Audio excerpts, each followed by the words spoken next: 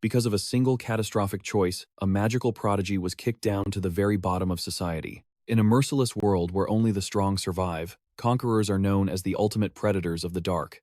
They fight, they loot, and they protect the innocent. It is a glorious profession, worshipped by the masses as true heroism.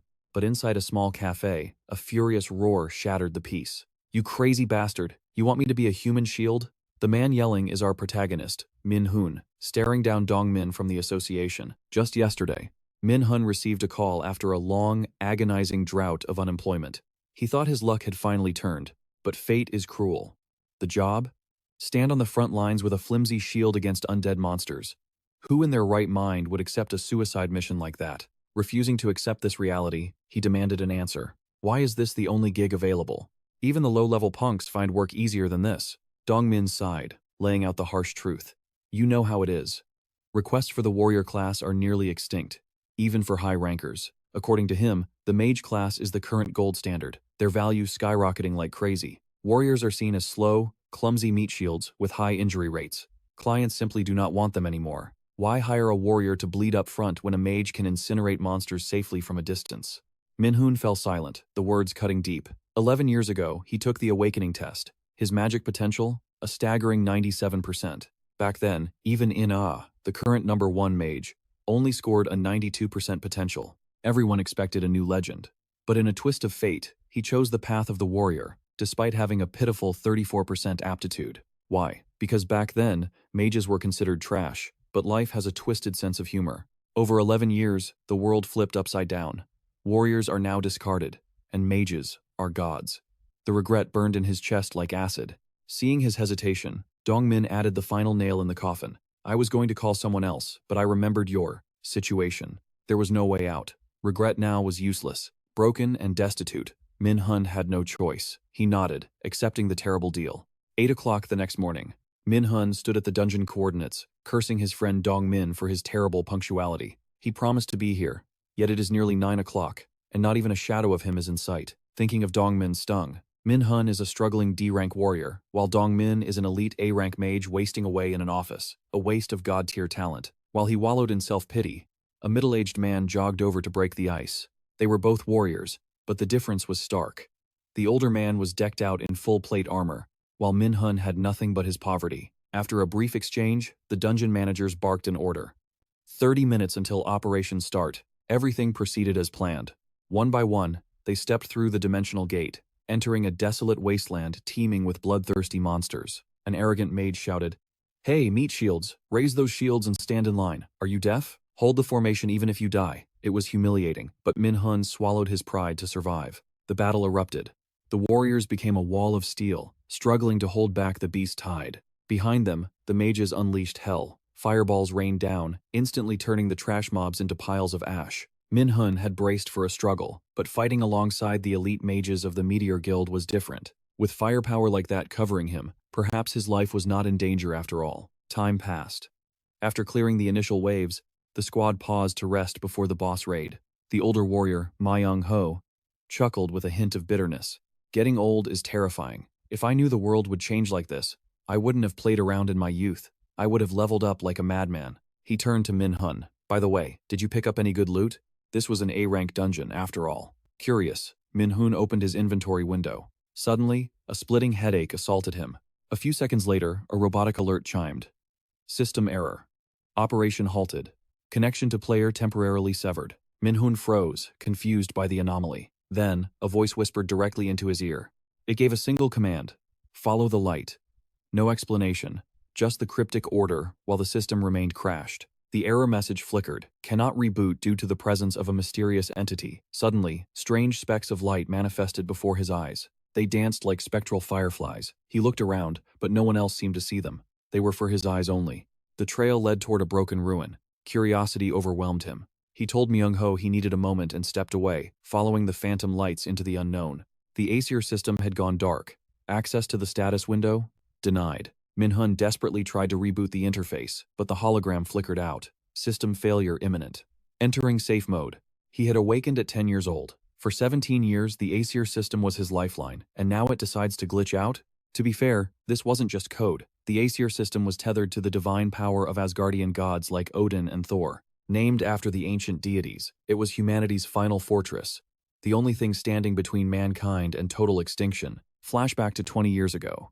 A colossus rose from the depths of the Pacific Ocean, a world tree of infinite height. It sprouted in a single morning.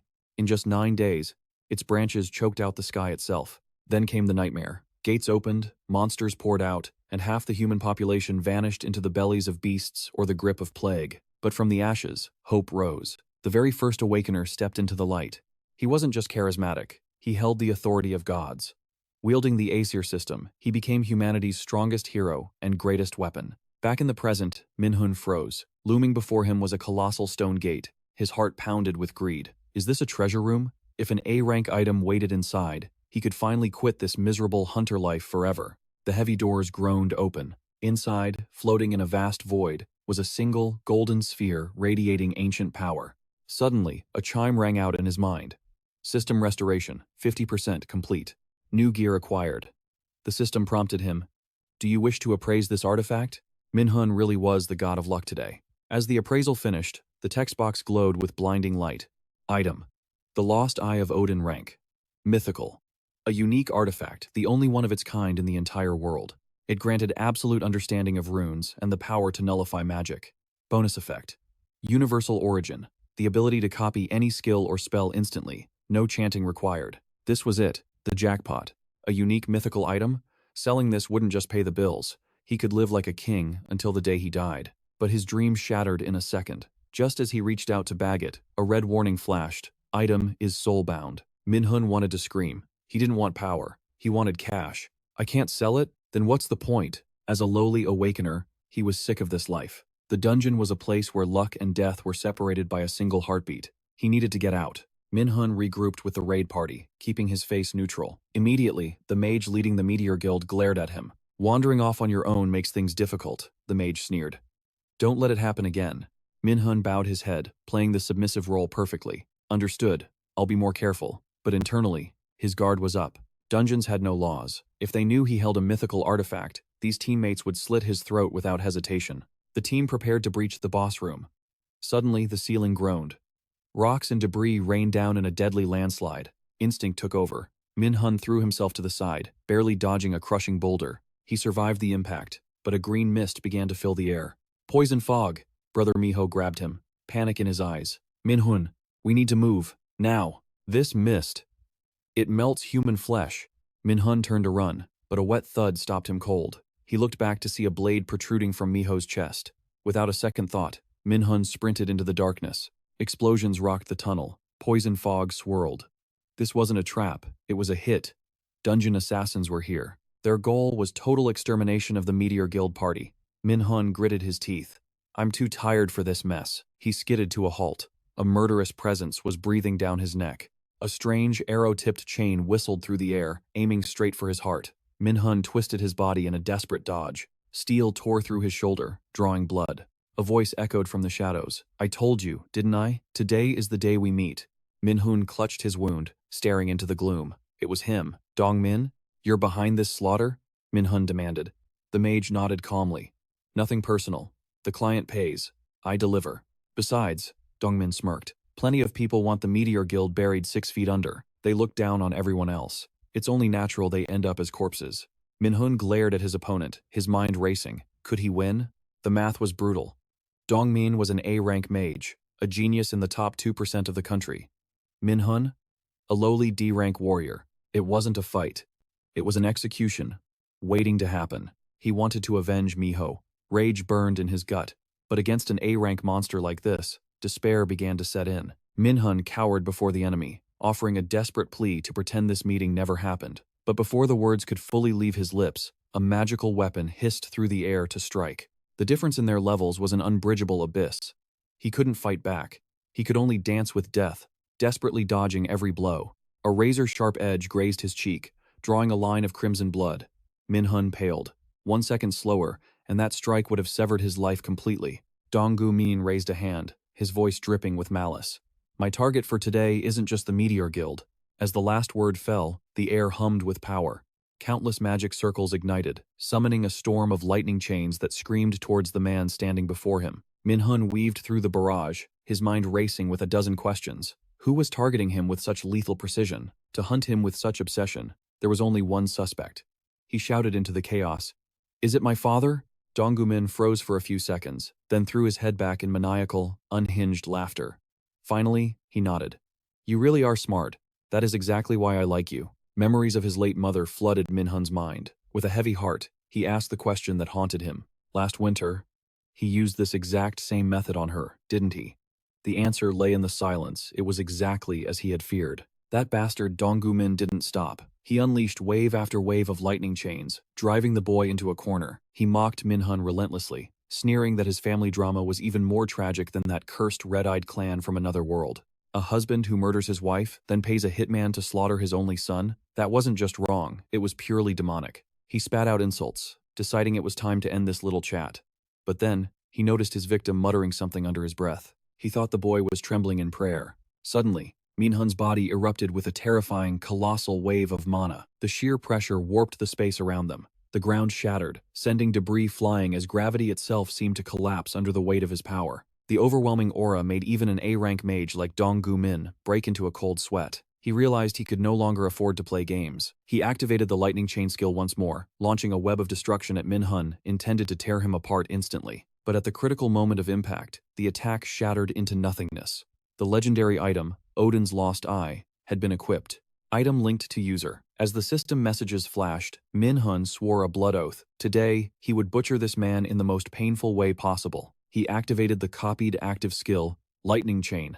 Instantly, a terrifying array of magic circles materialized behind Min-Hun's back. Donggumin stood frozen, his brain refusing to process the impossible sight unfolding before his eyes. That spell took him years of blood and sweat to master. How the hell was a lowly D-rank warrior casting it so effortlessly? It was a clash between a counterfeit and a superior copy. This confrontation was about to become a headache-inducing nightmare for the so-called expert. Chains of crackling lightning collided, triggering deafening explosions that shook the heavens. The tide of battle was turning violently. Donggumin scrambled like a rat, barely keeping his composure as he dodged. He fired a desperate magic bullet, but it was useless against the onslaught. The moment of judgment arrived. Min-Hun unleashed his final, devastating counterattack to end it all. The lightning chains roared forward with savage power. Facing his own signature move, Donggumin panicked and deployed his defensive shield. But it was futile. The situation had spiraled completely beyond his control. The barrier shattered like glass. He took the critical hit full force, crumpling into a broken heap as a massive explosion rocked the entire dungeon. Dust and rubble rained down in the aftermath. Donggumin was still breathing, but death was standing right beside him, checking its watch. Min-Hun walked slowly through the smoke. He delivered one final, merciless blow to ensure the nightmare was truly over. He collapsed to the ground, drained of every drop of stamina and mana. Yet, even on the brink of death, his mouth kept moving with complaints. He lamented that relying on a legendary luck item had probably cost him a lifetime's worth of accumulated karma in a single day. Just as Min-Hun accepted that he would die here, a salvation system materialized with a glowing notification. New operating system online. Time will regress to your most desired moment. Do you wish to proceed? At this point, what did he have left to fear? Min-Hun accepted the NY system, instantly becoming the enemy of the supreme god Acer, while gaining 2 new skills. Suddenly, his eyes snapped open. What the hell? He bolted upright, staring at his hands in confusion. Immediately, the tutorial window popped up. The system confirmed the impossible. He had successfully traveled back to the timeline he yearned for most. It was June 15th, 2022. The system had dragged him 11 years into the past with a single quest: rest until 80% recovery. Shoving the confusion aside, Min-Hun walked straight to his old study desk. He grabbed the desk calendar and crossed out a line of text. In his past life, choosing the wrong profession had led to a pathetic existence and a meaningless death. But this time, he would never make that mistake again. He vowed to become the greatest mage and crush that old man. Later, after hugging his mother and sobbing his heart out, he stuffed rice into his mouth, tears still streaming down his face. Min-Hun's mother senses the shift in her son's aura the moment she sees him. She slams her chopsticks down, eyes sharp, and asks, "What is going on?" Min-Hun masks his turmoil with a casual laugh, claiming it was just a lingering nightmare. But then he drops the bombshell. He is switching paths from warrior to mage, abandoning his previous declaration. His mother pauses, processing the shock. But after a moment of careful thought, she accepts it with a warm smile. "I want you to chase your passion, not money," she declares. "Whether it is magic or anything else, I am always on your side." As she speaks, tears begin to stream down her face. betraying her overwhelming relief. The crybaby of the past wipes his eyes quickly. There is no time for tears now. The man named Min-Hun is still alive and breathing. To crush an A-rank subjugator like his old man, Min-Hun needs power, absolute power that he currently lacks. Some time passes, and the mandatory rest quest is finally complete. After finishing a one-handed handstand, Min-Hun stands before his system window, muttering to himself. The origin of this system is still a mystery, but his greatest weapon is undeniable. He knows the future. With his perfect memory, the only missing piece of the puzzle is the right skill. All stats and levels have reset to 0, returning to the beginning. However, fate smiles upon him. His passive skills remain intact thanks to the trait, one watched by the gods. He grips the blank skill card in his hand, the reward for completing the rest quest. After weighing his options carefully, deciding what to take and what to discard, the choice is made. What he needs now is a healing spell. In this era, the mage class is at the bottom of the food chain. However, a subjugator with healing abilities is treated like royalty. If he secures this skill, no one will dare look down on him, no matter where he goes. While he sits there calculating his master plan, reality intervenes. His phone buzzes with a text from his childhood friend, Kim Yu-dong. In his past life, she died right before his eyes. But this timeline will be different. He swears to change her fate. Amidst a flood of spam texts, one message stands out. The saintess, Yu Sung-eun, is giving a speech downtown. Yu-dong is demanding he join her immediately. Hurry up, you devil. His friends are the type to leave messages on read forever. But at the mention of the saintess, Min-Hun's eyes light up. I remember her, the stunning beauty who wields the magic of sacrifice. Right person, right time, he thinks. The gears of destiny are turning. Min-Hun shoots back a confirmation and rushes out. Fighting through the crowds downtown, he and Yu-dong struggle but finally secure a prime spot to watch. The crowd is buzzing with anticipation, desperate for a glimpse of her. Yu Sung-eun, the guildmaster of Zhonghua, is a world-class healer whose fame knows no bounds. But Min-Hun knows the dark truth. In 2 months, this very speech will lead her into a death trap within the ITW dungeon. The cause of that tragedy is the speech she is giving right now. On stage, the woman bows, concluding her plea for courage from the subjugators. Min-Hun and the audience sit in silence, absorbing her words. He knows she is right. The vast majority of the awakened are terrified of becoming subjugators and fighting monsters. He is no different. If fate had not forced his hand, he would have sold the Eye of Odin artifact and retired on a mountain of cash by now. The speech concludes. Min-Hun teases Yu-dong and sends her home early. The fun is over, and he has serious business to attend to. Min-Hun sprints in the direction the saintess's entourage disappeared. He quickly spots her sleek black sedan. Her manager, Park Seon, spots him instantly and blocks the path. Sorry kid, but no fan gifts allowed. Min-Hun ignores the rejection and cuts straight to the chase. I am here to see Guildmaster Yu Sung-eun. Facing the man who is ready to kick him out, Min-Hun maintains a terrifyingly cheerful demeanor. I know the Guildmaster has an incurable disease, and I know how to fix it. Park Seon's face twists instantly, his expression turning ugly with shock. He grabs Min-Hun by the collar, voice dropping to a growl. Where did you hear that, brat? Which bastard told you our Guildmaster is sick? Sensing the commotion, Yu Sung-eun rolls down the car window. Manager Park, wait a moment. She stares Min-Hun down. Can you take responsibility for those words? Min-Hun answers without hesitation, I can cure you. The Guildmaster evaluates him in silence, then finally nods.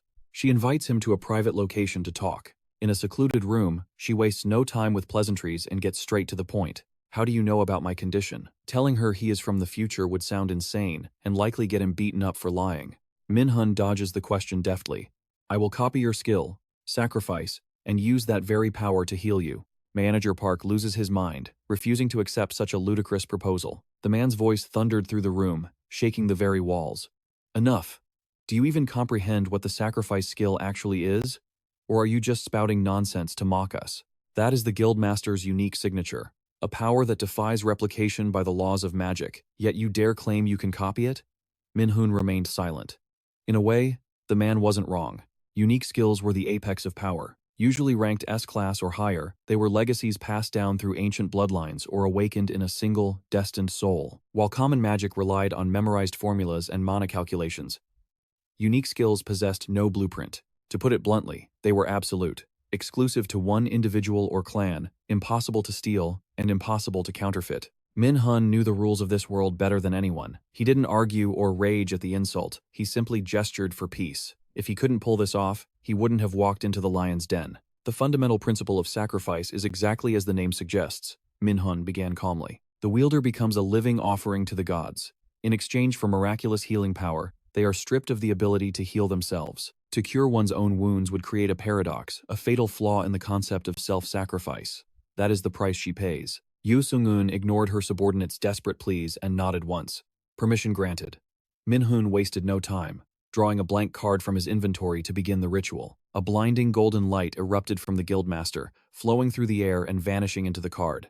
Absorption complete. The system chimed. Skill. Sacrifice has been activated. Min-Hun immediately raised his hand, channeling pure restoration energy to prove his worth. Jaws dropped. Eyes widened in disbelief.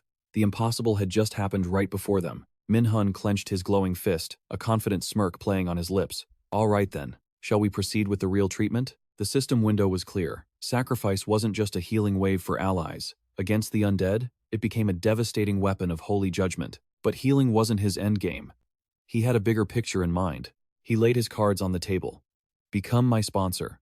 My ambitions are vast, but to rise in this world, I need capital and powerful connections.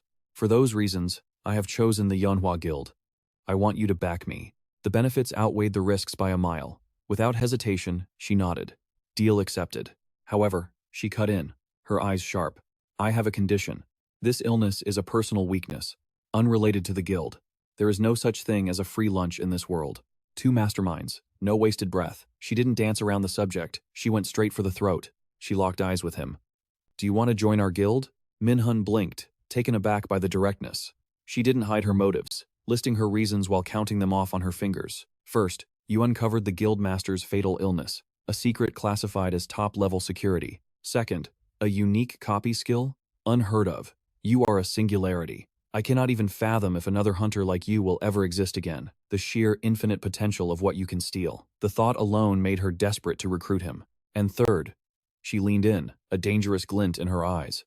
To put it simply, I find you fascinating. Min-Hun didn't answer immediately. His mind raced back to his past life.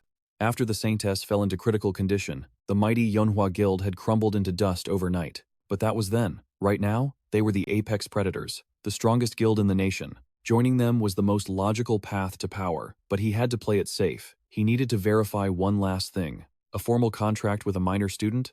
That is illegal under current hunter laws, isn't it? Her reply stopped him cold. Have you ever heard of priority negotiation rights? Min-Hun nearly laughed.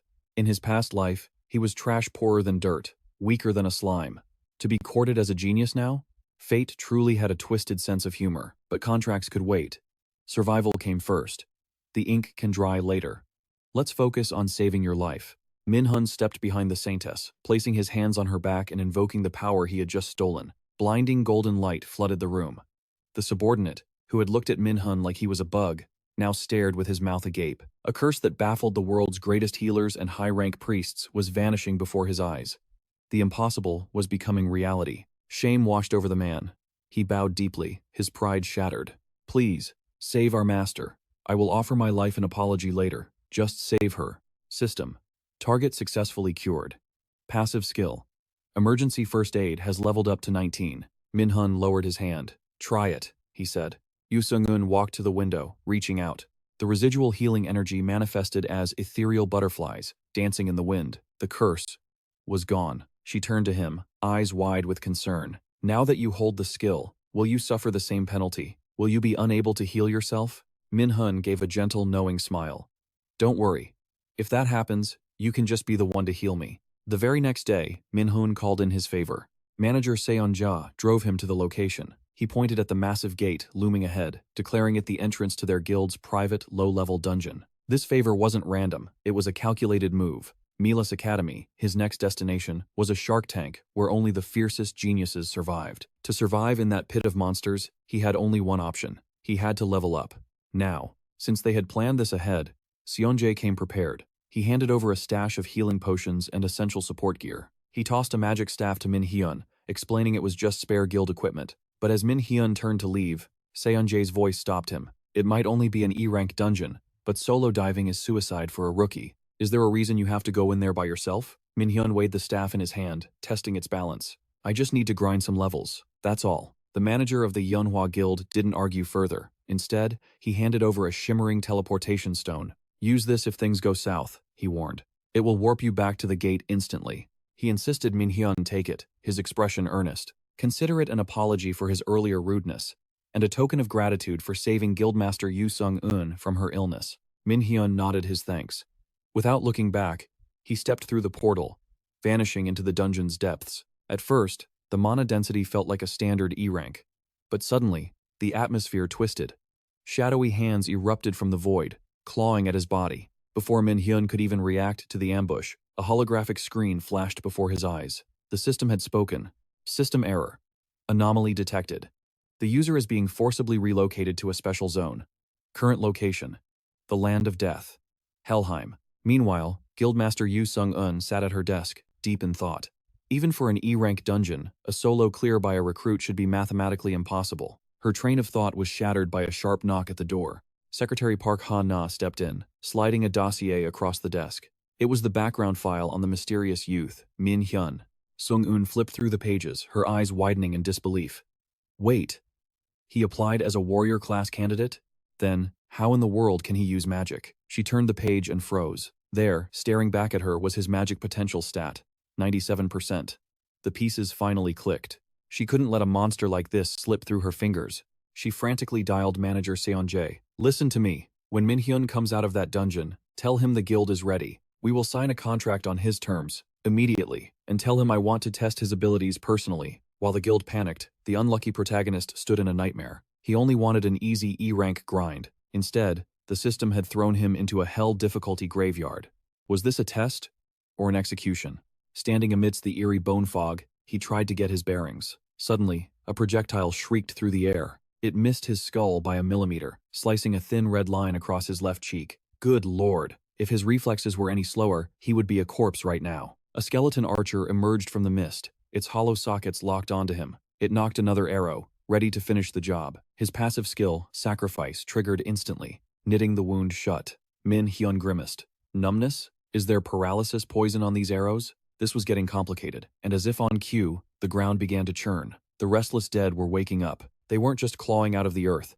Winged abominations descended from the sky. He was completely surrounded. The skeleton archer loosed another shaft straight at his heart, but Min-Hun wasn't going to be a target dummy twice. Snap! He caught the arrow in midair and crushed it in his fist. Nice try.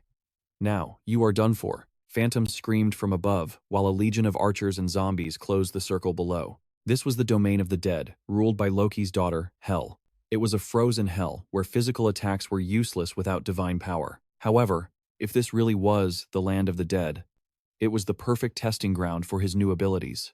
The sacrifice skill didn't just heal wounds or cleanse debuffs. Against the undead, it transformed into a weapon of mass destruction. A wide-area nuke known as Judgment of Light. A zombie lunged, jaws snapping.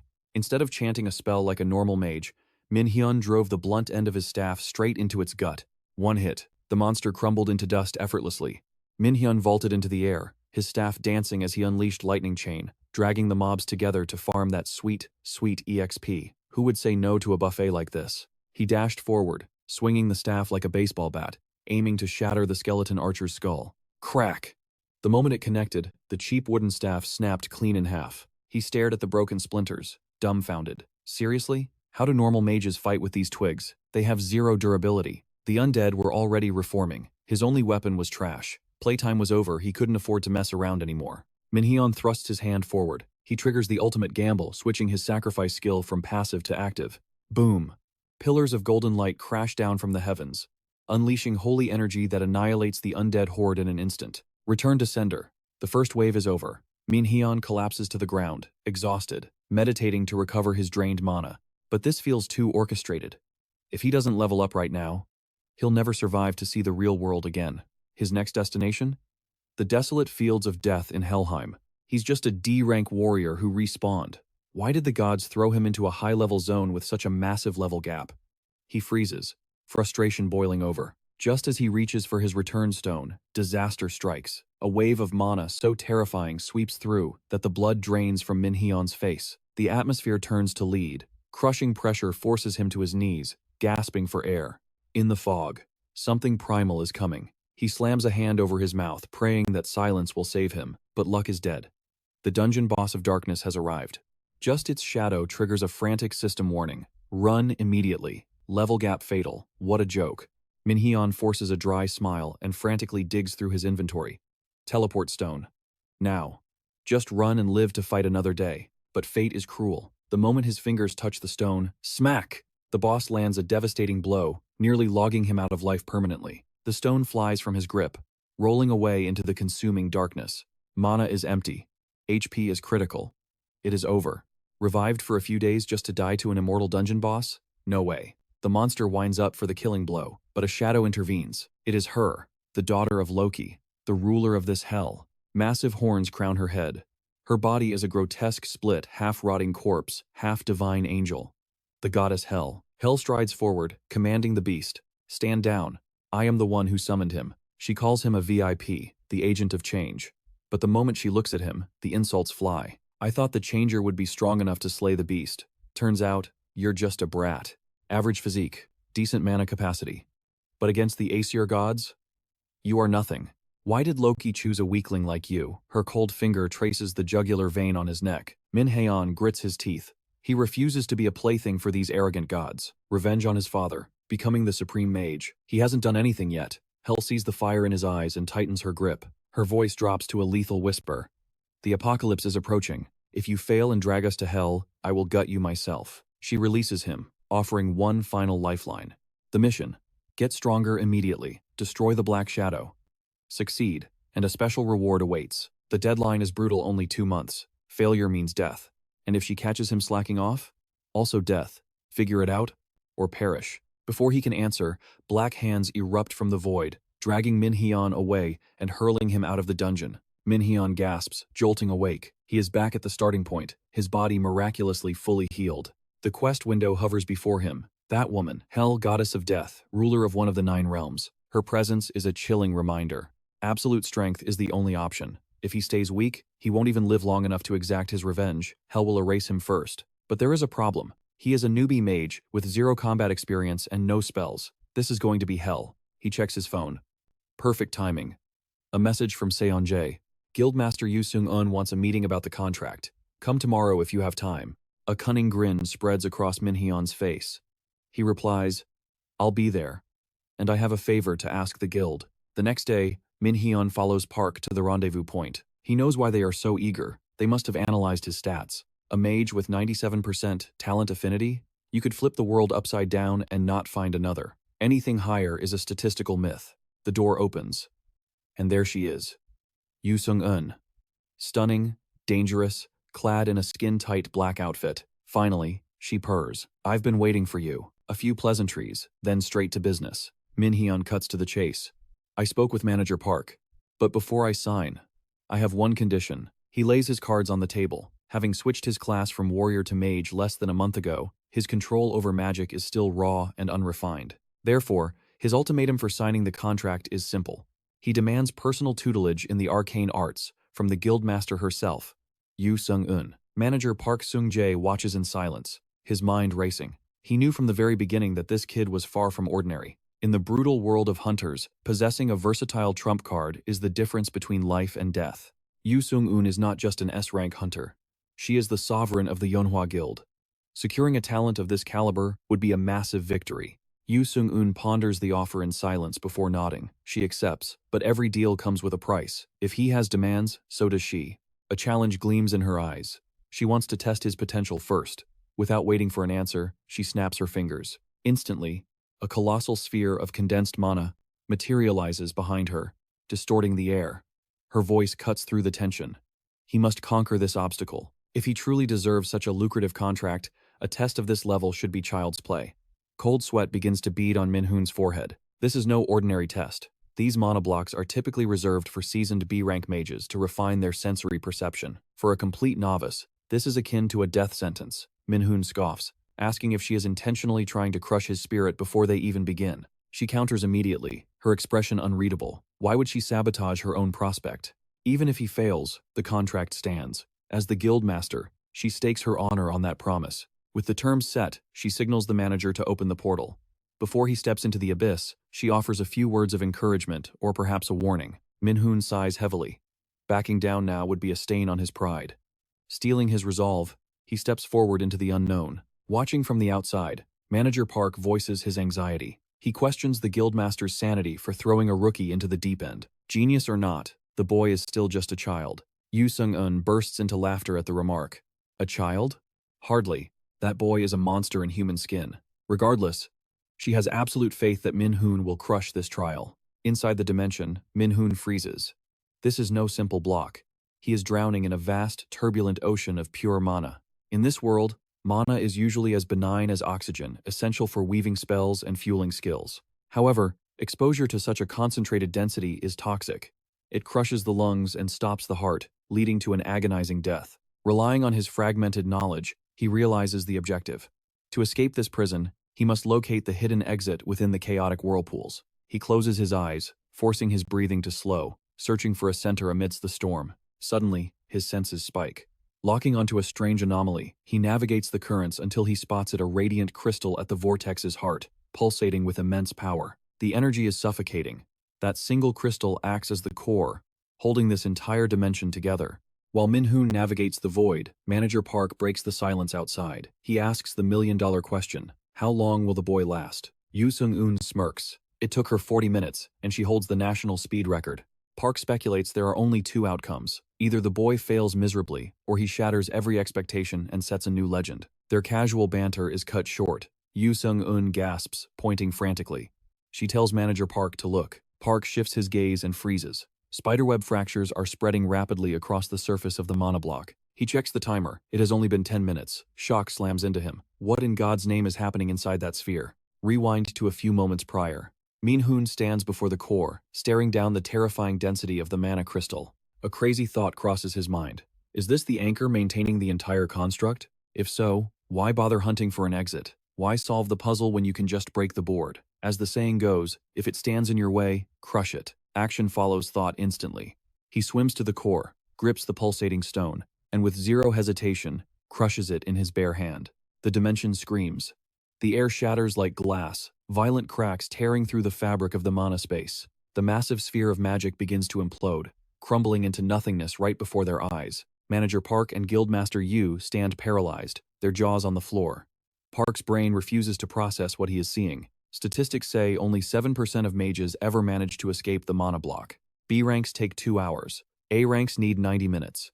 Even S ranks require at least 30. The world record, held by the EU's Camilla, stands at 36 minutes. That was considered untouchable. Yet, Min-Hun just obliterated that record, shaving off a staggering 26 minutes. Overcome with adrenaline, the manager rushes forward, grabbing Min-Hun's hands and shaking them violently. He shouts in incoherent excitement. The kid escaped the inescapable prison in just 10 minutes. Min-Hun looks confused, his ears ringing.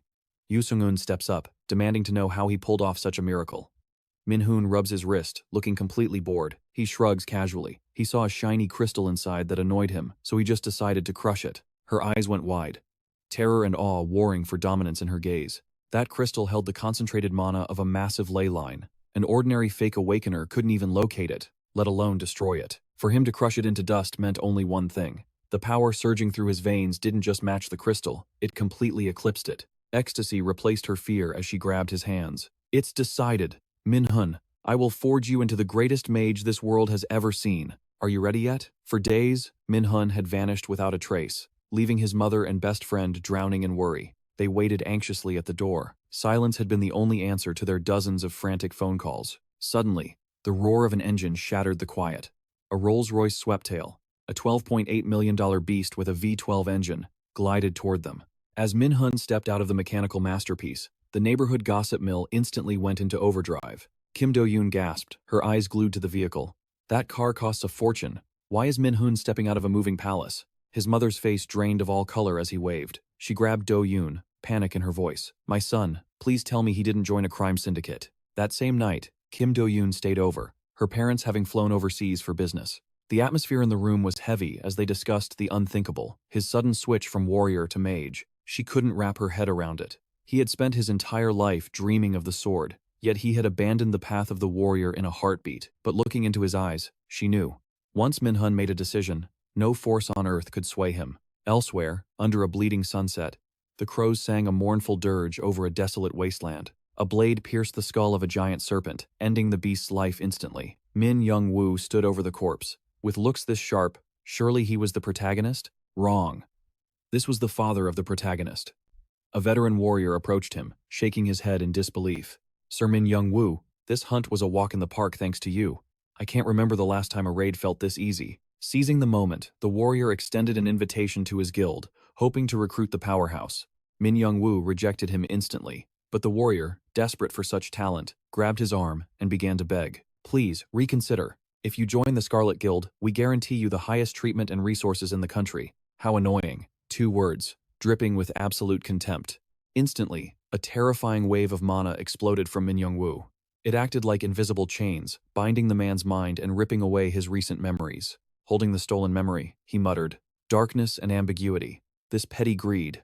It truly is the hallmark of humanity." He paused, a dark realization crossing his face. No, perhaps humans aren't the only species cursed with such flaws. Radiating pure villainous energy, he proved that in this family, the father was the dangerous one. If the son surpassed him, the world was doomed. He dissolved into thin air, leaving the bewildered warrior standing alone with a single, empty question. What am I doing here?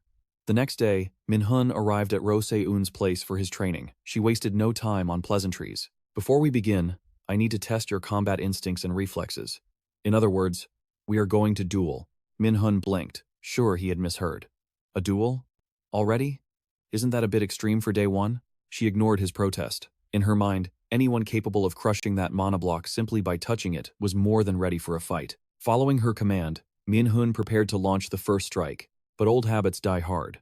Instead of casting a spell, his body instinctively fell into a martial arts stance. Roseun didn't attack. She analyzed him with surgical precision. Left foot forward, knees bent, center of gravity lowered. It was a stance designed for evasion and rapid movement, the classic signature of a warrior, not a mage. Because she read his body language, she saw the punch coming before he even threw it, catching it with ease. Min-Hun was stunned by her speed. He scrambled back, desperate to put distance between them. His mind raced. He had expected to land at least one solid hit. He realized then that she wasn't just a healer. This woman possessed the terrifying combat prowess of a true S-rank hunter. Roseun stalked toward him, exposing his fatal flaw. You are still thinking like a warrior. A mage never charges the front line so recklessly. She paused, her eyes sharp. Tell me, what is the fundamental difference between a warrior and a mage? Min-Hun hesitated. The effective combat range? Close quarters versus long distance? She nodded, satisfied. Precisely. A mage cripples the enemy from afar and only closes in for the kill when it's safe. You tried to bridge the gap immediately. Remember this, Min-Hun. As a mage, your physical defense is paper thin. If you let them get close, you will lose before the fight even begins. Now, it was Seoun's turn to unleash hell. She declared she would fight seriously, determined to show him the terrifying reality of a true mage in combat. Make no mistake, blood would be spilled today. But why fear pain? After all, she was a master healer. So bring it on. It was time to go all out. The moment the words left her lips, she struck. A magic bullet fired with lethal precision, tearing through the air straight toward him. Min-Hun reacted on instinct, throwing his body into a rapid backflip to evade the blast. Now, the momentum shifted. It was his turn to counterattack. Without a shred of hesitation, he activated his lightning chains. He commanded them to converge on Seoun in a unified strike. Boom! A massive explosion erupted right before his eyes. Through the smoke, the guildmaster's voice rang out, calm and composed. An A-rank skill? And lightning chains at that? You have been hiding your claws quite well, haven't you? While Min-Hun focused on the explosion, he failed to notice the blur of motion. She had already blinked to his flank. A high-tier spell known as Holy Arrow materialized instantly. It screamed through the air, aimed directly at his heart. It was over. Min-Hun saw the attack coming, but his body refused to move fast enough. The speed was overwhelming. He could do nothing but brace for impact. Blinding light engulfed the arena, followed by the deafening roar of detonation.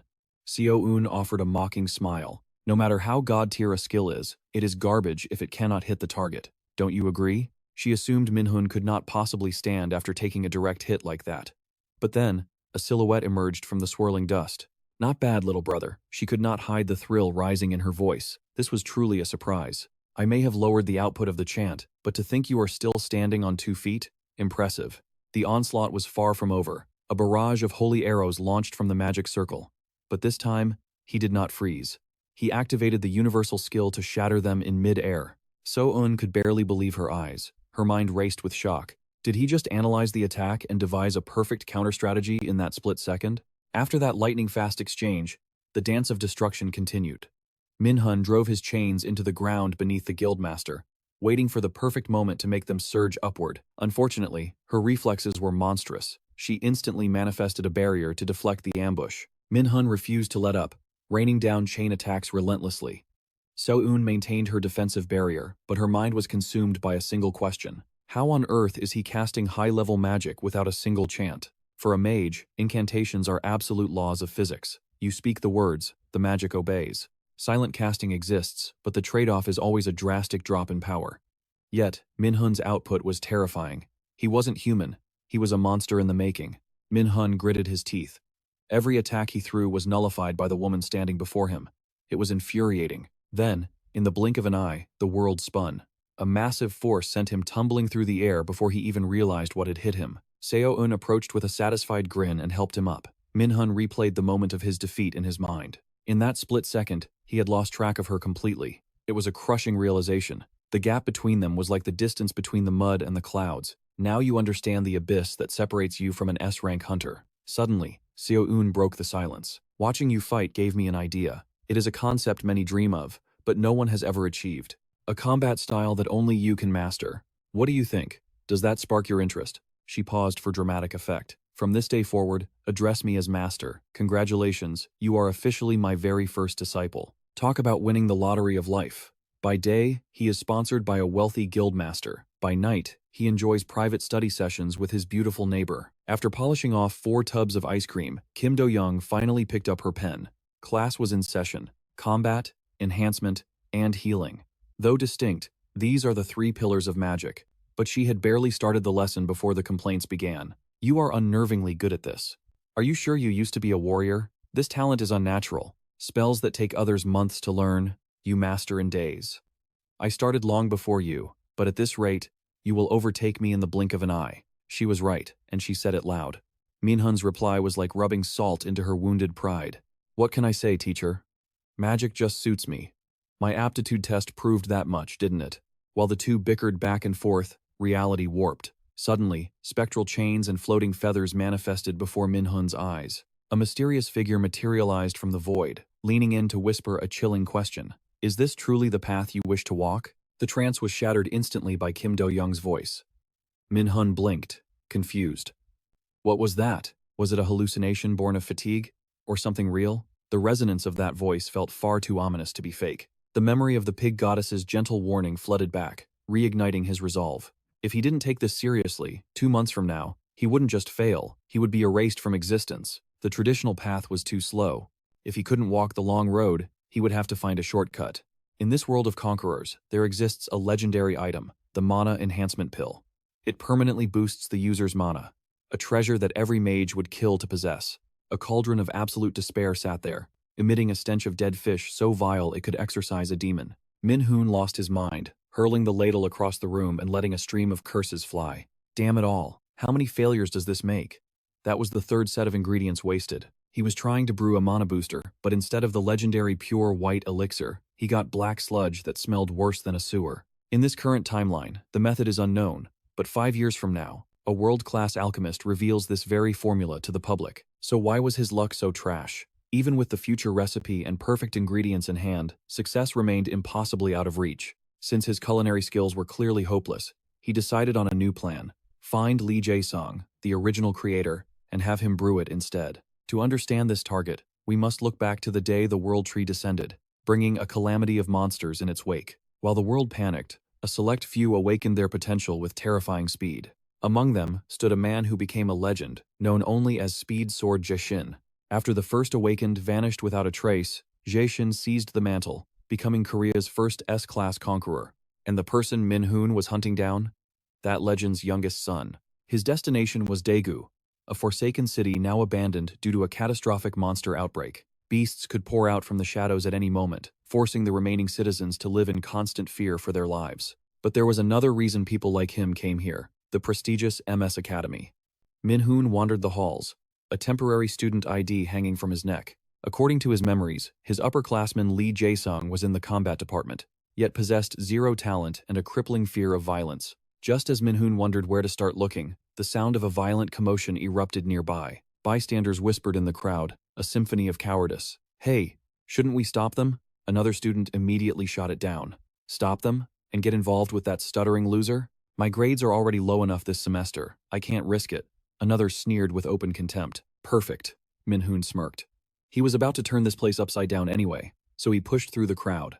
Out of the way, amateurs. Min-Hun swaggered right up to the bullies, casually catching Lee Jae-sang as the terrified boy stumbled and fell. The bully, seeing his fun interrupted, glared with arrogance written all over his face. Who the hell are you? You got business with the stutterer? The thug stepped forward, draping a heavy arm over Min-Hun's shoulder. Wait, are you his brother? I didn't know he had one. You two look nothing alike. He never mentions family, so I assumed the monsters ate them all. Foul breath, trash personality, and an ugly face? That's a strike 3 offense. Min-Hun slapped the filthy hand off his shoulder in disgust. That simple action triggered the mad dog.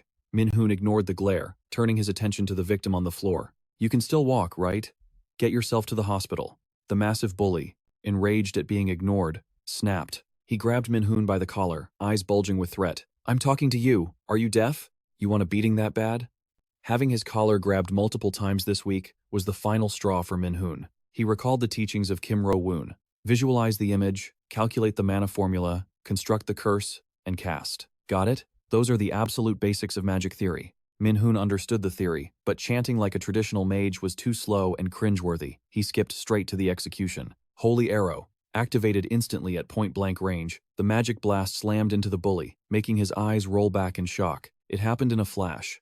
The thug didn't even have time to react before letting out a pathetic wail and stumbling backward. The onlookers gasped, their whispers turning frantic. What the hell just happened?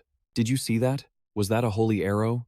How did a spell like that break a veteran fighter's arm so easily? Someone else scoffed, analyzing the scene.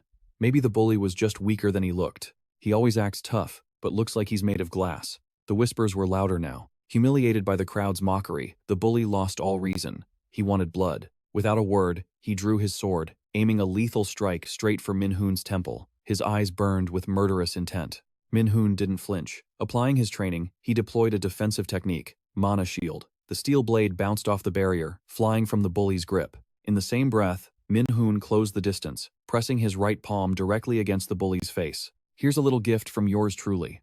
The skill Holy Arrow activated again, delivering a critical hit at 0 distance. Blood sprayed into the air as the bully's eyes went white.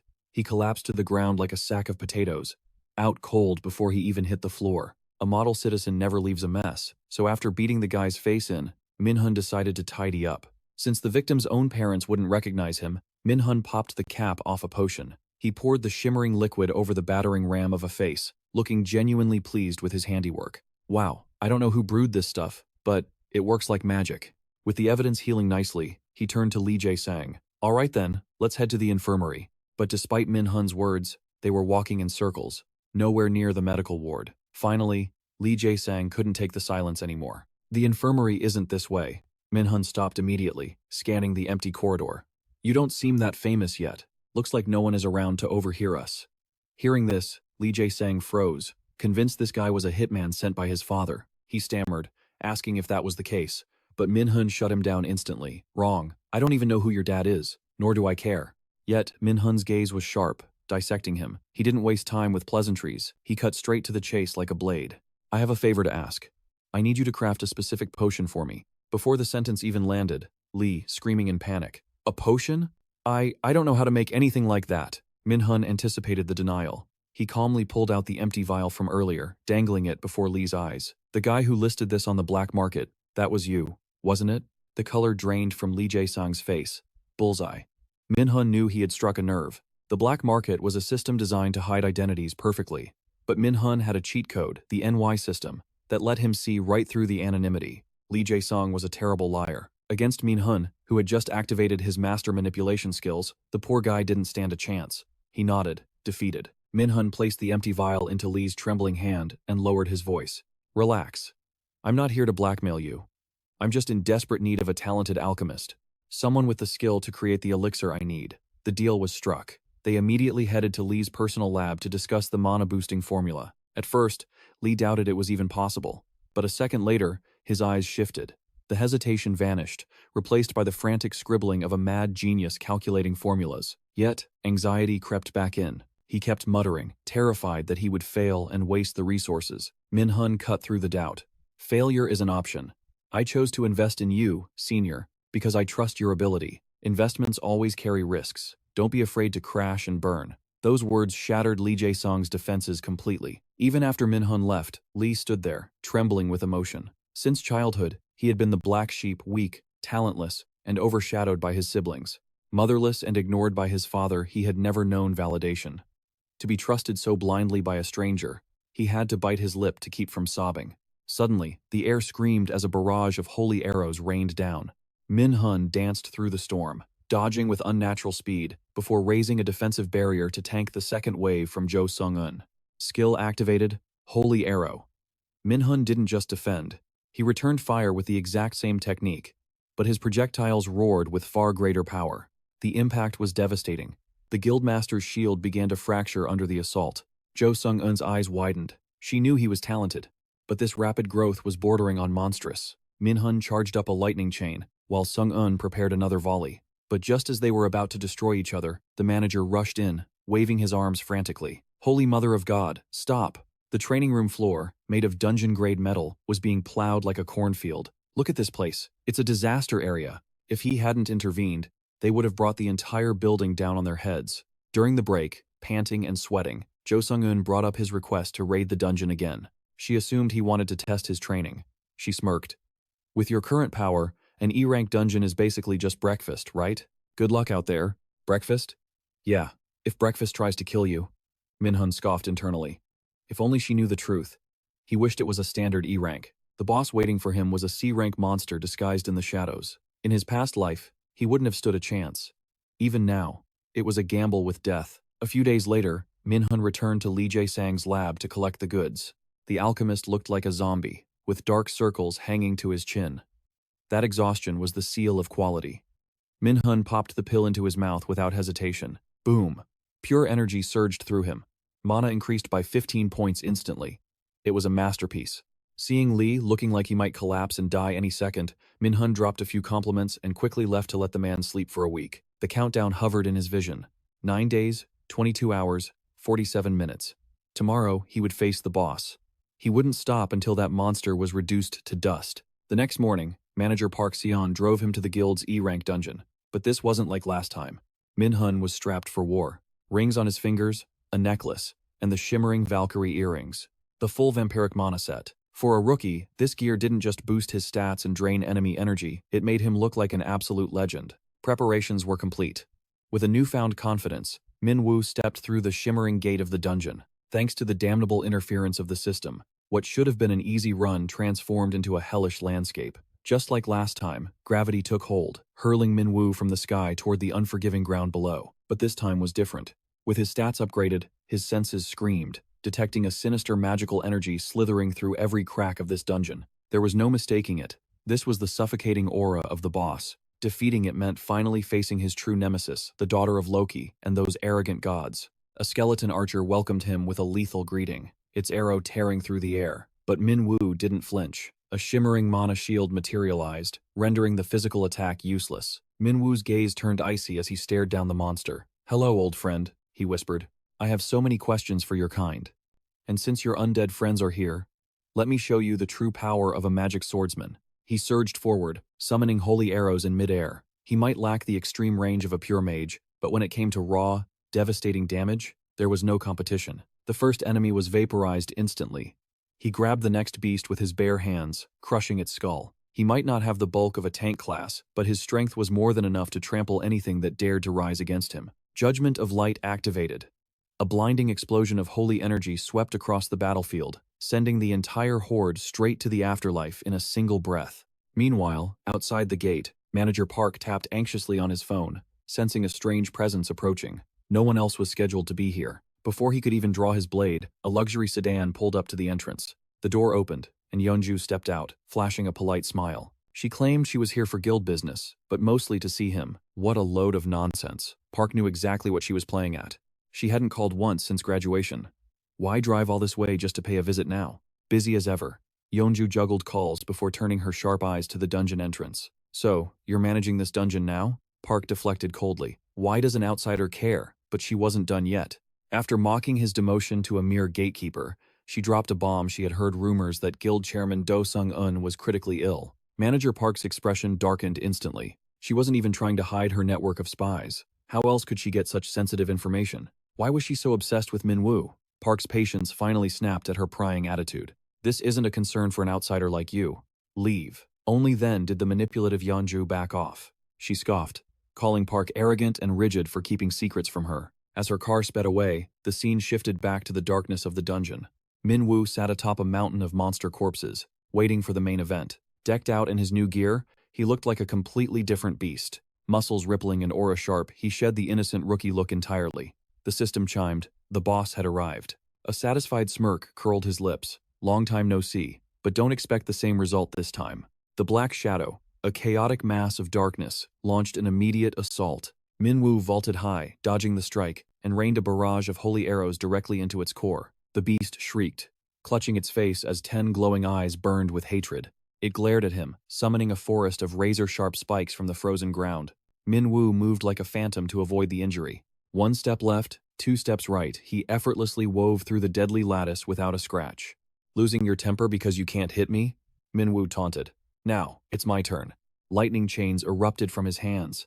The arcs of electricity bound the monster, constricting tighter until the beast was completely paralyzed. But binding it wasn't enough to kill the darkness. Min-Woo activated his ultimate finisher. Countless holy arrows descended like divine rain, shredding the shadow's face. Black blood sprayed into the air as the monster roared in agony. But suddenly, a warning flashed. System alert, the boss has entered berserk mode.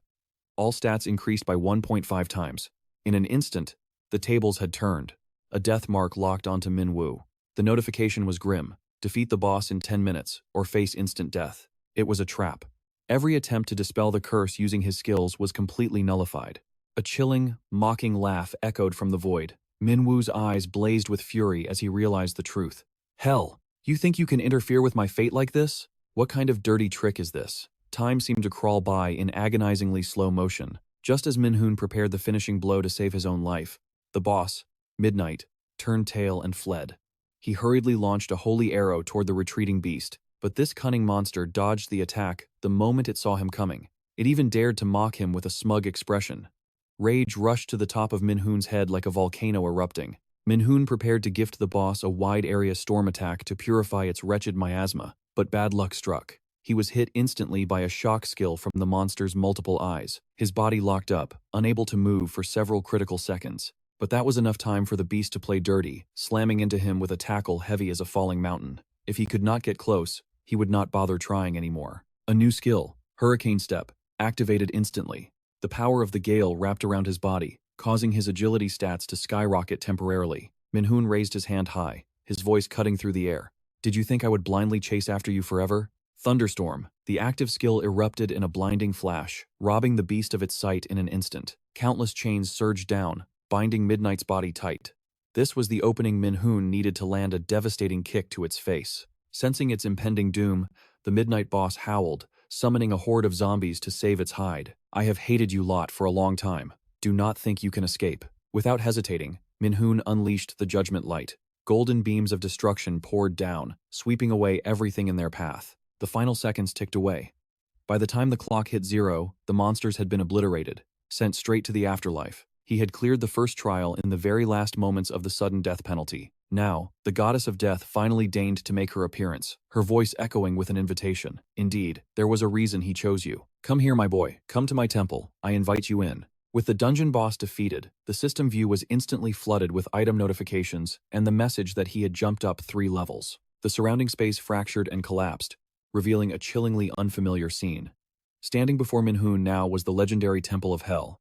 However, despite inviting him to her home, the goddess failed to mention she kept a ferocious guard dog. Good heavens, a monster in the shape of a colossal dog lunged at him. With jaws wide enough to swallow him whole, it clearly intended to tear him into confetti. Fortunately, Hell's voice rang out from the distance just in time. Garmer, show the guest inside. The guardian beast finally shut its mouth, turning its massive body to lead the way. Inside, the temple was bone-chillingly cold, every surface thick with layers of snow. She walked toward him with swaying hips, her first words a compliment on his survival in the trial. But Min-Hun had no energy for idle chatter. He cut straight to the heart of the matter. You gave me the necromancer system and threw this trial at me. What is your purpose in all of this? She smiled, answering happily that her goal was to make him the great enemy of the Aesir. From the moment of his birth, his destiny was to be the one who kills the supreme god, Odin, and that is also what Loki desires. Min-Hun listened, his gut twisting with nausea. He was just a human, yet they wanted him to wage war against gods? It was no different from using him as a sacrificial pawn on a chessboard. Hel knew exactly what he was thinking, but she did not care. She emphasized one thing. This was not just a matter for the Aesir demigods like them. With a wave of her hand, she pushed him back toward reality, delivering her final words. The world approaches the apocalypse because Odin demands total submission beneath his feet. We need the power of the one from the prophecy. A power beyond measure. That great enemy is you. Before he could even ask part 2, he was kicked out of the temple. Min-Hun lay sprawled on the ground, frustrated that he still had so many questions. At that moment, the system delivered a new skill, Hel's Blessing. Its effect was the complete nullification of all status abnormalities. After sending Min-Hun back, Hel finally turned to address the uninvited guest in her hall. It was another god, but he did not reveal his true form, appearing only as a flickering speck of light. The old god asked, "So, Hel, now that you have met him, what do you think?" For her, it was too early to make a final conclusion. However, through the eyes of an ancient deity, the old god sensed something else. "It seems you actually like Min-Hun." Hel was straightforward, admitting she had a soft spot for a human who could grow stronger day by day against such odds. But a god like Mimir would not travel all this way just to ask such a trivial question. She did not hesitate to expose him. "You old fox. Are you going to play dumb until the very end? You use that harmless appearance to hide your cunning nature, just like my second brother." Thinking of Min-Hun, she continued, "The causality of the great enemy has been twisted. Did you think I would not notice after meeting him face to face? It seems your title as the Giant of Wisdom is past its expiration date." It took only a brief conversation for her to realize the truth. Min-Hun possessed the left eye that Odin had sacrificed to the Well of Wisdom. The schemes that Mimir and Loki had plotted together without telling her. She felt quite offended to be left in the dark. Mimi shook his head, completely out of options. "I wish I could tell you everything, kid, but it is simply too soon. Fate has its own schedule, and we are bound by it." Deep down, the spirit knew the truth. The protagonist was talented, yes, but his experience in this chaotic world was still far too shallow to handle the burden of knowledge. According to the ancient prophecy, mountains of obstacles still lay ahead. Whether he could overcome them to claim his destiny or perish, trying, remained a terrifying mystery. On his very first day at MS Academy, destiny came knocking. A stunning woman blocked his path, introducing herself as Park Hannah from the Guild Association. She wasn't just there for a greeting. According to her, a wealthy representative wanted to sponsor him and had sent over a few welcome gifts for his enrollment. Min-Hun expected some basic potions or cheap trinkets. Instead, his jaw dropped. These were treasures worth a fortune, high-tier gear he couldn't afford even if he farmed dungeons for 100 years. A smirk tugged at his lips. He had to admit, being sponsored by a wealthy patron certainly had its magnificent perks. While they browsed the shop, the conversation turned to the rarest of equipment items, possessing the legendary capability of stealth and invisibility. It just so happened that after slaughtering the Dark Knight boss, Min-Hun had looted a B-rank armor with that exact skill. Since invisibility was notoriously difficult to master, few hunters ever bothered with it. He mentioned it casually, expecting a laugh. But Hannah's response struck him like a bolt of lightning from a clear blue sky. "You didn't know?" she asked, eyes wide. "The only hunter in all of South Korea who has mastered invisibility is my brother, Manager Park Sunday." Holy smokes! Min-Hun was floored. That stone-faced old man?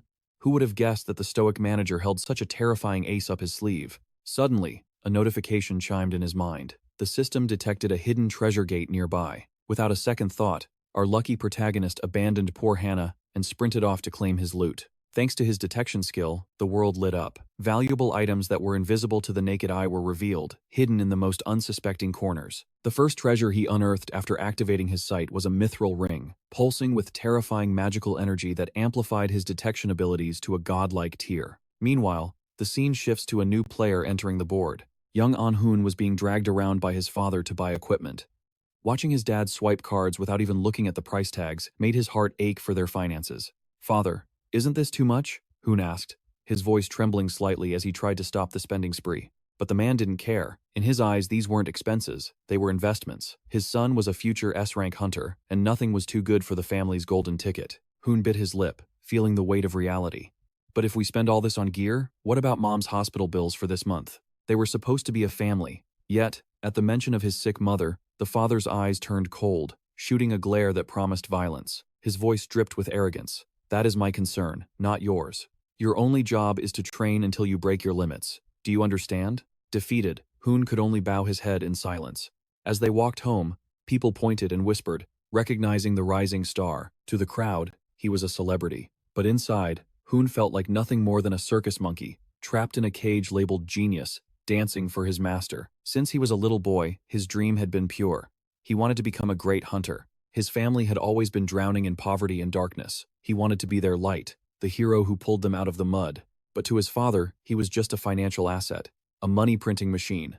And now, he had become a mindless puppet, obeying every command without question. Suddenly, the air was shattered by sirens. Loudspeakers blared a terrifying warning. A dungeon break had erupted near the shopping center. The broadcast announced that guild hunters were en route and ordered all civilians to evacuate immediately. Panic began to spread like wildfire. A dungeon break. The nightmare scenario where monsters flood out of an uncleared dungeon, turning the human world into a hunting ground. Amidst the screaming crowd, only Hun's father remained disturbingly calm. He grabbed his son's shoulder. You are a genius who holds the future of Korea. You do not fight here. If you get injured before the MS Academy entrance ceremony, it will ruin everything, the father hissed. This is not your battle. Let the cannon fodder handle it. Hun knew his father was logically right, but the screams of innocent people pierced his heart. For the first time, he ignored the command and followed his conscience. It was his first time taking a stand. Hun sprinted like a madman back toward the shopping center, desperate to be a hero. But reality is cruel. He didn't find just one goblin. He stumbled straight into an entire army of them. Hun froze, his face turning as green as the monsters before him. Could he perhaps ask for a timeout? Maybe come back later? It was too late for regrets. The horde of monsters shrieked upon seeing fresh meat, swarming toward the trembling boy like a tidal wave of death. It was his first real battle, and terror paralyzed him. His legs turned to lead. He couldn't fight. He couldn't even run. Just as the claws were about to rip him apart, a shadow descended from the heavens. Min-Hun crashed down, smashing the monsters aside. You must be An-Hun, the protagonist said coolly. Just minutes ago, Min-Hun had been leaving the treasure dungeon when he ran into Hannah again. He had collected enough loot and was ready to leave. But then the emergency sirens had wailed, announcing the dungeon break. Without hesitation, Min-Hun had shattered the glass ceiling of the mall, descending upon the monsters like divine punishment. It was time to clock in. He immediately unleashed his power, activating Lightning Chain and summoning the Holy Arrow simultaneously to obliterate the mob. He moved with blinding speed, using the momentum to stomp a goblin's head into the concrete floor. Not only did he make a legendary entrance, but he also saved the frozen boy. Min-Hun hadn't expected to meet the unhappy genius here, but he needed a hand. Hey kid, help me out for a second. Out of nowhere, a grotesque green monstrosity launched a surprise ambush. Hoion screamed a warning, but Min-Hun didn't even flinch. With cold precision, he summoned lightning chains that skewered the beast instantly. Seeing his ally frozen in fear, trembling like a leaf, Min-Hun sighed. There was no time for hesitation. We cannot let these monsters breach the civilian zone. Are you going to stand there all day?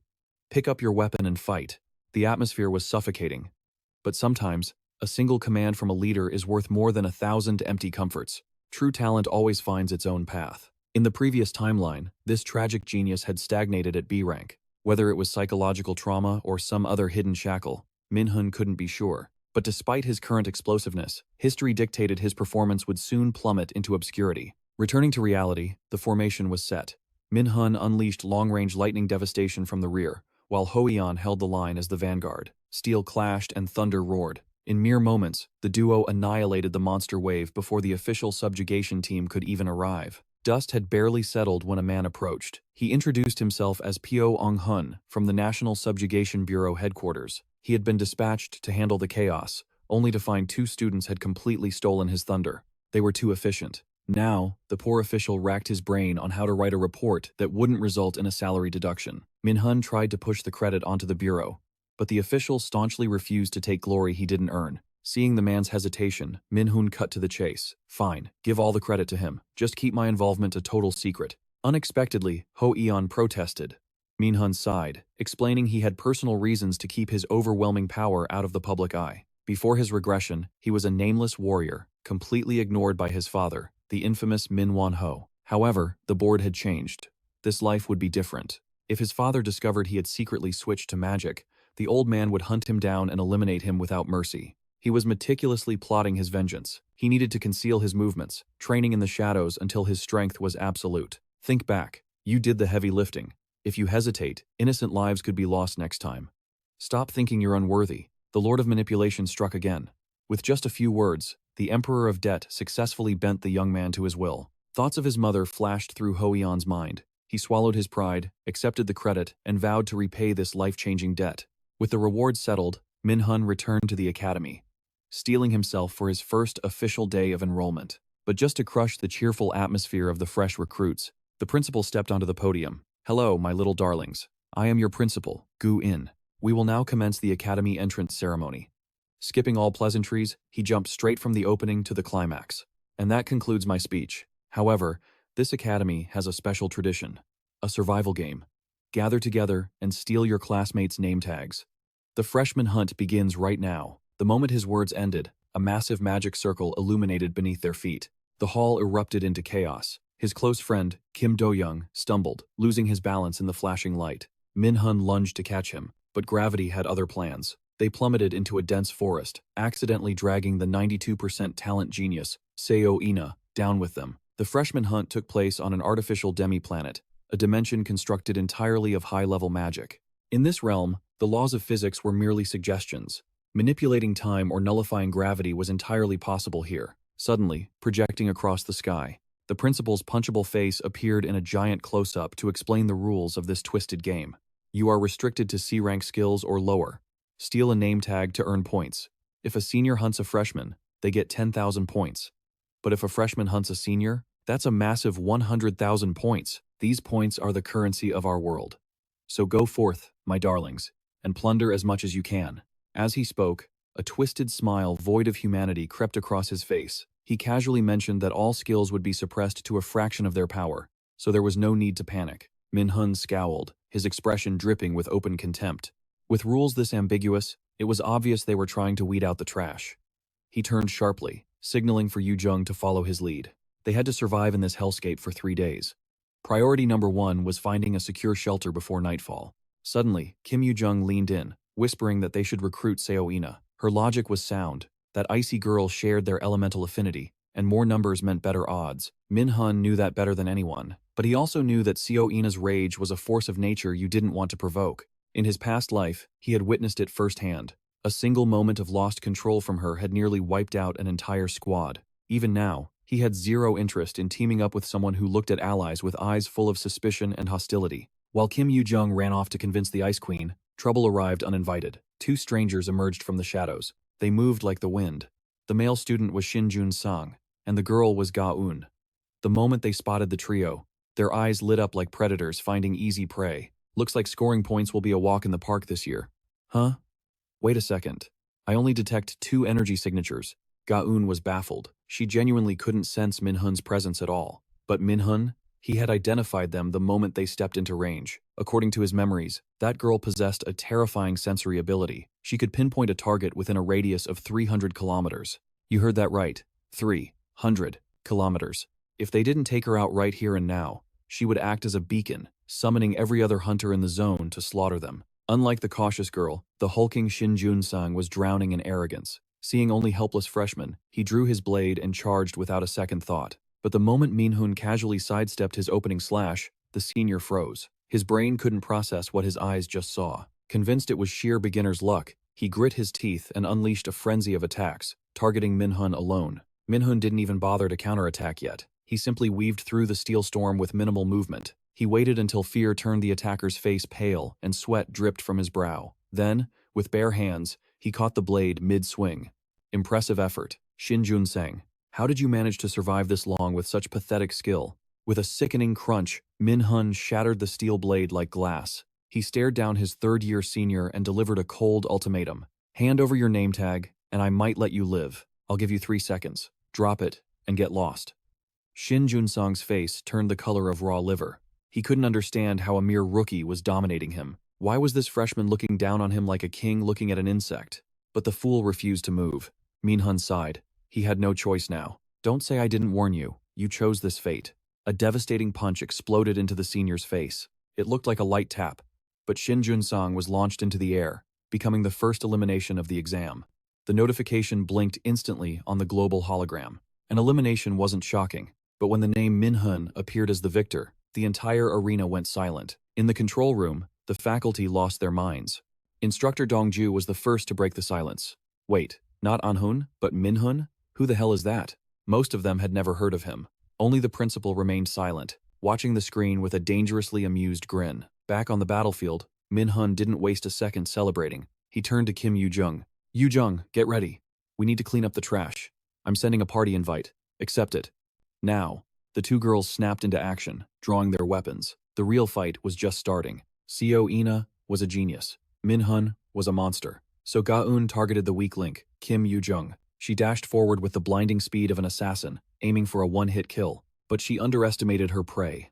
Yu-jung tracked her movement instantly, erecting a defensive barrier just as the dagger struck. Before Ga-eun could recover from the shock, magical chains erupted from the ground to snare her. Yu-jung didn't let up. She layered shield after shield, creating an impenetrable fortress. Perfect offense and perfect defense. Ga-eun had picked the wrong fight. And then, the incantation began. Swords of divine light. The air shimmered as countless glowing blades materialized in the void. This was Seo Ina's signature technique. She hadn't mastered it fully, but it was more than enough. At her command, the rain of steel launched straight at the assassin. As Ga-eun watched the blades pierce her body, a terrifying realization hit her. There wasn't just one monster here. There were three. Another name grayed out on the scoreboard.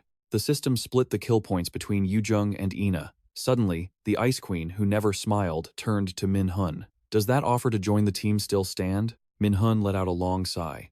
And just like that, the most terrifying trio in the academy was born. Deep within the ominous forest of nightmares, a group of elite players crouched low, scrutinizing a fresh set of footprints etched into the earth. One scout broke the silence, his voice grim. The tracks were recent. The prey had definitely retreated into a nearby hideout. Just as he ordered the team to hold position and scan the perimeter, chaos erupted. A sharp-eyed member spotted the culprit instantly. It was Kim Yu-jung. Having just secured her points, she didn't hesitate for a second. With the grace of a gazelle, she turned and bolted, running for her life. But she didn't just run. She mocked them. A playful taunt echoed back. You guys look just like dogs chasing a bone. Aren't you embarrassed hunting in a pack like that? That was the breaking point. Snapped by the insult, the group of young men roared in fury, abandoning all caution to hunt her down at any cost. To any observer, it was obvious Kim Yu-jung was the bait. This was a meticulous trap orchestrated by her trio long before the chase began. The survival competition spanned 3 grueling days. Finding food was essential, but racking up points was the difference between passing and failing. Their strategy was bold. Hunt the seniors. Kim Yu-jung lured the mob toward a pre-selected kill zone, slyly kicking at poisonous mushrooms along the path as she ran. The moment she reached the designated coordinates, she activated gale force.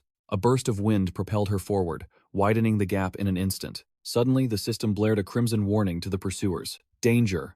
You have entered the habitat of paralysis spore mushrooms. The 5 seniors skidded to a halt. Realizing they had been led by the nose, they frantically debated whether to press on or retreat.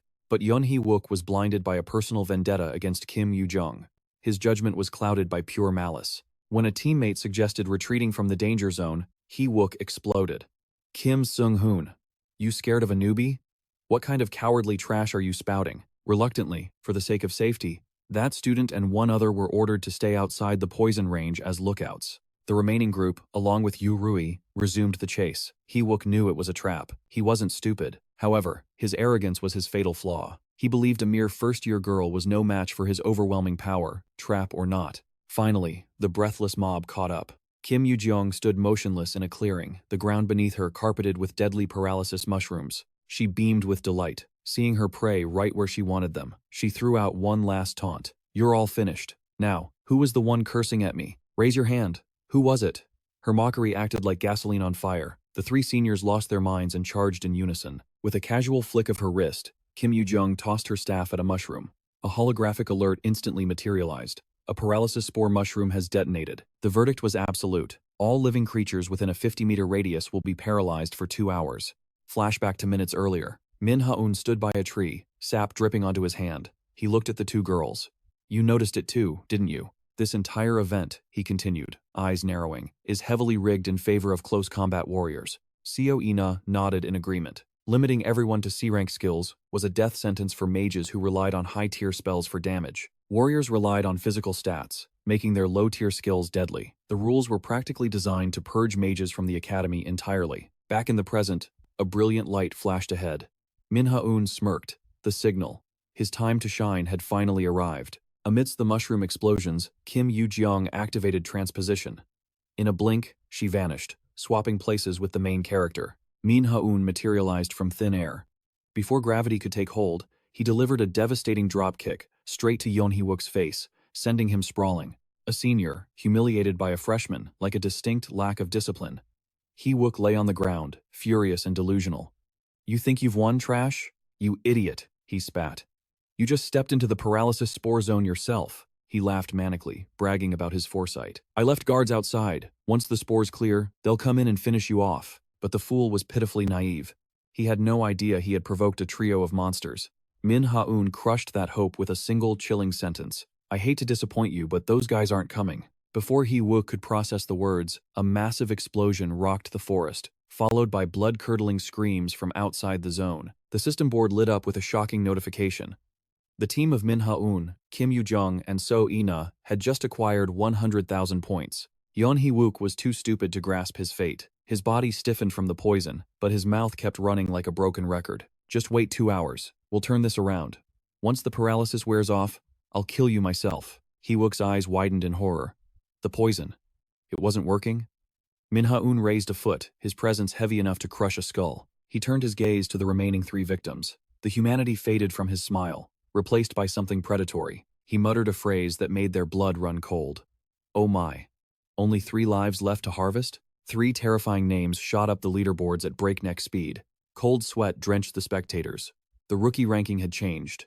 Min-Hun sat on the throne at number 1. His 2 teammates sat comfortably tied for second place. A complete takeover. The image of Min-Hun stomping on Ji-hee's face played on the screen. The principal fell silent, his mind racing with cold, calculating schemes, sharp judgment, nerves of steel, and the raw combat ability to overwhelm a martial arts major. Was this truly a mage? No. The more shocking fact was that this monster was merely a freshman. Just then, a staff member approached with Min-Hun's file, though they looked visibly confused, doubting the very data they held in their hands. Guin snatched the documents, his eyes scanning the pages with hungry intensity. 97% magical potential. The number left him speechless. A sinister grin curled his lips as he muttered a single word of praise, instantly ordering his subordinates to prepare a special test. He commanded them to cook up a scenario that would be truly entertaining. Meanwhile, back in the forest with the trio of mages who now ruled the leaderboard, Min-Hun urged his team to move, knowing the seniors were already terrified of this zone. But just as they prepared to leave, his instincts screamed of an approaching threat. A blinding flash of light tore through the air, followed instantly by a devastating slash that cleaved the very earth in 2. Back in the control room, the principal's team began broadcasting an emergency announcement. All safety limiters were now disabled. From this moment on, anything goes. Total warfare was permitted as long as the target was eliminated. Sensing the ominous shift in the atmosphere, Min-Hun locked eyes with the newcomer. "I didn't expect our reunion to happen like this," he said, his voice grave. It was An-hun. But it wasn't just Min-Hun. His teammates immediately sensed that something was terribly wrong. An-hun looked deranged, his eyes devoid of reason, like a beast that had lost all control. Seeing this, a buried memory from Min-Hun's past surfaced. In his previous life, a similar tragedy had struck. During the Academy Festival, students were brainwashed, turning into mindless killing machines that slaughtered everyone in sight. The mastermind behind that bloodbath was none other than the principal, using his twisted natural ability. When his corruption was finally exposed, his shame turned to rage. He unleashed a horrific massacre as a diversion to cover his escape. Kim Yoo-jeong had died protecting Min-Hun that day. He never imagined the bastard would sink this low so early in the timeline. Suddenly, a system window chimed. A side quest. Save An-hun within 2 hours. The reward? A blank card capable of copying any skill. It was exactly what he needed, arriving at the perfect moment. Min-Hun turned to his teammates with a calm smile. "You two need to get out of here. Run, and if you can, rack up some more points on the way." Seeing the unwavering confidence in his eyes, So-ina nodded, trusting his judgment. However, Yoo-jeong wasn't so easily convinced. She threw a fit, refusing to abandon him in such a dangerous situation. But with no other choice, So-ina grabbed the protesting girl by the collar and dragged her away at full speed. The ladies were gone. Now, only the real men remained. An-hun wasted no time, launching a massive slash straight at Min-Hun. In the blink of an eye, he closed the distance, unleashing a second strike with speed and power that sent a chill down Min-Hun's spine. Min-Hun leaped into the air, kicking off a summoned shield to maneuver, but An-hun activated an acceleration skill, refusing to let him escape. A system alert flashed. Min-Hun vanished and reappeared instantly behind his opponent. But An-Hun's instincts were monstrous. He sensed the ambush immediately. Min-Hun felt a spike of alarm. An-Hun's body was reacting on pure instinct. Even before his eyes could track the movement, his body responded. This wasn't going to be the walk in the park Min-Hun had anticipated. Min-Hun's mind raced. He could crush An-Hun, but ending it too quickly would make the puppet master behind the scenes suspicious. It was time to unleash the thunder chain. The overwhelming surge of lightning was too much. An-Hun's resistance crumbled, and he collapsed to his knees, drained of strength. Back in the observation room, the tension was palpable. Just as they leaned in to see how the martial arts genius would fall, the screens exploded into blinding white light, a flash grenade. Guin flew into a rage, smashing buttons on the remote frantically, but every single camera feed remained a wash of static white. Veins bulging, he crushed the remote in his grip. He turned to instructor Kim Sok, his voice dripping with venom. That student, Min-Hun, bring him to my office the moment this event ends. The instructor opened his mouth to protest, only to be silenced by the terrifying aura radiating from the principal. Deep down, however, the instructor wondered, why would Min-Hun use a spell to blind the cameras when victory was already in his grasp? That boy certainly knew how to drive an audience mad with curiosity. After landing a devastating strike on the principal's face, he finally turns his attention to the true victim. He places a hand on Hun's head and begins the purification process. Consciousness returns to the student, but his body rebels. As Hun tries to stand, agony seizes his muscles like a vice, sending him crashing back to the earth with a scream. Min-Hun steps forward, his voice calm but apologetic. Sorry about that. You attacked me out of nowhere, so I had to be a little heavy-handed. Hun looks completely lost, staring into the void. Min-Hun sighs and explains the situation again. It was mind control magic, a dirty trick to manipulate him. The fog lifts. Hun finally remembers. The principal had summoned him to his office right before everything went dark, but before he could process the summon, he was enslaved. They exchange a few words in the dust of the arena before Min-Hun prepares to leave. Wait. Just as he turns to go, an object flies through the air. Hun tosses his own name tag toward Min-Hun. Min-Hun catches it, confused. What are you doing? Without a name tag, you'll be eliminated from the exam. A genuine smile breaks across Hun's face. It's fine. I'm not as strong as you, but I have plenty of points spared. Besides, I lost the fight. It belongs to you. His body begins to shimmer, fading from the instance. I lost today, but next time, I will defeat you and take that tag back. With that vow, he vanishes. Min-Hun clutches the tag. To anyone else, it is just points. But for him, this victory is legendary. In his past life, Hun was the idol who inspired him to become a warrior since childhood. To be acknowledged by his hero today, the emotion is overwhelming. The 3-day survival hunt officially concludes. All students are teleported back to reality for roll call and the grand reward ceremony. Even the wealthy get excited. When Min-Hun reveals that the top 3 rankings convert points into massive cash rewards, dignity goes out the window. Kim Ro-dung, usually composed, grabs Se-in and starts dancing like a lunatic. They celebrate wildly, ignoring the jealous glares burning into their backs from the other students. But the celebration is cut short. The principal's lackey approaches. Instructor Kim Sok-ji orders the trio to the principal's office immediately. Sensing the plot, they follow without complaint. Inside the office, Min-Hun doesn't stand on ceremony. He flops onto the sofa like he owns the place. Where's the old man? He demanded to see us. Yet he makes us wait? That is hardly professional. Instructor Kim turns pale at the disrespect. But before he can scold them, the door opens. The main villain arrives. The 2 girls instinctively stand to bow, but Min-Hun stays seated, yawning. You are late. I almost fell asleep waiting for your majesty. Working as a punisher? A 5-year binding contract? And, wow, 30% of all income goes to the principal? Principal Gin, this is not a reward. This is slavery wrapped in a pretty bow. Min-Hun's words strike true, piercing the principal's black heart. Cornered, the old man turns to the girls, hoping they are more naive. But he is out of luck. The girls stand firm with Min-Hun, rejecting the offer cold. Desperate and humiliated, the principal drops the nice guy act. He attempts to cast his signature mind control magic. A fatal mistake. System alert. The blessing of the pig activates instantly. All status abnormalities are nullified. The magic bounces off harmlessly. Min-Hun grins. He pulls out a blank card. Copy skill. He steals the principal's brainwashing ability right under his nose. You are 100 years too early to mess with me. Min-Hun secures the new skill, but decides to play the long game. Destroying the office now would cause too much trouble. He got what he came for. Min-Hun signals the squad to retreat. Let's go, guys. The subspace made me starving. He walks out with more swagger than a king, leaving the principal stunned. Instructor Kim stands by the door, trembling. The sheer pressure radiating from Min-Hun makes his knees knock together. Sweat pours down his face. He does not dare utter a single syllable. As the students breeze past with a casual wave, the office falls silent. The principal sits there, seething like a dormant volcano, before quietly ordering his dog to get out. Kim Sok-ji did not wait for a second invitation. He vanished instantly, knowing that lingering for even a moment could turn him into a punching bag for someone else's rage. A new day dawned. The freshmen's first class was not held in a cramped room, but in a sprawling, majestic facility. A woman stepped forward to command the crowd. She introduced herself as Kim Ji-on, the instructor for Mana Control Guidance 101. Even with the memories of his past life, Min Jae-hyun had never seen this woman before. Not that it mattered. To him, all these instructors were cut from the same cloth. They were nothing but hungry sharks, jaws open wide to catch whatever scraps Principal Gun threw their way. Having lived through this once already, he knew their corrupt nature all too well. Instructor Kim walked through the ranks, her voice projecting clearly. "I bet you are all confused," she said, "wondering why we are in this massive hall instead of a classroom.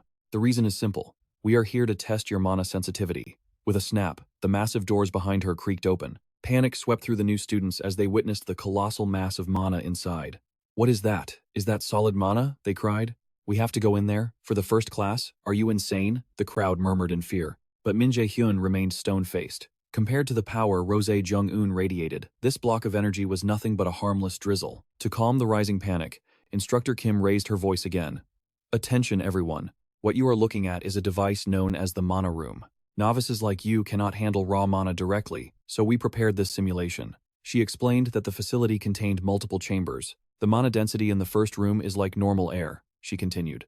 "But the pressure rises drastically with each level. Newcomers usually fail at level 3. Even top graduates barely scrape by at level 7. She gestured for them to follow her inside. "If you feel sick, raise your hand. The assistants will drag you out immediately." The weeding out began instantly.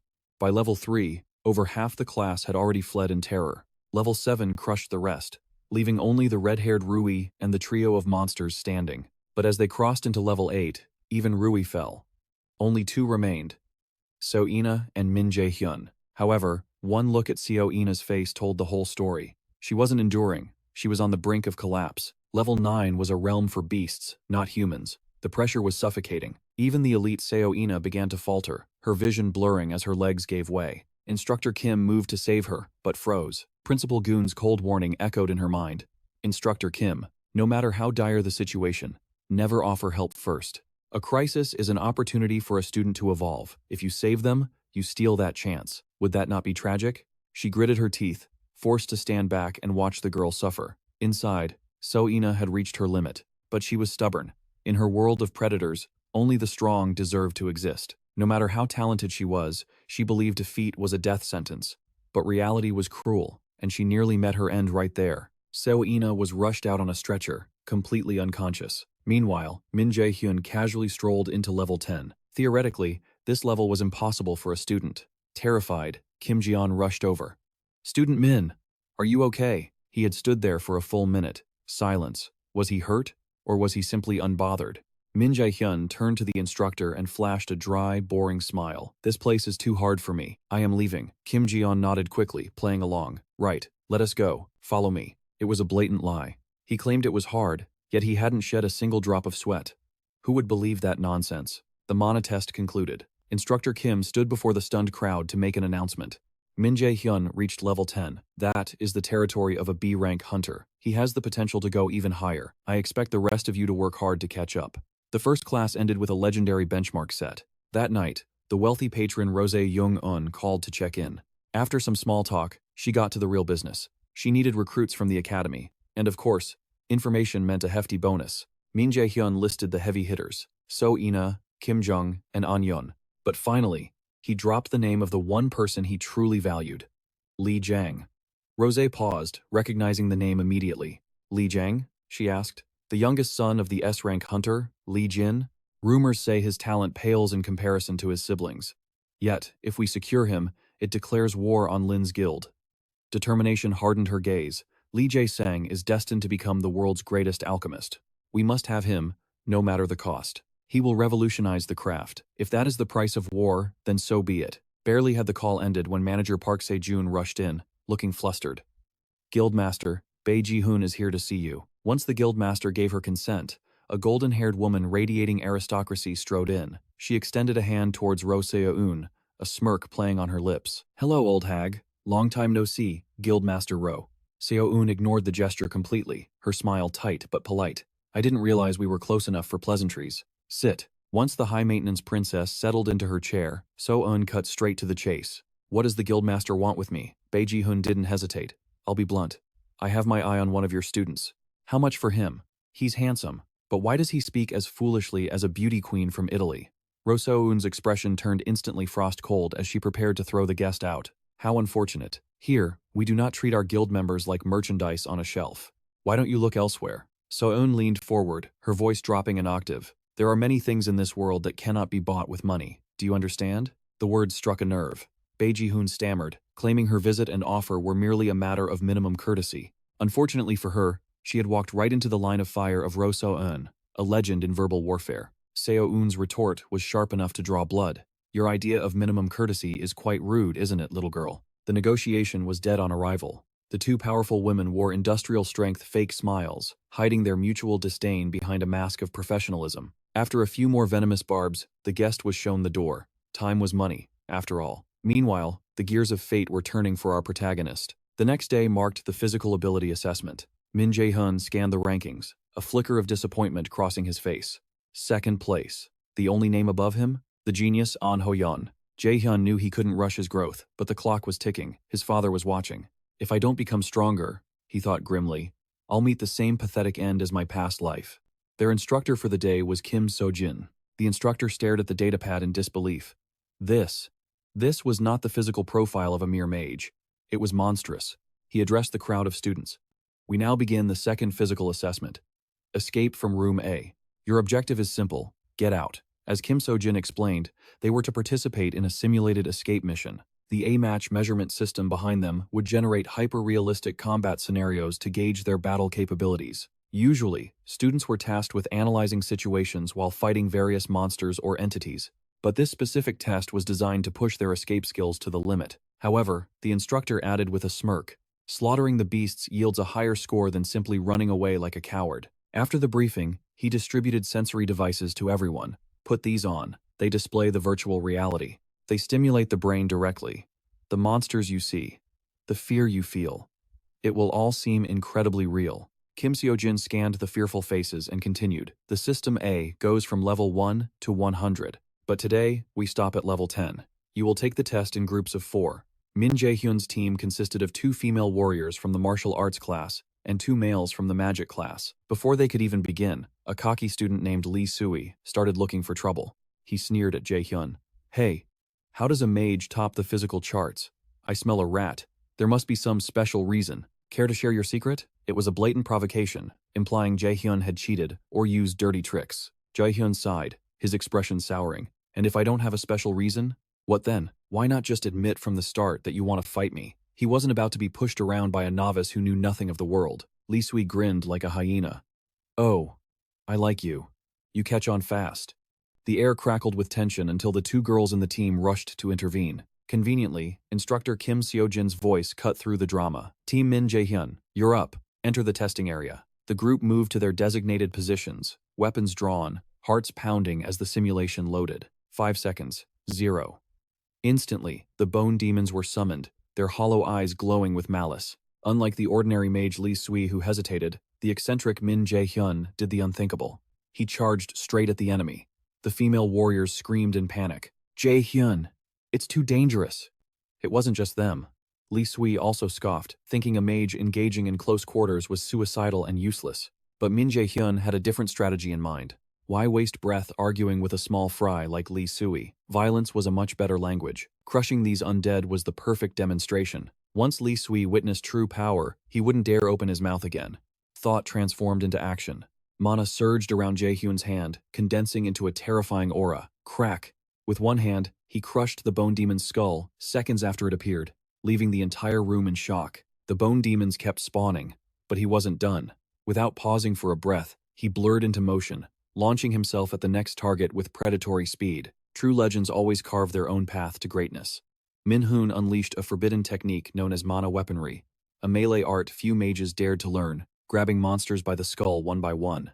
It was a brutal skill that amplified physical destruction. But for the arrogant mages who prided themselves on long-range casting, such a barbaric fighting style was beneath them. To them, it was useless trash, but in Min-Hun's hands, it became a symphony of violence. While Min-Hun performed a solo dance of death on the front lines, his teammates stood frozen like statues, minds unable to process the sheer dominance. The system flooded his vision with notifications. You have cleared the trial without sustaining a single scratch. All enemies have been annihilated. Bonus points awarded for 100% contribution rate. In that instant, Level 2 shattered open before him. The next summon was the Draugr Lord, a creature feared as one of the deadliest nightmares in Norse mythology. But even this legendary beast was no match. Level after level unlocked, all the way to level 10, yet Min-Hun swept through them like a hurricane, leaving not even a speck of dust behind. Ryul couldn't believe his eyes, his brain rejecting the reality unfolding before him. The moment the test ended, he stormed over, voice dripping with disbelief. How did you do that? Do you expect me to believe a fragile mage just dove into melee combat and slaughtered everything solo? That's impossible. His jealousy boiled over into a definitive accusation. There is no way. You definitely cheated. You have a cute way of talking for someone so annoying. Min-Hun didn't back down. His voice dropped an octave, laced with terrifying menace. Don't make me repeat myself. If you don't believe my power, why don't you step up and test it with your own body, you moron?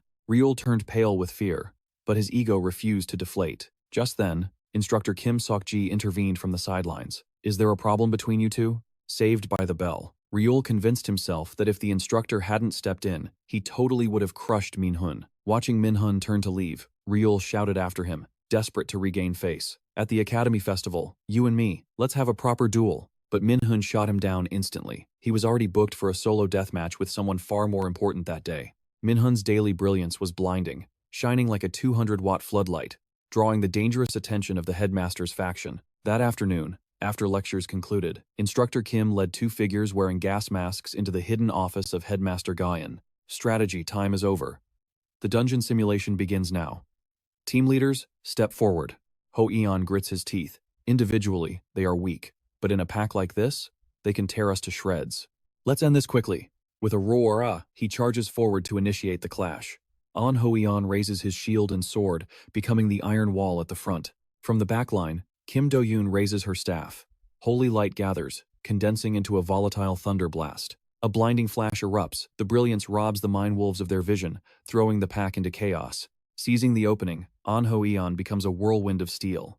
His sword strikes with lethal precision, cutting down wolf after wolf while the others lend their support. Do-yoon amplifies her magic, converting the energy into an active skill, Aura Blast. Countless orbs of destruction launch toward the trapped wolves. Explosions rock the cavern. For a group of first years, the battle was intense, but they managed to clear the wave without casualties. But just as they exhale a sigh of relief, the atmosphere shifts.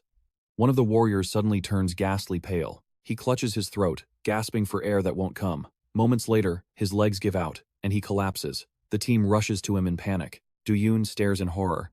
What is this? No one said kobolds used poison, but as the words leave her mouth, the blood drains from her own face. The realization hits her like a physical blow. She looks up at the towering monstrosity emerging from the dark. Her voice trembles. That isn't poison. It's overwhelming mana pressure. Looming over them is a beast the size of a 2-story house. A nightmare that shouldn't exist in a beginner dungeon. Ho-Eon stares up, his mind going blank. Great heavens. What is a kobold lord doing here? Meanwhile, Min-Hun's team enters their designated room. Spotting a black sigil on the wall, Ha-Un realizes this dungeon is deviating from his memories. If Guja-in is behind this, then Ha-Un's very existence has become a variable that the villain is trying to eliminate. Ha-Un snaps into command mode. Plan C. Defensive formation, then counterattack. Be careful, this beast is nothing like the ones you've studied. The team hesitates for a split second, but quickly falls into formation, trusting their leader's grim warning. And then, the prophecy comes true. The ground shakes as the kobold lord steps forward, flanked by its minions. Panic flickers in their eyes. Facing a boss monster on their first run is a nightmare scenario. Instructor Kim immediately ordered medics to treat the student suffering from mana poisoning. Then, she snatched her phone to dial the principal. Principal, this is Instructor Kim. We have a confirmed B-rank monster inside the student dungeon. Please send the support squad immediately. This is a code red. But the man on the other end answered with chilling indifference. Understood. Don't worry about a thing. I'll send a team. Just wait there. Without another word, the line went dead.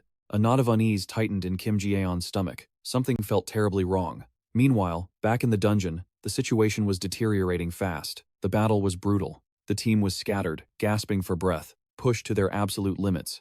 In Norse mythology, Odin commands two ravens, Hugin, representing thought, and Munin, holding memory.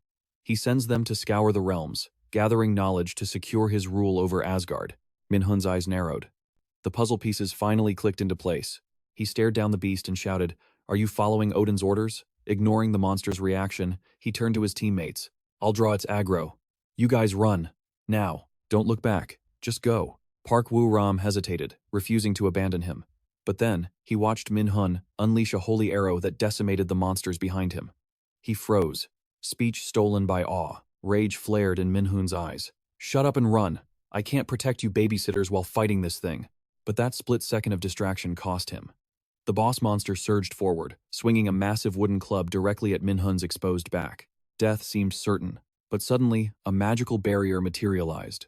Seo-ina had cast a defense spell just in time, deflecting the fatal blow. Following the save, she looked at him with eyes burning with resolve. Her voice was steady. "I'm staying. I can help you." A pro recognizes a pro. Min-Hun didn't waste breath arguing. He nodded to her, then barked a final order to the remaining two. "Get out. Now." Sensing the shift in the air, Park Woo-ram and Kim Jin-ah finally stopped stalling. "We'll get the instructor and bring backup," they yelled, retreating toward the exit. "Just hold on until we get back." Now, it was just the two of them against a regenerating nightmare. Min-Hun signaled for cover, and Seo-ina responded instantly, drawing her wand to summon the holy sword. The blade radiated power. With a single strike, she unleashed a shockwave that pierced through a horde of mining wolves like paper. With the mobs cleared, Min-Hun seized the opening. He exploded forward, closing the distance to the boss in a heartbeat. Weaving through deadly attacks, his senses spiked.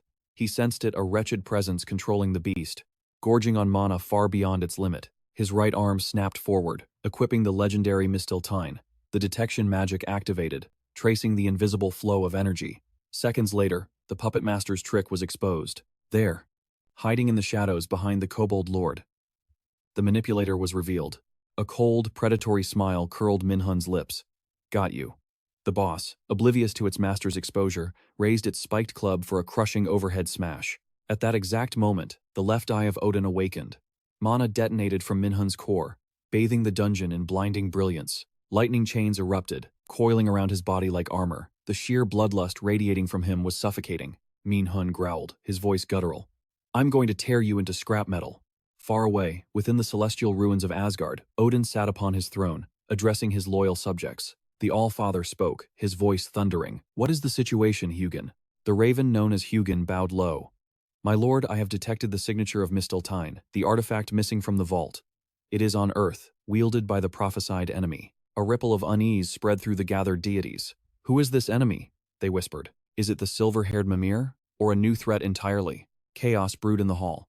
Odin stroked his beard, eyes narrowing. He commanded the figure kneeling below. "Go, discover if this enemy has made contact with the rebels opposing Asgard." The servant bowed in absolute obedience. But as he raised his head, his eyes were dead and hollow, the vacant stare of a puppet completely enslaved. Back in the dungeon, the clash reached its fever pitch. Min-Hun unleashed a storm of lightning chains, hammering the Odin-controlled crow and its beast. But it wasn't enough. With the beast's infinite regeneration, the devastating attacks were nothing more than a nuisance. The Kobold Lord tore through the lightning chains with a single hand, swinging its massive mace in a deadly arc. Min-Hun executed a flawless backflip, landing beside Seo-ina with lethal calm. "Seo-ina, I need backup. Buy me time to dissect its attack pattern." Her face was a mask of deathly pallor, drained of all color. Yet, she nodded with steely determination. In his bloodlust against the beast, he had almost forgotten his teammates' limits. The signs of mana backlash were undeniable. Even if he crushed the Lord now, Seo-ina was on the brink. The toxin was eating her alive. "Focus." Min-Hun cast aside his doubts. "Let's end this nightmare right now. I have a plan." The battle reached its boiling point. Min-Hun triggered the magic circle, summoning a storm of lightning chains from the void. With a flick of his will, the chains converged. A thunderous strike aimed squarely at a single target. The boss roared, swinging its weapon in a frenzy of retaliation. But Min-Hun was a ghost, weaving through the chaos. Behind him, Seo-ina flared her mana, casting a desperate support shield. Suddenly, his brother Miho's voice echoed in his mind. "There is no greater pain than death born of mistrust." Not this time. he would rewrite that tragic philosophy. The reckless daredevil Min-Hun vaulted onto the lightning chains, riding the surge to close the distance. The Mistin artifact he'd snatched from the treasure dungeon activated. The Kobold Lord's mana flow was laid bare before his eyes. The monster swung with bone-crushing force. But it struck nothing but empty air. Min-Hun soared into the sky, creating the perfect opening. From his inventory, he drew the 300 million won mana dagger, a gift from the guild, channeling the martial arts of his past life. He unleashed a flurry of surgical strikes, slashing the invisible threads controlling the puppet. Tears of blood for his wallet, the expensive blade shattered upon impact. All for a single system notification. The spiritual link between the Kobold Lord and Odin's crow has been severed. As Min-Hun landed, the massive boss collapsed behind him, a puppet with its strings cut. He didn't look back. He marched forward with the swagger of a true victor. Now, it's your turn. You've got a date with destiny, you little rat. The black crow, now exposed, lay helpless on the ground. It let out a pathetic shriek, completely immobilized. Min-Hun pinned its head under his boot. Speak, what is Odin's objective? Instead of an answer, the creature just cawed mockingly. Qua, qua! Min-Hun's patience snapped. He crushed it under his heel for its insolence. It screeched in agony. Second question. What is the relationship between Odin and Guja Inin? Qua. Qua. Pointless. If he knew it would be this stupid, he wouldn't have wasted his breath. Min-Hun raised his foot high. Splat! He flattened the bird, sending it straight back to its creator in hell. Suddenly, Seoina's weak voice called out from behind. Panic seized him. Don't move! The backlash will kill you! But it was too late. The toxin was already ravaging her body. And his own, the price of an impossible battle. However, he was the protagonist of this story. His pure mana surged, obliterating the corruption instantly. First Crow hunted, the system chimed. Level up, reward, full status recovery, but the celebration was premature. Seoina had reached her limit. She collapsed, hovering at death's door. You'd expect a tragedy, but instead, we cut to the two of them yawning after a nice nap in the next scene. Seoina opened her status window, eyes widening. Her health and mana had been completely restored. She knew Min-Hun was responsible. She scrambled up. The Kobold Lord fell. Why didn't you leave? Min-Hun didn't mince words. I waited for you to wake up. I want us to be honest with each other. Her face exploded into a shade of crimson red. Thump, thump. Was this the start of a romance arc? While the atmosphere turned pink inside, chaos reigned outside among the students. The fierce Kim Ro-jung was losing her mind with worry. She screamed at Bong Woo and Kim Ji-na. Why are you the only ones who made it out? Just as hope began to fade, Min-Hun and Seoina stepped out from the simulation gate like returning heroes. Kim Ji-na rubbed her eyes, disbelief washing over her. Impossible. The patrol team said they were done for. That monster was at least a mid-tier B rank. Kim Ro-jung didn't care about logic. She threw herself at her friends, wailing like a child. She howled, squeezing them with a bone-crushing hug. It was the only way she could express the storm of relief in her heart. Seeing Bong Woo and Kim Ji-na standing silently in tears, Min-Hun couldn't bear it. They left because I ordered them to. I told them to get the instructors. They aren't to blame. They did nothing wrong.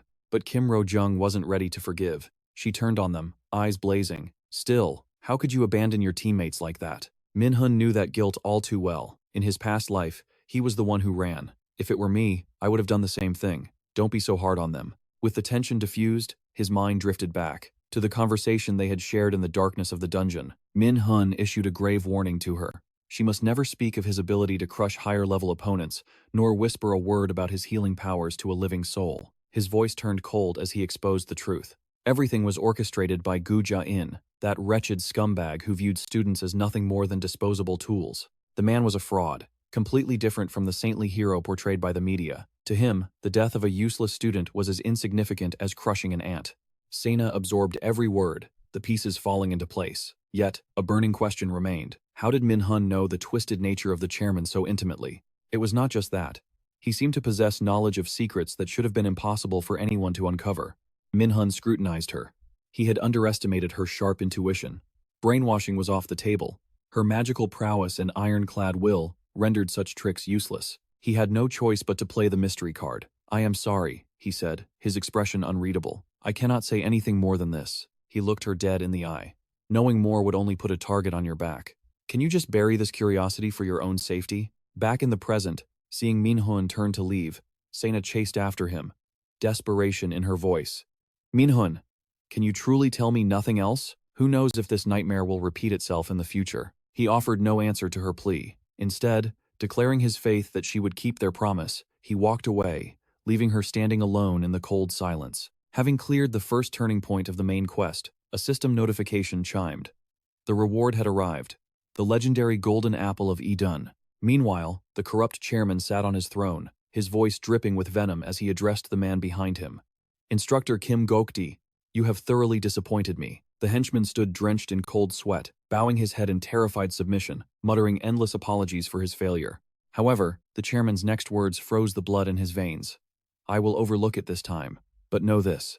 I despise having useless subordinates. Do you understand me? Chairman Guja-in's face twisted into a scowl sour enough to curdle milk, his patience wearing thin.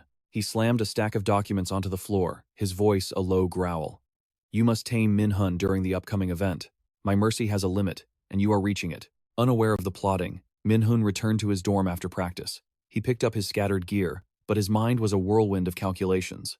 In the timeline before his regression, Kim Odung had died, and Aeon never awakened even half of his true potential. I must intervene to rewrite this tragic future, he vowed. But Sena was different. She was destined for greatness even without his meddling. Min-Hun feared that getting too close to her might trigger a butterfly effect, ruining the bright future that awaited her.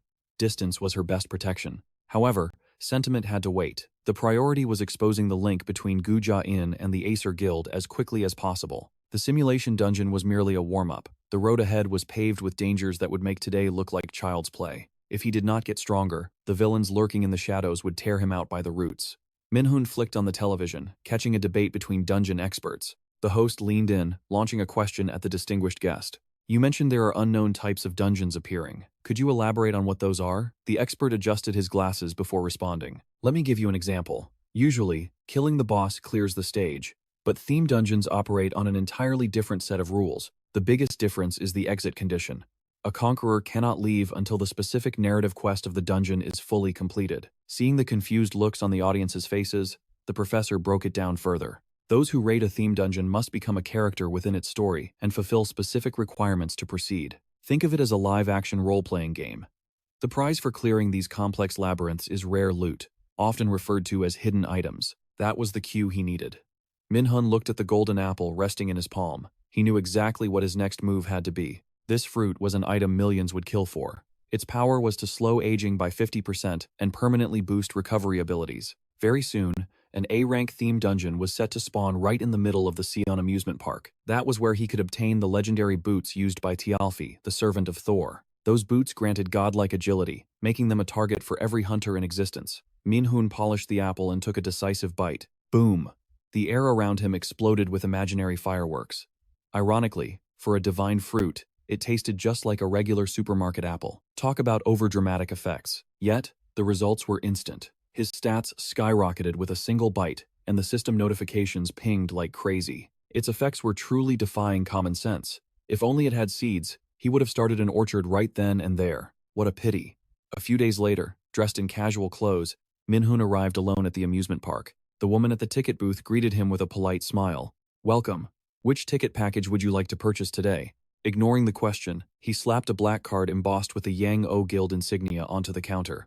I am Min-Hun, a conqueror from Yang-O. A theme dungeon is about to open here. The very next morning, Instructor Kim Gokdi rushed to the dormitory at the crack of dawn, looking for his target. But the room was empty. He found no trace of the boy, only a message delivered by the dorm manager. He stopped by yesterday to inform me. He said he had some urgent business to attend to today.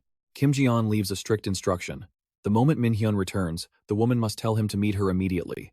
With that command given, the spy vanishes into the shadows.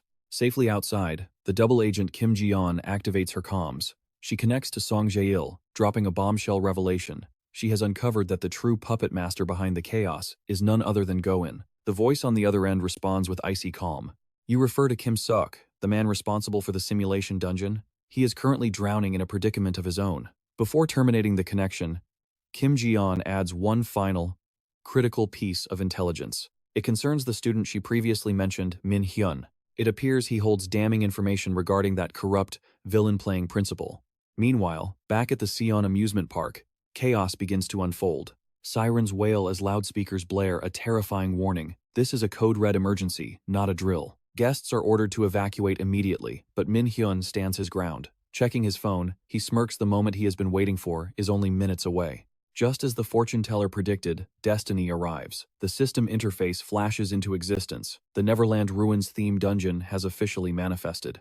Reality warps as the dungeon overrides the physical world, establishing its thematic rules. His objective is clear: locate 3 scattered quests and complete them all within a strict 24-hour time limit. The prize for this high-stakes gamble is the legendary artifact he desperately craves, the Boots of Thialfi, granting god-tier speed. In his previous life, a self-proclaimed genius with an IQ of 150 conquered this very dungeon. However, her arrogance was her undoing. She boasted of her prize so loudly that she was hunted down and slaughtered by those envious of her power. But in this timeline, Min-Hun is the early bird. Whether it falls into her hands or his, he will gladly claim the treasure for himself. Negative colors bleed into reality, swallowing the park whole until the entire world is replaced by the dungeon's virtual construct. The entrance gate materializes before him.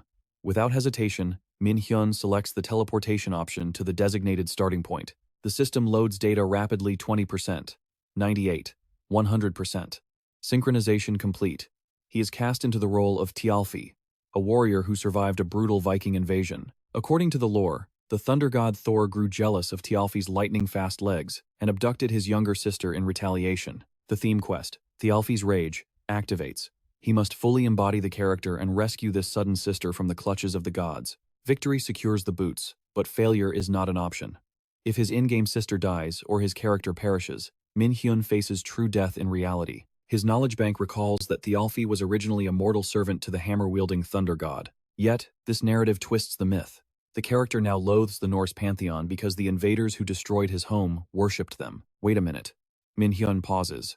The bedtime stories his mother told him about this legend were definitely not written this way. His train of thought is derailed as a rough voice screams in his face. "Wake up, Thialfi!" His eyes snap open. He finds himself on a ship, a vessel they plan to commandeer, to chase down his captured sister. The man shouting is Frederick, the mastermind behind this suicidal plan that could land them all in a watery grave. Min-Hun smirks and rises to his feet, but before he can get his bearings, a violent impact rocks the boat, nearly throwing the crew overboard. It is a disaster within a catastrophe. As if stealing a ship wasn't enough, they are ambushed by pirates in open waters. Talk about rotten luck. A bloodthirsty horde armed with shields and axes storms their deck. Min-Hun, confused but decisive, turns to his new ally, Frederick. "I am leaving this mess to you." With athletic grace, he leaps across the gap onto the enemy ship, leaving friend and foe dumbfounded. A pirate points at him, throwing his head back in raucous laughter. "Hey kid, are you insane? Why jump onto the enemy ship when you should be fleeing for your life? You moron, I will gut you right here." Min-Hun ignores the threat completely, his gaze locking onto a girl bound tightly to the ship's mast. She looks identical to the genius who cleared this dungeon in the original timeline, yet here she is, captured and helpless. Just as he questions her presence, the system provides a shocking alert. That prisoner is Roskva, the sister of Thialfi. Meanwhile, the girl's internal monologue runs wild. "I am Seo-Hyun, possessor of a genius intellect and a legendary conqueror. I possess talent that shocks the world, so why in God's name am I tied up here?" The narcissist clutches her head, screaming internally as she tries to process the absurdity of her situation. There was only a 0.6% probability of the dungeon manifesting here, and a microscopic 0.003% chance of getting trapped inside. So how did a genius like her end up hitting the jackpot of cosmic misfortune? Seo-Hyun finishes reviewing her tragic biography and struggles to escape. Suddenly, she spots a young man wandering through the chaos. She recalls following him out of curiosity, only to be kidnapped and cast in the role of Thialfi's sister. Truly, a headache-inducing plot twist of epic proportions. Back in the present, Min-Hun facepalms, realizing the sister he has to save is this chaotic variable. Seeing him distracted, the pirates raise their bows and unleash a volley of arrows to strike him down. Min-Hun suppressed a massive wave of irritation as he instantly activated his magical armor to deflect the incoming arrows, roaring in anger. "Why is my life always plagued by these lunatics? Seriously, why me?" His glowing fist descended like a hammer of judgment, obliterating several enemies in the blink of an eye. He smashed another ambusher's face in before delivering a cold line to the survivors. "I am short on time. All of you, come at me at once." In moments, Min-Hun had single-handedly cleared the entire enemy ship. He walked straight toward the sole female survivor and spoke. "Are you still pretending to be asleep? Acting the part of Rosva?" She clicked her tongue, opened her eyes, and met his gaze. "You got me. I assume you are so, Min-Hun smiled and nodded. Boom! He slammed a fiery punch into the wall right beside her head, his expression darkening as he delivered a warning. I know exactly what you are planning. You better scrap those stupid ideas and start using your brain. Surprise, surprise. Thanks to that miraculous encounter and a bit of luck, the mission was completed with ease. The two were temporarily transported to the recreation zone. Once there, he asked her directly, "Tell me, what kind of skill do you possess?" Sioa scratched her cheek awkwardly. "Well, it is something that helps improve my swordsmanship. I am not lying. It is a D-rank skill called basic swordsmanship." Lying had become second nature to her. She thought she could fool Min-Hun, assuming few students understood the intricacies of sword arts. She looked quite pleased with herself, planning to use this little trick to manipulate him. Unfortunately for her, she was a fox trying to trick a tiger. Min-Hun immediately laid out his profound knowledge of swordsmanship, cognitive acceleration. It dilates time and speeds up the user's thought process, a skill typically reserved for commanders. It is also highly effective for analyzing and predicting an opponent's mind. Seoa turned pale as her lies were stripped away. Min-Hun had no intention of carrying this dead weight or starting a romance arc. He stood up to leave her behind. Terrified, Seoa scrambled after him. She apologized profusely, swearing she would do anything to prove she meant no harm. Perfect. Who needs a genius IQ of 150 when you have leverage? Min-Hun smirked like a devil, then write a contract. And just like that, she signed an unfair treaty where most of the benefits belonged solely to him. He had already used the submission effect from his brainwashing skill to control her. Now, betrayal was impossible, no matter how bad her intentions might be. The duo set off again. Sensing the eerie atmosphere, Seoa asked nervously, "Where exactly are we going?" Min-Hun answered with a deadpan expression. "The haunted house. That is our first stop. Please, save me." Seoa could not help but scream. "What? A haunted house?" Min-Hun knew she was terrified, even though she ignored the question earlier. He stood before the entrance of the horror mission and ordered her to hurry up. "We are already here. Whether you like it or not, we are going inside." The big park mission pack activated. The two were instantly warped in front of a dilapidated mansion reeking of demonic energy. The guideboard appeared. Objective: escape without violating 3 specific rules, even though certain skills are temporarily sealed. Before entering, Min-Hun asked about her assigned role. She answered immediately. "Obviously, I am the cameraman." "What about you?" Unlike her, Min-Hun revealed he had a much more interesting identity. "I am a streamer specializing in horror content." Suddenly, a voice broke the silence. "It has been a long time since we had guests. Greetings to you both." A chilling voice echoed as a burly, middle-aged man appeared out of nowhere. He stared at them with a face made for nightmares. "I am Anfet, the butler of this mansion and servant to Countess Flander." As the man appeared, the system delivered the full mission details. Task: use the camera to expose the mansion's secrets and escape alive. Reward: a new skill called Mirage. Penalty for failure: death. Butler Anfet opened the gate, claiming the Countess had ordered him to invite them for a meal. He spoke calmly, while Seoa trembled, too terrified to utter a single word. They were led inside. Shortly after entering, she froze in front of a massive portrait. Butler Anfet did not hide anything. "That is the portrait of the mansion's mistress and her lovely dog, Shin." Min-Hun complimented the Countess. Immediately, the butler's expression shifted back to pure horror. "Indeed, she has many happy memories, just like a dream. Please, right this way." He turned away, leading them to a dining room where a feast was already laid out. Anfet did not enter, but stood guard at the door. He spoke quickly. "This is a feast prepared by Countess Flander for our guests. Please enjoy. I will return once you have finished." Slam. The door closed. Seoa immediately protested. "We absolutely should not touch this food. It looks like the last meal of our lives." Instead of brute force, she chose information. It was time to let her true abilities shine. Sia stood frozen in place. Skill activated. Perception acceleration. She processed every inch of the room in milliseconds. The answer appeared instantly. She rushed toward Min-Hun, her eyes sparkling with discovery. "The master of this mansion," she declared, "is a child, no older than 12. The furniture size, the layout. Based on the height metrics, I am 90% certain of my deduction." Min-Hun nodded. Her logic was flawless. They prepared to search for more clues while the butler was away. But then, disaster. The door was locked tight from the outside. While they were trapped in the darkness, chaos was erupting in the real world. 2 hours had passed since the theme dungeon manifested. Reporters and government officials swarmed the area like vultures. In a dark corner, a man massaged his stiff neck, cursing under his breath. "Damn it all. We were on the verge of a promotion. Why did this nightmare have to spawn now? Am I right? Who could have predicted a theme dungeon would appear in a damn playground? If the Civil Council rates this operation a failure, you're getting demoted." And you can kiss my promotion goodbye too. The exhausted official, CO Gel, barked an order. Check the player data.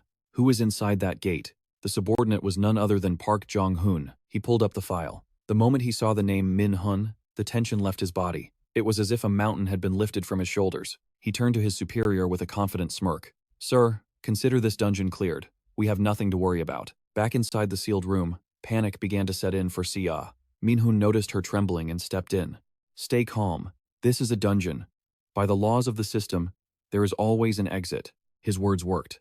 Her spirit lifted, though her face remained pale as a sheet. She decided to scout the area, but as they say, those who fear ghosts are the first to find them. Sia hadn't been searching long when a scream tore through the silence. She started babbling incoherently. Hey, look, come here. The camera. Something is wrong with the camera. Min-Hun sighed, thinking she was just overacting. But one look at the screen changed everything. The genre just shifted from system regression to survival horror. On the display, a gruesome sight awaited. The butler, Alfred, lay sprawled on the dining table, bathed in a pool of blood. Sia stuttered, fear choking her voice. Then, the Alfred who guided us here. He's a fake. The moment the realization hit them, a notification chimed. System, the first mystery of the mansion has been revealed. Min-Hun's eyes narrowed. This camera, he said coldly. It shows us what the naked eye cannot see. He snatched the device from her trembling hands. Zooming in on the bloody scene, he formulated his theory. If the Alfred we met is an imposter, then this screen reveals the truth. We are looking at the past, or perhaps the grim reality, hidden by illusion. The truth hit Sia like a lightning bolt. This wasn't just a recording, it was the mansion's dark history. If Alfred died on that table, then the meat dishes served there. They are definitely not fit for human consumption. Min-Hun tossed the camera back to her. He tried to activate absolute calculation to shatter the illusion. Error. Damn it. It was on the list of restricted skills. Suddenly, he noticed Sia scrambling under the table. What are you doing? He asked. The key, she stammered. I'm looking for the exit key. In the camera view, this was the only spot that looked different. The key has to be hidden here. A spark of admiration flashed in Min-Hun's eyes. She's sharp, he thought. He immediately activated mana detection to sweep the area. His sensory field scanned the table and locked onto a single object.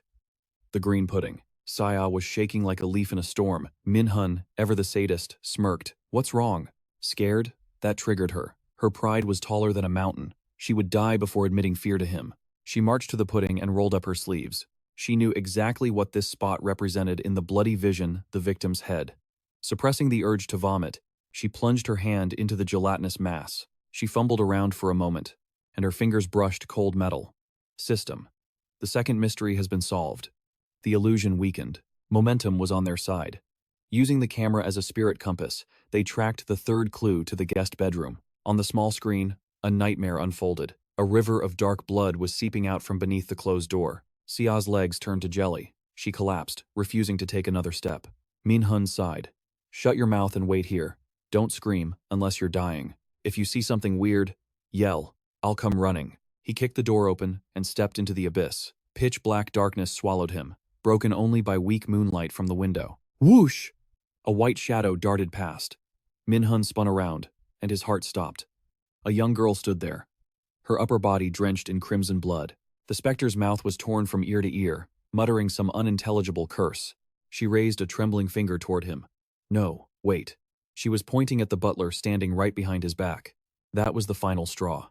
Min-Jun's soul left his body as he fainted on the spot. When his eyes flew open, So-Ah was already guarding his side. His gaze swept over the room, landing on the blood-stained torture instruments scattered like a scene from hell. He cursed internally. Even with mental preparation, he had nearly died of fright. Seeing he had regained his composure, So-Ah activated her skill, cognitive acceleration, to analyze their surroundings. Her deduction was swift. They were trapped in a subterranean dungeon, heavy with the stench of torment. She clicked her tongue in disgust. Seriously, who puts a torture chamber inside a noble's mansion? Min-Jun gripped the iron bars, muttering that the key must be nearby. Then, with zero hesitation, he smashed his fist through the solid stone wall. As the dust settled, he dropped a truly oblivious line.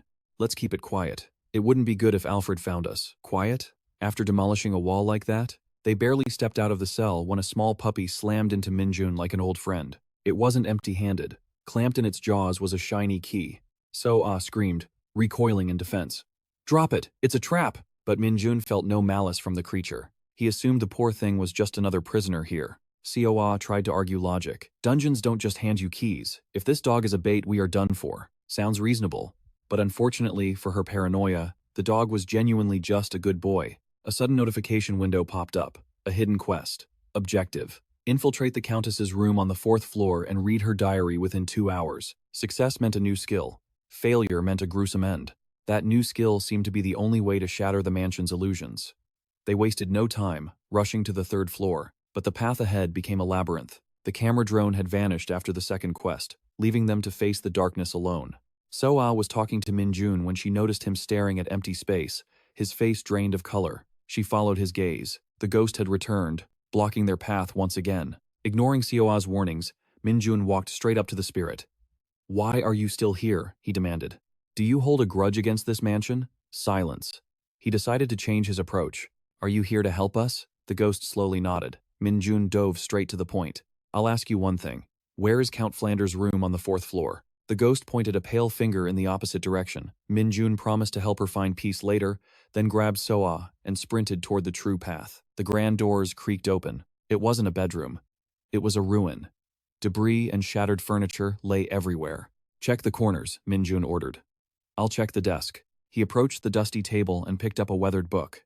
It was the diary of the deceased. It chronicled the tragic life of Flanders, from her breathing days all the way to her doom. May 5th. Her body was failing, consumed by sickness. May 10th. A rare moment of joy. Her parents gifted her a beautiful doll, but tragedy strikes fast. May 12th. Her world collapsed.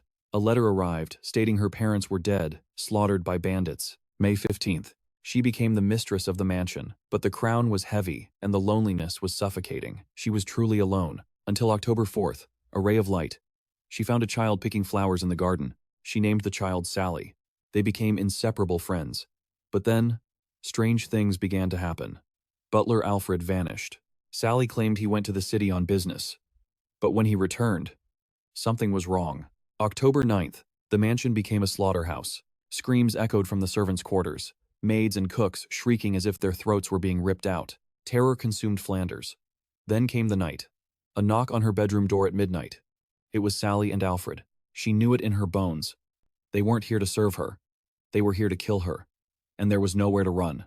Min-Hun slammed the diary shut. The puzzle pieces clicked into place. Flanders was murdered. And the mastermind, the monster ruling this mansion, it wasn't a ghost. It was a doppelganger. Disaster struck in an instant. Just as Min-Hun realized the truth, the figure standing behind him twisted into something horrific. It was a monstrosity so vile, the sight alone would make an ordinary man lose his mind in seconds. A swarm of twisted butlers emerged from the shadows, standing guard behind that long-limbed abomination. Damn it all. Why can't a dungeon ever just follow the normal rules? Getting jump-scared like this at 3 in the morning is enough to stop anyone's heart. A system window chimed amidst the chaos. The mansion's secret. Resolved. But the objective was now clear. Run for your life. Before the nightmare could deepen, the doppelganger lashed out, its arms stretching like rubber to snatch him. Yet, Min-Hun remained icy calm. Clutching the dumbfounded puppy, he dodged effortlessly and sneered at the beast. "You finally decided to show your true face. I was getting tired of watching your terrible acting skills. It wasn't exactly a difficult puzzle. Is it because I am a genius? Or are you just that incredibly stupid?" The doppelganger roared in fury. The battle erupted instantly, drowning the hall in the sound of shattering stone and collapsing walls. Even in the heat of combat, you refused to let go of that barking deadweight? Crimson slime surged from every direction, but it was no match for his power. Min-Hun's lightning chains pierced through the filth like paper. The golden pup was tossed around like a rag doll, left completely dizzy by the high-speed action. Facing the red sludge, Min-Hun scoffed internally. A B-rank monster. Dangerous for its ability to copy skills and appearance, certainly. But when it comes to close-quarters combat, it is as weak as mud. Refusing to accept defeat, it extended its limbs to hijack his body. Too slow. Lightning chains instantly bound the creature tight. It could only watch in despair as a barrage of thunderbolts rained down, obliterating it until not even a speck remained. The investigation took an eternity. But the fight? Over in a single breath. The second mission was finally complete. Min-Hun bid farewell to the liberated soul of the unfortunate Countess Flander, and stepped forward. Both he and Seo-Hyun were warped away, transported to the stage for the Hidden Package's final mission. They had barely arrived when a cacophony of noise erupted. "Welcome to Neverland, everyone. I am Bruin, your host for today. Please, join my magnificent parade." Fireworks exploded. painting the sky in dazzling colors. The masked figure rushed toward them, singing their praises. "Greetings, Min-Hun. You have successfully cleared 2 missions. Truly excellent work." He tried to be charming, but our protagonist had zero patience for fake pleasantries. Min-Hun cut him off cold. "What is the final mission?" Bruin dropped the act immediately. "The final game is a game of tag." He pointed toward a looming gate in the distance. "Your goal is simple. Outrun the monsters emerging from there and reach the finish line. But here's the catch. The monsters are summoned based on the number of players and their power levels." Hearing that, Min-Hun instantly sensed a trap. Since his power far exceeds the norm, protecting her while fighting would be a nightmare difficulty. The game master stepped in for a quick scan. Detecting an S-rank presence, the creature behind the gate was released immediately. Min-Hun shouted in protest at the absurdity of it all. From beyond the dimensional rift, a colossal titan of flame tore the gate apart to enter their world. Min-Hun frantically scanned the enemy's data for a weakness, but his eyes locked onto the final line of the notification. Participant count 3. He couldn't believe it. Who the hell was sandbagging the team? From start to finish, there were only 2 of them. So who was the invisible third player cranking the difficulty up to hell mode? An entity that drowned the world in a sea of fire long before the first giant, Ymir, ever walked the earth. The blade in its hand burned with such intensity it could turn existence to ash without effort. While Min-Hun and Seo-Hyun ran for their lives, the gods of the Feni Guild watched with amusement. A black cat floated in the void, lazily grooming itself. "Hey, maybe we went a bit too far. Should I lend them a hand?" The pig observed from afar and scoffed. "Leave them be. I want to see how he survives this despair." The fire giant swung its blade. A massive section of the theme park incinerated instantly. Min-Hun activated his magic barrier, but even he felt the crushing impact. The situation had gone from bad to catastrophic. Just as they lost their bearings, So-Hyun pointed desperately at a sign. "I think the finish line is over there." 10 points for observation. He didn't hesitate. Activating his acceleration skill, he dragged her along, dashing forward like a streak of lightning. But their path was cut short. A massive fireball from the boss crashed in front of them. With no other way to survive, Min-Hun turned to So-Hyun with a grim realization. "Listen closely and stay sharp. We need to split up right now. You run straight for the Ferris wheel." With the flames of destruction literally licking at his heels, Min Jae-hyun is out of options. He has to face the boss head-on to clear this mission. Standing before the scorching red monstrosity, he roars to seize its attention. "Over here, you bastard." He launches himself onto a rooftop, taunting the beast to follow. Meanwhile, So-Ah-hyun sprints for the exit like her life depends on it. But luck is cruel. Just steps away from freedom, massive debris crashes from the sky, sealing her path completely. Cert is behind this little trick. The escape mission instantly shatters. Now, the objective has changed. Defeat the enemy to survive. The giant laughs maniacally. "Insignificant insects. Did you think you could defy me?" That sadistic tone. Min Jae-hyun is officially pissed. His expression turns ice cold as he activates Odin's left eye. A chilling resolve forms in his mind. It's come to this. I have to kill him. A massive pillar of fire hurtles toward him, but he catches it barehanded. Cert is stunned, but quickly follows up with another devastating sword strike. Flames erupt everywhere, consuming the battlefield. From a distance, So-Ah-hyun watches him fight alone, her heart pounding with guilt. But her genius-level IQ of 150 kicks into high gear. In a split second, she formulates a strategy to take down the boss. While dodging attacks, they regroup for a fleeting moment. It's enough. Seo-Ah-hyun points it out. A massive water tank nearby. Even if this monster looks like a giant or a god, it's just a dungeon copy. It doesn't possess the immortality or true power of the original myth. Her role is to use her skills to calculate the perfect trajectory. His job? Lure the beast straight into the trap. Seconds tick by. After a display of flawless teamwork, they finally maneuver the target into position. Min Jae-hyun adopts his most arrogant stance, launching a psychological attack to shatter the enemy's composure. "I heard you couldn't even match the Norse gods. You're just a glorified gatekeeper. Don't you dare call me weak." He pauses, preparing the final insult. "Are you afraid of me? A mere human? That does it." Cert loses his mind with blinding rage. The taunt works perfectly. Abandoning all reason, the boss swings his massive sword down with reckless force. But his blade only cuts through empty air, an illusion. A second later, the water tank ruptures, unleashing a catastrophic flood upon the fire giant. Steam explodes as the beast writhes in agony. Min Jae-hyun doesn't hesitate. He plunges down from above, driving his dagger deep into the monster's chest. The boss glares with pure hatred, barely managing to wheeze out 2 words. "Dirty play." Too bad for him. He's dealing with the shameless Min Jae-hyun. The hero just nods. So what? A win is a win. The monster's eyes bulge with fury. Before fading away, he swears a blood oath to settle the score in the future. Don't get cocky. You only fought a clone. When you face my true form, victory will not come so easily. With that ominous warning, the grueling battle finally comes to an end. The boss falls. Min Jae-hyun unlocks a new skill, Flame of Surt. For his incredible performance, he also earns Thiazi's boots and a bonus skill, Steps of Light.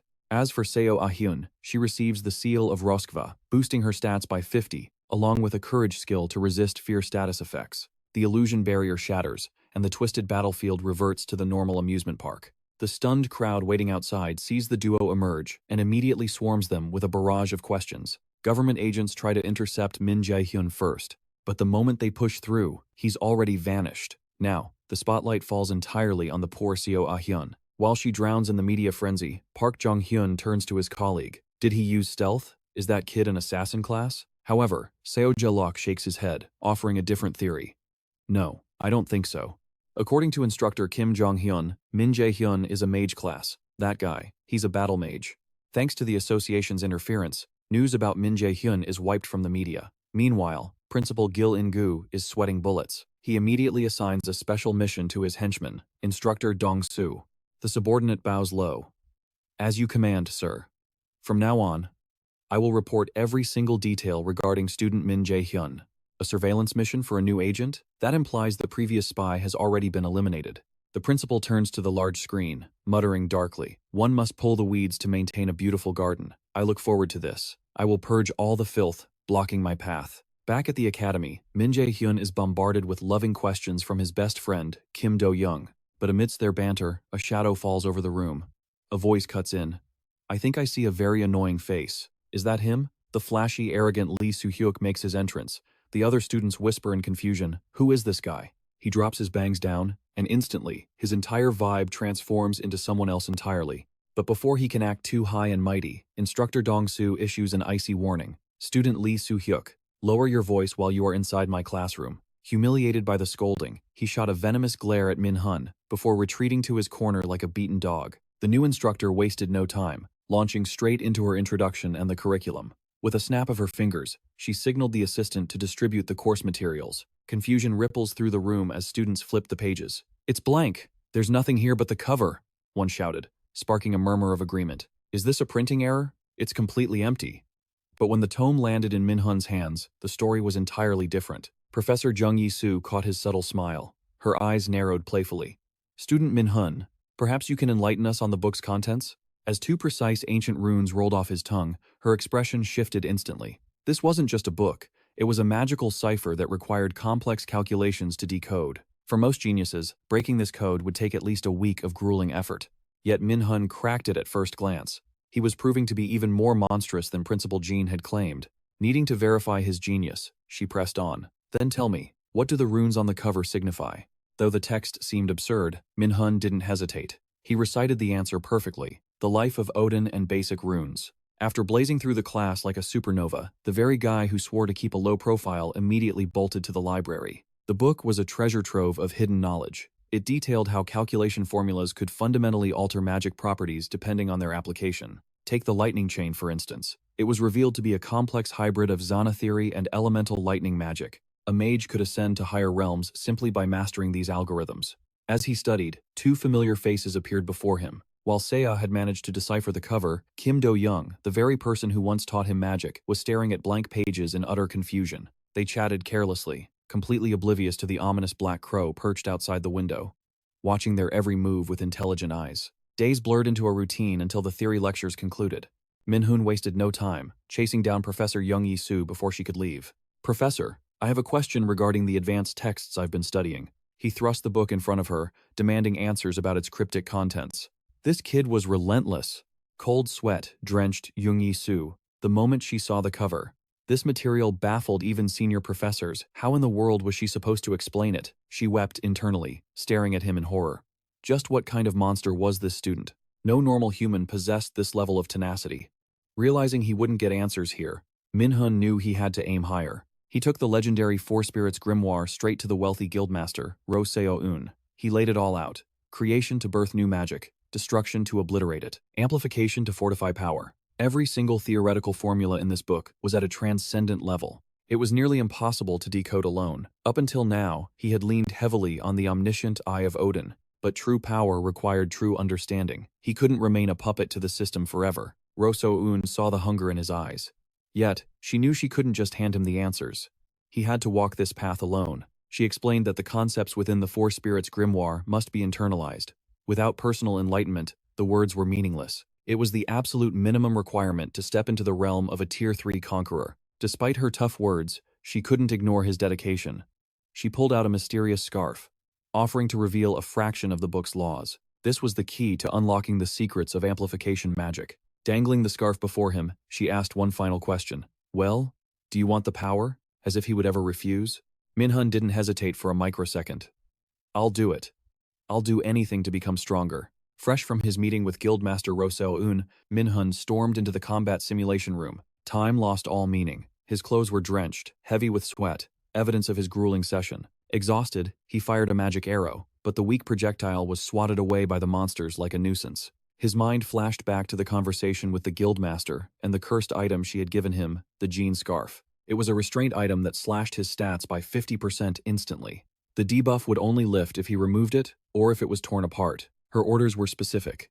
Analyze the formula of a single skill, over and over again. Min-Hun was baffled. How does this repetitive torture help with magic amplification? But Roso-un remained cryptic, guarding the secret behind a mysterious smile, refusing to spoon-feed him the answer. Back in the simulation, the jean scarf's weight was crushing.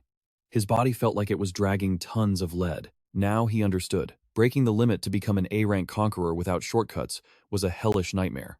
The next morning, Min-Hun dragged himself to school. With dark circles and a gaunt face, he looked less like a student and more like a walking corpse. Kim Do-young gasped in horror. Are you okay? Min-Hun let out a hollow laugh. Okay? I've never been further from okay. Mouth complaining, body moving. The moment theory class ended, he didn't waste a second sprinting straight for the training hall. After a week of agonizing effort, the concept of amplification in 4-star magic finally clicked. It wasn't just a boost. It was a fundamental evolution of the skill itself. True mastery depended entirely on one's proficiency. The deeper the understanding, the deadlier the result. Through endless repetition and sweat, his signature move, the magic arrow, finally leveled up. The guildmaster's advice echoed in his mind, sparking a sudden warmth. He had approached them with selfish intent, but now? It felt like he had found a true mentor. Another day passed. As Min-Hun strolled through the campus, a prickle on his neck warned him he was being watched. He lured the rats into a desolate alley before stopping dead in his tracks. Are you coming out, or do I have to drag you into the light? He didn't wait for an answer. His mana detection pulse swept the area, forcing the hidden vermin to reveal themselves instantly. Servants of Odin. A crow dove for the kill, but before it could circle, Min-Hun's kick slammed into its gut with the force of a sledgehammer. To think the Acer faction would dare infiltrate the sanctuary of the school grounds. This reeked of Guje-yol's scheming. Above him, 2 more crows circled, their eyes locked on their prey. Min-Hun's eyes turned cold as steel.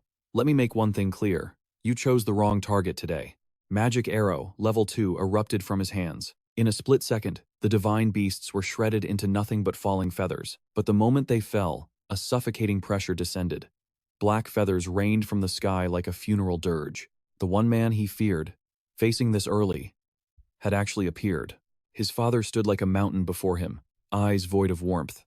It's been a while, hasn't it? Min-Hun didn't waste breath on words. Fury exploded as he lashed out with golden lightning chains, aiming to maim. The leveled-up attack was blindingly fast.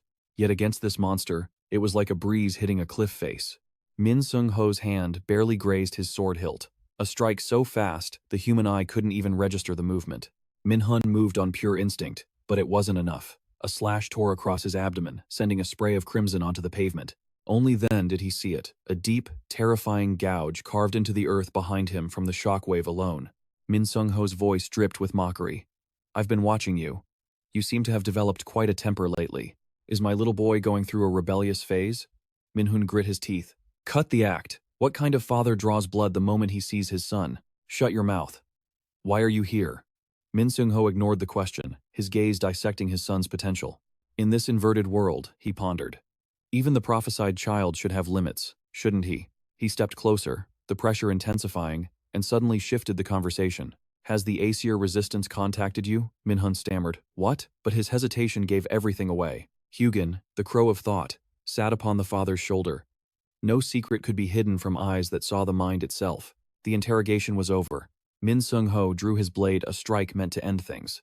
Min-Hun desperately deployed his magic armor, but the barrier shattered like glass against the overwhelming force. The blow was casual, yet the impact was catastrophic. Min-Hun's body screamed in pain. Was this truly just the power of an A-rank conqueror? This wasn't human strength. This was the might of a god walking among mortals. Trembling, he asked, "Are you trying to kill me?" Min-Hun replied coldly, "No. I'm just going to take your legs." Like father, like son, both vicious to the core. Without a second thought, the blade sang through the air once more. A slash of pure dark magic tore toward him. Min-Hun braced for death, but fate intervened at the final second. A black cat materialized from thin air, intercepting the blow. Min-Hun's brow twitched in irritation. Has the pact between the Aesir and the Resistance crumbled? Or do you simply wish to challenge the great Odin yourself? The cat hissed, voice dripping with disdain. "I don't know what nonsense you're spouting. Get lost." The beast leaped down, morphing instantly into a girl crowned with massive horns. Min-Hun stood frozen, surrounded by monsters in human skin. Min-Hun's mind raced, chaos swirling around him. Min-Hun narrowed his eyes. "Are you intent on making this situation worse?" The horned girl didn't speak. Instead, she sliced her own skin with razor-sharp nails, letting thick, black blood drip onto the pavement. The droplets writhed and expanded, exploding into demonic, shadowy arms that lunged for Min-Hun's throat. But the servant of Odin was not prey to be hunted so easily. He stomped a single foot. A shockwave of wind erupted, blasting the shadow appendages into oblivion. Min-Hun stood immovable, his voice echoing with disdain. To think the war of gods now relies on a mere mortal. Loki's power was fading, flickering like a dying candle. He sheathed his blade with icy calm, but his aura radiated pure killing intent. "Cross me one more time," he threatened, his voice low and dangerous, "and I will not be so merciful." "Oh, I'm shaking in my boots." The girl didn't even flinch. Instead of backing down, she clenched her fist, ready to throw a punch. With a fearless smirk, she threw his threat right back in his face. "Bark all you want. But remember this. If you dare stand in my way, I can take your head whenever I please. Anytime. Anywhere." The deity, disguised as a harmless black cat, vanished in a blur of motion. A thin crimson line appeared on the enemy's throat, a warning cut delivered before she continued her speech. "The ancient treaty only protects the Aesir and the Resistance. There is no law in heaven or earth that forbids me from slaughtering Odin's pet crow, right here and now." Min-Hun realized he was outmatched. Humiliated, he stormed off, nursing his bruised ego. The moment the pressure lifted, Min-Hun could no longer stand. His legs gave way, and he collapsed to the ground. The titans had clashed, shaking the very earth. Meanwhile, he was just an insect caught in the storm. Mana poisoning ravaged his body, a humiliating reminder of his own weakness and bad luck. The mysterious girl paid his pathetic state no mind. She introduced herself simply as a friend of Hio. "I am the Observer," she declared, "and I will be your guide through the 5 trials of destiny." The chaos finally subsided. Min-Hun dragged himself back to the dormitory. Gritting his teeth, he activated his sacrificial skill, trading his own vitality to heal his broken body. The black cat girl hadn't left. She watched him from the shadows with piercing eyes. "If you have questions," she purred, "now is the time to ask. My knowledge is yours." She promised to answer everything. Min-Hun didn't waste a second. He looked her dead in the eye, his voice trembling with suppressed rage. "Min-Hun, who is he really?" He had suspected a connection to Odin, but nothing could have prepared him for the truth. The answer struck him like a physical blow, leaving him stunned. "He is not your father," she revealed coldly. "His true name is Hugin. He is one of Odin's eyes, the crow of thought. He is a mythical beast of legend, a creature with the terrifying power to manipulate and steer the fragile minds of humans. He borrowed the power of memory manipulation from his brother, Min-Hun. For years, he hovered around you, wearing the mask of a loving father, and his sole purpose? To watch you. To monitor the enemy foretold in the prophecy. To prove her words, she reached into his mind, the seal on his memories shattered. Min-Hun was violently pulled back into the darkness of his own past. He remembered the day he awakened his mana. It was a nightmare of endless beatings and cruel insults. But then, the vision shifted to something far more painful, a memory that broke his heart. A funeral altar, a portrait of a man. Staring at it, the fog lifted. He remembered the truth he should never have forgotten. He saw his real father, a man with a warm smile. He felt the love of a true family, a time when happiness wasn't just a dream, but a reality. The dam broke. Every stolen memory, every sealed moment, flooded back in a torrent of absolute agony. He collapsed to the floor, sobbing uncontrollably. "Why?" he screamed. "Why destroy my family?" The cat girl watched his sorrow, then began to weave the tale of the ancient world. 10,000 years ago, the first apocalypse descended. It was Ragnarok, the twilight of the gods. The Resistance Alliance fought desperately against the Aesir to stop the genocide, but in the end, they were crushed under the heel of the Aesir and the Vanir armies. The war ended in blood and silence. Odin spared the surviving gods and giants, but at a terrible cost. He forced them into a binding treaty as prisoners of war. Since then, every living being across the realms has groaned under the weight of his absolute tyranny. But the Norns, the Weavers of Fate, spun a final prophecy. 10,000 years after the second genocide, the weakest creature would rise. They would topple Odin, shatter Asgard, and forge a new world. She pointed a claw at him. That creature is you. The pieces fell into place. Min-Hun realized he was just a weapon being sharpened to slay a god. Meanwhile, the one-eyed king sought to devour the world tree and claim Earth itself. Odin has already conquered 4 worlds. He will not stop until the second apocalypse grants him dominion over the rest. A question burned in Min-Hun's mind. If Odin is supreme, he asked, why am I still breathing? Why hasn't he killed me yet? The prophecy protects you, she answered simply. It is a force of destiny so absolute, so terrifying, that even the king of gods cannot defy it. But beware, when the second apocalypse begins, the laws of fate will break, and you will be killed again. Min-Hun finally understood the gravity of his existence. He had been a puppet on divine strings. They slaughtered his family, raped his mind, and cast him into the gutter, all because a prophecy threatened their throne. The cat girl saw the fire of hatred ignite in his eyes. Do you seek vengeance? She whispered. Do you wish to protect what little remains? I am your guide. I will grant you the power to rise from the ashes and butcher the one-eyed king. Ding! The system flashed before his eyes. A new quest accepted, the God Slayer. 3 S-rank trials remain, she intoned. Survive them, and you will earn the blessing needed to withstand a god's wrath. Her form began to fade, leaving one final command. Become strong. Min-Hun. Become stronger than them all, or be devoured. Meanwhile, in the shadows of the academy, Principal Gu Jae-in was plotting a massacre. He spoke into the phone, his voice dripping with malice. Fear not. Once the trash, the low-ranked students are purged, resources will naturally flow to the elite. A sinister smile curled his lips. I trust you can handle the political fallout, Mr. Congressman. However, the man hesitated, visibly conflicted. He wanted no part of this madness, knowing the National Punishment Bureau would eventually sniff out their trail. But escaping the clutches of the vile Ga-in was never truly an option. The principal's cruelty knew no bounds. He assured Ga-in that preparations were complete. During the upcoming guild trials, he would personally tear open a dimensional gate. Just the mention of opening the gate made his ally tremble like a leaf in a storm. Ga-in wasted no time, promising to funnel the state support funds to M.S. exactly as they had conspired.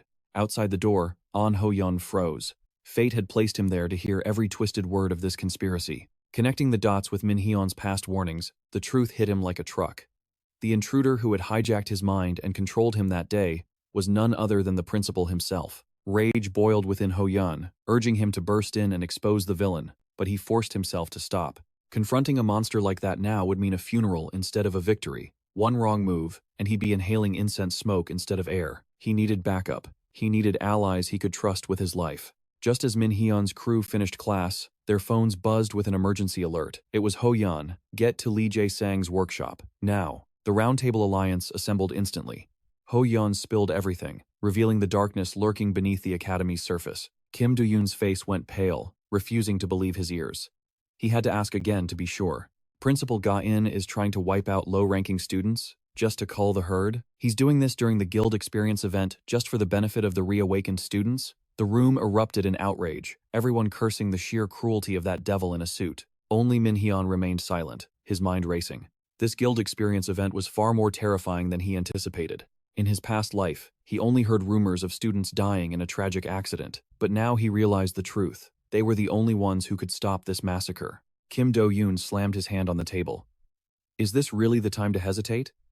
Lives are on the line. Our classmates are walking into a death trap. Lee Jae-sung raised a hand in agreement, and So Yi-na pledged her strength to the cause. Initially, Min-Hyun wavered, but seeing the blazing fire in their eyes, his resolve hardened. As if on cue, the system chimed.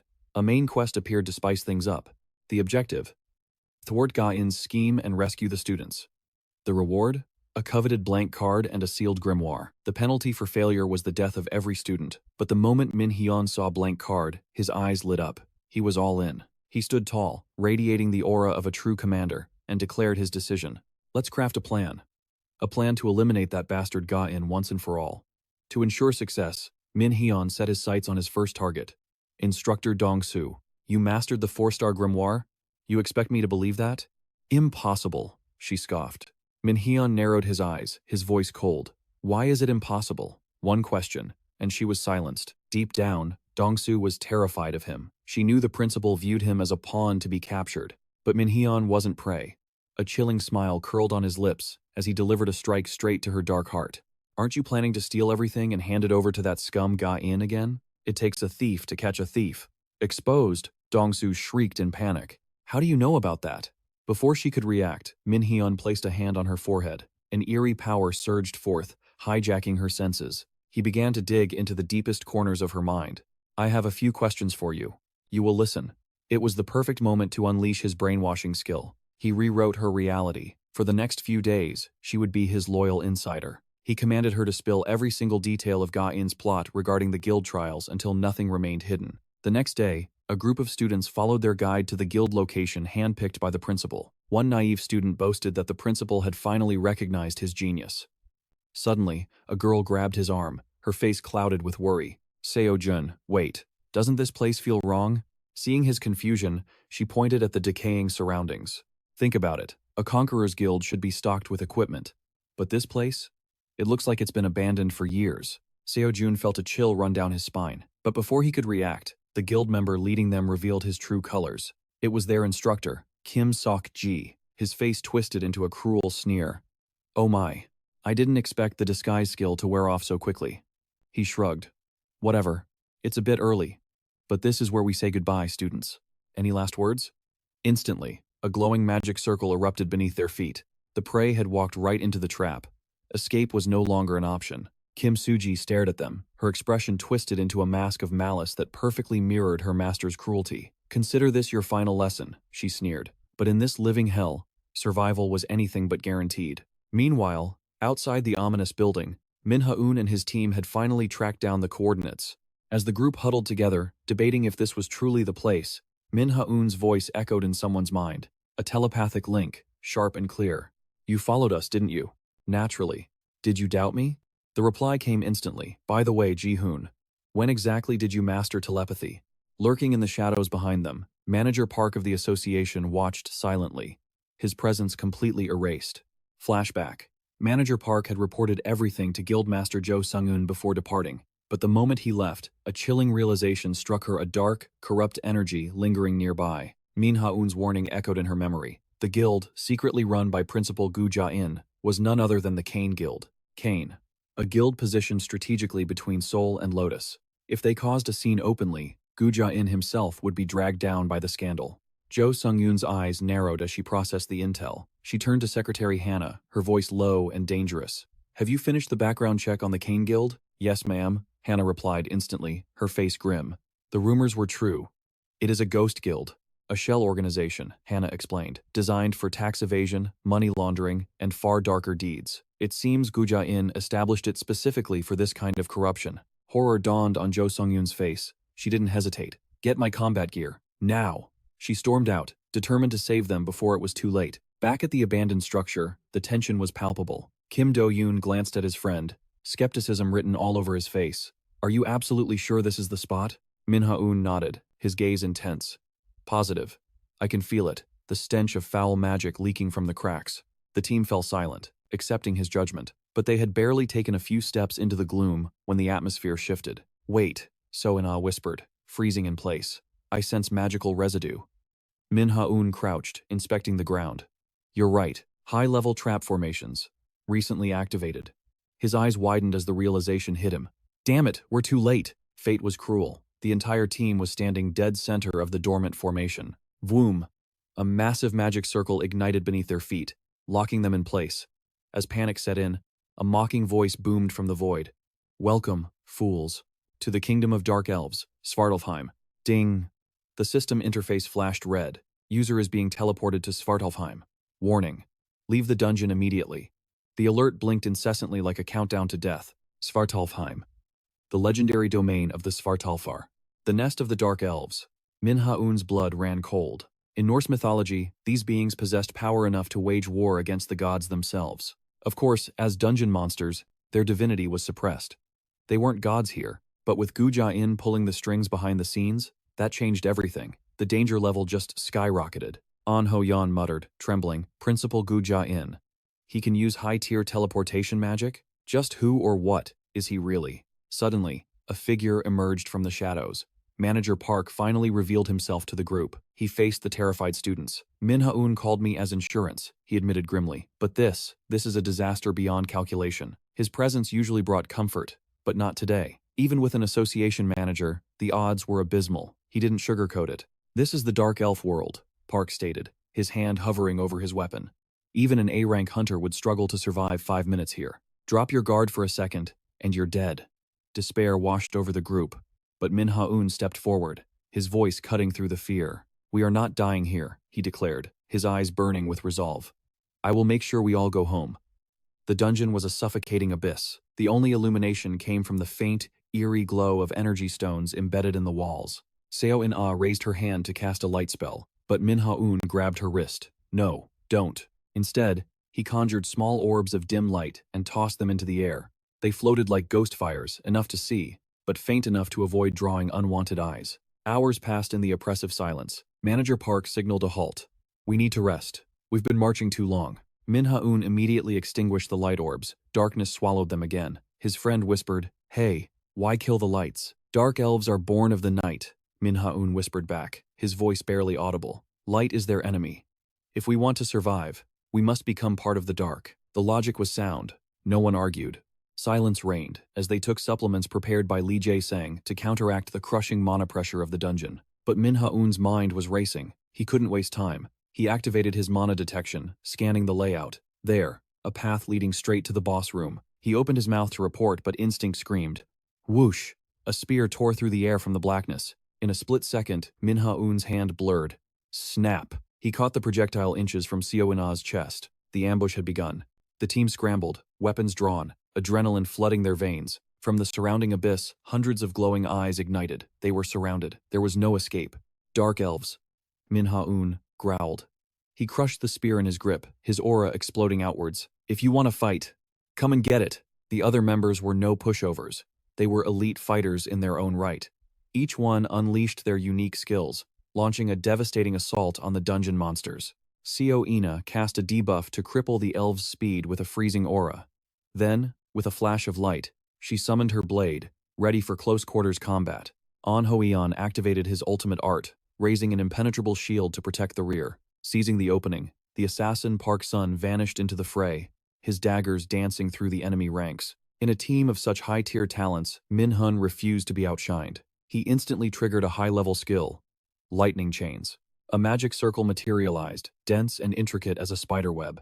Crackling chains of electricity erupted from the void, piercing through the enemy bodies with ruthless precision. The first wave of the attack was a complete success. Min-Hun roared his commands above the chaos. Listen up, Kim Rose-jung and Seo-in-Ah. Switch to fire magic only. He paused just long enough to deflect a sneak attack, then continued his orders. An Ho-Yan, use taunt to simplify their movement patterns. Manager Park, your job is simple. Slaughter every dark elf distracted by Ho-Yan's aggression. Even though they didn't understand how he knew the enemy's elemental weakness, his aura commanded absolute obedience. They followed his lead without hesitation. Park Sun triggered his stealth ability, erasing his presence entirely from the enemy's vision. What followed was a symphony of death. One swing, one life. A perfect harvest of souls with zero wasted movement. Min-Hun, however, was a different beast. Despite being a mage, he fought like a brawler. He unleashed Fire Palm, a martial art from his warrior days, crushing skulls one by one. The battlefield became a hellscape of smoke and the scent of searing flesh. Watching his kin fall to the barrage of fire, a dark elf gasped in horror. How? How do these wretched humans know our weakness? But before the answer could leave his lips, An Ho-Yan's blade pierced through his chest. Min-Hun didn't hesitate. He followed up with a lightning chain, obliterating the creature instantly. Thanks to Min-Hun's tactical genius and the team's unity, they wiped out the Dark Elves without a single scratch. But Min-Hun offered no respite. Move out. We are racing against death itself. He sensed the faint aura of survivors down the left path. Every second wasted was a step closer to their graves. How could you bungle something so simple? Ga-in's voice dripped with venom. Kim Seok-ji trembled, bowing his head low. I apologize, sir. I never expected an outsider to breach the guild building. Deaths from a random gate opening can be covered up easily, Ga-in sneered. I don't fear strong enemies. I fear incompetent allies. Rage consumed Ga-in as he glared at the fool before him. Bam! He slammed the table, the spiritual pressure alone making Kim Seok-ji cough up blood on the spot. But the torture wasn't over. Ga-in's voice dropped to a terrifying whisper. Pray this goes smoothly. If a single student makes it out alive. Well, I think you know the price of failure, Instructor Kim. Deep in the dungeon's abyss, a girl stumbled through the darkness, dragging an unconscious boy. Her legs gave out, and they collapsed in a heap of despair. Just as she accepted their grim fate, Min-Hun and his team burst onto the scene. Potions were administered, and vitality returned to their weary bodies. Once they were lucid, Min-Hun cut to the chase. What happened here? The survivors took turns recounting the nightmare. The moment they fell, dark elves ambushed them. Everyone else was captured. They were the only lucky ones to slip away. But the escape took its toll. Mana overload had caused the boy to collapse. The girl lowered her head, shame burning her cheeks. Min-Hun saw the guilt in her eyes, the shame of running away. But he didn't judge. Facing a monster beyond your level and winning, that only happens in movies. In reality, you die. He offered a few words of comfort before shifting to business. Where were the others taken? The girl replied instantly. There's a leader controlling the dark elves. Everyone was dragged to his lair. First question answered. Now for the second. Who sent you down here? The male student, Seung-jong, ground his teeth in fury. It was Principal Ga-in. He's the mastermind behind this hell. The puzzle pieces finally clicked. Min-Hun turned to his team. I can sense the monster's energy signature. The path behind me leads straight to their nest. I'm going in alone to save the students. Chaos erupted within the group. The girls protested, but the men understood the harsh reality. Their power levels were too low. They would only be shackles on Min-Hun's ankles. Worse, they might all end up in the same grave. Manager Park sighed heavily. Fine, but listen to me if it gets too dangerous. You retreat immediately. An Ho-eon stepped up, his shield ready. Stop worrying about us and go. I'll protect these survivors with my life. Min-Hun had barely vanished into the shadows when Manager Park suddenly signaled for absolute silence. The enemy was closing in. But before the warning could leave his lips, blood sprayed violently from Park's left shoulder. As he collapsed, powerless, a grotesque creature emerged from the gloom, flanked by his twisted kin. I wondered where these buzzing pests came from, the creature sneered, looking down on them, to think it would be mere humans. Meanwhile, Min-Hun stood before a colossal gate, intricately carved with ancient patterns. He knew his team might be in danger while he was away, a heavy feeling settling in his gut. But the boss was right here, and he had to end this nightmare as fast as possible. As he pushed the heavy doors open, the figure seated on the throne spoke first. You have finally arrived. I heard we would have guests, so I prepared a very special reception. At that exact moment, the earring Min-Hun wore linked to his teammate's status suddenly flashed with a warning light. Through the artifact, he felt Manager Park's life force fading rapidly into the void. The misfortune didn't stop there. The massive doors slammed shut behind him, sealing his fate as a horde of dark elves emerged from the shadows. The boss declared that there would be no escape. Min-Hun would have to slaughter every last one of them and walk out over their corpses. The monster stared at him, provocation dripping from its eyes. Well, what will you do now? The creature smirked.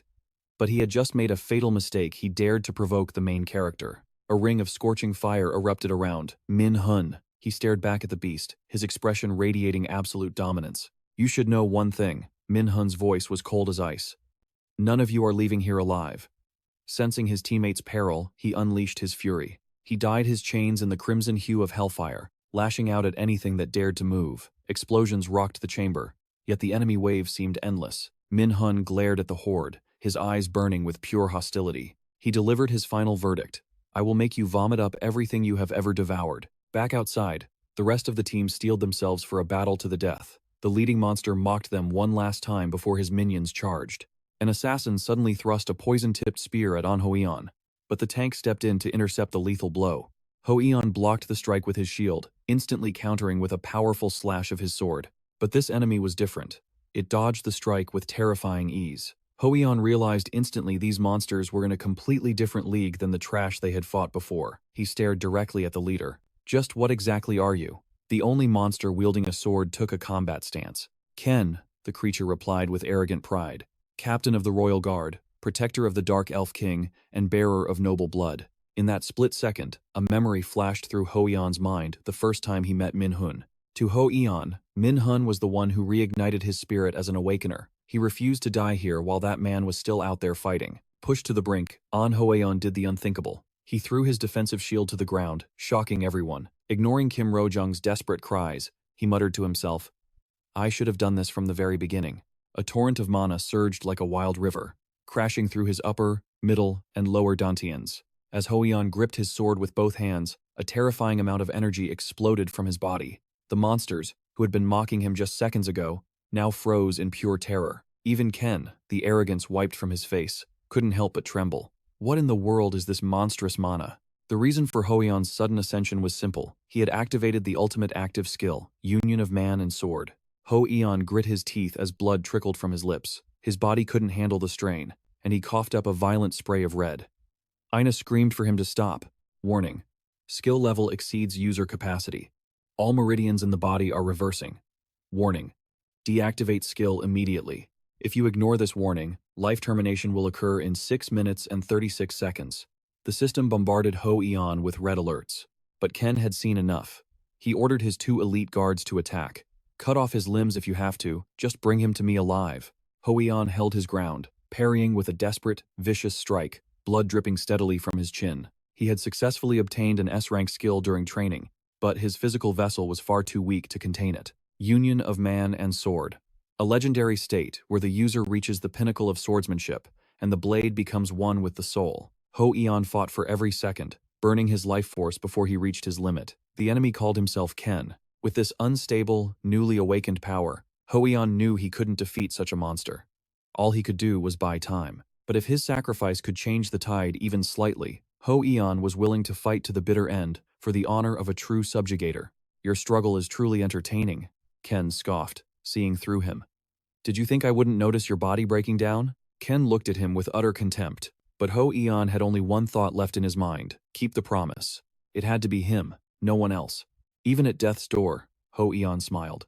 This monster could never understand the ideal that drove him to make this sacrifice. With resolve in his eyes, the young warrior swung his blade, charging forward with speed that tore through the very wind. Ken wears a twisted sneer. He sidesteps with terrifying grace, evading the sharp blade before casually thrusting his own sword toward the back of Hoeon's neck. Hoeon's reflexes scream. He spins, raising his blade for a desperate block before scrambling backward. "Ha! Lowly trash!" Ken spits insults, but freezing his opponent in place is the only thing Hoeon cares about now. The young warrior offers no retort. Instead, he launches another relentless assault. Their weapons collide with the force of a thunderclap. Even Ken grimaces at the sheer weight of the blow, but Hoeon is far from safe. A jagged current of lightning surges through his body, forcing him to sweat under the crushing pressure. Is less than warning. Is greater than. The user's body is disintegrating. Danger imminent. Is less than deactivate. Skill immediately. Is greater than. Every muscle fiber screams in paralysis. His blood flow grinds to a halt. In this moment of absolute vulnerability, Ken seizes the advantage and strikes. Hoeon can only watch in horror as he is launched into the air. His limits have been shattered. His body can take no more. Knowing the end is near, the young man abandons all defense.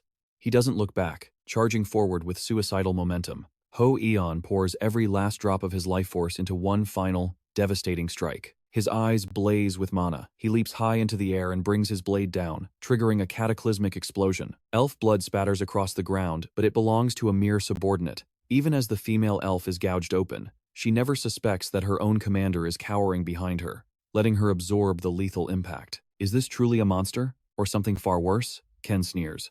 Don't worry, you served a very useful purpose. Ken laughs in mockery as the loyal subordinate crumbles into ash. Truly, a coward without equal. Hoeon coughs up a mouthful of blood.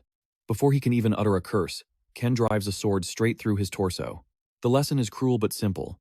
Never speak of justice to those who have no honor. Meanwhile, deep within the boss chamber, the hell chains of Jae-hyun awaken. Nearby, 3 figures lie unconscious in a cage, soaked in blood. Remembering his 10-minute promise to Hoeon, Jae-hyun snaps his eyes open. The flames around him roar with newfound ferocity. In the instant his gaze pierces the darkness, Jae-hyun's inferno incinerates every dark elf crawling around him. You fool! Do you really think you can overcome these numbers? The Elf King wears a smile of arrogant disdain. The dark elves swarm like a plague of ants, surrounding Jae-hyun. He barely spares them a glance, his voice cold. Why wouldn't I? For a useless human, You certainly have an abundance of pride. Tell me, who exactly is the useless one here? That question strikes a nerve. It pierces straight through Jae-hyun's pride, digging up the insults he has endured since childhood. His ego is bruised, but his rage is absolute. He is sick of hearing those words. A colossal wave of energy explodes from his body. The Elf King flinches, screaming for his minions to swarm the human immediately. Is less than active skill. Hell prison chains. Is greater than dozens of iron chains, wreathed in crimson fire. Erupt around Jae-hyun. He launches himself forward, delivering a flame-wreathed punch straight into the face of the nearest enemy. I've been dying to test this new skill. Thanks for giving me the perfect target practice. I appreciate it. The King of the Dark Elves stands frozen, rooted to the spot like a statue. He watches in horror as his subjects are swallowed one by the raging inferno, turning to ash. You bastard! Do you think I'll let you live after this massacre? The king screams his threats. Jae-hyun suddenly pauses, his gaze shifting toward the iron cages. Are you actually serious right now? His god's eye flashes with golden light. Jae-hyun steps closer to the king, who can do nothing but point a trembling finger. Even now, the king cannot comprehend it. How can a mere human possess such catastrophic power? He knows victory is impossible. You will regret this. Even if you kill me, the seven kings will. But Jae-hyun's face is a mask of indifference. Does he look like he cares? Jae-hyun blurs into motion, closing the distance instantly to deliver a crushing blow. His fist connects with the king's face, detonating a burst of flames. If they're angry, let them come find me. Meanwhile, back on Hoeon's battlefield, blood soaks the earth. In-Ah stands petrified, a statue of despair. She curses her own helplessness. She couldn't even track the battle with her eyes, let alone intervene. Now, her friend has fallen. She hates her own weakness for costing her another comrade. Now, she is the last one standing. Ken reaches out, his fingers curling to crush In-Ah's throat. You'll make a delicious dessert.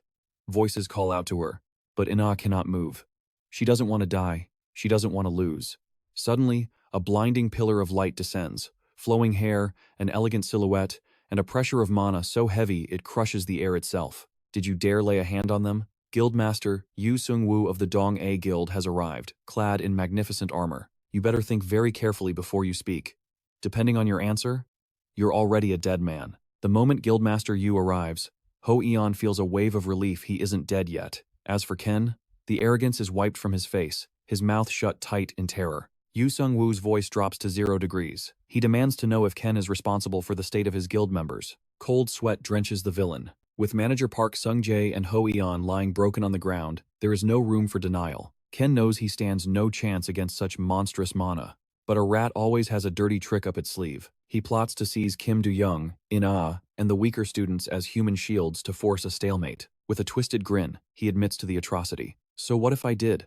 I never intended to fight a monster like you fairly. Sung-eun triggered her ultimate technique. Sacrifice. A wave of healing energy surged out, mending everyone's wounds at the terrifying cost of her own life force. Kane's eyes nearly popped out of his skull. How could a mere human heal at such godlike speeds? Sung-eun glared at the monster. A true healer never abandons the wounded, not even an enemy. But for him, she would make a glorious exception. I hate it when trash touches my people. Ignoring Kane's pathetic begging, she unleashed a single, devastating strike. He vanished into nothingness instantly. Guildmaster Kim Yoo-jung froze. That wasn't a skill. It was just a raw projection of mana. Yet, that simple burst was enough to obliterate a monster like Kane. Priorities, Sung-eun muttered, turning away from the dust. I need to stabilize these two first. In a blink, she was already kneeling beside Manager Park. In-A rushed over, her voice trembling. How is he? Will he make it? The manager is stable, Sung-eun diagnosed instantly. But Ho-eon, his condition is critical. These wounds are catastrophic. The boy had pushed himself far beyond his limits. His body was paying the price for wielding power he wasn't ready to control. His mana circuits were in absolute chaos. Every nerve connected to his magic core was shredded and burnt to a crisp. 1 minute later, and he would have been a cripple forever. As she sealed his wounds, the system penalized her. 2% of her maximum life force, gone forever. She exhaled a heavy sigh. That skill was a nightmare to use. If Jae-hyun hadn't saved her in the past, she would be dead by now. Will the kid survive? Yoo-jung asked the question everyone feared. Of course, Sung-eun scoffed confidently. Who do you think I am? But don't expect him to wake up for a few days. Wait, where is Jae-hyun? Guildmaster Kim asked. The group fell silent. Finally, someone whispered, Min Jae-hyun. He went to the boss room alone. The silver-haired youth answered reluctantly. Sung-eun paused for a heartbeat, then a smirk played on her lips. Don't worry. That guy is just fine. Yu Jung couldn't share her optimism. He went solo to slay the dungeon boss? How could anyone be certain of his survival? Trust me, Sung-eun assured her. Jae-hyun is harder to kill than a cockroach. Those dark elves rely on magic, and against him, they don't stand a chance. She was right. The Dark Elf King was currently coughing up blood, getting absolutely dominated. Jae-hyun stood over him, grinning like a predator. If you're mad, come find me in the afterlife, Jae-hyun taunted. That is, if you can even make it out of this room alive. It was a rhetorical question. With a chest full of gaping holes, the king was already a walking corpse. The Elf King's mind raced with humiliation. To fall to a mere human? Unacceptable. He had to send a warning to his brethren before the end. He gathered his last strength to flee. But Jae-hyun wasn't about to show mercy. In a blur of motion, he leaped and slammed the king's face into the dirt. Going somewhere? Jae-hyun whispered coldly. You think I'll let you die alone? No. I'm dragging you to hell myself. The king smirked. He had one final trump card. The forbidden art of the Dark Elves. Glacial Domain. Now, the human would know true fear. He would show this brat what the gates of the underworld looked like, a parting gift of frozen death. But Jae-hyun didn't flinch. He laughed. The king stared in horror. Perfect timing. The human chuckled. I didn't think I'd get to test this out so soon. He whipped out a blank card. The system chimed instantly. Would you like to copy the target's skill, Glacial Domain? Hell yes, he grinned. The S-rank skill was sealed into the card instantly. Jae-hyun triggered absolute calculation and shattered the enemy's magic structure. The deadly ice crumbled into harmless snow. The Elf King's face went pale with despair. Impossible. How can this be? Jae-hyun grabbed the king by his hair, lifting his head. Ever heard the saying, know your enemy, and you win every time? Flames erupted from his hand, incinerating the king from the skull down. The system flashed. You have defeated the Dark Elf King, Canon. Legendary achievement unlocked. New title acquired, Slayer of the Dark King. Jae-hyun stared at the ashes. You should have known. We aren't even in the same league. His expression was cold as stone. The loot notifications began to roll in. Received, Dark Elf King's Essence. Received, Spiked Armor of the Dark Sovereign. Mission complete. The second turning point.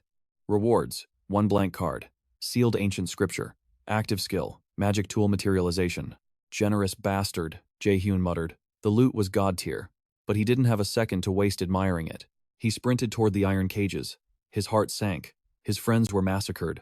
Only one was barely clinging to life. Without hesitation, he activated Sacrifice to heal the survivor. Brilliant light exploded. Suddenly, a gentle hand grasped his own. It was Seung-eun. She had made it. Being a healer was a cruel fate.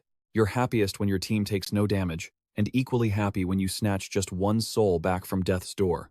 Her eyes shimmered with emotion. Together, they poured their mana into the sole surviving student. A blinding pillar of light engulfed the entire chamber. Meanwhile, Kim Sok-ji was raging inside his luxury sedan. His scheme had failed. Even if you rats survive the dungeon, it's meaningless. I'll make sure you all die screaming, he swore. Suddenly, a shadow loomed. Jae-hyun was standing right outside his car window, staring into his soul. The glass didn't hide the killing intent in Jae-hyun's eyes. So, it was you all along, wasn't it? You piece of trash. 1 hour earlier. At the guild entrance, the silver-haired youth bowed to Guildmaster Kim and Manager Park. Since you're so grateful, Kim smiled. Why don't you swing by our guild later? Sung-woo is in such high spirits that he cheerfully invites the young students to his place. Come over! We can wreck the house if you want. Let's go right now. Yoo-jung's eyes practically sparkle as she agrees without a second thought. But Ji-eun steps in immediately, scolding her friend to read the room and show some dignity. Who would have expected a swift kick to the knee in response? She is ordered to keep her mouth shut for the rest of the day. Ji-eun rolls her eyes, sighing internally at the chaos. For someone with low combat specs, that kick packed a surprising amount of force. Moments later, a vehicle screeches onto the scene. The car barely stops before Hannah leaps out, scanning the area frantically. Spotting her target, she rushes over to check if Guildmaster Sung-woo is injured. She had raced here in a panic after losing contact for hours. Sung-woo waves off her concern, promising to explain the details later. Right now, her priority is evacuating the injured and the students back to the guild. Meanwhile, Sung-woo and Jae-hoon must remain behind. There is unfinished business here. Hannah sighs, but accepts her orders. She turns to her brother. Let's go, Manager Park. Do not drag your feet. She goes after her big brother immediately. Jae-hoon suddenly remembers Manager Park's injured arm and opens his mouth to ask about it. Manager Park frantically uses telepathy. He begs Jae-hoon to keep his injury a secret from his sister. Burning mana right after an injury is risky, but facing her wrath is a fate far worse than death. Hannah's patience wears thin. If you keep standing there like a statue, I assume you want to walk all the way home. With a younger sister who guards him like a hellhound, the 12-year veteran brother has no choice. He lowers his head and scampers after her. Seung-woo gives one last instruction for Hannah to look after the children. She nods obediently, loading everyone up and driving into the distance. Once the car disappears, Jae-hoon turns to Seung-woo.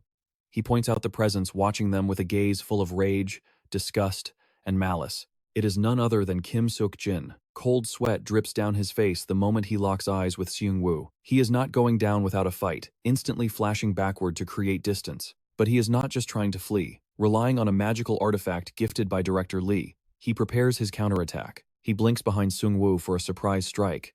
But catching this monster is impossible.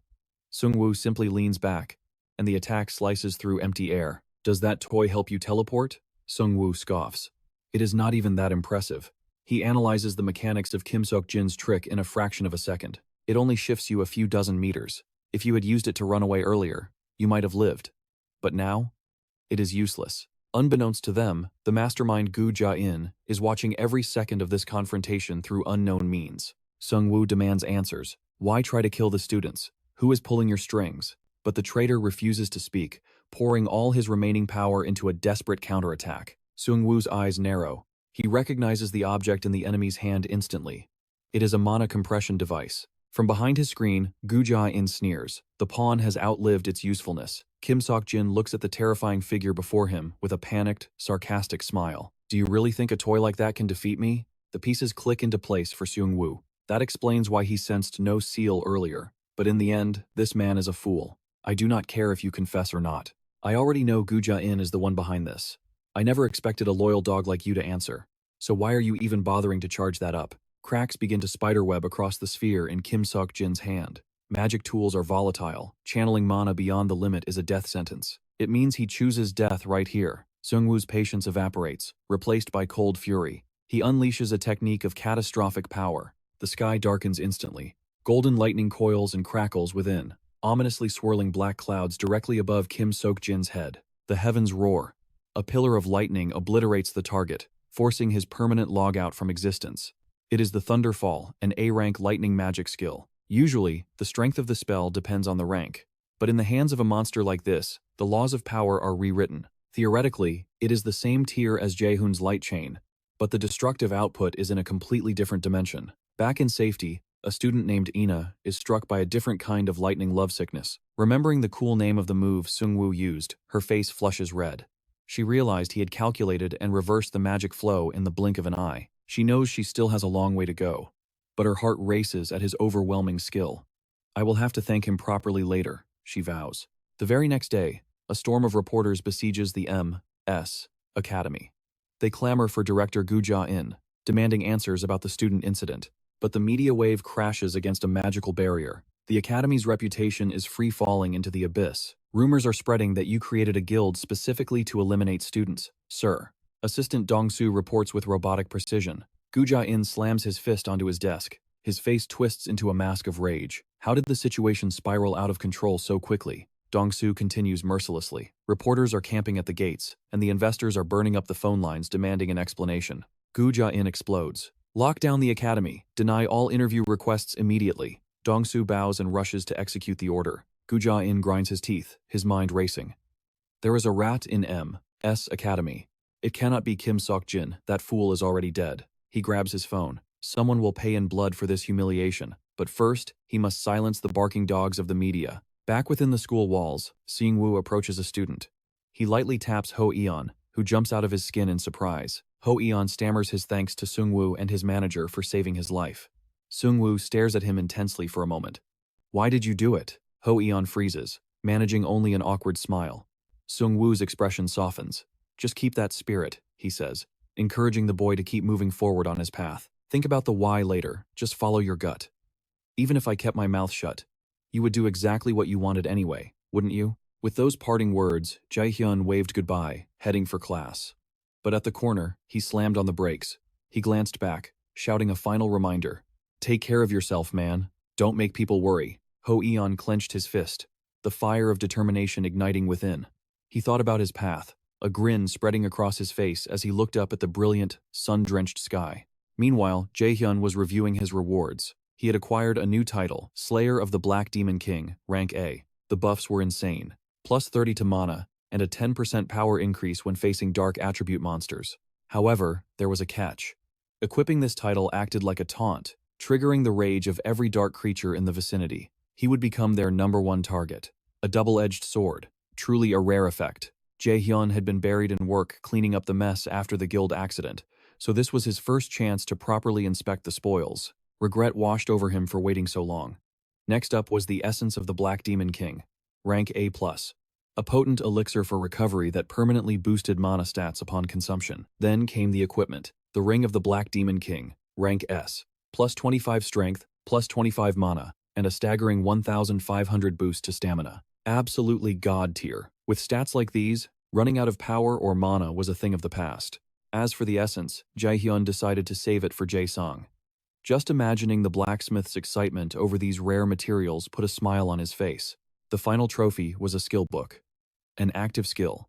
Magical Artifact Visualization, currently at level 1. This ability allowed him to conjure armor instantly during combat by consuming mana. The higher the skill level, the stronger the creation. However, these magical artifacts would vanish once his mana supply cut off, and the rank of the item? Completely random. If the armor's rank was too high, it would automatically downgrade to match the user's level. Time to test this bad boy out. In the blink of an eye, a dagger materialized. Holy crap. This was beyond perfect. Its value wasn't in the name, but in its sheer utility. On the black market, a rank C armor piece could easily fetch 10 million won. Basically, every time he cast this, he was generating a fortune in mere seconds. While he was happily spinning the dagger, admiring his new toy, suddenly, it began to glow. The legendary item, Mistletoe, was resonating. System alert. You have met all conditions to unlock the true potential of Mistletoe. You have acquired a passive skill, Mechanical Genius. The dagger instantly morphed into a shimmering blade. From this moment on, every item created by the user would automatically receive a rank upgrade. You have got to be kidding me. This luck was absolutely insane. Finally, Jae-hyun understood the true power of the bracelet. He had wondered why it was classified as a weapon before, but now, the truth was crystal clear. When fate serves you a feast on a silver platter, who are you to refuse? Time to hit the training grounds. Wasting this would be a crime. However, reality struck the next morning. The hellish exam review period had begun. The exams at this academy were legendary for their brutality. It was a graveyard for students, known for fierce competition and difficulty levels that crushed souls. The assessment was split into 2 battlefields, written theory and physical practical exams. Theory was the standard paper nightmare. Practical involved potion brewing and a full-scale dungeon raid. The entire event would be broadcast nationwide. But right now, Ho-yeon was facing a more immediate threat, getting his butt kicked by Kim Yoo-jung for sleeping. He didn't even have time to wipe the drool before scratching his head in apology. He had dozed off right in the middle of taking notes. Oh really? Do you have any idea that midterms are just a few days away? If you fail this time, you will be so traumatized that reading a single line of text will make your brain short-circuit. Yoo-jung's voice thundered across the library. Ina buried her face deep into her book, wishing she could activate a stealth skill and vanish from existence. Jae-hyun watched the chaos with a pained smile. It was hopeless. One blank sheet and one chaotic mess. These two were absolute disasters when it came to theory. Jae-hyun had suggested the study group, thinking their growth would benefit everyone. He never imagined it would turn into this half-dead nightmare. He was doomed. Ho-yeon was already tearing up. "See you in remedial class," he whimpered. Ina looked like a ghost. Yoo-jung slammed her ruler onto the desk, entering full dark teacher mode. "Are you two done whining? Sit up straight. The next 2 subjects are wavelength, comprehension, and predator mindset." Jae-hyun stared at the ceiling, letting out a heavy sigh. Smashing his foot with a rock would be less painful than sitting through this. A few days later, students stumbled out of the exam hall, eyes glazed over. The test was so hard they were seconds away from cursing the school's ancestors. But 2 seconds later, their eyes popped back in to admire the view. The top scorers of the rookie hunt had arrived. Ina, Yoo-jung, and Min-Hun walked together, the valedictorians of the rookie hunt. The crowd could only sigh in awe. Birds of a feather truly flocked together. Jae-hyun was part of this elite F4 lineup as well. Everyone assumed they had crushed the exam. While the crowd seethed with jealousy, Min-hun sighed. Being envied was better than being hated, he supposed. Yoo-jung turned to Ina. "How did you do?" The girl looked like her soul had ascended to the afterlife. Her face was blue, eyes rolling back to say goodbye to this cruel world. Yu Jung sighed helplessly. They had tried their best. The problem wasn't the effort. The problem was that Ina and Ho Eon were simply not born for the academic life. Min-Jae-han was so bored his words practically dripped with venom. Meanwhile, In-Ah overheard the cruel whispers of her classmates. Heartbroken, she ran to her mother, confessing she had heard every stinging word. "If you heard them, then so be it," her mother said. "Just focus on your studies." It was a harsh truth. Where there is admiration, jealousy follows like a shadow. Some people simply find your existence an eyesore. Case in point, this guy right here. Grinding his teeth, he swore a blood oath to crush Lee Jun once and for all. His friend could only facepalm at the delusion. "Give it up, man. Lee Jun always wins. Stay away from him, unless you want me dragging your corpse home later." But even top-tier geniuses have their weaknesses. Boom. Yu Jung's face was covered in soot as her experiment exploded. Lee Jun laughed until his sides hurt, until he looked down at his own pot. It was pitch black. What exactly was he so proud of? Lee Jae-sang didn't have the heart to say it, but when pressed by Lee Jun, he could only stammer the harsh truth. Actually, Jae-sung hesitated. "At this rate, you're both going to fail this class. Neither of you has a single drop of talent for alchemy." Emotional damage. That truth hit harder than a physical blow. Min Jae-han couldn't help but curse under his breath. They had practiced for countless hours, yet the results were consistently garbage. They had to avoid a failing grade at all costs. Jae-sung scratched his head, feeling helpless. "Is there really no way to save us?" Jae-sang hesitated. "There is one way, but you two must use a legendary item. We need a monster known as the Moon Firefly. They only exist in the purest environments, untouched by human filth or pollution. They are incredibly rare. Less than 100 appear on the black market each year. If we grind 1,000 of their shells into dust, it creates a catalyst that maximizes any potion's potency instantly. To save their academic lives, Min Jae-han and Yu Jung swallowed their pride. They tracked down Go So-eun. Her eyes narrowed instantly. "What do you two want?" Her hostility wasn't surprising, not after their intense clash in the past. "I have a request," Lee Jun stated flatly. "I'm not doing anything for you," she shot back. "Get lost." But Lee Jun was prepared. "Are you sure? Do you know who you're talking to?" She scoffed. "What? Are you going to offer me extra credit?" "Cash," Lee Jun said. "We can sign a contract right now. 30 million. Yu Jung nearly jumped out of her skin. Where on earth did he get that kind of money? But for the sister of the Golden Spider Lily, this amount was just business as usual. "Deal. I'll do it." Her attitude flipped faster than a page in a book. Yu Jung couldn't believe it was that easy. And so, the chaotic quartet headed to Jeollabuk-do, near the Deogyu Mountains. "The air here is so fresh," Yu Jung exclaimed. "Are you here on vacation?" Lee Jun sneered. Jae-song smiled awkwardly. "They really are two of a kind." So-eun just sighed at the idiocy. 1 hour earlier, the atmosphere in the planning room had been tense. "Sounds like a plan," Seo-eun said. "But even with my tracking skill, I need a trace to start with. Do you have a lead?" "I'm bringing a genius alchemist. Don't worry about it." "Who?" she asked. Min Jae-han glanced at the door. Lee Jae-sung peeked his head in timidly. "Lee Jae-sang? That's the genius you mentioned?" So-eun's face twisted in doubt.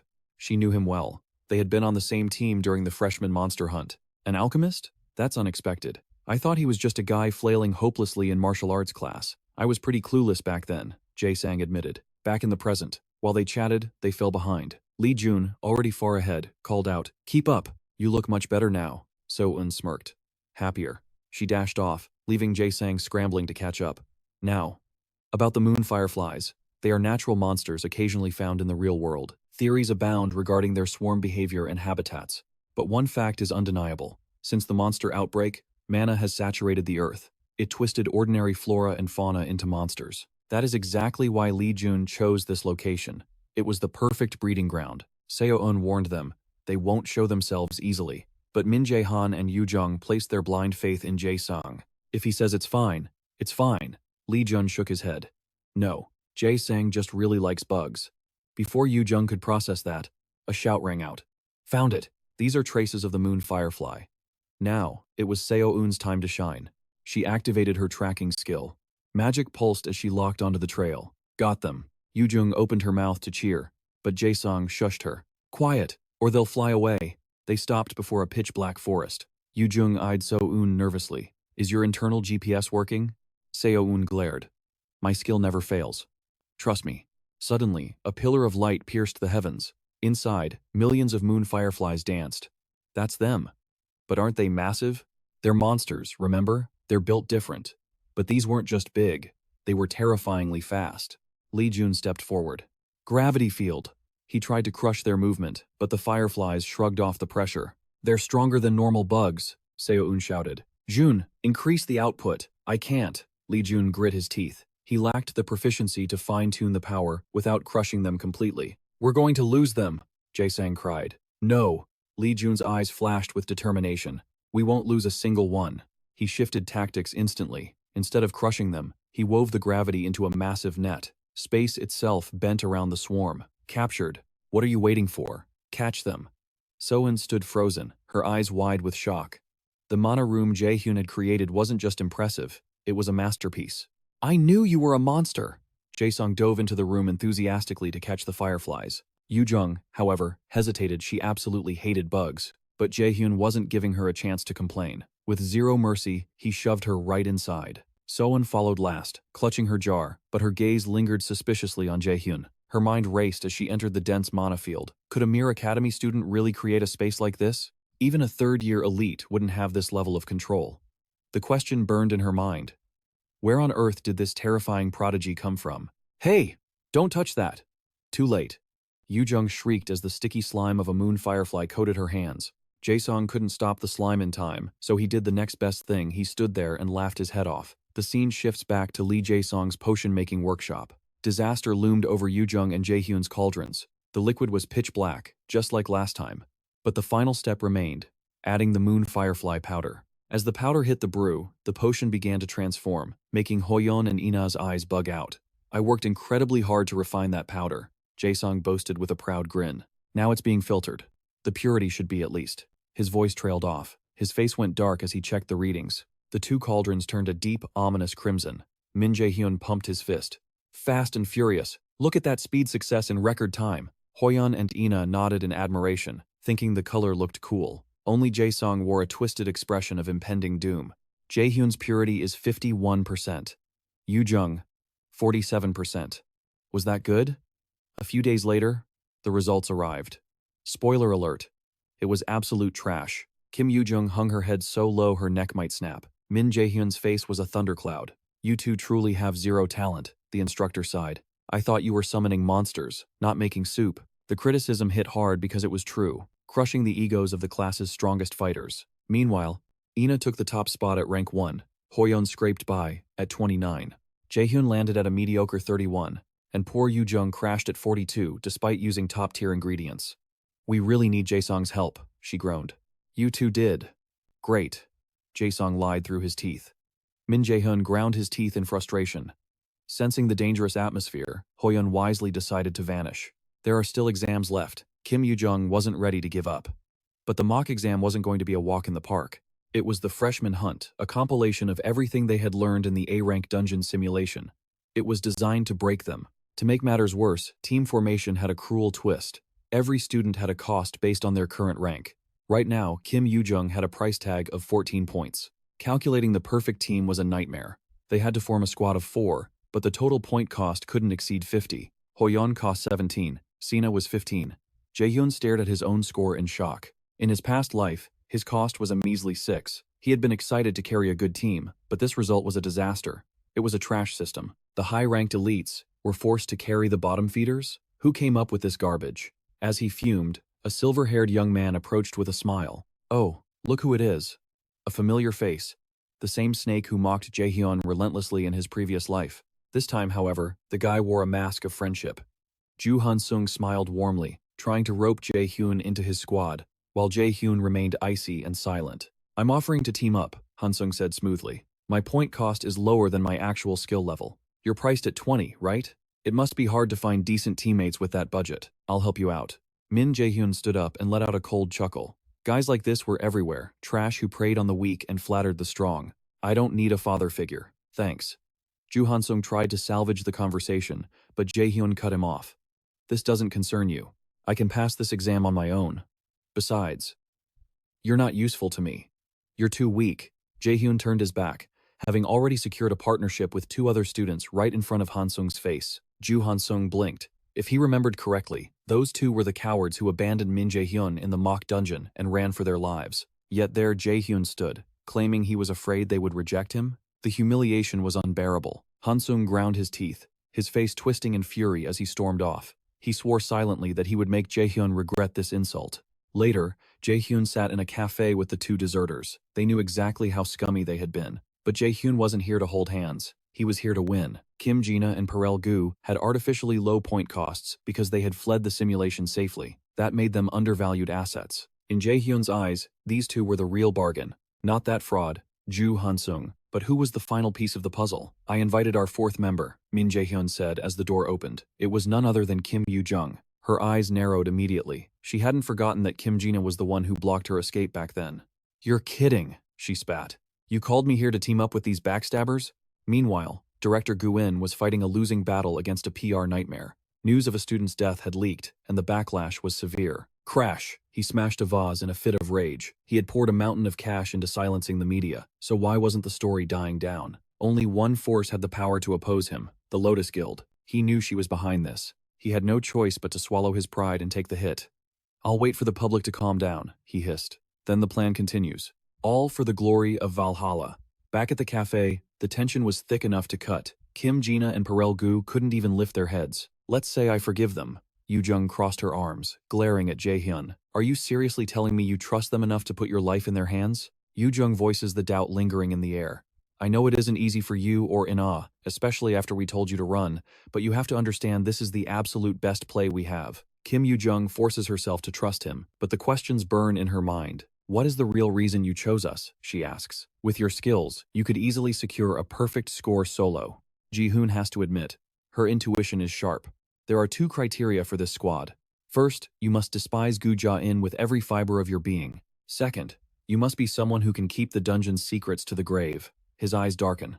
My goal isn't just a grade. I'm using this stage to destroy Gu Ja-in completely. Holy crap, the boss is playing four-dimensional chess. Ji-hoon can't wait to see what strings Gu Ja-in tries to pull to escape this trap. The day of reckoning arrives quickly. Instructor Park Ha-jun takes the stage to oversee the second half of the practical exam. He is another one of Gu Ja-in's puppets, stepping in to replace Kim Se. But this isn't just a test. It is a live broadcast beamed across the entire nation. This second phase is the ultimate stage for students to flex their skills to the world. But glory comes with a price. Every mistake will be judged by the eyes of the entire country. The moment of truth is here. It is time to hunt. Ji-hoon steps up as the captain of Team D. They are warped straight into the blazing plains. The objective is simple but brutal. Clear all stages and return with the boss's core. First floor mission, eradicate every monster and locate the gate to the second floor. While Barol hesitates, overwhelmed by the heat, Ji-hoon instantly analyzes the terrain. This place is modeled after Muspelheim. Pillars of fire erupt around them, confirming his theory. Kim Yoo-jung nods in agreement.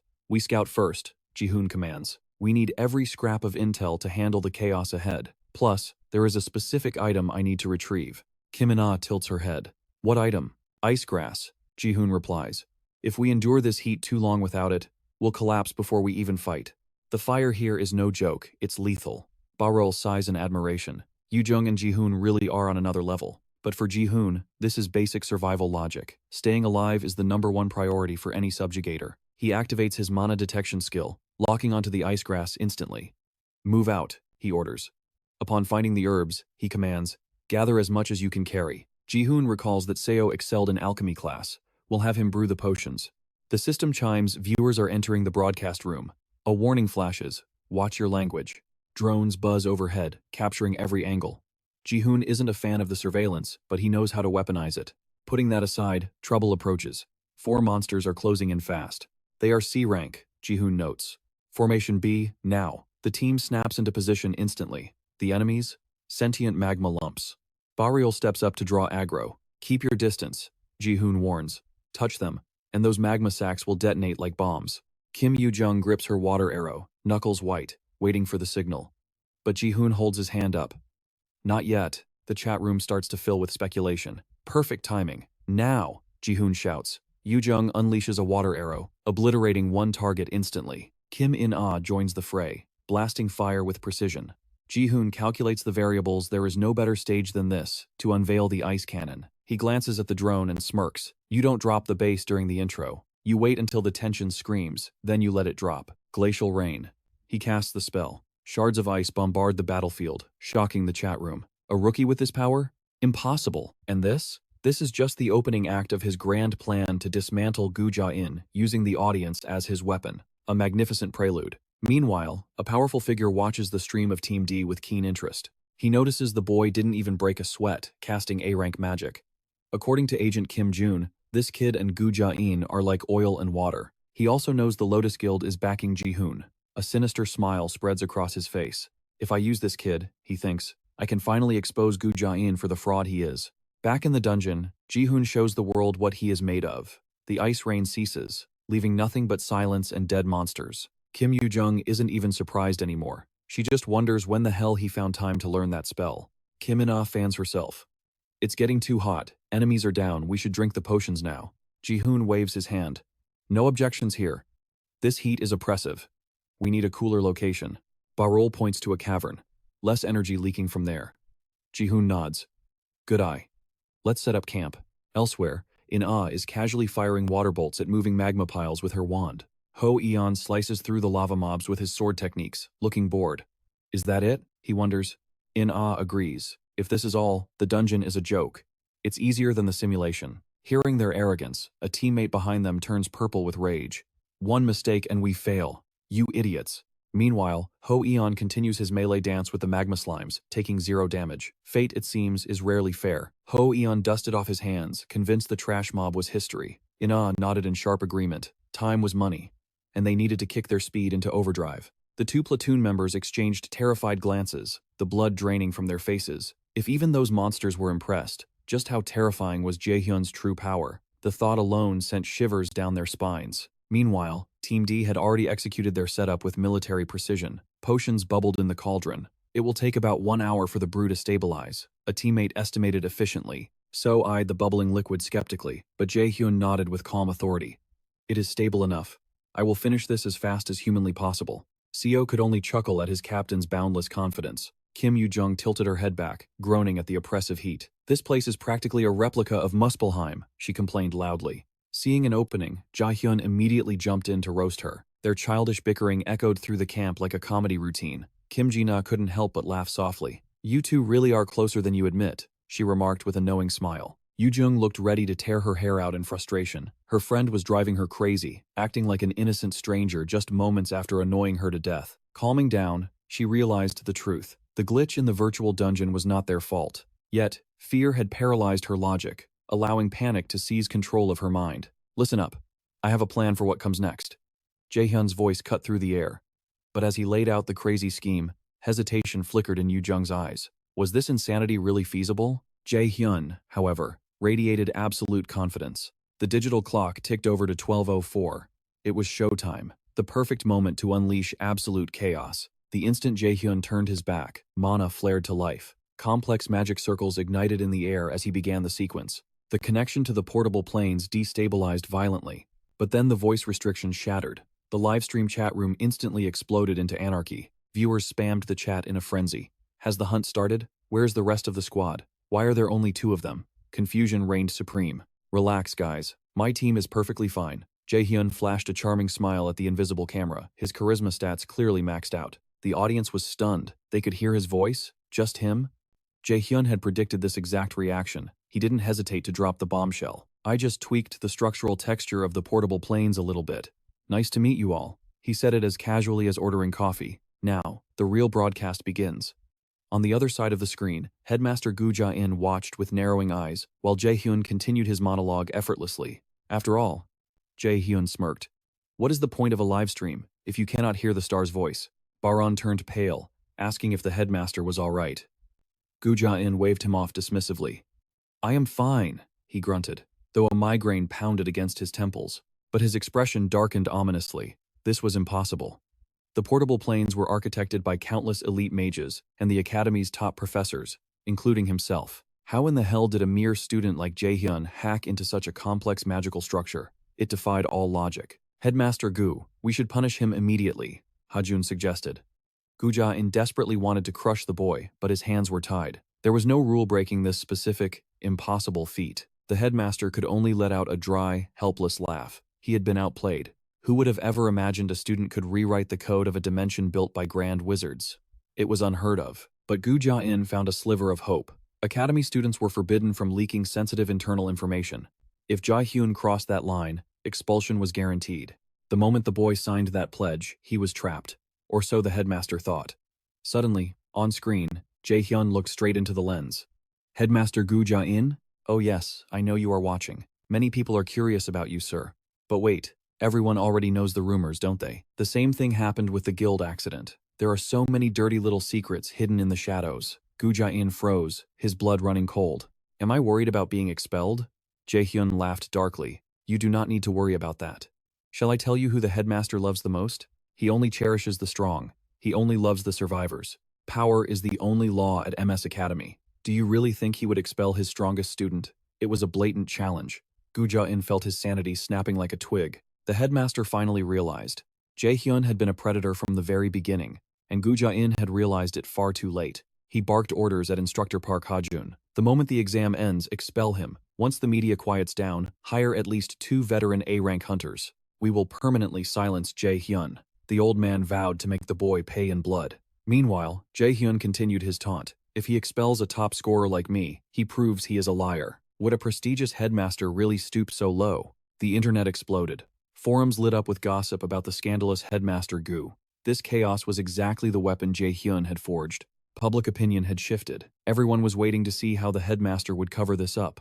Flashback to earlier in the tent. I will modify the subspace formula, Jae-hyun had said. We must ensure the audience can hear every word. His teammate looked at him blankly, unable to comprehend the genius at work. Phase 1. Destroy Gu Ja-in's reputation. We will weaponize the viewers by feeding their hunger for drama. Yoo-jung hesitated, biting her lip. Is this safe? He could do something terrible to us in retaliation. Jae-hyun placed a reassuring hand on her shoulder. Do not fear. We have the ultimate shield now. The eyes of millions are watching. Besides, there is no rule forbidding us from hacking the subspace. He grinned.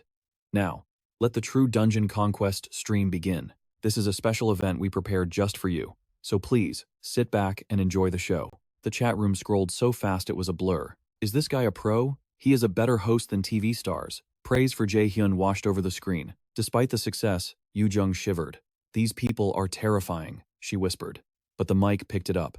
The audience heard her fear, and the chat erupted once more. Kim Yoo-jung whimpers, claiming her delicate heart cannot take the stress, finding the whole situation incredibly annoying. Min Jae-hyun remains firm, urging her to endure the hardship for the sake of their grand plan. Yoo-jung understands the logic, yet some mental hurdles feel like towering mountains that are nearly impossible to climb. Jae-hyun knows that darkness well. In his past life, he contemplated ending it all countless times due to the venom of online haters. But this is a new life, and they have a mission to complete. The duo approaches a roaring waterfall of molten lava. Min Jae-hyun turns to his livestream, promising to reveal a secret hidden zone within the subspace that no one else knows exists. The operation begins instantly. Kim Yoo-jung activates her thief-class abilities, combined with gale force, while Jae-hyun manipulates the laws of physics with his gravity control. It is time to demonstrate how a regressed Punisher dominates a dungeon. Meanwhile, in the shadows behind MS Academy, Kim Ji-yeon takes a call from a mysterious man. Her orders are absolute.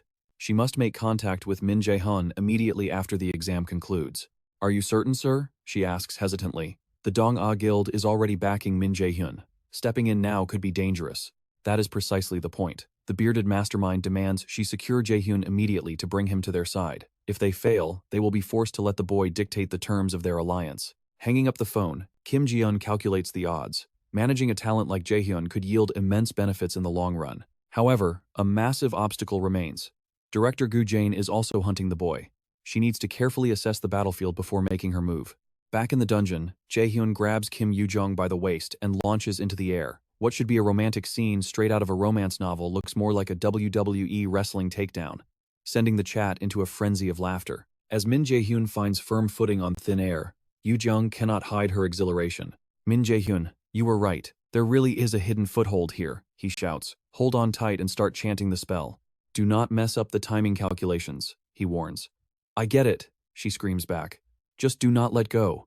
If you drop me, I am dead meat. Min Jae-hyun hauls Kim Yoo-jung under his arm like a sack of potatoes, leaping upward with incredible speed. Internally, he feels a grudge-filled respect for whoever managed to locate this obscure hidden path. Even though this dungeon is state-funded, Gu Jane deliberately hid this area. That snake truly did not want a single student to obtain the treasures hidden here. Reaching the summit, their eyes are greeted by a mesmerizing glitter. Those glowing stones are the absolute key to conquering this dungeon. Watching from the other side of the screen, director Gu Jane sweats profusely, frozen in shock like a statue.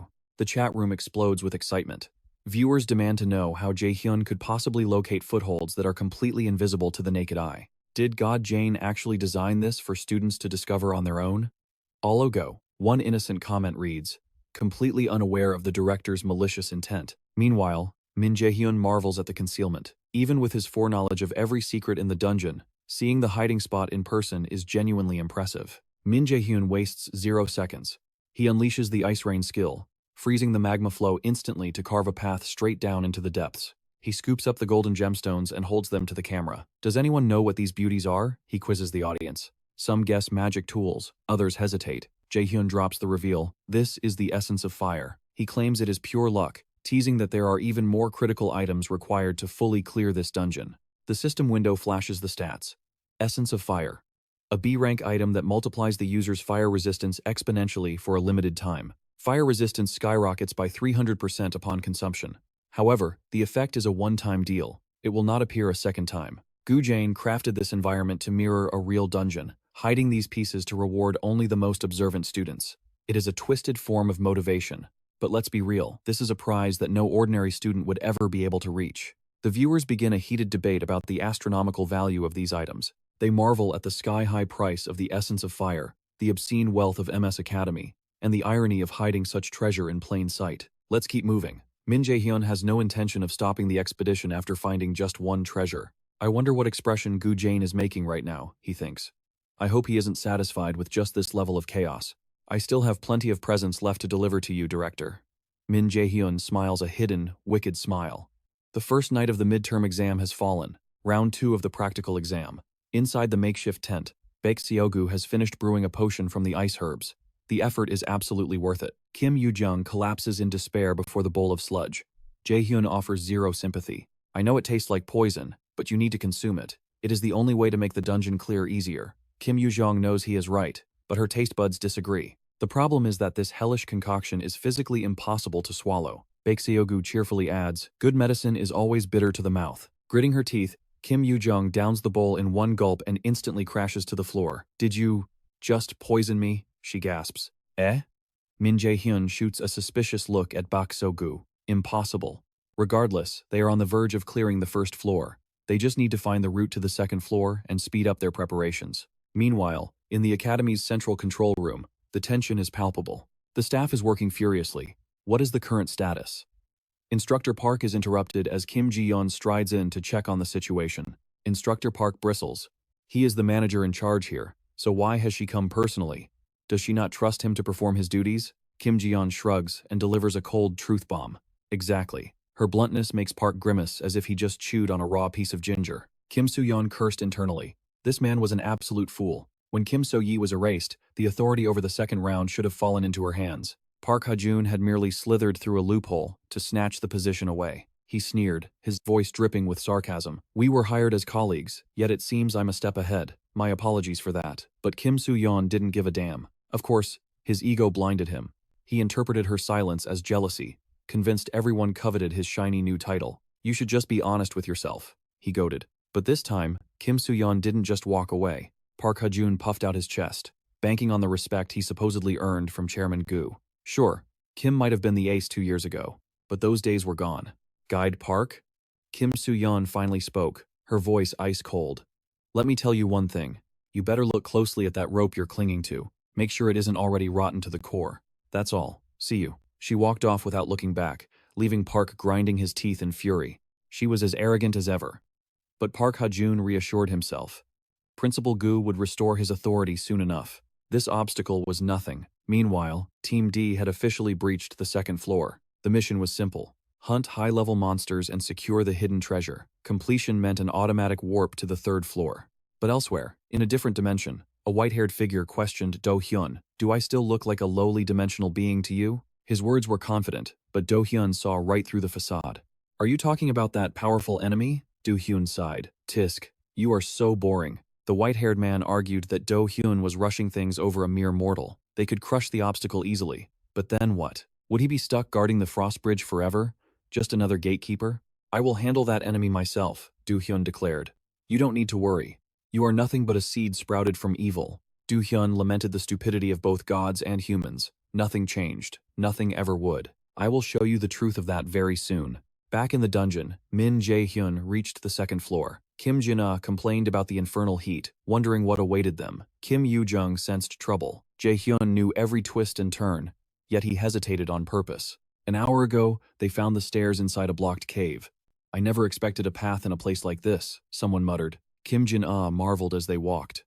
Why was there no path before? It's like it appeared out of nowhere. The path down was buried under sand. The layout was enough to drive anyone crazy. Navigating this hellish dungeon was a nightmare. To Kim Yoo-jung, it was a maze, but lucky for them, their guide was a walking encyclopedia who knew every secret. Just as she started doubting her childhood friend, Jae-hyun spotted something. A centipede. Kim Yoo-jung shrieked, leaping onto Kim Jin-ah in pure terror. The scream was so loud it probably blew out the speakers of the viewers watching the stream. Perfect timing. Jae-hyun grabbed the centipede. It was a useful material for later. We need to prep before moving on. Jae-hyun pulled out fire essences. Yoo-jung's face went pale. Don't tell me we have to eat that. Her expression mirrored the others. Disgust. Jae-hyun smiled, a warm, gentle look. Oh, come on, don't look so grim. Then, his expression flipped instantly. Eat it while I'm still asking nicely. Are you kidding me? But they had no choice. They swallowed the vile things. The dungeon had 3 floors total. The boss waited on the final level. But while they were here, Min Jae-hyun planned to milk this floor for everything it was worth. Before we find the boss to clear this floor, I know where the treasure is hiding. Curious? Who wouldn't be? If the viewers wanted treasure, he would deliver a show. Jae-hyun's true goal wasn't just clearing. It was one specific item hidden in this dungeon. Their target? Fire salamanders. Creatures with a nasty habit of hoarding shiny objects, like crowns. That meant their nests were gold mines. A viewer quickly fact-checked online. Confirmed. The streamer wasn't lying, but the chat exploded. How did he know exactly what loot was in a fire salamander's nest? He claimed he studied, but that was obviously a lie. The hidden treasure here was a replica of Balmung, the legendary sword from the Nibelungenlied epic. A dragon-slaying blade. Like the thunder axe of Perun, it possessed overwhelming, destructive power. The original belonged to a German ranker named Bach. Even as a copy, if the original was S rank, this blade was still a top-tier weapon. But what's the salamander's weakness? Kim Jin-ah asked. The belly. Yoo-jung answered instantly. She always nailed the theory. The fire salamanders possess an armor-like hide, making them nearly impervious to standard attacks. However, their underbellies remain their fatal weakness. Strike that soft spot, and harvesting their lives becomes as easy as flipping a hand. The most efficient method? Piercing them with ruthless ice magic. Gina watched in awe, impressed by Yoo-jung's depth of knowledge. As instructor Kim noted, the prime window for slaughter is right after they feed, when their movements turn sluggish. That was precisely why Jae-hyun demanded absolute perfection in their preparations before stepping into this hunt. Finding a hidden piece here would be the icing on the cake. Jae-hyun didn't even bother masking the gleam of greed in his eyes. As they ventured deeper, the heat rose to suffocating levels. Without the protection of the fire essence, Seol-gu knew he would have faced a true trial by fire. Jae-hyun began his calculations, feigning casual observation. Suddenly, he halted the party, claiming to sense a fluctuation of mana. The livestream chat exploded with instant excitement. Every viewer seemed to know what was coming, speaking in cryptic, knowing whispers. The team now stood amidst a rocky field, littered with countless rusted blades. Surely, this scrap heap couldn't be the floor's legendary hidden piece? To the untrained eye, they looked like junk, unregistered items unworthy of attention. Yet, this was indeed the concealed treasure of the second floor. The real prize was cunningly camouflaged among thousands of worthless counterfeits, a trap set by the instructors to baffle the students. But they never accounted for a variable like him. Jae-hyun immediately activated his reconnaissance skill, scanning for the one item that defied the norm. The chat went wild, speculating frantically on why he was channeling mana into his eyes.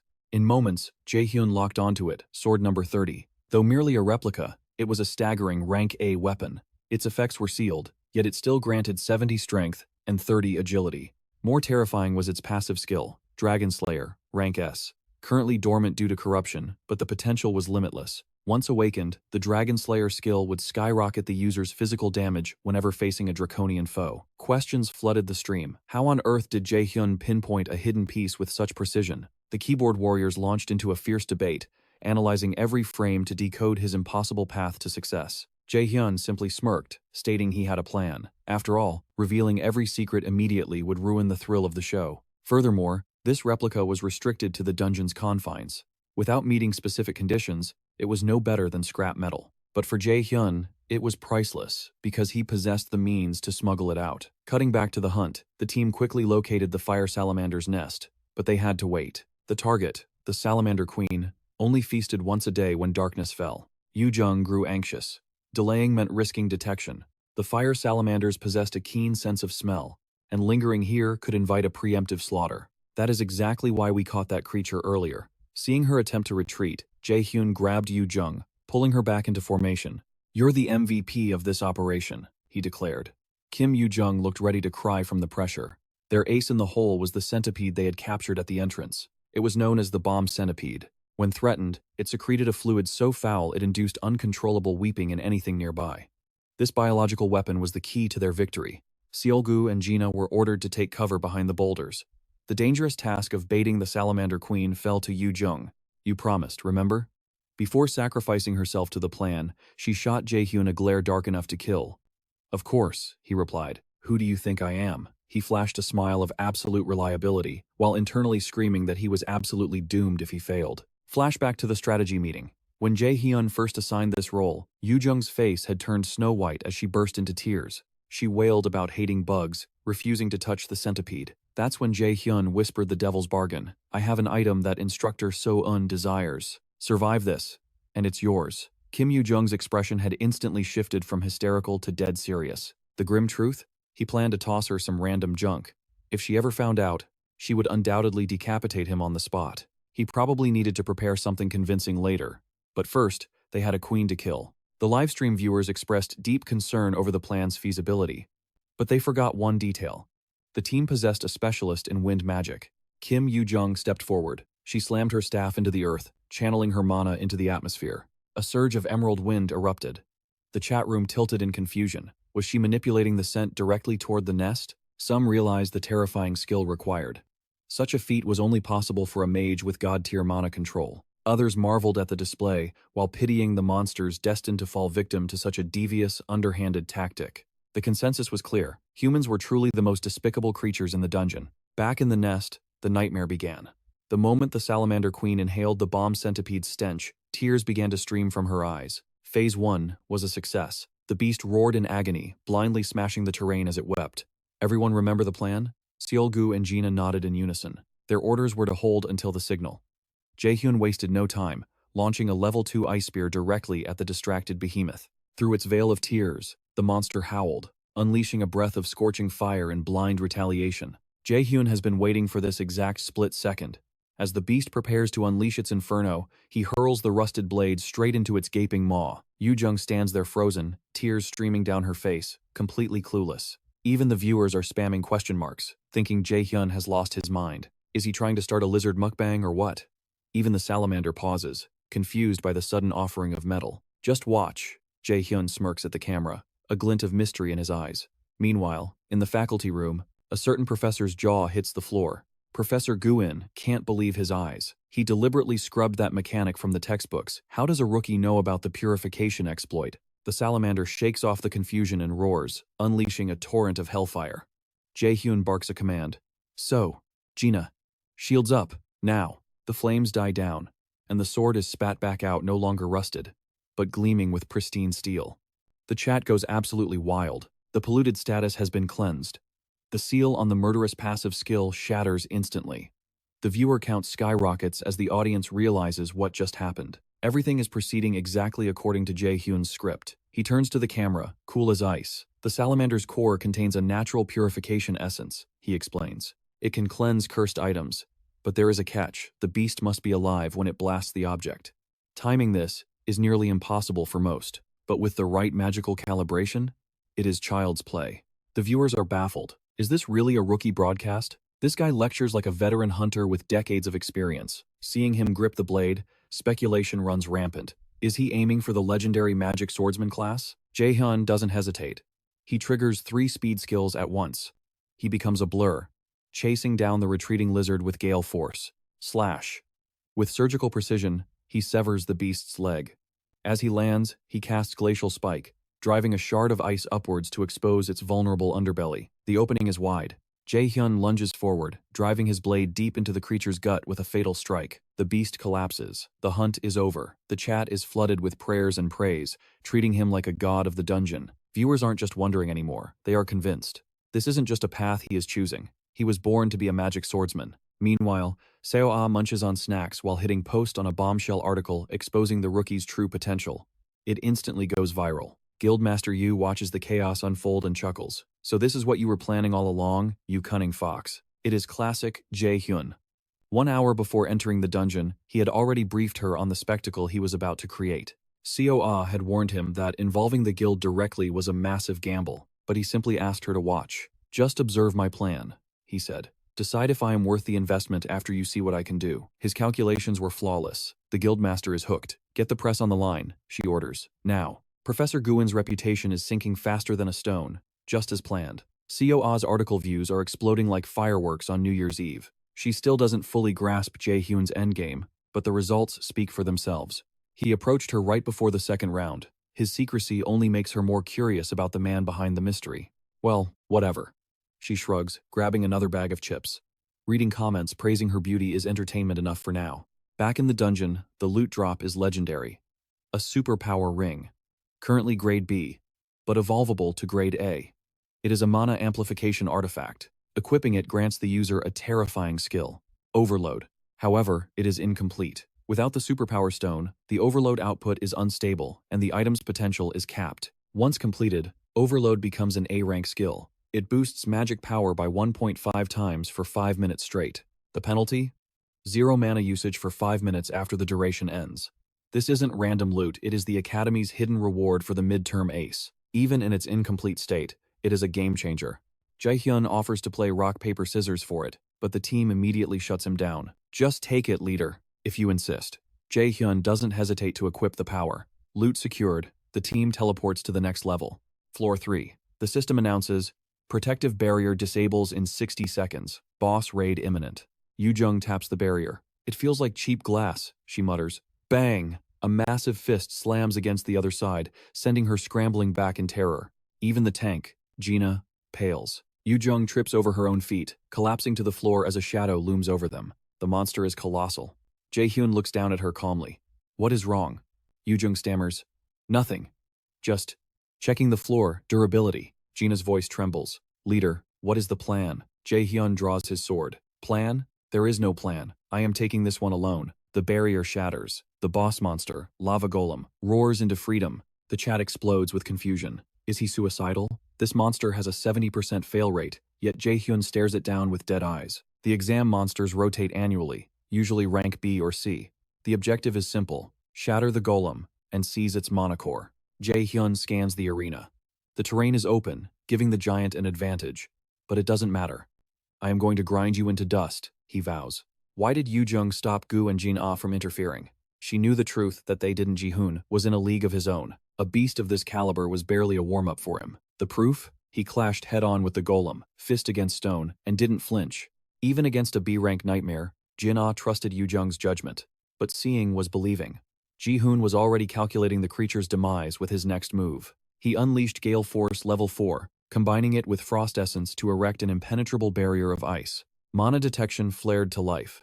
He weaved through attacks with supernatural grace, a dance of death that left the audience convinced he could see the future. The magma golem boasted diamond-hard defenses and devastating power, yet to Ji-hoon, it was riddled with fatal weaknesses. Chains bound the beast as a glacial storm rained down. The restraints held for mere seconds, but that was enough for the frost to shatter its molten joints. He delivered the final sentence with a barrage of hydro bullets, striking the fractures with surgical precision. Game over. The system chimed. Dungeon boss defeated. Min Ji-hoon's victory was terrifyingly effortless, leaving the audience to wonder, who was the real monster here? Absolute lunatic. Yu-jung's face contorted, a mix of awe and disbelief at the spectacle unfolding before her. With every reunion, her childhood friend ascended to new heights, drifting further from her reach. But there was no time for sentiment. The exam was far from finished. One final task remained to drag Director Go-in from his throne today. Returning to reality now was simply not an option. Disappointed the show ended so soon, Ji-hoon smirked at the camera. Don't worry, the main event is just beginning. Witness the true challenge. I am about to hunt a hidden boss. Back at the Magma Falls, the confused audience watched Team D assemble. Ji-hoon broke the silence. I sense an overwhelming mana presence beneath us. His three teammates stood frozen in confusion, until Ji-Hoon shot them a sharp, meaningful glare. Yu-Jung sighed, playing along. Are you sure about this? Ji-Hoon grinned. Relax. Pain is temporary, but survival is guaranteed. The trio clenched their teeth, cursing their luck. We picked the wrong leader, they thought, but relief washed over them. Finally, the signal they had been waiting for. System alert. Hidden floor discovered. Special quest generated. Defeat the hidden boss to unlock the path to reality. Notifications flooded the screen. For a normal student, finding this layer was impossible. Challenging its guardian was a death sentence. Even with the devil's own luck, no ordinary cadet should have survived long enough to stand here. Director Go-In had designed this as an unreachable trap, never expecting a monster like Ji-Hoon to walk right in. Somewhere, the director was likely trembling in shock, but let him tremble. Ji-Hoon's focus was elsewhere. The only thing that mattered was giving the audience a spectacle they would never forget. The chat was going wild. Min Ji-Hoon knew exactly how to summon the beast, but for the cameras, he played the role of the careful explorer, scanning the terrain. What is that over there? Yu-Jung asked, right on cue. Ji-Hoon suppressed a satisfied smile. Perfect timing. It looks like an altar, Ji-Hoon replied as Jin-Ah stepped closer, her curiosity piqued. All eyes turned to Ji-Hoon, but he threw the question back. Any ideas? Yu-Jung's eyes lit up instantly. The magma golem's core. It was the key. Ji-Hoon placed the core onto the altar, and the ancient array roared to life. Get back, now, he commanded, his voice cutting through the rumbling air. Warning, hidden boss Blood Dragon has spawned. The system blazed with a new objective. Survive, slay the beast, and claim the dragon's heart. Success meant more than just survival. It promised legendary privileges and the right to demand a wish from the Academy. The Blood Dragon descended, its roar shaking the very foundations of the dungeon. The livestream comments exploded in a frenzy of terror and excitement. This was a monster that sent veteran hunters fleeing for their lives. Who in their right mind placed a calamity like this in a freshman midterm exam? The public outrage was exactly what Ji-Hoon had orchestrated. However, there was a snag. His absolute calculation couldn't fully predict the dragon's chaotic attack patterns. Yet, even against a mythical beast, Ji-Hoon remained unfazed. To him, this dragon was just another stepping stone to be crushed. While he strategized, Jin-Ah and Seo shrieked in exaggerated terror. Yu-Jung froze, cringing hard. Their acting was worse than a B-movie extras. Amateurs, she thought. Have they never lied to their parents for pocket money? It was time to show them a masterclass in deception. Everyone, retreat! Immediately! Yu-Jung screamed with perfect desperation. Ji-Hoon mentally applauded. As expected of his childhood friend, she knew exactly how to sell the drama. Seizing the moment, Ji-Hoon covertly manipulated the system, destabilizing the dimensional connection of the instant's dungeon. The blood dragon went berserk. Watching the feed, Director Go-In's face drained of all color, turning as pale as a sheet. He had prayed for a quiet exam season, but fate had delivered a catastrophe instead. His plan to divert the media's attention was crumbling before his eyes. Everything was falling apart. Min Ji-Hoon. The director gritted his teeth. This is his doing. He's tampering with the system again. His assistant, Ha-Woon, tried to reason with him. Sir, it's an entire instance dungeon. Surely a mere student doesn't have the power to manipulate that? There is no other explanation, Director Go-In roared, his composure shattering completely. It has to be him. Ha-Woon's eyes narrowed. He calculated quickly. If he managed this crisis for the director now, a promotion was all but guaranteed. He stepped in to soothe the director's rage, but Go-In suddenly let out a twisted laugh. Wait, if Min Ji-Hoon's goal is just the drop item, then perhaps this isn't a disaster after all. Anything was better than watching the MS Academy's honor crumble into dust. That was the solitary hope Director Ga-In clung to in his desperation. He calculated his moves carefully. If Min-Hun cleared the hidden dungeon, Ga-In could use that victory to wipe away the stain of hatred clinging to his name. But the immediate threat was far more primal. Why had the dragon gone into a frenzy? The beast was losing all control. For now, their fate rested on a single thread. They could only pray that Min-Hun had the strength to slay the rampageous blood dragon. Ga-In let out a laugh, but it died instantly on his lips. Do-Yoon, wake up. Rina. Seg-Yu.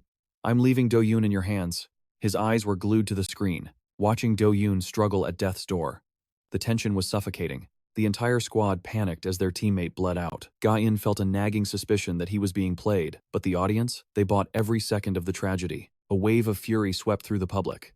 Even if Ga-In smashed his desk in rage, the situation had spiraled beyond salvation. Meanwhile, on the front lines, Min-Hun hid a smirk. He wondered how the director liked being the puppet for once, manipulated by the media just like he always did to others. The tide of public opinion rose higher, a tsunami threatening to drown the academy. Min-Hun activated his telepathy, his voice calm in their minds. Du-Yoon, you okay? Did that actually hurt? Of course not. Am I a brilliant actor or what? Du-Yoon chuckled internally. Not a single viewer could guess that this tear-jerking scene of friendship was nothing but a scripted performance. Even the gruesome wounds were fake, created by a blood loss's skill. Truly, they were surrounded by genius actors. Maybe I should enroll in drama school. Honestly, hunting monsters is a waste of my beauty. Korea just lost a potential movie star. Don't make me laugh, I'm trying to look tragic here. Ji-hoon was shaking, barely holding back his laughter. Du-Yoon's contorted expression was just too ridiculous. Min-Hun quickly shifted focus to the dragon before he broke character. He didn't forget to warn the girl. Make sure those two don't actually get hurt. But hey, my brother is technically a wounded patient right now. As for the beast, Min-Hun could crush it effortlessly, but where was the fun in that? So, when the dragon unleashed a torrent of fire, he pretended to barely dodge. It was a delicate balance, make it look dangerous, but don't overact. He ordered the team to focus on defense and unsheathed the legendary blade, Balmung. The viewers prayed this artifact would help him slay the beast. But, internally, Min-Hun scoffed. The dragon should be grateful. These items were the only reason its life was extended by a few minutes. The blade's passive skill, Dragon Slayer, ignited. Every attack against the dragon race was now amplified by 300%. The power was overwhelming. Even casual strikes carved deep wounds into the dragon's scales. The beast lashed out with its tail, forcing Seg-Yu to summon every ounce of strength to block it. But this monster had a fatal weakness, a mole on its heel. It was a detail from theory class that even Ho-Yeon and Aina had questioned. Remembering that lesson, Min-Hun gripped his sword and charged with resolve. He brought the blade down in a devastating overhead strike. Instantly, he triggered the overload skill to break past his limits. Then, he unleashed the glacial earth art. No blade was needed for the finisher. The sheer force, amplified by his energy, froze the entire cave in an instant. The chat exploded. Viewers argued fiercely, was that an A-rank skill or S-rank? But one thing was certain. The battle was over. Feigning exhaustion, Min-Hun hid a triumphant smile. The trap was sprung. He hoped director Ga-in would appreciate this little gift. But for the director, joy was fleeting, and disaster struck in rapid succession. Ga-in screamed into his phone, desperate to explain to his partners, but the response was cold. There are no chances left for you. We're done. Click. No one believed him. His assistant, Ha-jun, couldn't block the media storm because someone had already leaked everything. Snapping completely, Ga-in struck Ha-jun, sending him crashing into the wall. He knew Min-Hun had a backer, but this was checkmate. The Lotus Guild had already released the damning files. Min-Hun's support had arrived, and the one delivering the death blow? It was their representative, Yu Sung-om herself. The documents were official, disciplinary action against MS Academy, and an immediate prison sentence for director Ga-in. The summary was brutal. Students pushed to the brink of death, orchestrated by Ga-in himself. He had bribed high-ranking politicians for personal gain. The arrest warrant was immediate, backed by every major guild. The National Hunter Association management had already approved it. Any attempt to recall the warrant was null and void. It was over. Ga-in was arrested on the spot. Meanwhile, Min-Hun and his team were swarmed by reporters hungry for a statement. Due to the Academy's NDA, I cannot say much, Min-Hun began, his face solemn. But, this is already the third time. I don't want to see any more students, or my friends, lose their lives. He didn't say much, but every word was a lethal dagger. That is all. Now, please let me take my friend to the emergency room. But he had one last barrel of oil to pour on the fire. Everyone, please remember this. The incident today, was not a coincidence. Just as he walked away, Ga-in was dragged out in handcuffs. Someone in the crowd hurled a raw egg, striking him square in the face. It was the signal.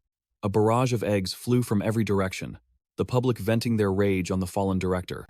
And behind his hand, Min-Hun smiled a devilish grin. A moment later, the tension broke as Do-yeon erupted into laughter, her voice echoing through the room. She couldn't help but roast Min-jun, claiming his acting performance was nothing short of a disaster. Although the operation was a flawless victory, Sung-woo couldn't shake the worry from his heart. Min-jun had been reckless, one wrong move, and he would have been the one to pay the ultimate price. Yet, for our protagonist, none of the risks mattered. His top priority was, and always will be, saving lives. And he knew the threat wasn't over.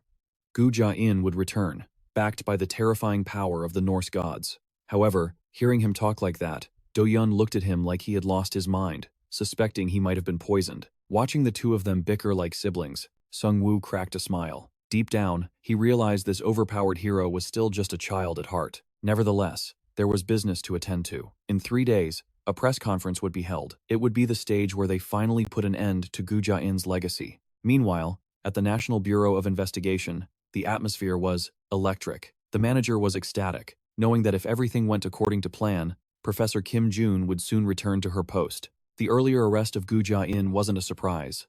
They had known about it, and they had been preparing for this exact moment.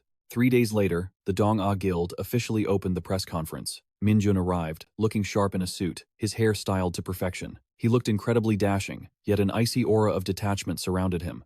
Guildmaster Du noticed his hesitation and mistook it for nervousness. But the truth was simpler. Min-Hun wasn't scared, he just despised crowded places. Now, the MS Corporation was practically in the palm of his hand.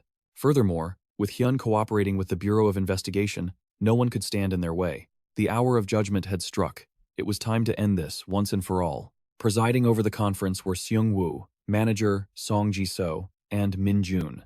The reporters stared at them like hungry wolves, their eyes burning with the desire for a shocking headline. The first reporter went straight for the jugular. Is it true that Gu Jia-in deliberately murdered students and used accidents as a cover-up? Seung-woo confirmed it without hesitation. Correct. They had gathered irrefutable proof of his crimes, obtaining documents by breaking the brainwashing on Dong-su. Furthermore, this was not an isolated incident. He has committed similar atrocities multiple times in the past. Not only that, but we have uncovered a massive flow of illegal funds sponsored directly into Moss Academy. There were many other suspicions, and investigations were still ongoing. Just like that, the dark secrets were finally being dragged into the unforgiving light. As the conference neared its end, a reporter threw a curveball. Is Min-Hun a student of Seung-woo? Exactly, Min-Hun admitted with a refreshing smile. I was able to reach this position today entirely thanks to her guidance. Someone then asked if he had been hiding his talents from the start. Min-Hun explained that he simply didn't want to draw unnecessary attention to himself. Another voice piped up, asking when the two parties had signed their contract. Only a few months ago, Min-Hun replied, calling himself lucky. But then, questions about his private life began to flood in like a tidal wave. Min-Hun paused, refusing to be swept away by the chaos. Seung-woo quickly stepped in, saving him from the barrage. She announced that the inauguration ceremony for the temporary principal would take place in a few days. Later, the troublemaker quartet finally had a chance to reunite. Relief washed over them as they realized everyone had made it out in one piece. Although the Gu Jia-in scandal wasn't fully resolved, the Dong-A Guild and the Bureau were handling it. However, Ho-yeon and In-ah felt a heavy weight in their hearts. They realized they were too weak and vowed to become stronger. Do-yeon shared that sentiment. Min-Hun looked at his friends and nodded, acknowledging that their mindset was the right one. But deep down, he knew this was his burden to bear. It was best not to let them sink any deeper into this dangerous world. He, too, needed to surpass his limits to face the looming threat of the Norse gods. Suddenly, the stage lights blazed to life. A familiar silhouette stepped into the spotlight. Do-yeon's jaw dropped in shock. It was Professor Kim Jun. She was the new principal. For Min-Hun, this was no surprise. He and Guildmaster Do had already arranged this with the management. He had used up all his surprise long before this moment. Having Dong-A take direct control would cause too much gossip. Letting the Bureau handle it was the cleaner, smarter move. The corrupt professors had all been expelled.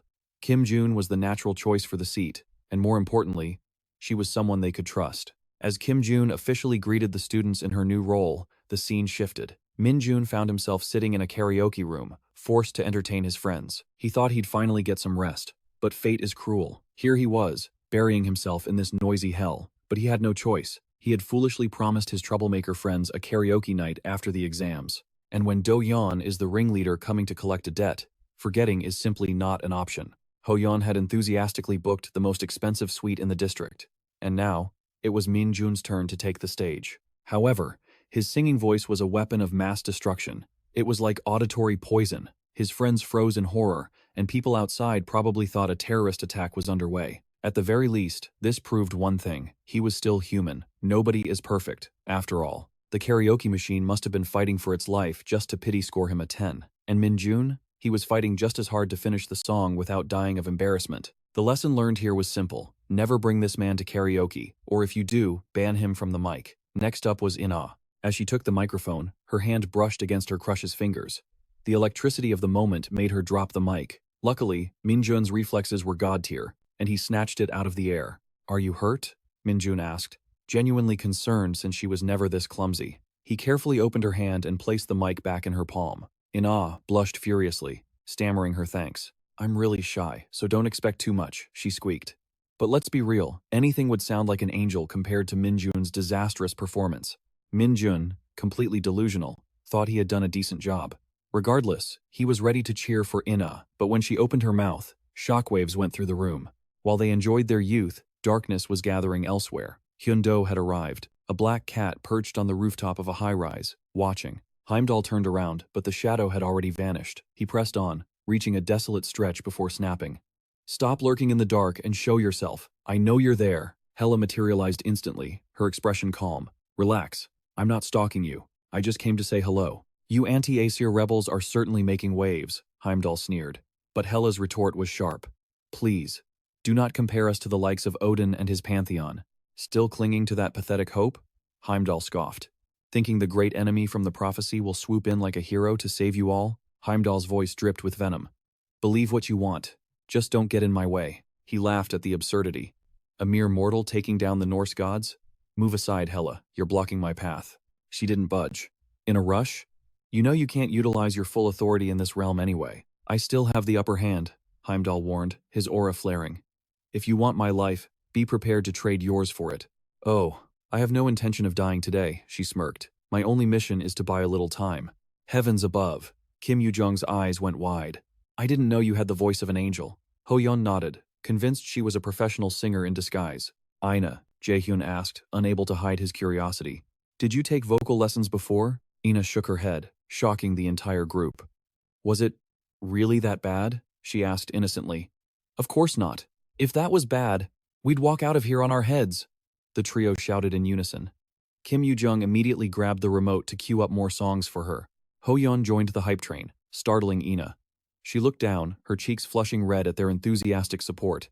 This was only the second time in her entire life she had ever sung for anyone. Watching his best friends laugh and play, Jae-hyun felt a rare sense of peace wash over him, just enjoying this moment. It wasn't bad at all. The next day, Jae-hyun returned home with a gift. His mother looked at the box, surprised and delighted, wondering what secrets it held. It was a bank book. Go ahead, Mom. It's your allowance. Staring at the balance, his mother couldn't believe it. Most boys his age were out partying, but her son, Jae-hyun. Did you earn this yourself? I did. It's all for you. Finally.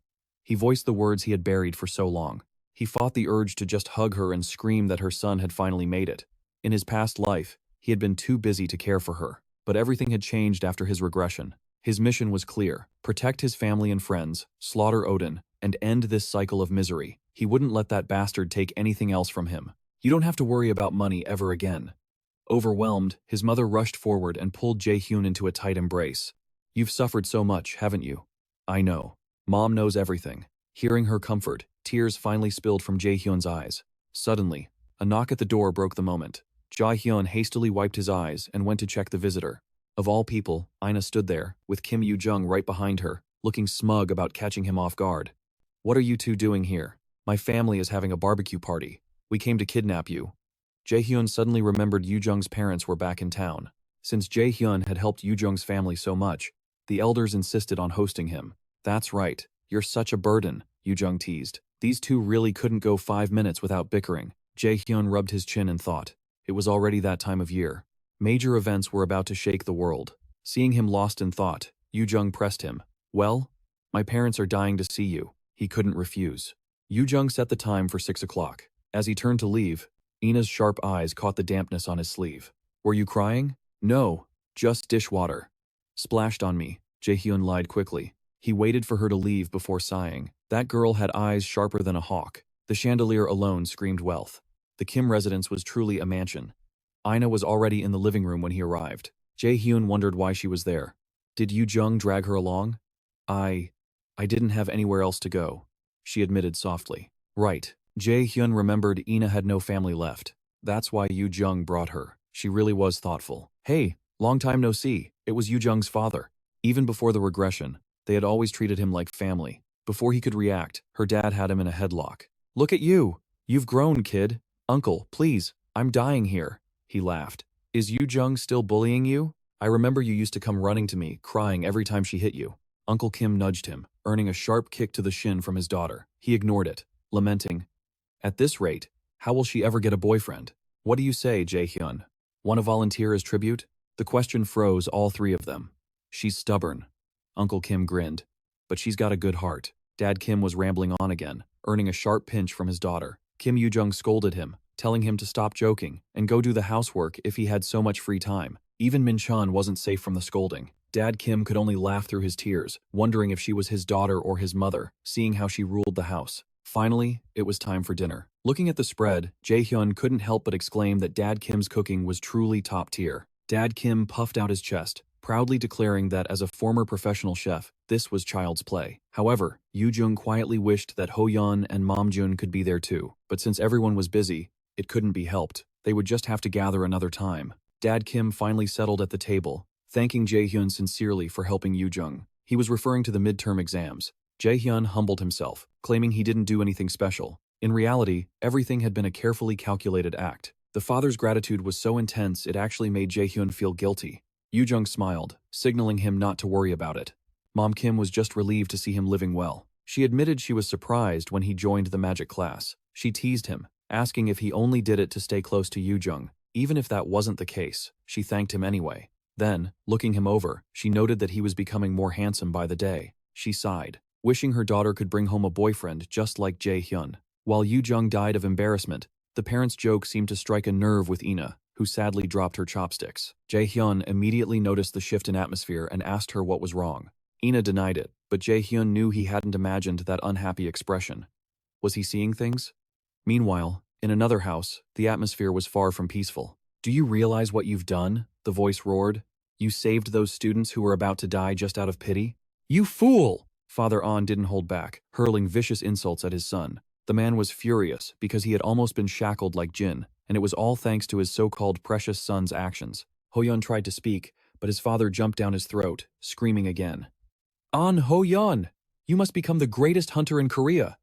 Everyone must kneel at your feet. You must take down Jae-hyun at all costs. Stop it." Ho-yeon finally snapped, cutting his father off. He didn't know how many times he had tried to convince the old man, but it was like pouring water on a duck's back. His father always insisted he trample others to rise to the top, but remembering the friends who had treated him with genuine sincerity, Ho-yeon had made his own decision. "I don't want to live the way you want. This is my life." The father's eyes bulged. Do you have any idea what you are saying?" The man lunged to grab him, but Ho-yeon decisively shook him off. "Father, live for yourself. Live with integrity." With those final words, Ho-yeon turned and walked away. Ignoring the screaming old man behind him, Ho-yeon refused to use dirty tricks to beat Jae-hyun. He wanted to compete fairly with his brother in arms. Back at the Kim residence, the night was winding down. Jae-hyun tilted his head, marveling at how affectionate her parents were, going on a movie date at midnight. Yoo-jung explained that despite being married for ages, they still acted like newlyweds. Realizing it was almost midnight, Jae-hyun moved to leave, but his friend insisted he stay a bit longer. "If I stay, my dad will kill me." Yoo-jung didn't understand. "I don't think they'd like me staying late when they aren't home. I bet I'd get an earful." Yoo-jung argued that as long as they didn't do anything bad, it was fine. Ina agreed. But even so, Jae-hyun was determined to leave the moment the clock struck 12. "There is something I'm very curious about. Can I ask?" Ina gathered all her courage. "Are you two dating?" Jae-hyun clutched his head, waving his hands frantically. "Ha, how could you think that? Her and me?" Yoo-jung's face turned bright red. "No way." Ina pointed out that they looked very close, and even the parents treated them that way. But in their eyes, they simply had no bad blood and viewed each other strictly as friends. Hearing the explanation, Ina blushed and apologized. In a flash, 12 o'clock arrived, and Jae-hyun stood up to head home. On the way back, sensing a powerful presence, he turned around. "If you have something to say, make it quick. It's late. Aren't you going to let me rest?" The figure emerged. "You don't seem surprised.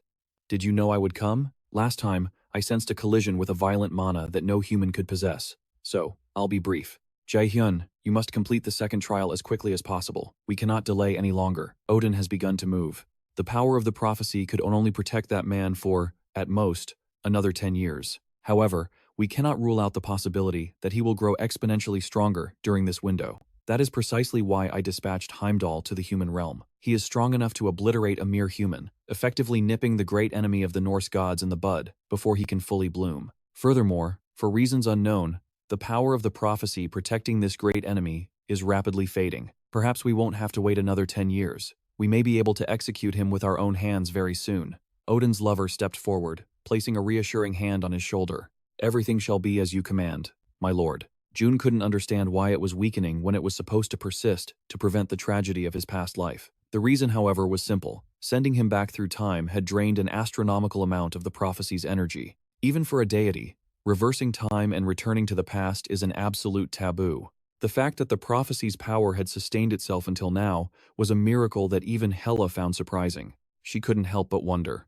Who exactly had paid the price for this defiance of nature? Just as she finished speaking, a stream of ancient language flashed through June's mind. The bottom line was clear. He needed to clear the second trial to evolve. Hela smirked, pleased by his quick understanding. Then let us move to a different location to conclude this conversation. We need to discuss the trial you are about to face, and the enemy who will soon stand in your way. Heimdall. Hearing the name, June's expression shifted to one of shock. Hela was surprised June knew of him. But it made sense. As the great enemy, June had diligently studied the gods he was destined to destroy. Heimdall screamed curses into the void, but for now, he was helpless, bound tight by tendrils of pitch-black darkness wrapping around his pristine body. Hela had expended a significant amount of power to achieve this seal, so she desperately hoped June would seize this fleeting opportunity. So, June asked, where will this trial take place? Right here. A breaking news alert flashed across the screen. Regrettably, the 11th subjugation of the Great Ruins has ended in yet another failure. It is confirmed that Black, from the European Association, will be participating in the next raid attempt. Although his participation brings hope, the first trial, known as the Proof of Aptitude, remains an insurmountable wall that no one has been able to breach. The association has expressed a lack of confidence in the next attempt. The location is Iceland, the heart of Norse mythology, where the secrets of the giants' great ruins lie hidden. Those ruins were created specifically for you, June. A zone meticulously calculated to cultivate you into a warrior capable of defeating Odin once again. Wait, what do you mean by once again? Hela froze, looking stunned that those words had slipped out of her mouth. How could June possibly pick up on that? Anyway, she quickly pivoted. If you cannot pass the proof of aptitude, you cannot enter. Do you understand? The proof of aptitude is everything, and you are the only one capable of clearing it. Once you do, the path to the Great Ruins will open before your eyes. Meanwhile, Black was already in Iceland, watching that very news report. And he looked absolutely livid. No, livid was an understatement. Black was roaring with rage, demanding to know what kind of hellish ruin would dare deny entry to someone of his caliber. Camilla, are you absolutely certain the mages analyzed this correctly? Camilla warned him not to doubt the specialist so openly, and to check his reckless arrogance. Besides, she added, this is the only great ruin of its kind in the world. Even I am dying to conquer it. Black clutched his head in frustration. It demands we prove ourselves to enter, but it doesn't tell us how. Does that make any sense? Camilla shrugged. Perhaps there is a key? Camilla tried to joke, but Black was strung tighter than a bowstring, looking ready to bite someone's head off at the slightest provocation. A few days later, before June departed for the Great Ruins in Iceland, he made a phone call to cover his tracks, ensuring his friends wouldn't worry about his absence. The preparations for this expedition had to be done in a frantic rush. First, June used mana stones to enhance his weapons to their absolute limit and ground his personal level up past level 30. The person he entrusted with his affairs was Director Kim, and for this trip, June was bringing Hela, currently disguised as the pitch-black cat nestled in his hood. At the same time, Black appeared on national television, making a bold declaration. The European Subjugation Alliance will conquer the Great Ruins in Iceland by any means necessary. We will not allow anyone to stand in our way. This meant the ruins were now guarded by Black. For the first time, June would have to fight a legitimate S-class hunter. And not just any hunter, one wielding the real Balmung, the Dragon Slayer sword. Hela, watching from the shadows of his hood, thought to herself, finally, now I can observe the great enemy up close as he faces true danger. Let's see if your resolve holds true. Loki's remnants, mysterious tombs manifesting across the globe. Hunters dug deep, only to realize these weren't mere graves, but vaults for ancient relics. Loot far surpassing dungeon drops. Naturally, the competition between hunters turned cutthroat instantly. The situation escalated until world governments were forced to intervene. Hela leaned in, whispering to Jae-hyun. That bracelet, Misteltein. It was the very key the ancients hid. Did he really think his possession of it was mere chance? Why was he the sole wielder of Misteltein, while every other ruin was being raided one by one? Jae-hyun's mind flashed back to those drifting motes of light. The origin of everything. It all started there. He shot Hela a puzzled look. She tilted her head. Why the stare? Jae-hyun smiled, deflecting, but a question burned inside him. Were these ruins truly built by giants? Correct. 10,000 years ago. Created by the Guardians, rivals of Thor, to prepare for a prophesied calamity and the war against Odin's legions. That explained the riddles. In the old myths, giants weren't just brutes, they were beings of immense wisdom. Legends say their arrogance rivaled even the Norse gods themselves. Though, history reminds us their end wasn't quite so glorious. We're almost there. My heart is racing. I booked the most luxurious suite available. After all, this is your second trial. Hela was buzzing with energy. I haven't slacked off, you know. I've prepped everything. Verified the translation matrix on the system. And packed high-tier consumables. Before setting out, Jae-hyun utilized grade A dark minerals to enhance his armor. The passive skill Legendary Blacksmith erupted. His dark armor didn't just hit grade S, it evolved. Behold, the Hell Armor. Physical and magic resistance increased by 350. Stealth active skill boosted to level 3. Plus, a new passive, Dark Synchronization. Dark Synchronization, grade A. It attunes the user to the abyss, creating afterimages to evade fatal strikes. Evasion chance increased by 20%. And a single-use absolute dodge with 100% success rate, useless only against light attributes. Hela pouted, rolling her eyes. We cheated a bit with the key, didn't we? But hey, no time for the honest route. We do what we must. Hours later, Jae-hyun arrived at the hotel. A sanctuary exclusive to the Awakened. Even without the exclusivity, at 50,000 a night, no civilian would dare sleep this close to a ruin. Well, except maybe a few obsessed archaeologists. Heading to his room, Jae-hyun crossed paths with a heavy hitter. Bask, a member of the European Association targeting the Giants' ruins. Fate works fast. What exactly are you? As they passed, Bask's voice cut through the air, dripping with hostility. This man was the master of the Dragon Slayer blade, Balmung, and chairman of the European Association. But Jae-hyun? He didn't flinch. Is there a problem? Before Camilla could step in, Bask blurred into motion, blocking Jae-hyun's path. Sparks flew as their gazes clashed. Your age, your origin. Speak. Jae-hyun remained silent as a stone. Camilla rushed in, panicked, shoving them apart. Bask, watch your attitude. What is wrong with you? She turned to Jae-hyun. I am so sorry. Please, go ahead. He's just grumpy. Camilla ushered Jae-hyun away, loudly whispering about Bask's recent divorce. Bask grit his teeth. Enough nonsense. Camilla ignored him, bowing apologetically until Jae-hyun disappeared. Once he was gone, her smile vanished. Bask, I warned you to be careful. If you tarnish the association's reputation, what then? I know you're on edge after our last failure, but bullying a child? No. You're wrong. Bask's face was pale, serious. That kid. He walked without making a sound. He knows how to erase his presence completely. Meanwhile, back at Mus Academy, screams echoed from the headmaster's office. Kim Yoo-jung had summoned Jae-hyun's friends to explain his sudden overseas trip. She vented her frustration. That idiot wanders off and always finds disaster. Last time it was the amusement park. Now, who knows where he teleported to? Ho-yeon laughed awkwardly. Jae-hyun is a magnet for trouble, isn't he? No, Kim Yoo-jung sighed, knowing him best. He's not the type to get into trouble. He is the trouble. Cut to the frozen wastes of Iceland. The massive giant's ruin loomed. Guards from the European Association shivered in the snow. A shadow approached, eyes glowing, a menacing red in the blizzard. The bearded guard shouted, Halt! Identify yourself. This ruin is under the jurisdiction of the European Association. The figure smirked. Entry denied. Huh? I really didn't want to get physical today. The guard opened his mouth to sound the alarm, but the intruder silenced him with a wave of mental energy. Brainwashing complete. Sorry about this. I feel like a villain. Who else could pull this off but Jae-hyun? But I have no other choice. Flashback to their arrival in Iceland. Hela had laid out the ground rules. Access to the giant's ruins required the NY system above all else. Jae-hyun let out a heavy sigh. If that's the first condition, there's definitely a second.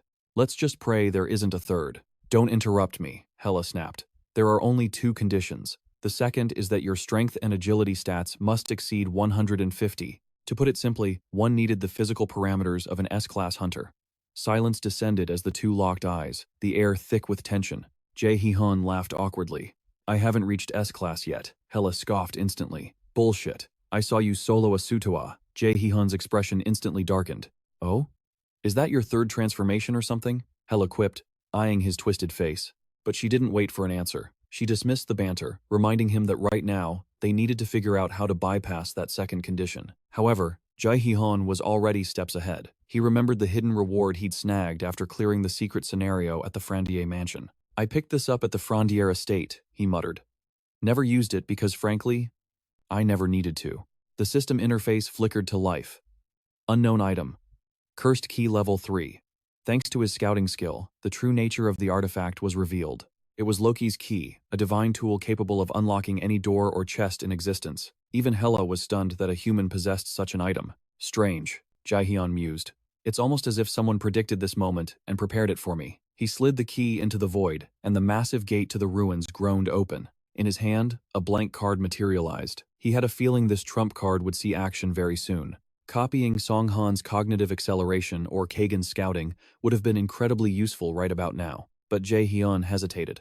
Copying his allies felt like a waste of a god-tier item, and using their signature moves would only breed suspicion. If the system provided a blank card now, it meant there was something inside these ruins worth stealing. Destiny was guiding his hand. The corridor was bathed in brilliant light. Jaehyun had barely taken a few steps when a booming voice echoed through the hall. Are you the great enemy spoken of in the prophecy? At the end of the path sat a colossus upon a throne, a three-eyed giant named Smear. I am Smear.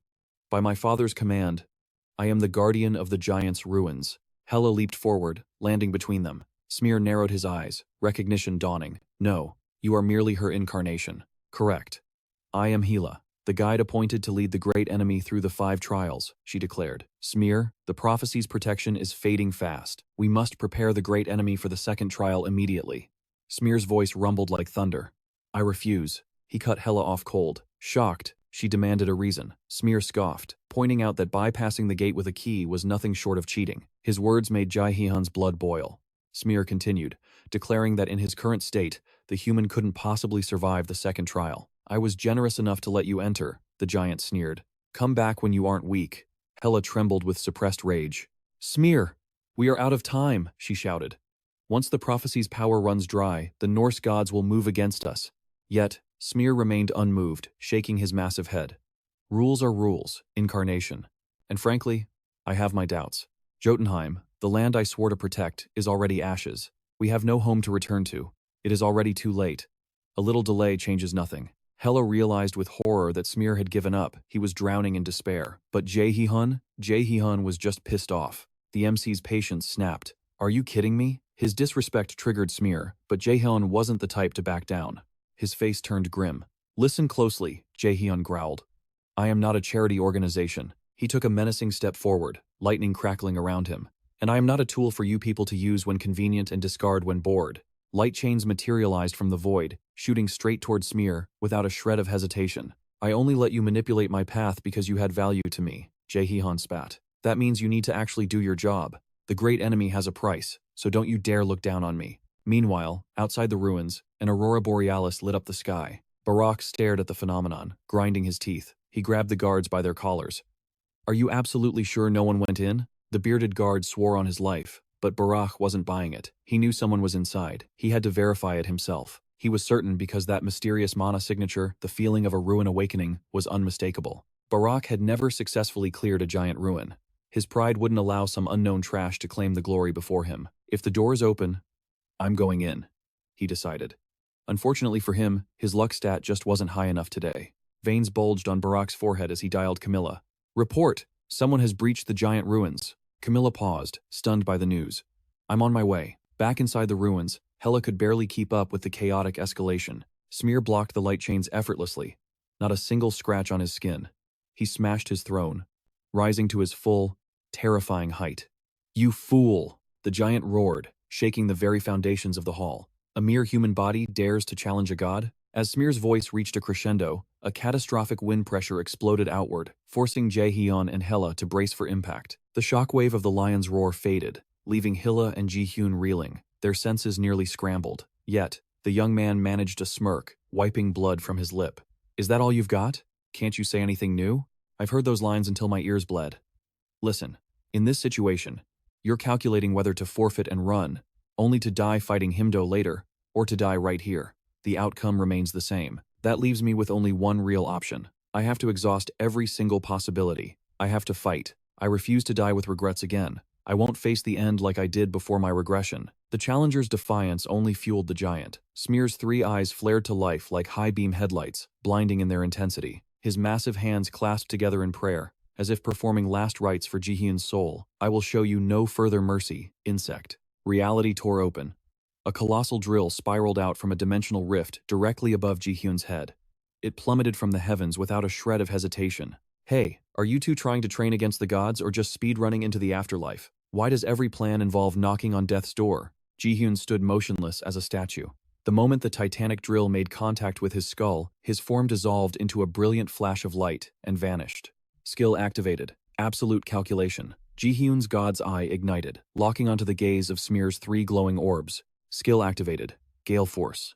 Jihyun launched himself like a missile. The target coordinates locked firmly on Smear's chest. Smear finally realized the audacity of the attack. Jihyun was aiming directly for his heart. This challenger truly believed he could defeat a guardian and ascend past this floor. Does this fool have any idea what kind of horrors await him in the future? His arrogance knows no bounds. Smear swung his gigantic hand to swat the fly. A burst of light exploded.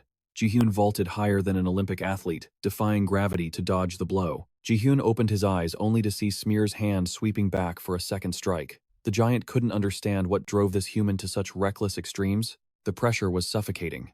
It felt exactly like facing his father, Ho Jin. That overwhelming aura proved one thing. This was an opponent he could not defeat with brute force alone. Chains of light erupted from the void. Jihyun grabbed the spectral chain, preparing to swing for his life in a deadly dance with gravity. He had no intention of sitting still and waiting for death. If he was going to go down, he would go down swinging in a blaze of glory. Skill activated. Frozen Earth. The bound soul of a dark elf materialized within the chains, unleashing a wave of frost that rapidly froze Smear's massive legs. The giant instantly recognized the technique's secret arts of the dark elves. How a human had mastered such ancient magic was a mystery, but it didn't matter. Too many openings. With a single, earth-shattering punch, Smear pulverized the ice instantly. Snow and frost scattered like dust. Jihyun looked stunned for a split second, before a wide grin split his face. You moved exactly as I predicted. Flames erupted from Jihyun's hands, blazing with hellish intensity. Is it because you're too straightforward? Skill activated. Fire Strike. Level 5. Skill activated. Aeroblast. Level 5. The shattered ice shards suspended in the air began to vibrate. Surrounding Jihyun, countless fireballs manifested, turning the atmosphere into a scorching armory ready to fire. The fireballs launched the suspended ice shards like superheated shrapnel, tearing through the air toward Smear. Amidst the chaos, Jihyun triggered Stealth. Level 3. Vanishing into the smoke like a phantom. Smear scoffed, his voice booming with disdain. You think these cheap parlor tricks can blind me? The giant stomped, summoning a hurricane that blew away the smoke and debris in an instant. But when the battlefield cleared, the target was gone. Vanished without a trace. Where the hell did he go? Hilla played her part perfectly, transformed into a small black cat, cowering behind the obsidian spikes. Smear stalked forward, searching every corner with caution. But he never suspected the most dangerous place of all, a tiny crevice directly beneath his own feet. Waiting for the perfect moment, Jihyun erupted from the shadows, his form blurred with speed as he slashed upward, his blade trailing sparks of explosive fire. Meanwhile, inside Russell's office, that boy, Min Ji-hyun. He is your disciple, is he not?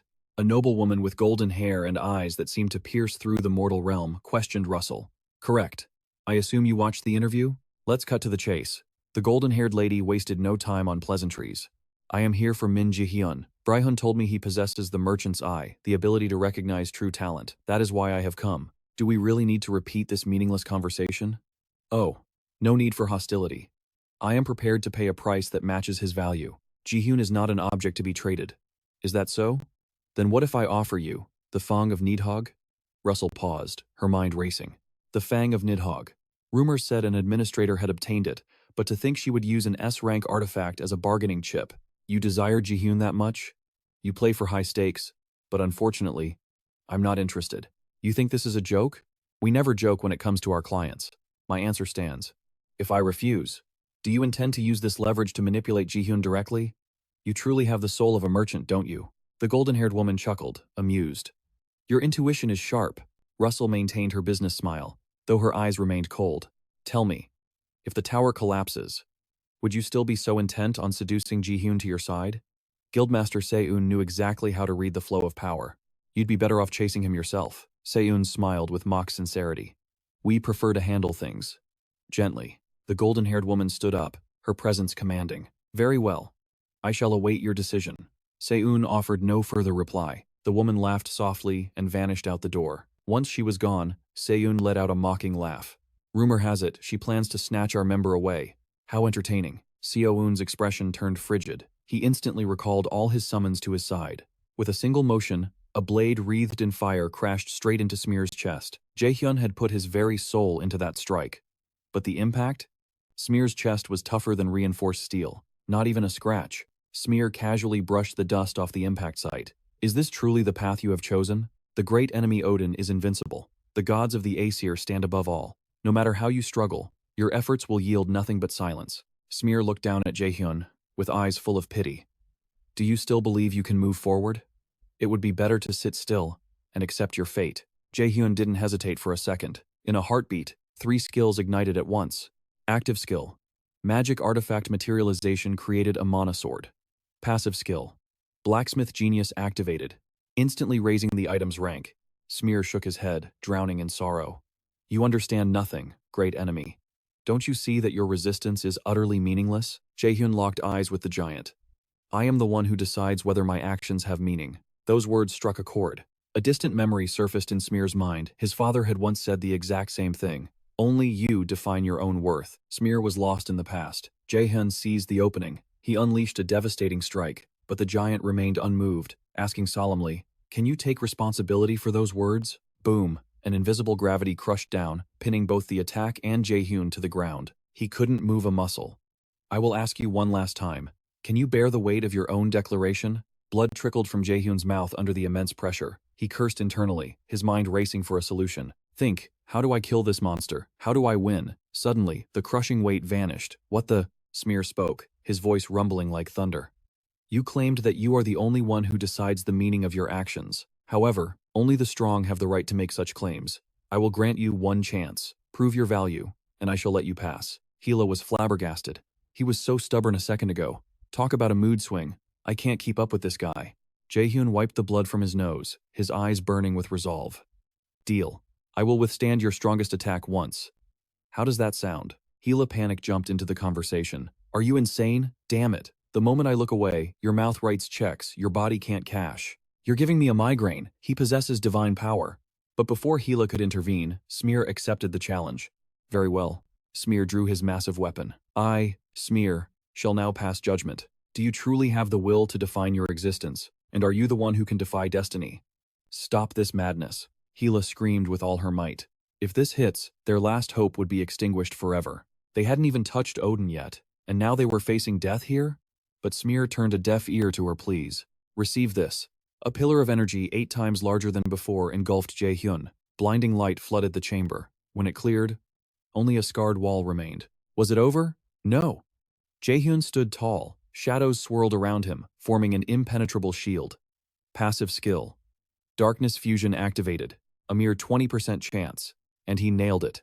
Smear looked at the scratchless human, smiled, and began to clap. The massive wall behind him groaned and shifted, revealing a hidden passage. Go forth. This path was created for you. Are you sure about this? Coincidence may happen twice, but never thrice. Go. Jae-hyun didn't waste a second and stepped forward. Even Hila was in awe. What a strange human. Before they left, Smear offered a final warning. 3 trials of wisdom await you ahead. Understood. Are you not afraid? Do I look afraid to you? Smear sighed in relief. Good. Finally, I can retire. My watch has ended. The rest is in your hands. Great enemy. Hila scrambled to catch up. Damn, these long-legged walkers. Panting, she asked, how did you manage to convince him? Who knows? I'm not sure myself. Hila pondered. The only explanation was that Smear had chosen to yield. Perhaps. Or perhaps Jae-hyun had changed the Guardian's heart. They marched straight toward the next trial. Welcome, great enemy of prophecy. Blocking their path stood 2 identical twin sisters, their eyes concealed behind heavy bandages. We are the Norns. We are the guardians of the first trial of wisdom. We have been expecting you, Hila whispered urgently. Jae-hyun, I can't interfere here. You're on your own. Got it. He would miss her support, but he had no choice. It doesn't matter. This is just the second set of trials I have to conquer. The Norn twins smiled mysteriously and recited the rules. One of us is an angel, and the other is a demon. The angel speaks only the truth. The demon speaks only lies. Behind one of us lies the gate to heaven. Jae-hyun's face twisted. He looked like he was listening to a bad soap opera script. And behind the other lies the gate to hell. Hila noticed his expression. What's with that look? You look incredibly disappointed. Jaehyun clicked his tongue. Tsk. This just isn't what I was expecting at all. No matter which gate you choose, you will proceed to the second round. However, dare to open the gate of hell, and an endless army of the undead will block your path. Oh? That actually sounds interesting. The Guardian snickered, eyes glinting with mischief. From this moment on, you are allowed a single question. Use it wisely. To find the correct path with only one question. It was the classic two doors riddle, a test of logic known throughout the realms. But technically, I advanced to the next round, regardless of my choice. Jaehyun mused, a smirk playing on his lips. Fascinating. I have my question ready. There is no need to rush, the Guardian taunted. Take your time to Despa, no need. Jaehyun cut him off cold. I don't need to think about it. Very well, ask your question. Which of us leads to which realm? The Guardian straightened up, preparing for the usual logic puzzle. Meanwhile, Jaehyun's mind raced. The riddle was the famous angel and demon paradox. It was ancient, cliché, and he knew exactly how it worked. The solution was simple. If you ask the angel, they point to heaven. If you ask the demon, they lie and also point to heaven. Both fingers would point to the safe route. Is this the gate you choose? The Guardian asked, pointing to the safe door. Jaehyun smiled, a gentle, almost saintly expression on his face. Then, he turned completely away. No, I'm taking this one. He pointed straight at the gate of hell. Open it up. What the hell? Hela stared in disbelief. Why would he solve the riddle only to choose death? Without hesitation, Jaehyun stepped into the abyss. Hela's face twisted in frustration. Have you lost your mind? Why would you do that? Why voluntarily walk into a demon's den? Haven't you heard? Jaehyun replied calmly. No pain, no gain. Everyone else looks for the easy way out. But me, I'm built different. True success requires a unique path. And for someone holding the script of the future, danger is just opportunity. They said zombies would try to stop me? Huh? You. Before Hela could finish, the ground erupted. A massive horde of rotting corpses clawed their way to the surface, screeching for blood. Jaehyun had been waiting for exactly this. Skill activation. Sacrifice. A blinding aura exploded from his back, forming wings of pure light. Time to farm. He shifted the energy flow instantly, converting sacrifice into a defensive barrier. Active skill. Judgment of light. Holy brilliance scoured the battlefield, the divine light tearing through bone and flesh. The entire zombie army was vaporized in a single heartbeat. System notifications flooded his vision. Level up. Level up. The XP was pouring in like rain. This wasn't a punishment. It was a paradise of growth. Look at him enjoying it. Hela pouted, watching the massacre. That human is the real monster here. He's definitely a demon in disguise. Outside, the two guardians watched in awe. He made the most foolish choice, yet obtained the wisest result. It was exactly as the prophecy had foretold. Lightning crackled around the exit portal. The hell path was finished. Jaehyun emerged, dusting off his hands, but his face showed pure disappointment. What a shame. It's over already? Opportunities to power level like that are 1 in a million. Hela slapped her forehead, exasperated. Snap out of it. The trial isn't over yet. As soon as they cleared the threshold, the gate slammed shut behind them with a heavy thud. The scene shifted. They stood in a vast chamber, the floor inscribed with a magic circle of terrifying complexity. It was a grand ritual formation. The requirement to clear this stage was obvious. Satisfy the conditions of the circle to escape. Indeed. Welcome, great enemy of the prophecy. A voice echoed from everywhere and nowhere, shaking the very air. Are you the gatekeeper of the second floor? Jaehyun shouted back, eyes narrowing. Instantly, a ball of radiant light materialized above him. Gatekeeper? I dislike that title. If the ball of light had a face, it would be sneering. But effectively, yes. This sphere of light. It has quite the attitude, Hela muttered, squinting. Wait. This voice. Do you recognize who this is? Why are you here? Hela began, stunned, but the light cut her off. Hold your tongue. Allow me to introduce myself properly. I am Mimir. I am the creator of the Norn system, and the one who orchestrated your destiny. Jaehyun froze. Orchestrated his destiny? The appearance of the system, his regression, everything. Was it all part of a scripted play? A heavy silence fell. Explain yourself, Jaehyun demanded, his voice dropping an octave. Details. Now, Mimir's voice resonated again. As I said, eons ago, Loki came to me with a request. He needed a way for the great enemy of the prophecy to grow strong enough to challenge the heavens, all while evading the all-seeing eyes of Odin.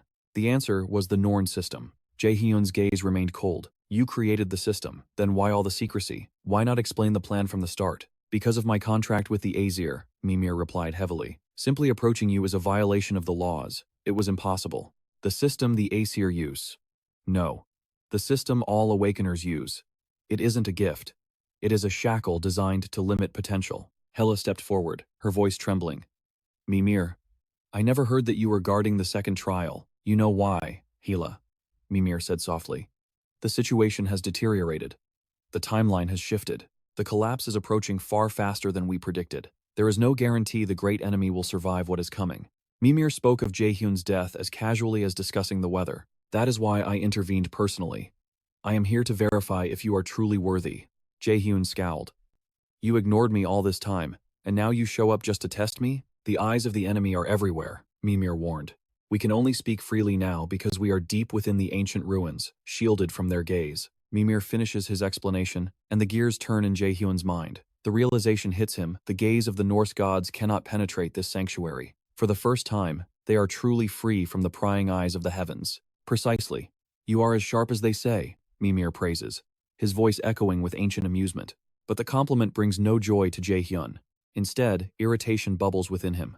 His expression darkens into a scowl as he prepares to voice a lingering doubt. Mimir gestures casually. Speak your mind. Just do not expect a gentle answer. If destiny itself has already branded me as its great enemy, Jaehyun begins, his voice cold. Then my own will means nothing. The script is already written. So why, he demands, did you bother asking how I feel about this cursed role? Why ask for my opinion if the outcome is set in stone? And to choose me at my lowest moment, when I was staring death in the face? Why kick a man when he is down? Meanwhile, far away from this divine interrogation, the mortal world is filled with chaotic wailing. Arg! Why on earth did he have to go abroad right now? Kim Yoo-jung slams her head onto the desk, tears welling in her eyes. He won't even answer his messages. Is he ghosting us? Ina nods in silent agreement, her worry palpable. Ho Eon, ever the optimist, offers a reassuring smile. Relax, guys. It is Jaehyun we are talking about. He will return before you know it. Is he always this dramatic? An Si-eun chimes in, not looking up from her book. Her tone is indifferent, but she is clearly listening to every word. But seriously, what is he doing overseas? Yoo-jung groans, her face still buried in the desk surface, her voice muffled by despair. Who knows? He left without a word. Ho Eon sighs. But we cannot dwell on it. We need to finalize our group arrangements for the upcoming term. I really hope we can all stay in the same team. Ho Eon adds. Ina beams at him, silently supporting the idea with a gentle nod. The thought of Jaehyun's rare, dazzling smile flashes through her mind, and Ina whispers a soft assent. Suddenly, An Si-eun looks up, an arrogant smirk playing on her lips. Ah, so that explains it, she muses. I kept wondering why Jaehyun was rambling about potions and bribery tactics the other day. He is exploiting the perks of being the top ranker, isn't he? Yoo-jung lifts her head, eyeing the girl suspiciously. Are you sure you want to be dragged into his mess? I just want to be with. An Si-eun trails off, realizing how that sounds. Her face explodes into a shade of crimson, and she frantically waves her hands. I mean in the group. Just in the group. Makes sense. Who else could possibly tolerate that demon? She stammers, mentally recalling Jaehyun's tyrannical training methods. Of course, Ho Eon laughs. We just want to stick together because we are friends. He pauses, a glint in his eye. But there are other benefits too. We get increased funding and access to the VIP training halls. Yoo-jung looks at An Si-eun, confused. Wait, you are not even enrolled yet. How do you know all this? Si-eun puffs out her chest, pride radiating from her. I did my homework. I researched everything before applying. Information is power, Unni. Ho Eon maintains his angelic smile but delivers a brutal blow. That is impressive, but what happens if you fail the entrance exam? An Si-eun freezes, her confidence shattering like glass. She turns rigid as a statue. Seeing the brat humbled, Yoo-jung looks incredibly satisfied. You are evil, Si-eun whimpers. Ignoring the bickering, Ina gazes out the window. I just hope he comes back safe, she thinks, her heart aching for Jaehyun. Even Kim Yoo-jung blushes slightly, murmuring her agreement. Meanwhile, back in the realm of trials, Jaehyun continues his interrogation of the god. Answer me, Jaehyun presses. Why ask for my opinion if my path is forced? Mimir freezes for a solid 5 seconds, clearly calculating how to handle this volatile mortal. Because the ancient entity finally speaks. We cannot entrust the fate of the world to a man who cannot even conquer his own destiny. Fate is not absolute. I offered you a choice, and you seized it. You chose to rewrite your stars, which is why you stand before me now. It is as simple as that. A bloodthirsty grin spreads across Jaehyun's face. He grinds his teeth, his hatred for the cosmic powers, or perhaps his own father, bubbling up. I'll kill that old man, he vows silently. If vengeance is your fuel, Mimir intones, sensing the boy's rage, then we shall respect that drive. A goal is a goal. It does not need to be noble, Jae-hyun spits back. I have a mountain of questions, but I doubt you will answer them all right now. Perceptive. However, Mimir floats closer. I can offer you a bargain. Survive this next phase, and I will grant you a hint regarding the ultimate truth. Deal, Jae-hyun agrees instantly. Now stop stalling and explain the second trial. Open your eyes, Mimir commands. Look around you. To pass, you must select one object from this environment and offer it upon the altar. But heed these warnings. First, never forget the purpose of this trial, the acquisition of true wisdom. Second, there are no do-overs. You have exactly one chance. Choose wrong, and it ends. Engrave this into your very soul. Jae-hyun furrows his brow. Does he expect me to see through the illusion of this world? Mimir chuckles. I knew your mind would wander there. I really hate it when people read my mind, Jae-hyun grumbles. My apologies, Mimir laughs, not sounding sorry at all. To make amends, I will grant you 2 specific hints. Hint number 1. The wisdom you seek at the altar. You already possess it. Hint number 2. You arrived here 2 days ahead of our schedule, and today is Monday. Jae-hyun stares blankly. That tells me absolutely nothing. That is all, Mimir declares. Now, show me the depth of your wisdom. Oh, I almost forgot one minor detail. If you fail this trial, you die. The color drains from Jae-hyun's face, his expression turning pitch black. Since I know you are listening, Jae-hyun projects his thoughts loudly. You are a complete and utter bastard. Ha ha ha. Mimir roars with laughter. Such refreshing vulgarity. I like it. Beside him, Hila watches the floating head cackle maniacally. She tilts her head, wondering if the great sage has finally gone senile or if he is just a masochist. You have 1 hour, Mimir announces, his tone shifting to serious. I have given you the tools. Now, I await your answer. A giant hourglass materializes in the air, the sand beginning its relentless fall. Jae-hyun sinks into deep contemplation. Wisdom I already possess. What could that cryptic old bat possibly mean? Wednesday. What does that day have to do with this hellish trial? Is it a genuine clue, or just a trap to lead me astray? I need to clear my mind. Go back to the beginning. What offering does this altar truly demand? Time is running out. I have to open my eyes and look for another angle. I pushed my spiritual perception to the limit, scanning every artifact with mana detection. Nothing. Absolute silence. Damn it. Another failure? No. I cannot falter now. There is no path back. Hesitation is a death sentence in this game. Wednesday. Combined with the wisdom I possess, there is only one answer Mimir is waiting for. Jae-hyun sighed heavily, his gaze locking onto the altar. The system window flashed before his eyes. Select your sacrifice. I offer myself. This was a one-way ticket, a gamble with his life on the line. But his smile was full of arrogant confidence. He was betting everything on this move. The atmosphere instantly shifted. The reality around him shattered like glass. The magic circle began to crumble. The prophecy was unfolding. The room dissolved into an endless void. Yes, the great enemy mentioned in the legends. True wisdom lies within the runes. I possess the lost Eye of Odin, the very essence of that knowledge. And the clue, Wednesday. It wasn't random. It was the key all along. The root of Wednesday is Woden's Day. And Woden is another name for Odin. The Allfather sacrificed himself to gain the wisdom of life and death from the underworld. If this trial mimics his legend, then there is only one valid offering. My own flesh and blood. Impressive. A mortal bearing the weight of destiny. But do you truly understand what that choice entails? Odin didn't just offer an item. He hung from Yggdrasil, pierced by a spear for 9 agonizing days. Jae-hyun spun his weapon, his eyes burning with greed for power. He would risk everything to get what he wanted. He stripped off his armor and turned the blade toward his own heart. Hela screamed in panic. Are you insane? You're going to give me a heart attack before the enemy even touches us. Wait, what the hell are you doing? Mimir, is this the proof you wanted? Squelch. Without a shred of hesitation, Jae-hyun drove the blade into his body. Blood sprayed from his mouth, yet he grinned like a madman. Is this it? Self-sacrifice means staring death in the face. The pain to come will be far worse than this. Time is gold. Let's speed this up. He activated weapon materialization. Triple AGH, stop it. Hela shrieked as a second spear manifested, piercing through him. You can't take revenge if you're dead, you idiot. I said stop, but Jae-hyun was too obedient to the lore. He prepared for a third strike. That is enough. Mimir finally materialized. Took you long enough, old man. I almost killed the world's last hope. A blinding light engulfed Jae-hyun. When he opened his eyes, the agony was gone. He lay amidst the restored formation, completely healed. You have changed, Mimir. You used to be much quicker with your advice. Jae-hyun checked his stomach. Thank God. The wound was gone, but his six-pack remained intact. The trial ends here. You have demonstrated resolve far beyond my expectations. Now, it is time for me to honor my side of the bargain. I've been waiting for this. The truth the gods are hiding. Spit it out, old man. Give me the 3 words that lead to the answer. Why the riddles? Just say it. I must be cautious. The eyes of the Norse gods are everywhere. Even a whisper takes time. Hela, even you do not know this secret. I don't. It is a clue buried deep within the ages. Mimir fell silent. The light coalesced into 3 distinct words floating in the air. Punisher, Eye, and Shine. That's it? That's barely enough to form a theory. What do they mean? My final piece of advice, scrutinize your system. Again and again. The truth lies there. Until we meet again.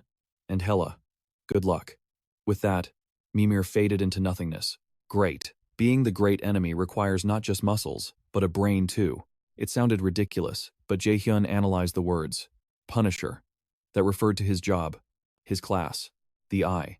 Undeniably the lost eye of Odin. And his present was certainly shining brighter than his dark past. Back when he was a meat shield, blindly marching toward death. But Shine? And why did he tell me to doubt the very system that empowers me? Hela patted his shoulder. We will figure it out together. Let's move. The next chamber held a massive, imposing mirror. Great enemy. You have surpassed the trials. The final stage awaits. Is this looking glass the final test? Correct, the Guardian confirmed. This is the mirror of Erd, the first of the 3 Norns. It reflects the origin. You will witness the memories of the beginning. Watch, and then give me your answer. Is there a specific answer you want? No. Whatever you conclude. I have no right to judge. Find the answer yourself. That is your final trial. When you are ready, touch the mirror. The past shall reveal itself before you. Jae-hyun didn't hesitate.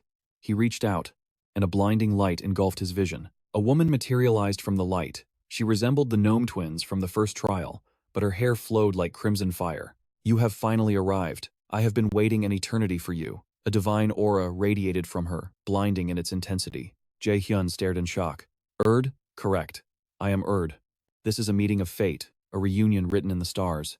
I have held on to this shattered history for so long. This is a fragment of the past that an ancient existence wished for you to witness. Allow me to guide you through the first shard of memory. The scene shifted instantly. Massive stone structures pierced the sky, a fortress of titans. Jae-hyun looked around in confusion. Where am I? Hela stepped in to explain. This is Jotunheim, the land of giants. But tell me, have you met Erd before? I'm not sure. Erd is right there, Hela pointed. Listen, the past we must observe is not in your mind, but unfolding right before your eyes. You are a spectator. You cannot change history. This story ended eons ago. It is nothing more than an echo left behind by the great Jotun, Ymir. Erd walked past him, her voice solemn. Pay close attention to the story he wished to tell. A massive figure with 3 eyes and braided facial hair appeared. This was Ymir. He looked down at the young giant beside him. Smear, what do you think defines a good king? A strong man? He must be strong to protect others, the young Smear replied. True. That is a vital element. But a true king must also know how to share, how to care for his people, and above all, understand his own flaws. I hope you become such a Jotun one day, my son. Smear looked down, trembling. But, father, I am weak. I fear so many things. I am even terrified of Thor's hammer. How could I ever possess the value to be a king? I don't understand. Smear, do not judge your own worth so lightly. The only one who can define your value is you. Jae-hyun and Hela exchanged glances. So that is why Smear opened his heart to you, Hela realized. But look, something is happening. A Jotun warrior rushed in, panic on his face. Thor and the Valkyries. They are invading. Ymir shoved his son behind him and gripped his colossal weapon. Do not fear. I, Ymir, will do everything in my power to protect us all. Erd's voice turned sorrowful. That was a dark past, but their misery did not end there. Lights danced around her as the scene shifted. The ground remained the same, but now, the world was consumed by hellfire. What the? Jae-hyun stared at the devastation in horror. Everywhere he looked, mountains of corpses and rivers of blood filled his vision. This was the final battle, Ragnarok. Standing atop a pile of slaughtered giants, a man laughed maniacally. It was the god of thunder. Lightning crackled across the heavens as he hefted the legendary hammer, Mjolnir, in his hand. He has the face of a god, but the heart of a total bastard, Jae-hyun thought bitterly. The pressure was suffocating. He's strong, too strong. Even if I reach S rank, facing a monster like that would be suicide. How do I even begin to approach that level of power? Overcome the 5 trials. They will guide you, Hela whispered. In the vision, Thor continued his arrogant laughter. I have always loathed you filthy giants. You still refuse to give up? Fine. I suppose I should show some respect to such stubborn warriors. Oh, king of giants. Black lightning and violent flames erupted from Thor, making him look more demon than deity. If you face me in single combat, I will cease the slaughter of your kind. Do you accept? Ymir, covered in wounds, glared back. And you will let the others live in exchange for my head? I swear it on my name. Ymir's massive weapon slammed into the ground, sealing his decision. Good, I was waiting for that. Thor grinned with twisted delight as thunder tore through the sky. Then let us meet again in hell. I will not die easily. Lightning crashed down, signaling the end. Thor's treachery, and Ymir's sacrifice. The war between Jotunheim and Asgard ended in Asgard's victory. Now, only one fragment of the past remained. Erd narrated calmly, while Jae-hyun stood silent, the weight of the tragedy pressing down on him. The scene shifted to moments before the duel. Ymir was enchanting his weapon. Smear clung to him, begging, Father, don't go. It's a trap. I know. But I must. Smear wept openly. Why must you do this? You are the only family I have left. Hela stepped toward the vision, her voice filled with grief. This place is Asgard, the realm of the Aesir gods, and Odin, the one you must eventually destroy. Ymir knelt before his son. Smear, do you remember what I told you? Do not worry. I am certain you will do great things without me. But listen, a great enemy from the prophecy will one day come to find you. Prophecy? Yes. The greatest enemy will arrive. So, my son, protect my tomb. Guard the great relic. Please. And that is the origin of this dungeon. It is a memorial for the giants who fell, and a symbol of hope for the future. The great enemy mentioned in the prophecy. Ji-hoon started, his eyes darting toward the source of the voice. I know you are witnessing these memories. Please, help Tasmia's son. It was the voice of On, revealing that the giant was preparing for his final moments. Giannar stepped out from behind Thor, his presence looming like a mountain. Thor turned, eyes lighting up with excitement. There you are, On continued, for the sake of the son left behind, and the final hope destined to be born in the future. But Thor cut the tension, his patience wearing thin. Can we start yet? I've been itching to crush you since the beginning. Are you finally satisfied? Thor's face darkened, his expression colder than ice. No. A crimson orb materialized in the heavens, raining catastrophic lightning directly upon the thunder god. Yet, Thor merely stood there, unleashing a dark aura more terrifying than any demon. I will never be satisfied until I win. A cruel, devastatingly handsome smile played on his lips. By utterly destroying you. Lightning scorched the earth, tearing the very ground asunder. The shockwaves were agonizing, flaying the land inch by inch. But where was the lightning striking? Giannar retreated, raising his colossal weapon to intercept the heavenly strike. A bolt of judgment slammed behind him, forcing the giant to his knees. Breath rattled in his chest like broken stones. Why? Giannar gasped. Why go to such lengths? Thor tilted his head. What do you mean? Slaughtering countless innocents. Just to satisfy your own selfish ego? Thor scoffed. Ah, is that what this is about? They say it is the will of the greatest god, Odin. But frankly, Thor's eyes bored into him. I don't care about reasons. I don't have a reason. All I care about is fighting a worthy opponent. But tell me, why did you accept this duel? You knew you wouldn't survive. Giannar smiled through the pain. Because I have something I must protect. Thor sneered. You still cling to that? Your kind are dust in the wind. They still exist, Giannar countered, his voice firm. And one day, Asgard will fall. The prophecy of the Norns? Thor furrowed his brow, bored. How tedious. Enough of this nonsense. Thor spun Mjolnir with lethal grace, black lightning crackling around him like bloodthirsty vipers. Time to send you to join your kin. Ji-hoon and Hela stood in silence, watching the blinding light swallow Giannar's colossal form. Great enemy, can you hear me? If you wish to forge your own path, never forget these words. On the road you choose, the only thing that matters is an unshakable will. Ji-hoon clenched his fists, the words striking a chord deep within him. The path I must choose? As Ji-hoon pondered, Thor prepared the execution. Giannar whispered a final plea to the wind. I'm sorry, Smear. Brutal lightning crashed down from the heavens. Thor's hammer collided with Giannar's massive weight. In seconds, the giant's weapon shattered into dust. Berserk lightning claimed Giannar's head. A horrific spectacle, and little Smear witnessed every agonizing second of it. The boy's heart-wrenching scream for his father went unanswered. What a lame ending, Ji-Hoon scoffed, pulling out a card. Hela looked at him in shock. I think I'll only feel better, Ji-Hoon muttered, if I can take that bastard Thor down at least once. You feel it too, don't you? The hammer returned to Thor's grip, his body radiating a power that defied logic. A system notification chimed. You may now utilize a high-rank blank card. Perfect timing. As Thor swung his hammer to end the game, Ji-Hoon activated the card to copy the skill. Gianar had fallen, but his death was not in vain. The shards of the giant's shattered weapon began to vibrate. Thor frowned as his boot landed on a black, smoking stone. His eyes widened. The black stone erupted with light, ancient runes burning into the air. This was Gianar's final gambit, his ultimate legacy. Filthy tricks. Thor grit his teeth. Glowing runes surrounded him, the light becoming blindingly intense.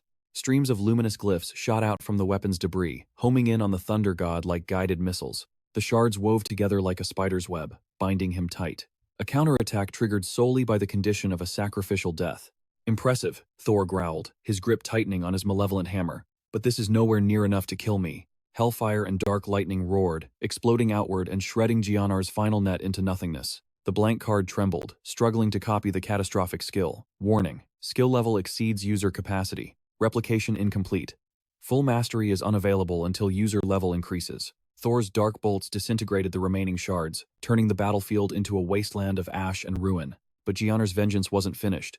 Just when Thor thought it was over, a massive fragment hurtled toward him from behind. Thor spun, shattering the rock with lightning speed, but from the dust emerged a tiny, brilliant orb of light. Thor froze. The orb shot straight into his forehead before he could blink. Even Ji-Hoon was left speechless. The impact snapped Thor's head back with bone-crushing force. He stood there, dazed, a visible dent in his forehead, looking as if his soul had been knocked loose. A roar of agony ripped from his throat. The god of thunder staggered, clutching the crater in his skull. Was this your plan all along? Blood streamed down his face as he glared at the void. An artifact to suppress my power. Thor's expression twisted into a grotesque, manic grin. You are very interesting indeed. Inside the gate, Smear stood silent, bearing witness to it all. Tears flowed down his face like endless rivers. We had no way of knowing if the legendary arch-nemesis would truly appear, or what kind of monster they might be. If my father's sacrifice was truly in vain, then what is left for me to do? Jae-hyun stood motionless as the card levitated from his hand. The system prompt flashed. Will you copy the passive skill of the Thunder God onto the blank card? Hyla reeled back in shock, her eyes wide with disbelief. Wait, how is this possible? The blank card, can it really be used on a figure existing only within a memory? Jae-hyun replied without a hint of surprise, his voice steady. If this were merely an illusion, then no, it would be impossible. But as I said, this is a fragment of the past, preserved for the future generation. It proves that Jung-Ni's sacrifice was never meaningless. A satisfied smile played on his lips as he gazed at the heroes fading back. The blank card darkened, transforming into a pitch-black card. The essence of the Thunder God had been captured. The system window flashed with the skill details. Passive skill acquired, Power of the Thunder God. Rank, Legendary. Ability, Absolute Control over Lightning. First effect, amplifies the efficiency and destruction of all lightning attribute skills. Total damage output increased by a staggering 300%. Second effect, all lightning skill effects boosted by 50%. Third effect, the user can freely toggle this power on or off. Warning, the skill rank exceeds the user's current level. Duration is severely limited.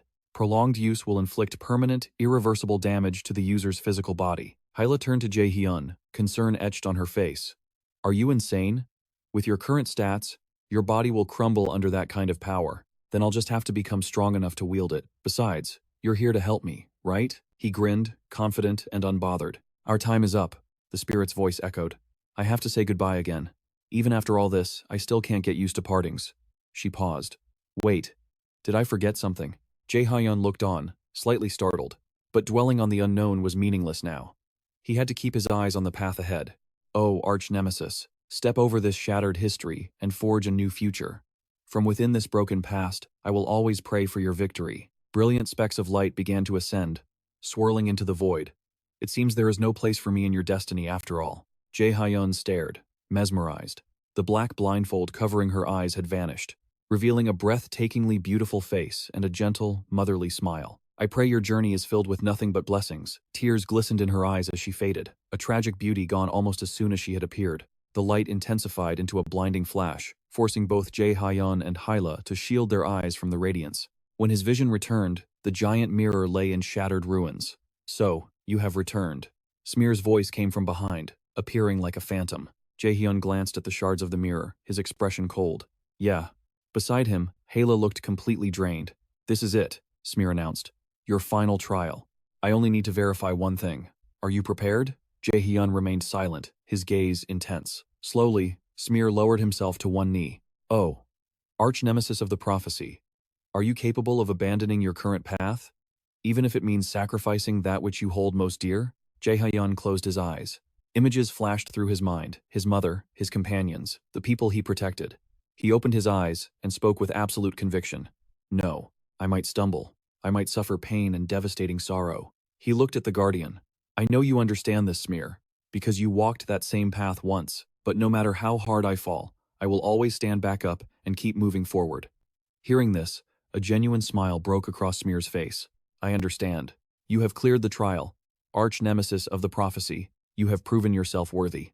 System alert. The notifications flooded his vision. "You have cleared all trials. Congratulations. You have leveled up 4 times. You have obtained the title, the one who overcame the second trial. You have received a special gift from Jang-ni." The rewards were piling up a massive haul. "Not bad," Jae-hyun muttered, impressed. "So, we leave now, right?" He began equipping his original armor, addressing the Guardian. "Correct. Your business here is concluded. Ah, but there is one final thing I forgot to mention." "What is it?" "I apologize. That was the message your father wished for me to pass on to you." Smear bowed his head. "Now, I must take my leave." Smear watched Jae-hyun walk away, a soft smile gracing his lips. "You should know. I never once hated you for the choices you made." Outside, a blizzard raged, painting the world white. Yet, an army of hunters stood in perfect formation, waiting to ambush whoever dared to exit the legendary ruins that no one was supposed to breach. Peering through the cracks, Jae-hyun couldn't help but curse under his breath. "Damn it, there's a whole army out there. Are you kidding me? And they aren't weaklings either," Hyla noted, assessing the threat level. "Escaping this encirclement isn't going to be easy." Jae-hyun gritted his teeth. He hated sneaking around like a common thief, but considering the circumstances, he understood why the association was so desperate. After all, the European alliance had poured an astronomical amount of money into raiding this specific dungeon. "With my current stats, taking on 2 S-class hunters simultaneously is suicide," Jae-hyun calculated. "I'll have to buy us some time. You handle the rest." Hyla nodded immediately. "When I give the signal, create a diversion." The plan was set. Jae-hyun shoved the heavy stone doors open, while behind him, Hyla began to channel her magical energy. The frozen hunters, shivering in the snow, erupted into chaos the moment they saw him. "Stop right there!" they roared. But suddenly, a massive figure shoved the front line aside. "Move." It was Baek. Radiating pure killing intent, he marched toward Jae-hyun. His towering frame completely dwarfed the protagonist. "Did you complete the trial?" Baek asked, his voice like ice. Jae-hyun looked up, a smirk playing on his lips. "And if I said yes, what are you going to do about it?" In a heartbeat, the massive blade of the great sword pressed against Jaehan's throat. Bak stared coldly, his eyes darting to the gate behind them. The mana flow from the dungeon had completely vanished. He actually cleared the dungeon? But how on earth did he pull off such a feat? While Bak assessed the ruins, Jaehan's eyes locked onto the Dragon Slayer Balmung in the Guildmaster's hand. No counterfeit here, that was a genuine S-rank artifact. The real deal. A wicked thought sparked in Jaehan's mind. "You know, this ruin was destined for me from the very start. No matter how many times you tried, you would have failed." The implication hung heavy in the air. "Are you saying we're weaker than you?" Veins bulged on Bak's forehead. "You're the one who said you couldn't even step inside." Jaehan, however, remained unfazed by the outburst. He casually flicked the blade away from his neck, delivering the ultimate insult right to Bak's face. "Because you simply aren't worthy." Blood rushed to Bak's head in an instant. "You arrogant brat. I was initially going to let you join our faction, but I've changed my mind. I won't kill you yet. You still have uses I can wring out of you." Jaehan silently noted that the guild leader was exactly as the rumors described. "Provoked so easily?" Jaehan scoffed. "If you want to throw hands, I'm not afraid." "Do you even have what it takes?" Jaehan drew his weapon. Ironically, thanks to this man, obtaining his desire had been almost too easy. "You think I'll just stand here and watch you play tricks?" Bak roared, but his fury was instantly replaced by paralyzed shock. Before his eyes was another Balmung identical in aura.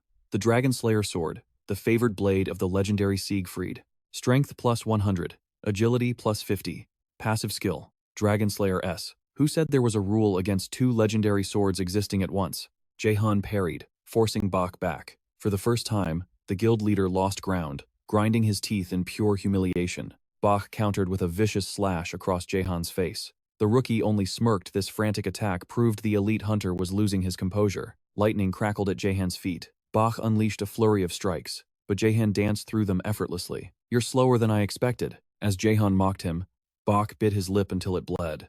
His eyes blazed, but he forced a heavy sigh, regaining his icy focus. "Even among S-rank hunters, few can evade my blade," Bach analyzed cold-heartedly. "Just what is this creature?" The other hunters watched in stunned silence. Suddenly, a witch descended on a broomstick. Black Camilla touched down. "Careful, that sword isn't just a lookalike. It radiates the same magical signature as your Balmung." Bach absorbed the info, glaring at Jae-Han. "That makes me even more curious. I won't kill you, but I will shatter every limb in your body." "Hold on, don't say that phrase, it gives me PTSD. Bach frowned. "What? Don't be stupid." Jae-Han cut in. "I mean, just shut your mouth. I read a tabloid saying you recently got divorced. Let me guess, was this woman in the black cloak the reason?" Camilla grimaced. "You crossed the line, kid. His wife left him because his personality is trash and he's incredibly boring." "Whose side are you on?" Bach roared, hefting Balmung again. "Fine. We'll finish this conversation in the interrogation room." Out of nowhere, Gila utilized Earth Step, appearing beside Jae-Han without a sound. "I am ready.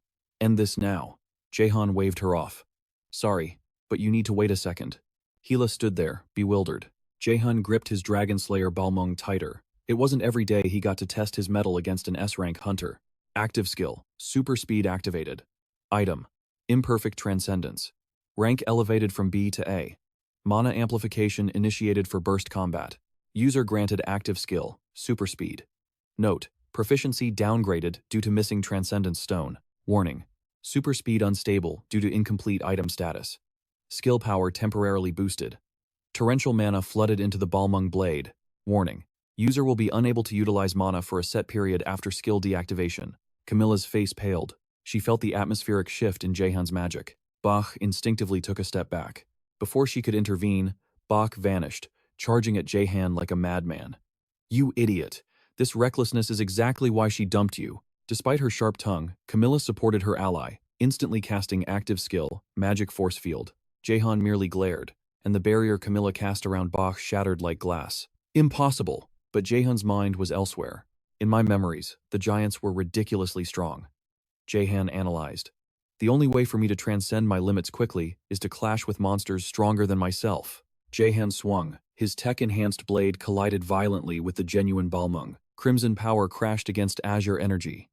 The shockwave was cataclysmic, blasting the surrounding snow into a blinding mist. Camilla barely managed to anchor herself against the gale. A moment later, a silhouette was launched from the smoke like a cannonball. It was Bach. Panicked, Camilla frantically cast a gravity spell to catch his massive bulk. Her physical strength alone would never suffice. Bach had been swatted like a fly, crashing into the earth with a deafening boom. "How is this possible?" Camilla rushed to his side, trembling. Bach lay motionless, blood gushing from his mouth, a terrifying sight. The head of the Union. Beaten to a pulp like this? Camilla bit her lip, fear taking root. "We cannot let a monster like that roam free." Jahan turned his back, his demeanor cold as ice, but Camilla wasn't letting him walk away. Her voice shrieked through the air. "Where do you think you're going?" Her staff danced, weaving mana into existence. Two magic circles materialized instantly. One glowed with an azure hue, the other pulsated with a violent violet light. Active skill, Inferno. Active skill, Wind Chaser. The spells combined into a catastrophic storm. Jahan glanced back just as the world erupted. A massive explosion swallowed the area. The system's robotic voice chimed in his ear. "Warning. Mana usage restricted for a set duration due to the penalty of active skill. Super speed. A cruel price for godlike velocity." Jahan clicked his tongue, muttering a curse. Spectral shadow hands rose from the ground. Gila had lost all patience with this game of cat and mouse. "That is quite enough." Camilla stared at the crater, rage bubbling in her chest enough to burst a lung. Her attack had struck nothing but dirt. He had vanished before the impact even registered. "Damn it. How can he be that fast? We have to track him. Don't let him escape." But just then, Bach stirred. He struggled to his feet, his body battered but functional. His first words stopped her cold. "Let him go." Camilla froze. "What? Are you insane?" Bach shook his head. "Chasing him is suicide. We return to headquarters first. Are you sure? Camilla asked, bewildered. You hate contacting headquarters. Is he really that powerful? Yes. The admission hung heavy in the air. Camilla's eyes went wide. Bach was acting completely out of character. Did something happen? Did your ex-wife call or something? Bach nearly coughed up blood at the stupid question. He sighed, the weight of defeat crushing his pride. He spared me. He could have finished me, but he didn't. Seeing Camilla's panic, he regained his composure. Do not send anyone after him. It's pointless. I will handle the report to headquarters regarding him personally. Thank you. I need rest. As he walked away, a fire kindled in Bach's eyes. I don't know who you are, but we will meet again, and next time, I will not be the one on the ground. Meanwhile, far from the chaos, Hila, now in her black cat form, shot Jehan a glare sharp enough to cut glass. Geez, you're so strict. Jehan slumped over, flashing a bright, innocent grin. Haha. All right. Let's just go home. The next day, the airport was buzzing. Jehan texted the group as he landed. Almost instantly, his phone rang. It was Ina. Hey, is everything okay? Jehan, have you decided? Her voice was eager. Which party are you going to join? Ah, that's right. It was that time of year. The party system. A core policy of every subjugator academy nationwide. Simply put, it was like a school club, but with lethal weapons and monster hunting. Usually, second and third years formed the teams and recruited freshmen. They took on real requests from public organizations. The academy took a cut as a broker, of course. But for students, it was a golden ticket to easy money and powerful connections. It was the perfect training ground. A way to gain teamwork experience before stepping into the brutal world of professional guilds. In theory, it was brilliant. In reality, it was only useful if you joined a top-tier group. Anything else was just a waste of precious time. Before his regression, Jehan had learned this the hard way. He had joined a bottom-barrel group and was worked like a slave. The rules were strict. You could only join one party. He had no choice back then. This time, he planned to join his friends. But where was the fun in making it easy? A mischievous smirk tugged at his lips. He decided to toy with them. I don't know, he drawled. I think I'll find a group that suits my specific talents. Oh. Ina sounded disappointed. We were all talking about forming a party together. You don't want to join us? Ina was speaking, but Jehan knew the other four were listening in with bated breath. He hummed. I think I might just choose on my own. Dead silence on the other end. 5 frozen statues. Jehan wondered if he had hurt Ina's feelings. Then, the volcano erupted. Hey, Jehan! Yu Young snatched the phone, his voice cracking the speaker. Are you planning to go solo? You're seriously going to ditch us? Behind him, Ina's face darkened, her cheeks puffing out in pure annoyance. Clearly, his answer was not the one she wanted. Jehan held the phone at arm's length to save his eardrums. No, chill out. I never promised I'd join your group specifically. One-time teammates, always teammates. If you want to ride my VIP coattails, just say so. Who would want that? Jehan laughed. Wait, give it here. Hun wants to talk to you. Huh? I didn't say that. Hun protested as the burning hot phone was shoved into his hands. The background noise was chaos. I don't think I can convince him. Hun stammered. Hello? Joining us wouldn't be so bad, you know. He's too pure for this world, Jehan thought. He's going to get scammed one day. All right, listen, I'll join. On one condition. But Jehan, we're friends. Is that really necessary? Absolutely, Jehan replied smoothly. Even among friends, business is business. Lines must be drawn. That makes no sense. Yu Young and Anhan gagged in the background at his formality. I'll tell you the details later, Jehan said. I've got a gate to catch. He hung up just as Hila stirred. She poked her head out from his hood, having enjoyed a lovely nap during the drama. Jehan's mind raced. If the party registration was starting, it meant that specific event was just around the corner. The outdoor camping trip. It coincided perfectly with the registration period. The location? The restricted quarantine zone in Daegu. The MS Academy was built on safe ground, but it was just a small island in a sea of danger. Outside the walls, monsters still roamed free. It was an annual tradition, a massive monster culling disguised as a camping trip.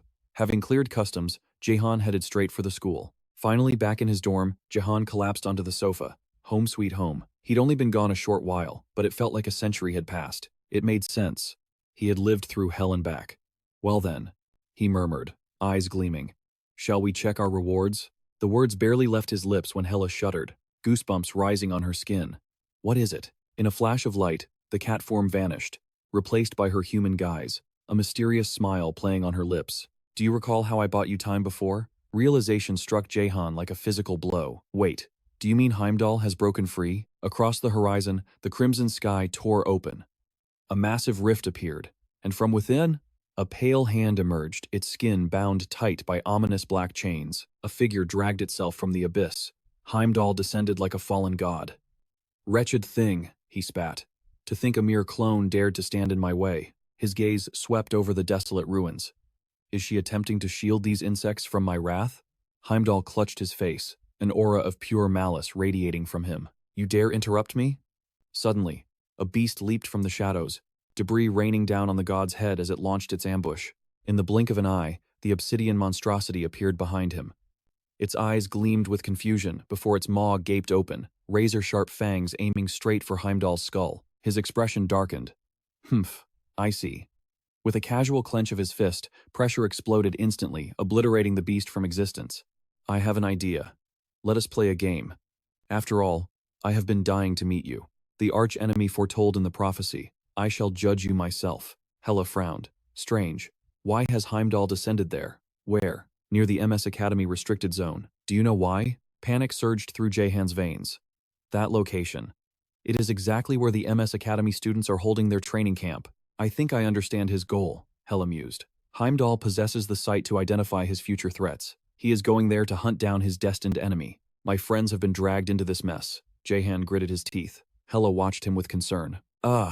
I had a feeling this might happen."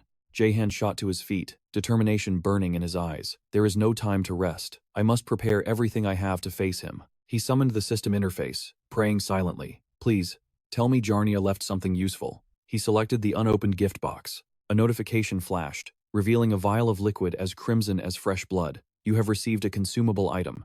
Essence, blood of the giant." Jahan grasped the vial, his hand trembling slightly. Item: Essence, blood of the giant. Rank: S+. Contains the ancient wisdom and raw power of the giants. Upon consumption, strength and wisdom stats will increase by 30. Warning: cannot be consumed unless requirements are met. Minimum requirement: strength and wisdom must both exceed 150. This item is exactly why I must achieve S rank in the upcoming test.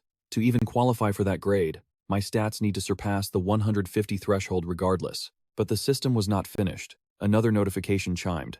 "You have received a passive skill, Wrath of Jarnia." As the details unfurled, Jahan's eyes widened in disbelief. Skill: Wrath of Jarnia.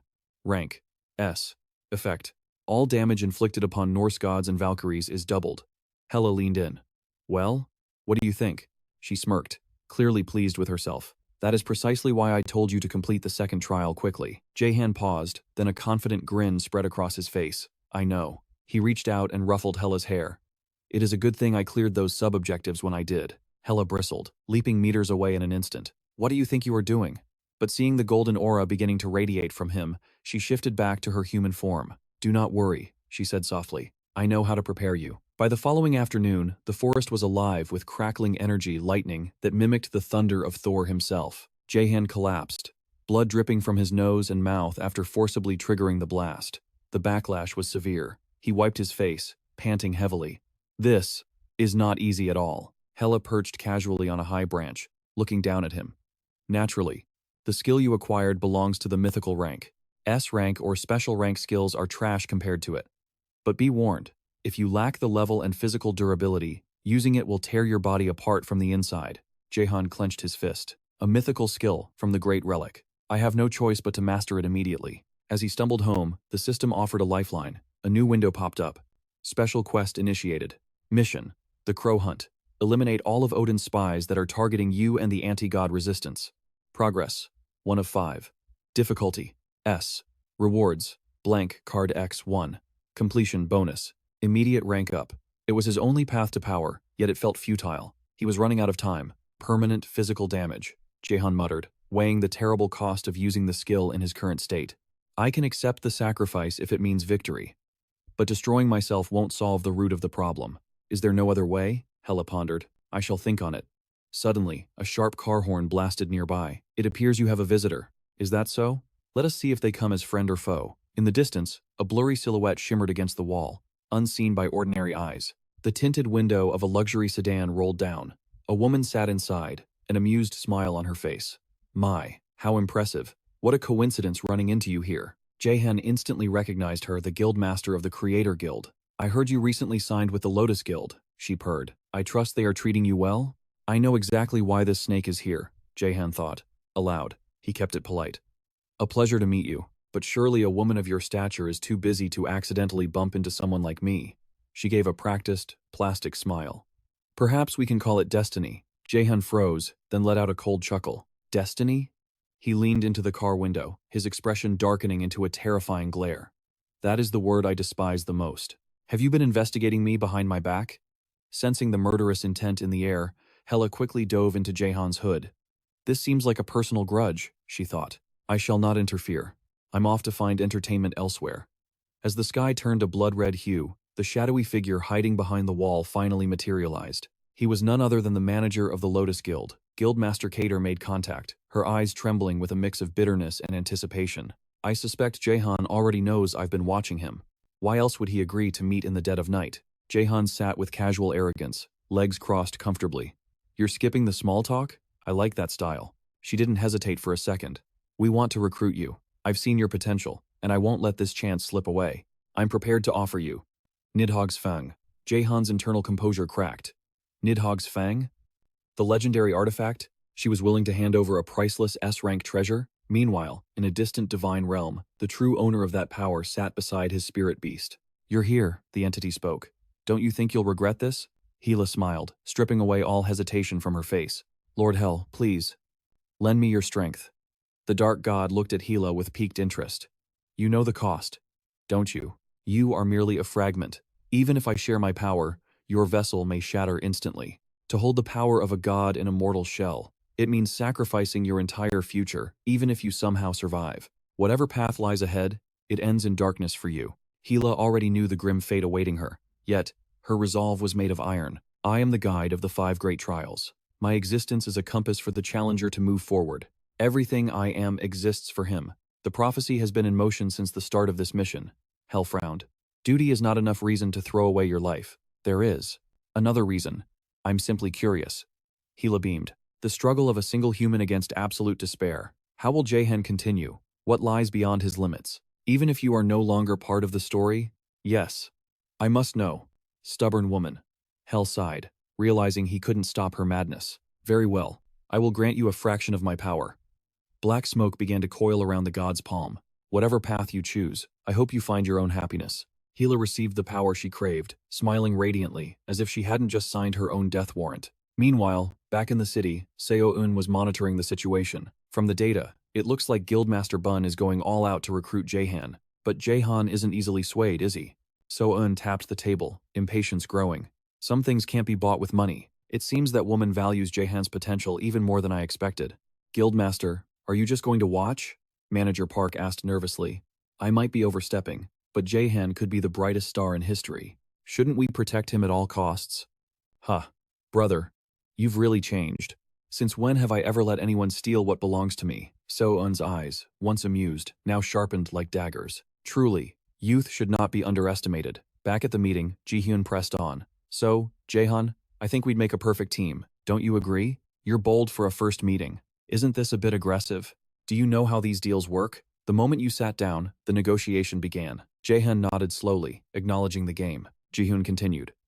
Since we both want something, let's cut the chase. Bring it out. At her command, the secretary stepped forward. A heavy chest was placed on the table, the vessel of Nidhogg's Fang. As the lid opened, a dense, suffocating dark mana flooded the room. In his past life, this weapon was the second most expensive item on the Hunter Exchange. Only the Dragon Slayer sword surpassed it. It was a treasure beyond price. Why would she show a priceless artifact to a complete stranger? Looks pricey. Why show this to me? Jaehan tilted his head, feigning ignorance. I dislike men with too many secrets. Shall we be honest with each other? Fine then. Boom. Jaehan unleashed his mana, the air instantly becoming heavy. What is it you really want?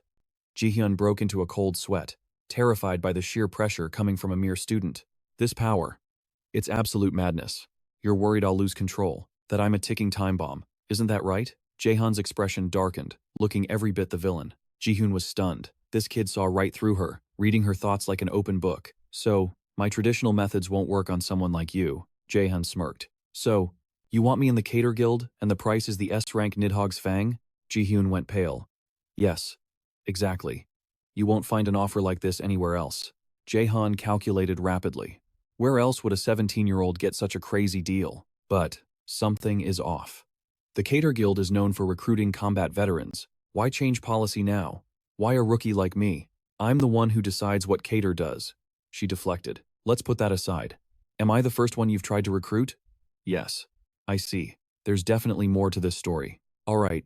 Fine.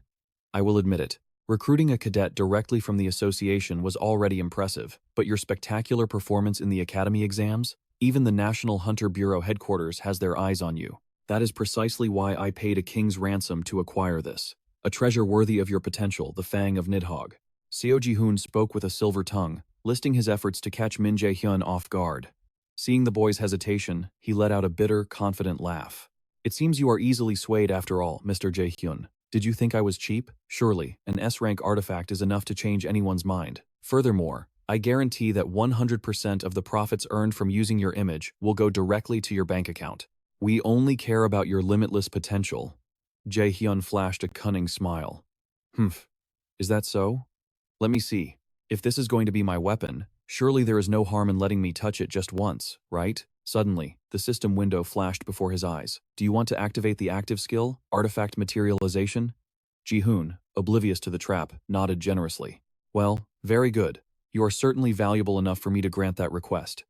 Ji-hoon glanced at his assistant. She bowed respectfully and cracked open the case. The moment the lid lifted, malevolent dark mana surged like a tidal wave. Jae-hyun reached out, grabbing the item without a hint of fear. So, this is the legendary Fang of Nidhogg. But a second later, he dropped it back into the box and smirked. I do not think this weapon fits my combat style. But thank you for the generous offer. Goodbye. Jae-hyun stood up and walked straight for the door without looking back. Jae-hoon's face went pale as a sheet. Are you saying you do not like it? Wait. No, you said it doesn't fit your style? His voice cracked with rising fury. Who in their right mind cares about combat style when staring at an S-rank artifact? Ji-hoon's face turned crimson, his skin crinkling as if it might tear from the rage. Do you realize what a golden opportunity this is? You cannot buy this with mere money. I have nothing left to say to you. Am I free to go then? Jae-hyun laughed casually, turning his back on the fuming man. Ji-hoon collapsed into his chair, utterly defeated. What just happened? Once the boy was gone, Ji-hoon slumped onto the sofa, drained. His assistant rushed over, panicked. Sir, are you all right? The apple really does not fall far from the tree, does it? That brat is exactly like his wretched guildmaster. I will make them regret this. Whatever regret Ji-hoon planned, the only one profiting right now was Jae-hyun. He was already creating a copy of the Fang of Nidhogg. Active skill, Artifact Materialization activated.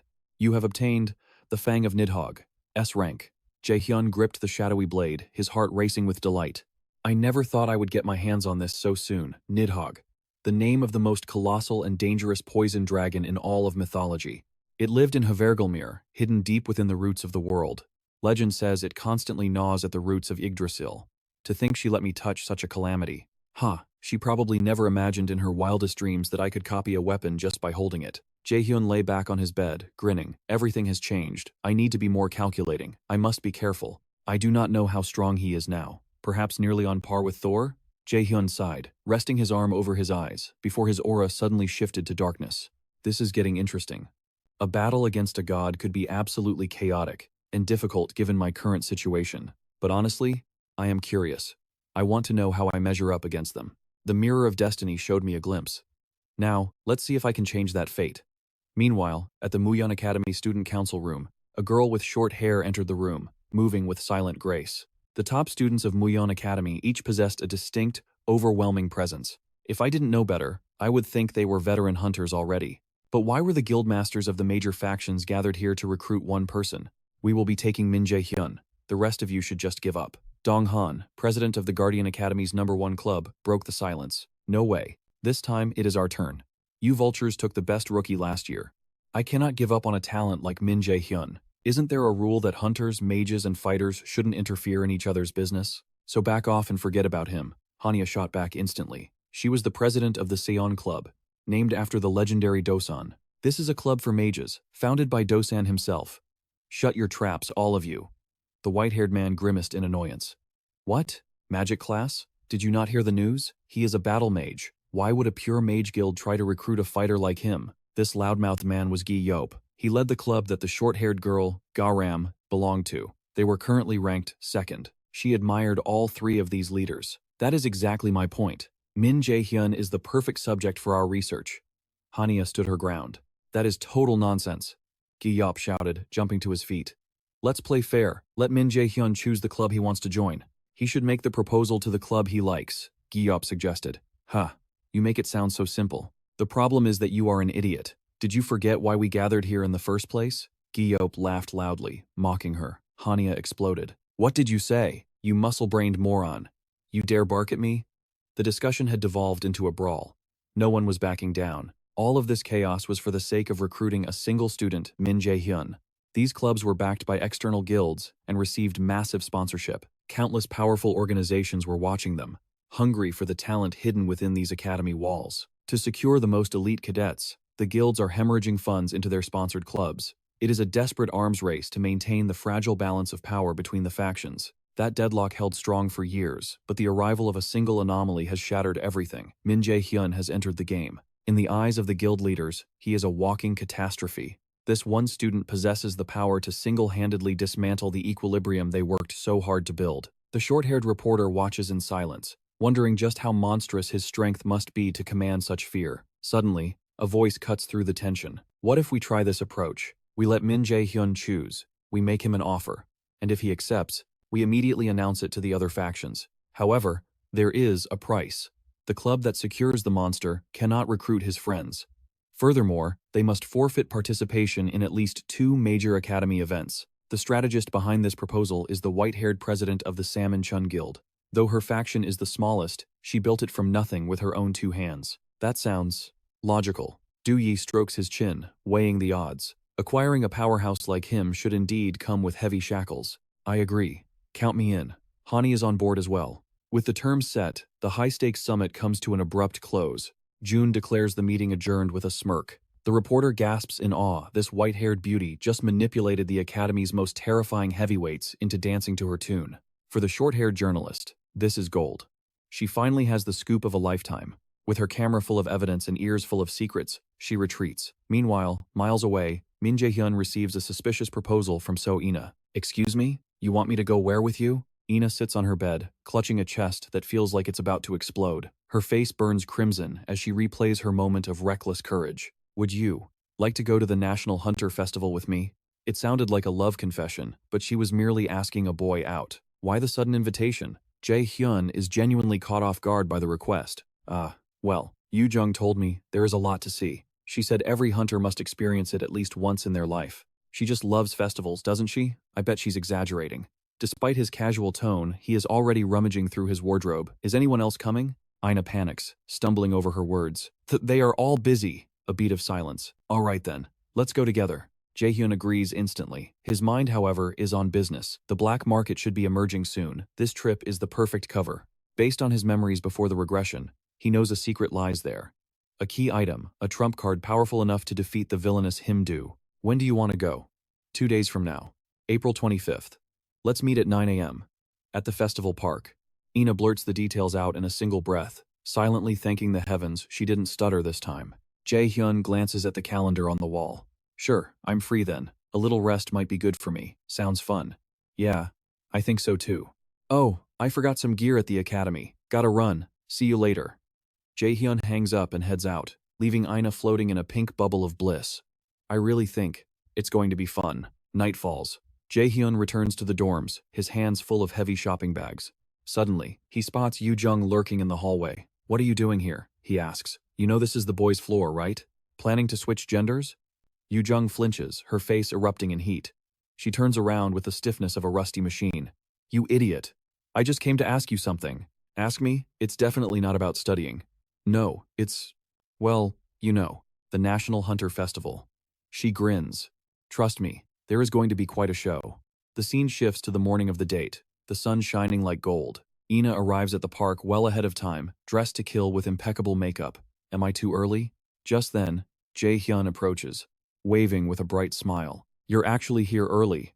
Ina's heart skips a beat. Her crush looks devastatingly handsome today. She can't stop the heat rising to her cheeks. I planned to scout the area first, but you beat me to it. Jae-hyun laughs, impressed. Ina looks down, shyly. Yeah, let's head inside. Jaehyun points the way and strides forward. Ina stands frozen for a moment, cupping her burning face, before chasing after him. Soon, they vanish into the bustling crowd. Hey, look over there. Isn't that Min Jae-hyun? I think so. Wow, he looks even more incredible in person. And that girl, isn't that Seo Ina? The power couple, one beautiful, one talented, instantly becomes the center of attention. Whispers of admiration follow them, but Ina's complexion pales. For a severe introvert, the feeling of countless eyes boring into her is nothing short of torture. Sensing her distress, Jaehyun firmly grabs her wrist. Let's pick up the pace. Ina's eyes widen, her crush is holding her. Once they reach a secluded spot, Jaehyun sighs. How could you be brave enough to invite me here when you have such a fear of crowds? I'm sorry, she whispers. I thought I could handle it, but I'm still not used to it. Seeing her distress, Jaehyun decides to pivot. Let's grab breakfast. Have you eaten? There are tons of good spots around here, including that toast shop you love. Ina turns beet red. He remembers her favorite toast shop? The attention to detail is lethal to her heart. Come on, let's go. While Ina hesitates, Jaehyun urges her forward. She glances at his now empty hand, a fleeting sense of loss washing over her. As they walk one after another, Jaehyun's mind drifts back to the night he met Yoo-jung. That childhood friend of his had also mentioned the National Hunter Festival. He recalls Ina claiming that everyone else was busy. Yet, in his memory, Yoo-jung was chattering excitedly about the very same event. You're just going to rot at home all week anyway. It would be good for you to get some fresh air. Jaehyun fell silent, gently patting Yoo-jung's head. Sorry, I already have plans. Next time. The smile vanished from Yoo-jung's face instantly. Jaehyun offered a gentle smile. We can go together next time. And just like that, he chose the singer over his childhood friend. Slowly, Ina warmed up to the bustling atmosphere, hopping from game to food stall with pure joy. Then, the sky opened up. Jaehyun ran to buy an umbrella while Ina waited. The miracle was that he came back with exactly one umbrella. He walked back, grumbling, just as the rain began to pour harder. This is exactly why I don't trust weather forecasts. Ina replied, her voice heavy with fatigue but her heart light. Jaehyun noticed her gaze lingering on something and followed her line of sight. He immediately understood what the introvert wanted. Do you want to take pictures? I'm not sure. But I heard when you visit places like this, you're supposed to take photos. But if you don't want to, we can go somewhere else. Ina clutched Jaehyun's sleeve, her face flushing red as she stammered. No, I'm sorry, I want to take them with you. And so, the young couple stepped into the photo booth. The shop owner greeted them with overwhelming enthusiasm. Welcome. What a truly adorable couple you are. The owner was a young man with striking red hair. Jaehyun felt a flicker of recognition, a sense of familiarity he couldn't quite place. One order, please. We'd like to take some photos. Behind him, Ina's face turned the color of a beet. Did they really look like lovers to strangers? Please choose your accessories over here. Have fun. Jaehyun, look, they even have rabbit ears. Ina's eyes sparkled with excitement. Jaehyun, however, did not share the sentiment. You seriously want us to wear these? Ina held up a pair of cat ears next. You don't like them? Why are there two of them? Resigned to his fate, Jaehyun wore the cat ears, while Ina donned the rabbit ones. They stood awkwardly, unable to pose properly for a single shot. Apologies, it seems one of the photos didn't print correctly. The owner smiled apologetically. I told the staff to fix the machine, but it slipped their minds. I'm terribly sorry. We won't charge you for that one. Huh? It's fine, I can pay for it. Think of it this way, sir. A blank space where you can both fill in your future together. Ina blushed furiously. Our future? Could Jaehyun really be my future? Jaehyun sighed internally. She's so optimistic, but my future is nothing but a blur. At that moment, the owner dropped a cryptic whisper. Only if you can protect the present, of course. He flashed a smile that looked incredibly trustworthy, yet unsettling. Leaving the shop, Jaehyun couldn't shake the owner's words. What was that about? That guy is concerning. Yet I couldn't sense a single drop of mana from him. Ina noticed him lost in thought and called out, Jaehyun? Huh? I lied to you. What? I didn't ask anyone else about this trip. I was selfish. I wanted to spend time alone with you. Jaehyun stood frozen, stunned into silence as thoughts of romance crashed into his reality. She lowered her head, then looked up with a radiant, beaming smile. Well, I'm just glad you had a great time. Ina opened her mouth to say more, but the words stuck in her throat. She turned away, taking a deep breath to steady herself. There's something I need to tell you. But before the words could leave her lips, a deafening explosion tore through the sky. They whipped around in panic. Alarm bells screamed through the air. An emergency broadcast boomed for all tourists attending the National Hunter Festival. This is an emergency situation. A dungeon break has occurred. Please evacuate to the nearest safe zone immediately. Chaos erupted. Flames roared, consuming the festival grounds as people scattered in terror. Hunters scrambled, desperately trying to guide the civilians to safety. Jahan's face darkened instantly. This level of mana doesn't come from a normal dungeon, and above all, this energy reeks of blood. But why here? Near the chaos, a red-haired man was shouting, "Everyone, I'm sure you know, but we have to run. It's dangerous. This way. Hurry!" It was the photo booth owner, but his helpful smile had twisted into something grotesque. Ina grabbed Jahan's arm. "It looks dangerous. We have to get out of here. Shouldn't we follow him?" "No." Jahan's voice was like steel. A golden aura flared around his body, the unmistakable glow of mana detection. "If we go that way, we die." He locked eyes with the threat. "Because of that bastard over there." Jahan's expression turned grim. "As long as I'm here, danger will follow. It's not a coincidence. This is his doing." The shop owner's distorted smile widened. "How interesting." The enemy's eyes widened in mock surprise. "You realize sooner than I expected. Is it because you are the great enemy of the gods?" Jahan froze, then shoved Ina back. "Run! Now!" Ina tried to protest, but Jahan screamed, "Hurry up and run!" But luck was not on their side. The moment the command left his lips, the shop owner vanished, reappearing instantly in front of Ina. He raised his hand, ready to obliterate her in a single strike, but Jahan was faster. Clang! He blocked the blow inches from her face. A nearby building exploded, punctuating the clash. The shop owner stared at his blocked hand, intrigued. The main characters stood their ground amidst the destruction. Jahan's voice dropped, cold and deadly. "Who are you? The enemy of the Norse gods. You don't look like someone who can shoulder such a heavy fate. I'll ask you one last time. Who the hell are you?" Jahan released a burst of overwhelming power, blasting the shop owner backward. The enemy landed gracefully, dusting himself off before introducing himself. "I am one of the 5 ravens of Odin, the ruler of the North, though I remain nameless. Once I offer your head to the Emperor, he will bestow a name upon me." Jahan's expression darkened. The thought of the entity occupying his father's body ignited a fury deep within his soul. "A cursed abomination like you. You are just like that bastard." Rage radiated from Jahan like a physical force. Ina watched in shock. The terrifying aura exploding from him. Was this really the Jahan she knew? Hearing her voice pulled him back from the abyss. He took a steadying breath.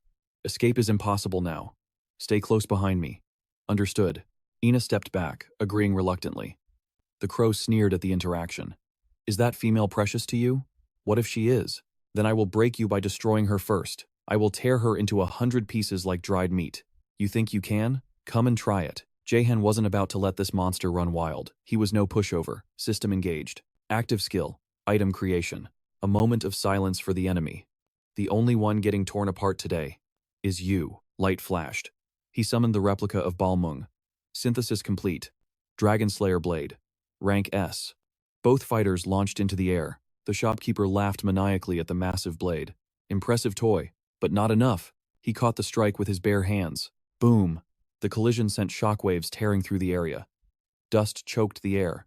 Ina shielded her eyes, reeling from the force. She looked on in panic. Who was this monster, and why was he attacking them with such ferocity? Having missed the conversation about the northern gods, she was blind to the true stakes. She only knew one thing: this enemy called Jahan by a strange name. She pushed her doubts aside. Panic wouldn't save them.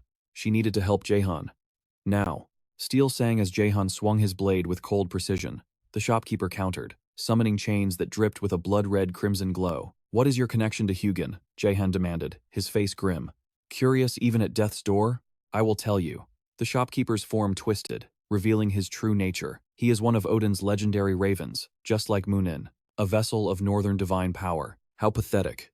I understand now. A creature of your power, reduced to a pawn, controlled like a puppet to test me? Why would you submit to that? The nameless crow remained unmoved by the taunt. The ancient prophecy is absolute. The will of the gods cannot be changed. Bullshit. You are doing all this over some baseless fortune-telling? That is exactly why I came for you. Jahan's patience snapped. He slammed Balmung into the earth.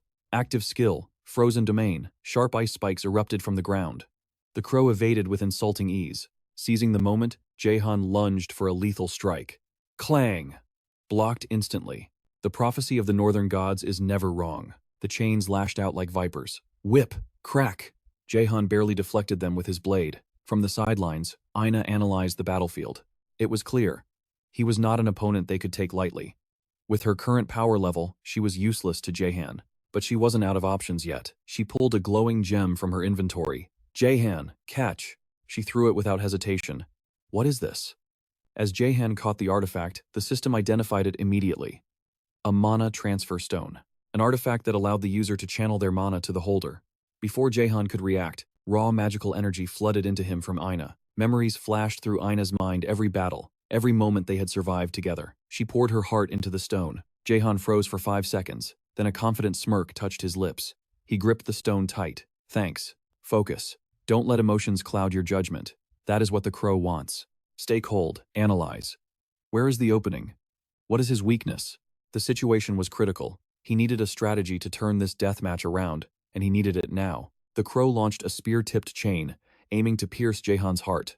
Jaehan countered, summoning his own chains of light to intercept. The enemy was cunning. He unleashed a barrage of shadow daggers, forcing an opening in Jaehan's defense for his iron chains to slither through. Dual weapon user, daggers and chains, Jaehan noted. His mana pool dwarfs mine. I have to keep my distance.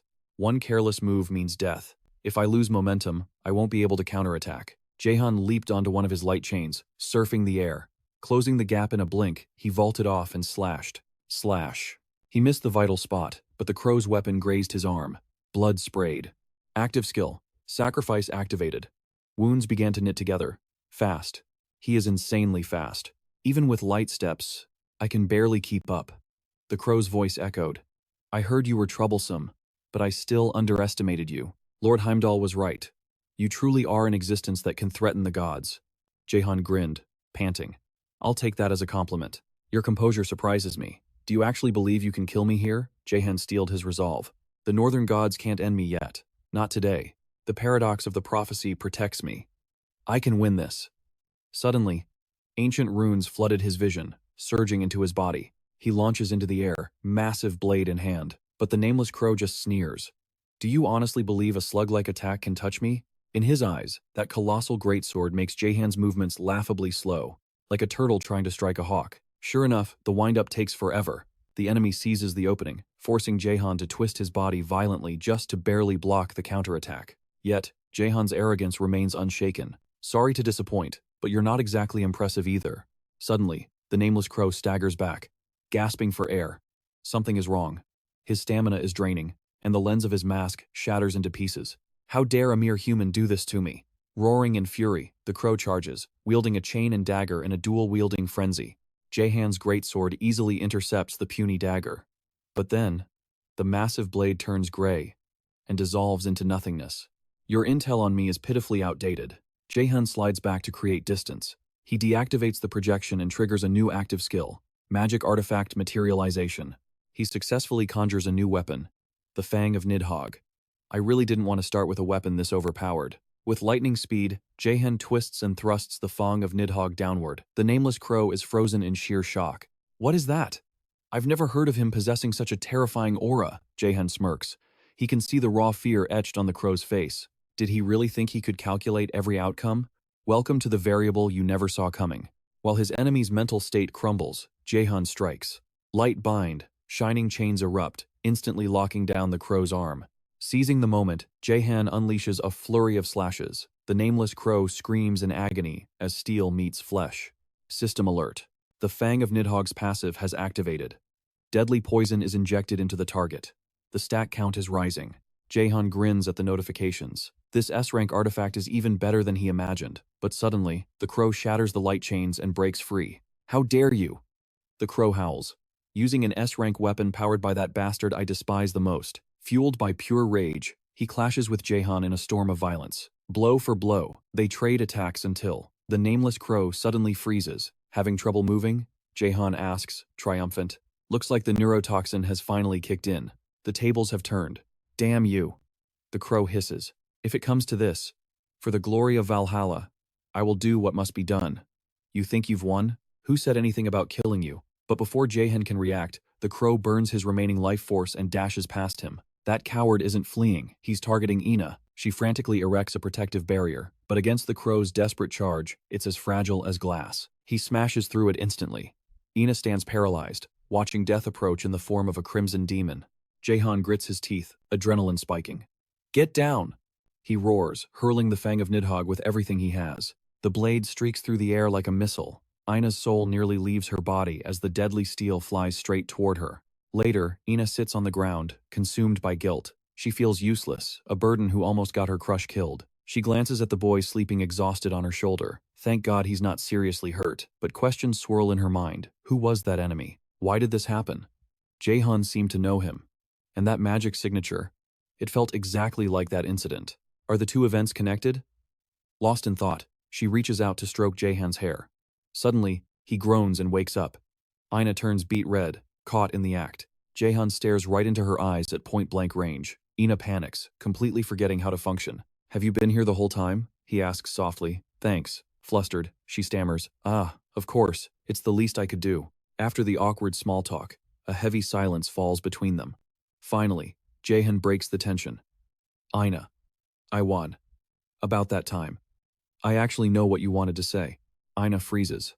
Jae-hun looks at her with deep regret and gently touches her shoulder. What I'm about to say might hurt you. Please don't overthink it. But listen to me. There is a responsibility I carry. A duty I must fulfill first. That is the reason I can't. Before he can finish, Ina gently places her hand over his mouth. Let's not talk about this right now, okay? She lowers her head, hiding her expression. I'm sorry, Jae-hun. I'm not ready to hear the rest. Whatever your answer is, keep it for now. I will wait. Wait until you've finished what you need to do. So tell me then, okay? Tears stream down her face, yet she forces a brave smile. A bittersweet expression that breaks his heart. Jae-hun gently wipes her tears away, saying nothing. They sit there in the quiet aftermath, sharing the weight of unspoken words. Later, Jae-hun replays the moment in his mind. Why did he stop her? Why couldn't he just give her the answer she deserved? I know she likes me. So why am I acting like this? Giving false hope is the cruelest thing I could do. He lands heavily on the training room floor. A goblin screeches, rushing him. Jae-hun leaps, crushing its skull with a brutal kick. He spins, raining light chains down on the rest of the horde. System. Quest progress increased. Level up. Jae-hun channels his frustration into his fist, unleashing a storm force punch that obliterates everything in front of him. System. New skill unlocked. A protective aura now surrounds you, increasing defense. I can feel the barrier, Jae-hun mutters, inspecting his hands. But I still don't understand how it works. Suddenly, space warps, and Hela appears from nowhere. Right now, the truth remains a shadow to you, but soon, you will comprehend the entirety of this world. If anyone possesses the capacity to achieve this impossibility, it is you and you alone. Hela stepped closer to Jae-hun, a knowing smile playing on her lips. Huh? Why are you speaking in riddles all of a sudden? It sounds like a farewell speech. Vague prophecies won't work on me. Hela let out a heavy sigh. Is that so? Well then. She fell silent, but deep within, a desperate hope burned a hope that one day, her existence would no longer be necessary for him. Because only then, only when he stands alone, can he truly awaken the dormant devastation of his true power. The next morning, Jae-hun was casually strolling to class when a massive figure blocked his path.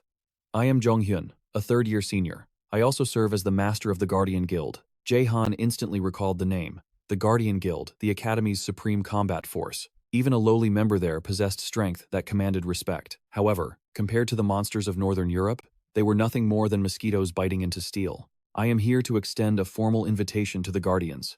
Hold it right there. A blonde senior sprinted over, breathless and frantic. Who gave you permission to poach members on my turf? Jae-hun is joining the Grace Guild. Back off. Don't be ridiculous. A silver-haired senior swaggered onto the scene, exuding arrogance. He belongs with us in the Garum Guild. The three captains caused a commotion, drawing a massive crowd. Seniors, please control yourselves. Everyone is staring.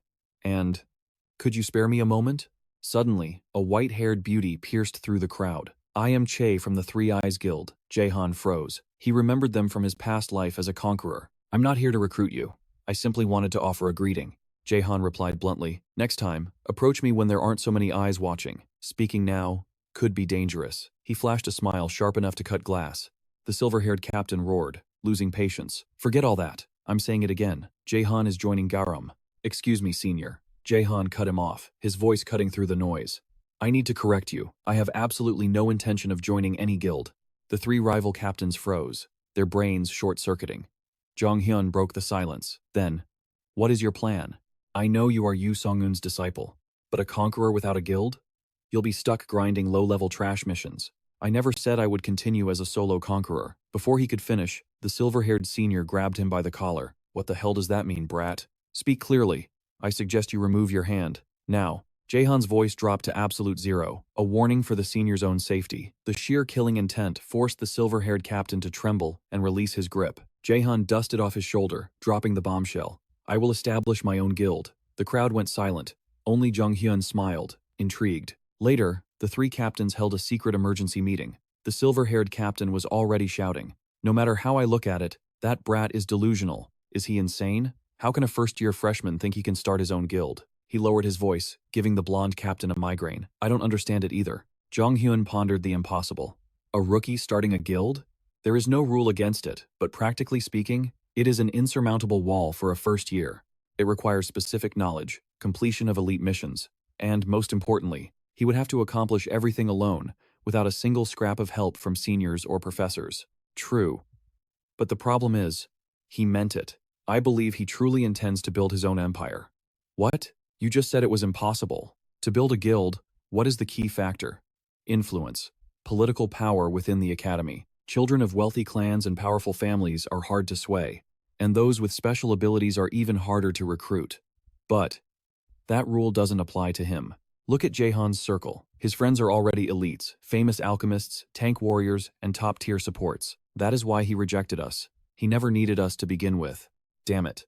This is going to be a headache. We need to completely rethink how we handle Min Jae-han.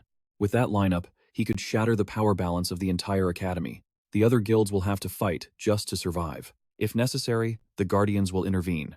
All this worry over a single freshman? Kang Do-yap. Be honest. Could you defeat Jae-han in a 1 versus 10 fight? Do-yap fell silent, unable to answer. Jong-hyun stood up to leave. Our doors remain open. We will wait. The meeting ended with a heavy atmosphere. Jong-hyun recalled the moment Jae-han threatened Do-yup. He realized that true monsters had already infiltrated the academy. He is the second monster.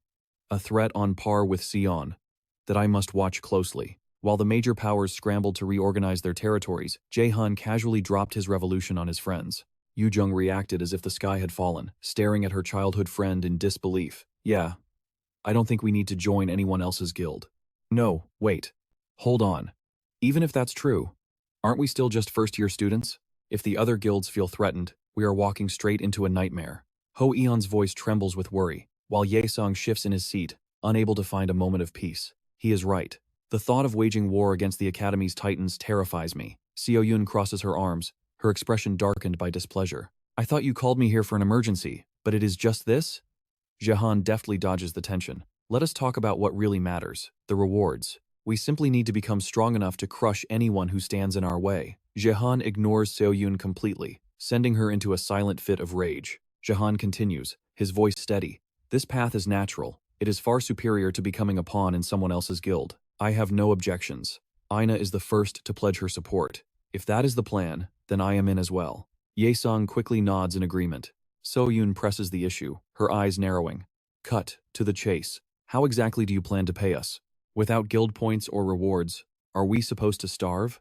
Jaehan lets out a playful sigh, a smirk tugging at his lips. Between the massive rewards for the top-ranked student, loot from guild raids, and my mission bonuses, I am sitting on a mountain of wealth. At least a few million points. So, rest easy regarding your salaries. The room goes silent. This lunatic, he is filthy rich. Yoo-jung stares in disbelief, realizing his friend is a walking treasury. And yet, you never once bought us dinner. Then tonight, we feast.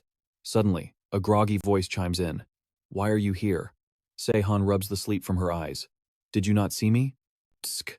I just want to join the guild. Is that a crime? She grins. Besides, I will be enrolling in Mus Academy next year anyway. With your skills, I can hardly do anything free. Before Seo-han can finish whining, Jaehan activates his manipulation skill directly on her vocal cords. This place is going to be a blast because everyone here is an idiot. She cheers involuntarily. Her face drains of color as she clamps a hand over her treacherous mouth. The room erupts in outrage, leaving Seo-han crying rivers of imaginary tears. Meanwhile, the mastermind Jaehan laughs maniacally at her misery. That is what happens when your mouth runs faster than your brain. Insulting your seniors? Bad move. He sobers up. Regardless, our situation is not as bleak as you think. Everyone here possesses a unique talent. Jaehan appears behind Ho Eon like a ghost, a sinister smile playing on his face. If we grow this guild correctly, we will shatter the limits that currently hold us back. Ho-Eon turns to him, eyes sparkling with admiration. I pledge my undying loyalty to this guild. Aina furrows her brow, determination hardening her gaze. I will protect Jahan with my own hands. I will give everything to this cause. Is it just me? Or does something feel off? Yu-Jung whispers, trembling. Seo-Yun nods gravely. Whenever Jahan smiles like that, disaster always follows. Did you two say something? The girls freeze, their faces pale as they frantically shake their heads. Naturally, getting stronger requires hellish training, but since that is obvious, there is no need to worry. I will personally oversee every second of your training and combat simulations. So, are you ready to sign your souls away? The scene shifts to the Mus Academy Gymnasium. This is no ordinary gym. It is a fortress filled with high-grade artifacts and cutting-edge training equipment. Access is strictly limited to top-ranked students and elite guild masters. It is a sanctuary for the strong. Damn it all. Yu-Jung lies flattened on the floor, the world spinning around her. I thought we were going to party. I want to relax. Se-Han lies beside her, her soul seemingly floating out of her mouth. Ye-Song rushes over, armed with recovery potions. Drink this. It will help. My muscles. They feel like they are being ripped apart. Ho-Eon cries. Can we stop? Jahan's shadow looms over them. Muscles must tear to grow stronger. Jahan snatches the potion from Ye-Sang, a demonic aura rising around him. Do not waste a single drop. Drink up. Seo-Yun springs up from the floor, pointing a trembling finger at Ye-Song. You traitor! Ye-Song cowers behind Jahan, sobbing. I am sorry. I just hate violence. Quit whining. Just 2 more sets. Despite its appearance, this gym hides a terrifying secret. The gravity here can be manipulated to crush the body, forcing strength and endurance to skyrocket. The equipment is tuned to weigh several times the norm. Even Ina is gasping for air, sweat pouring down her face. Jahan watches them, his mind drifting to the past. Danger strikes without warning. He must ensure history does not repeat itself. They must become monsters. They cannot be burdens. When the real war begins, they must be strong enough to survive on their own. This is the only way. Survival is not a gift. It is earned. A fake dungeon conquest, is it? Sung-Un and Jahan sit across from each other, smiles, masking their true thoughts. So, are you planning to jump ship to another guild? Sung-Un blinks, caught off guard. Excuse me? What are you implying? I know the Curator Guild approached you. They even offered the Fang of Nidhogg as a signing bonus. He leans in. If I wanted to leave, would you let me go? Ha! Absolutely not. Especially not to those vultures at Curator. She stands up, the playful atmosphere vanishing as she steps closer. I called you here to make one thing crystal clear. Her eyes lock onto his with possessive intensity. I will never let anyone steal you away from me. I am not the kind of fool who hands over his beloved disciple to a rival. Sung-Eon lifted John's chin, bringing his face dangerously close to the boy's. And you? You have no reason to abandon your current throne. Even if the offer involves one of the rarest artifacts in existence, does it not? True, even then. However, if you were to make a reasonable request instead, I would still do my utmost to fulfill it. Not a bad deal, is it? Indeed. I truly have no intention of leaving your side. With Azuma here, why would I venture anywhere else? Your sweet lies almost had me convinced, though. What a pity. John smiled brightly, his eyes curving into crescents, but his mind drifted to Himdu. That man would undoubtedly target him throughout the practical training. I must be prepared for every possible scenario. With that resolve, John took the lead, guiding the group onto the bus. Let's give it our all, everyone. This event marks the true beginning of our guild. Absolutely, Hun replied with enthusiastic zeal. Meanwhile, Duang was trembling and sobbing until So-Yun delivered a sharp smack to snap him out of it. Stop shaking already, she scolded. Yet, the fear was palpable. From this moment on, everything was reality. It felt like she was right. From now on, they weren't playing games. They would be engaging in live combat against actual monsters. Even if other hunters were there to clear the area, it didn't mean this training expedition would be safe. Yu-Rung shivered as she voiced her anxiety. The more he thought about it, the heavier the burden became. Just relax a little. We have to stay on high alert during the training anyway. Yeah, I'll try. By the way, John, I've been meaning to ask, why did you name the team 9? Right, I wondered that too. 9 is just a number, isn't it? Yes. Is there a special significance to why you chose it? I think it is more accurate to say I dislike the number. In Norse mythology, the number 9 carries a heavy symbolic weight. For instance, Thor, poisoned by the venom of Jormungandr, took only 9 steps before he died. That is one of the reasons. The number 9 appears constantly, signifying critical connections. John smiled with an eerie calmness. So, I dislike it.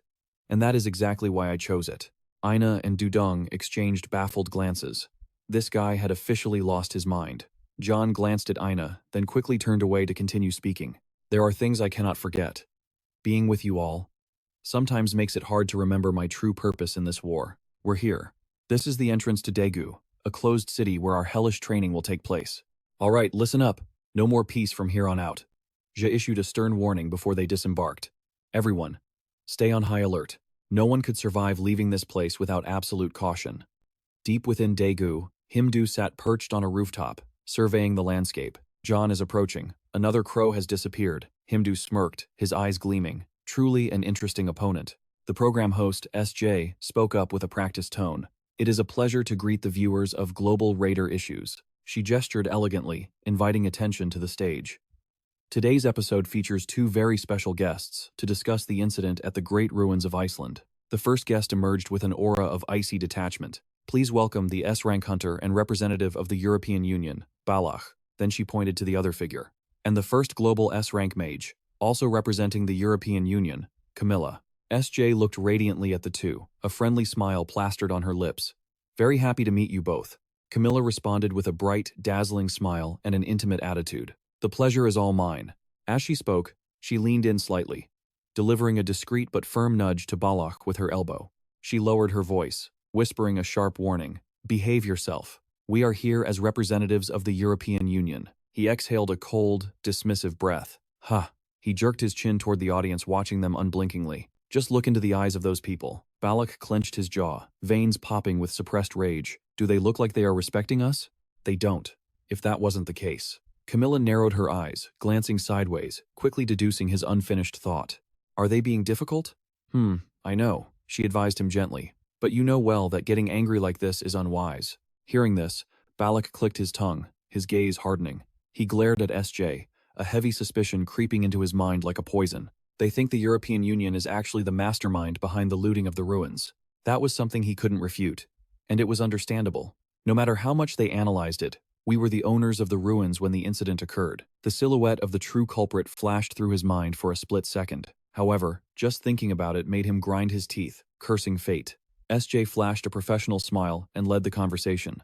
Today we will discuss the robbery that recently occurred at the Iceland ruins, but immediately after, her expression shifted from professional to one of arrogant sarcasm. When news of this event spread, it caused a stir that was far from small. That half-challenging, half-mocking tone made him want to jump up and retort instantly. But Camilla was faster. She quietly touched his pant leg with her foot as a reminder. Balak glanced over, meeting her calm, steady gaze. He exhaled, forcing down the rising tide of anger, and listened on. Why were two S-rank hunters unable to protect that area? Sadi gripped her notes, her voice cutting through the noise to challenge the guests.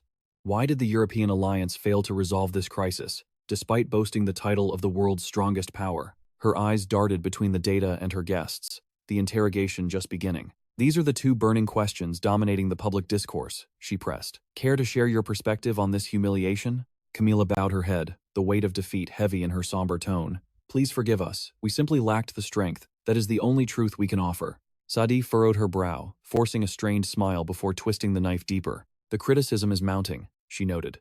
Not just from within the alliance, but the United States and Japan are mocking this failure as well. You were so certain of victory after securing the rights to the ruin. Her gaze sharpened, silently dissecting their reactions, hunting for a crack in their armor. So, tell me, where did the calculation go wrong?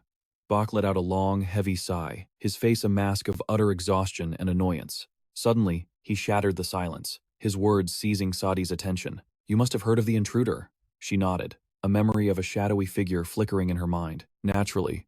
The one rumored to have cleared the proficiency test your alliance failed. The one who raided the ruins and vanished into thin air. They call him the Black Robe. The official alliance statement confirms it. A mysterious figure in a black cloak appeared out of nowhere and decimated the ruin. Sadi sighed, feigning disappointment. However, the public demands the truth, not excuses. Hearing this, Bach's brow twitched, fury bubbling beneath every syllable he spoke next. Are you implying I am a liar? His rage erupted, turning the air in the studio heavy and suffocating. Sadi flinched, caught off guard by the sudden pressure. Bach! Camilla cried out in panic, trying to restrain him. But his patience had snapped. He turned his glare toward the cameraman, his eyes sharp as daggers, and began a heavy, menacing march forward. Killing intent flooded the room. Bach growled, enunciating every word.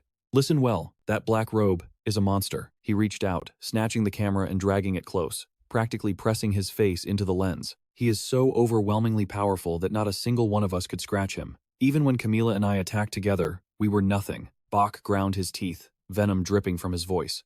Humiliating? You think I care? Japan? America? I don't give a damn what they say. Beside him, Camila could only palm her forehead and sigh, helpless to stop his explosive tirade. Bach pointed a trembling finger at the screen, delivering a dark prophecy. You better pray you find a way to deal with him before you mock our failure, because I know this for a fact. He will return. Meanwhile, amidst the crumbled concrete of a ruined city, a group stood gathered, clinging to every word of their instructions. This event will determine the trajectory of your entire future, the voice echoed. Miki's voice rang out clear and commanding. This field training lasts exactly 1 week. His eyes swept over the students, cold and calculating. Cooperation with your team is not a suggestion, it is mandatory. He handed the supplies to Anhayon, his tone grave. We are providing only the standard survival kits distributed to each squad, nothing more. For a split second, memories of grotesque beasts and past terrors flashed through Miki's mind. Your survival depends entirely on applying what you learned at the academy. You must kill to live. He laid down the absolute law.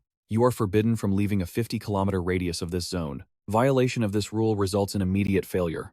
Miki continued, his words precise and heavy. You have 2 objectives to complete this week. He paused for effect. First and foremost, survive. He stared into their young, inexperienced faces. This area is classified as relatively safe, but make no mistake, for students like you, death is still a very real possibility. Miki pointed out the grim reality. If you can survive this hell, you prove you have the potential to become true raiders. Silence hung in the air before he announced the next objective. Mission number 2. Total war. You must hunt and slaughter as many monsters as possible within the time limit. Do not just kill. Harvest the spoils and bring back their cores as proof of your conquest. He listed the creature hierarchy, from lowly orcs to high-tier beasts. The logic is simple. The higher the monster's rank, the more points you secure. However, recklessness is not bravery. Prioritize your safety above glory. A hand shot up from the crowd. Sir, what if we encounter a code red emergency? Miki nodded sharply. Fear not. He gestured to 2 silhouettes watching from the high ground. An instructor will always be stationed within range. Miki placed his hands on his hips, his posture radiating authority. If you face a threat you cannot handle, do not hide. Run. Run straight to the instructor's position. The students swallowed hard, absorbing the gravity of the order. I will say it once more.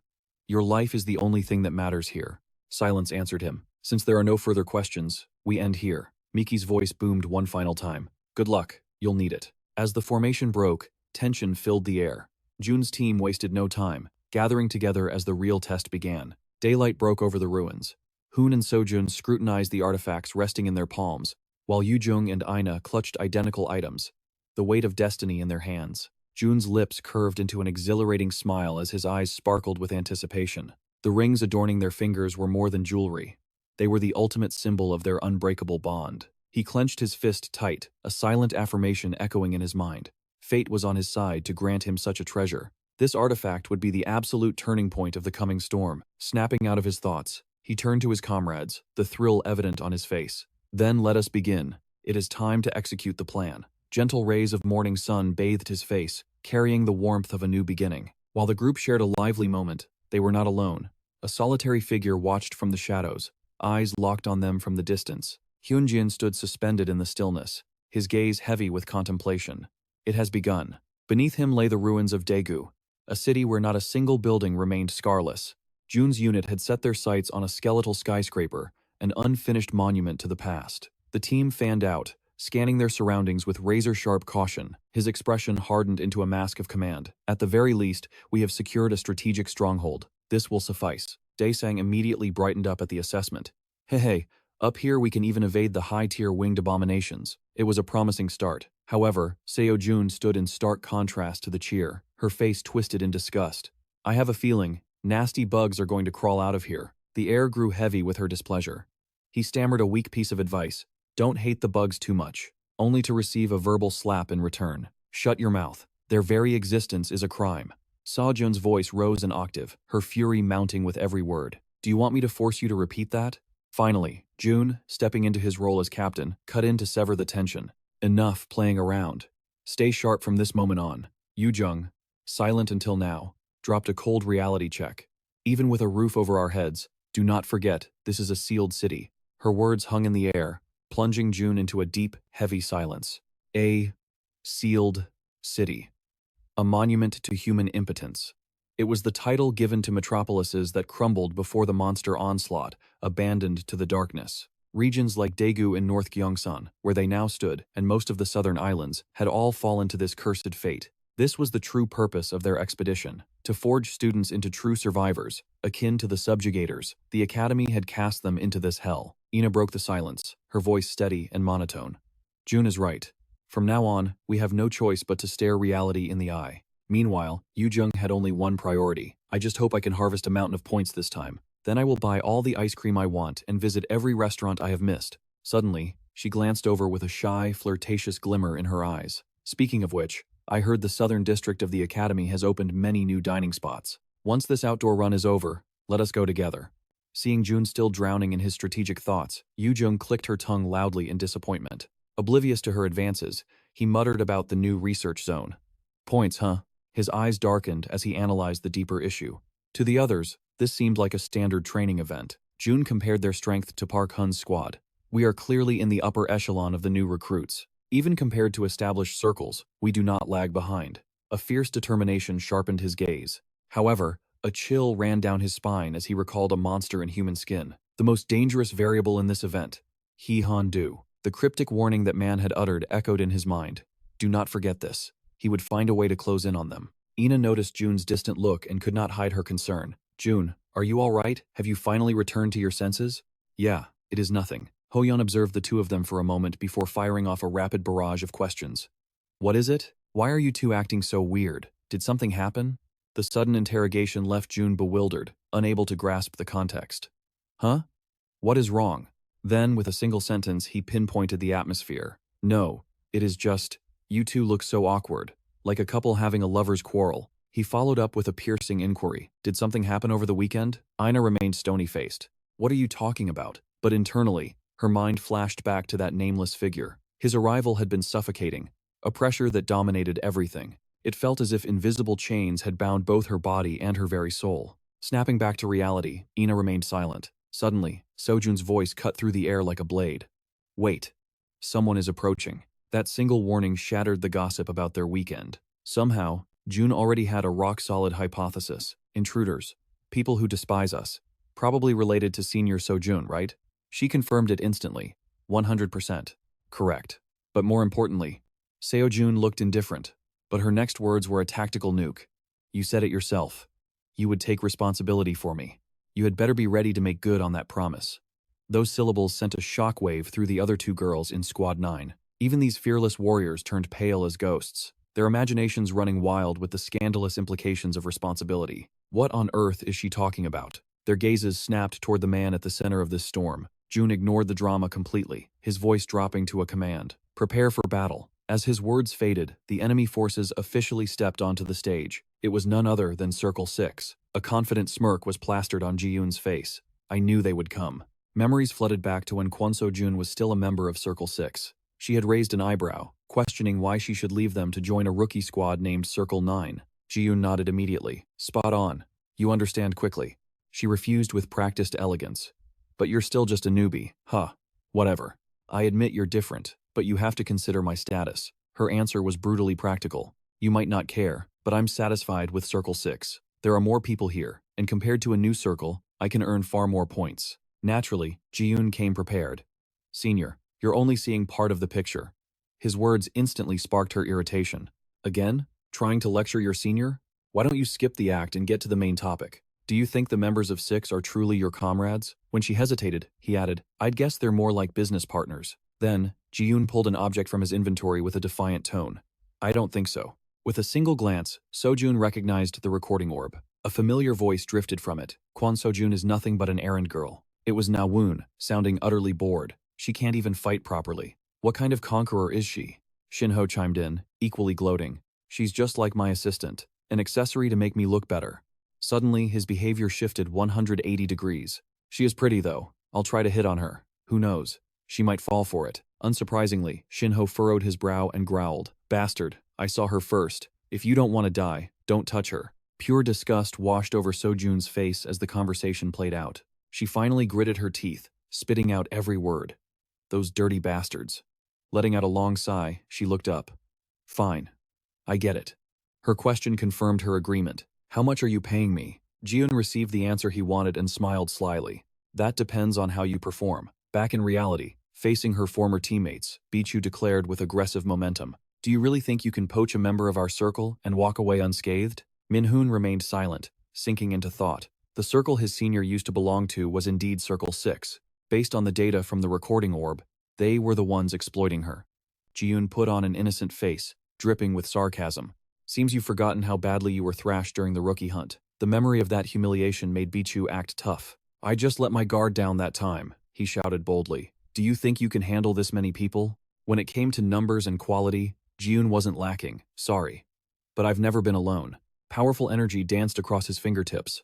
Let me clarify. He tossed the energy carelessly, enough to terrify Bichu. Even Jiun was stunned. I've gotten faster. Of course, he hid his surprise and smirked challengingly. Even if you all attack together, you can't defeat a single one of us. Two of the enemies exchanged worried glances. Golden lightning crackled in Jiun's hand. He glanced back at Sojun, a talent blessed with scouting abilities. The spectral image of blue eyes manifested behind her back. Bringing her into the team came with high risks like this. Jiun looked at the mob before him. Actually, it's nothing. He tilted his head, smiling cryptically. Jiun looked up, his voice indifferent. Not coming at us? Bichu's voice trembled slightly. I must be mistaken. Even if you're strong, you're just a rookie. Jiun simply smiled without a word. Seeing this, the leader screamed, Kill him! A horde of armed fighters rushed toward Jiun. His cold eyes swept over the crowd. The system interface materialized. Skill activated. Impenetrable defense. The attackers slammed into a solid barrier. Shocked voices filled the air. How dare you? Hun slammed a massive shield down in front of him. The system continued. Your defense has increased by 1.5 times. The group poured their strength into the attack, but they couldn't even scratch the shield. Row 1 gripped her staff, mana radiating from it. I'm here too. The system announced a new notification. Skill activated. Heavenly Wind Dance. The Circle. 6 members assaulted the defensive layer the team had created. Jiun observed the formation. Excellent. He felt a surge of pride. Training them wasn't a waste. He looked at Row 1. She had mastered a wide area defense spell. Honestly, everyone's speed of improvement was impressive. Li Jun stared, unable to believe his eyes. What the hell is this? The attacks aren't doing any damage. Bichu was equally dumbfounded. It's real! Someone started screaming. Damn it, I knew this would happen. Others grew frustrated. How dare you think of touching the Guildmaster's successor? Aina unleashed her true power. Ina looked to Ji-hun for the final order. Should I engage all of them? He offered a cold smirk in return. Yes. Don't leave a single one standing. Emerald energy surged violently around Ina. The system chimed with a crisp notification. Special skill activated. Sword of Alfheim.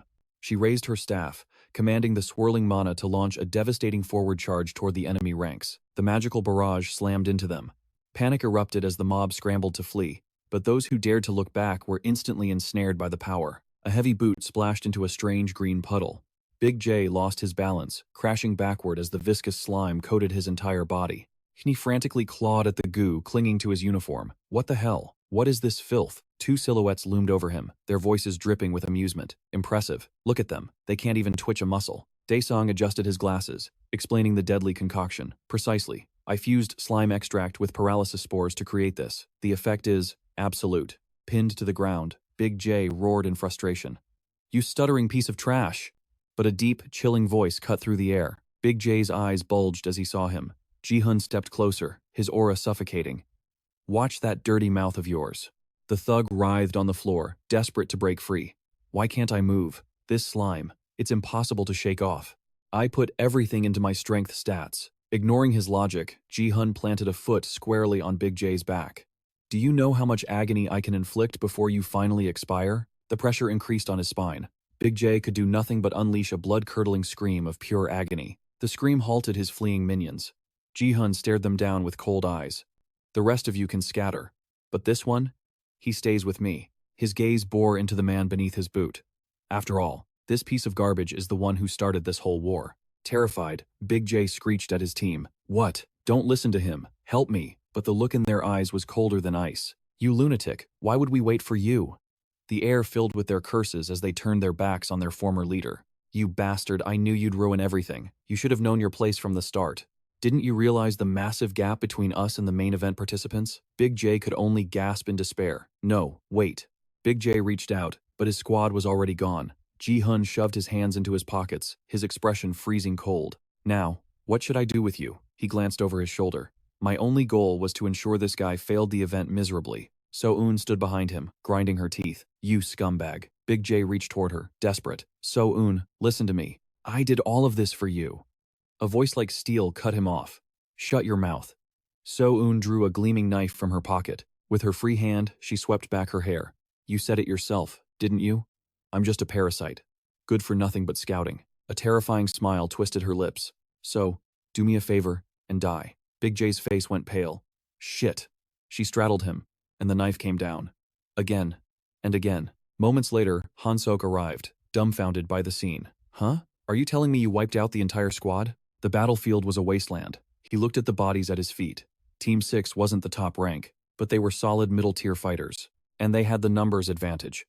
It shouldn't have been this easy. He stared at Ji-hun's tiny team in disbelief. You did this with just a handful of people? What kind of monsters are you? Ji-hun avoided his gaze. Well, just make sure they're breathing. They don't deserve to check out this early. Han-sok felt a chill run down his spine. Ordens. Damn, he really is a demon. He turned to leave. I'm out. Hopefully, you can stop the wars with the upper classes in the future. Ji-hun gave a dismissive nod. Yeah. Then he glanced at the man leaning against the pillar. By the way, why did you help me? Han-sok didn't answer immediately, staring at the construction site before grumbling. All of Sector X is hunting you down. Ji-hun shrugged, unfazed. So what? Let them come. They're just a bunch of idiots anyway. Han-sok sighed. Fine. Internally, he struggled. Why am I doing this? Why am I siding with this guy? Seeing Han-sok turn away, Ji-hun called out. Hey, where are you going? If you're just wandering around, you might as well rethink that. He froze, his face flushing red. Fine, I'll stay for a bit, okay? He turned back to face the group. I didn't expect you to actually be helpful. I thought you were just good at picking fights. But his next words destroyed the mood. I can hear you clearly. Wait, what was your name again? Meanwhile, Yu-jung covered her mouth, whispering to the others. So, is he Lu Hyu or something? The name rang no bells for Ina either. Lu Hyu? Never heard of him. So-eun didn't bother with whispers. Who the hell is that? The disrespect made Han-sok clench his fists in silent rage. You people should have memorized my name by now. His mind flashed back to the incident in the meeting room that started it all. He had slammed the table in fury. I don't agree. What are you talking about? You want us to team up against Min-Woo? Big J had looked at him with bored eyes. Why? Do you think you can't handle it? Han-sok tried to reason. That's not the point. He quickly proposed a different strategy. So-eun left on her own. I have a better proposal. No problem. Big J cut him off cold before he could even finish the sentence. Is that really so important? So-hyuk? The callous indifference in the voice made him freeze in his tracks. He didn't want to waste another second on this argument and headed for the door. The message was clear. But the other man smirked, patting So-hyuk's shoulder.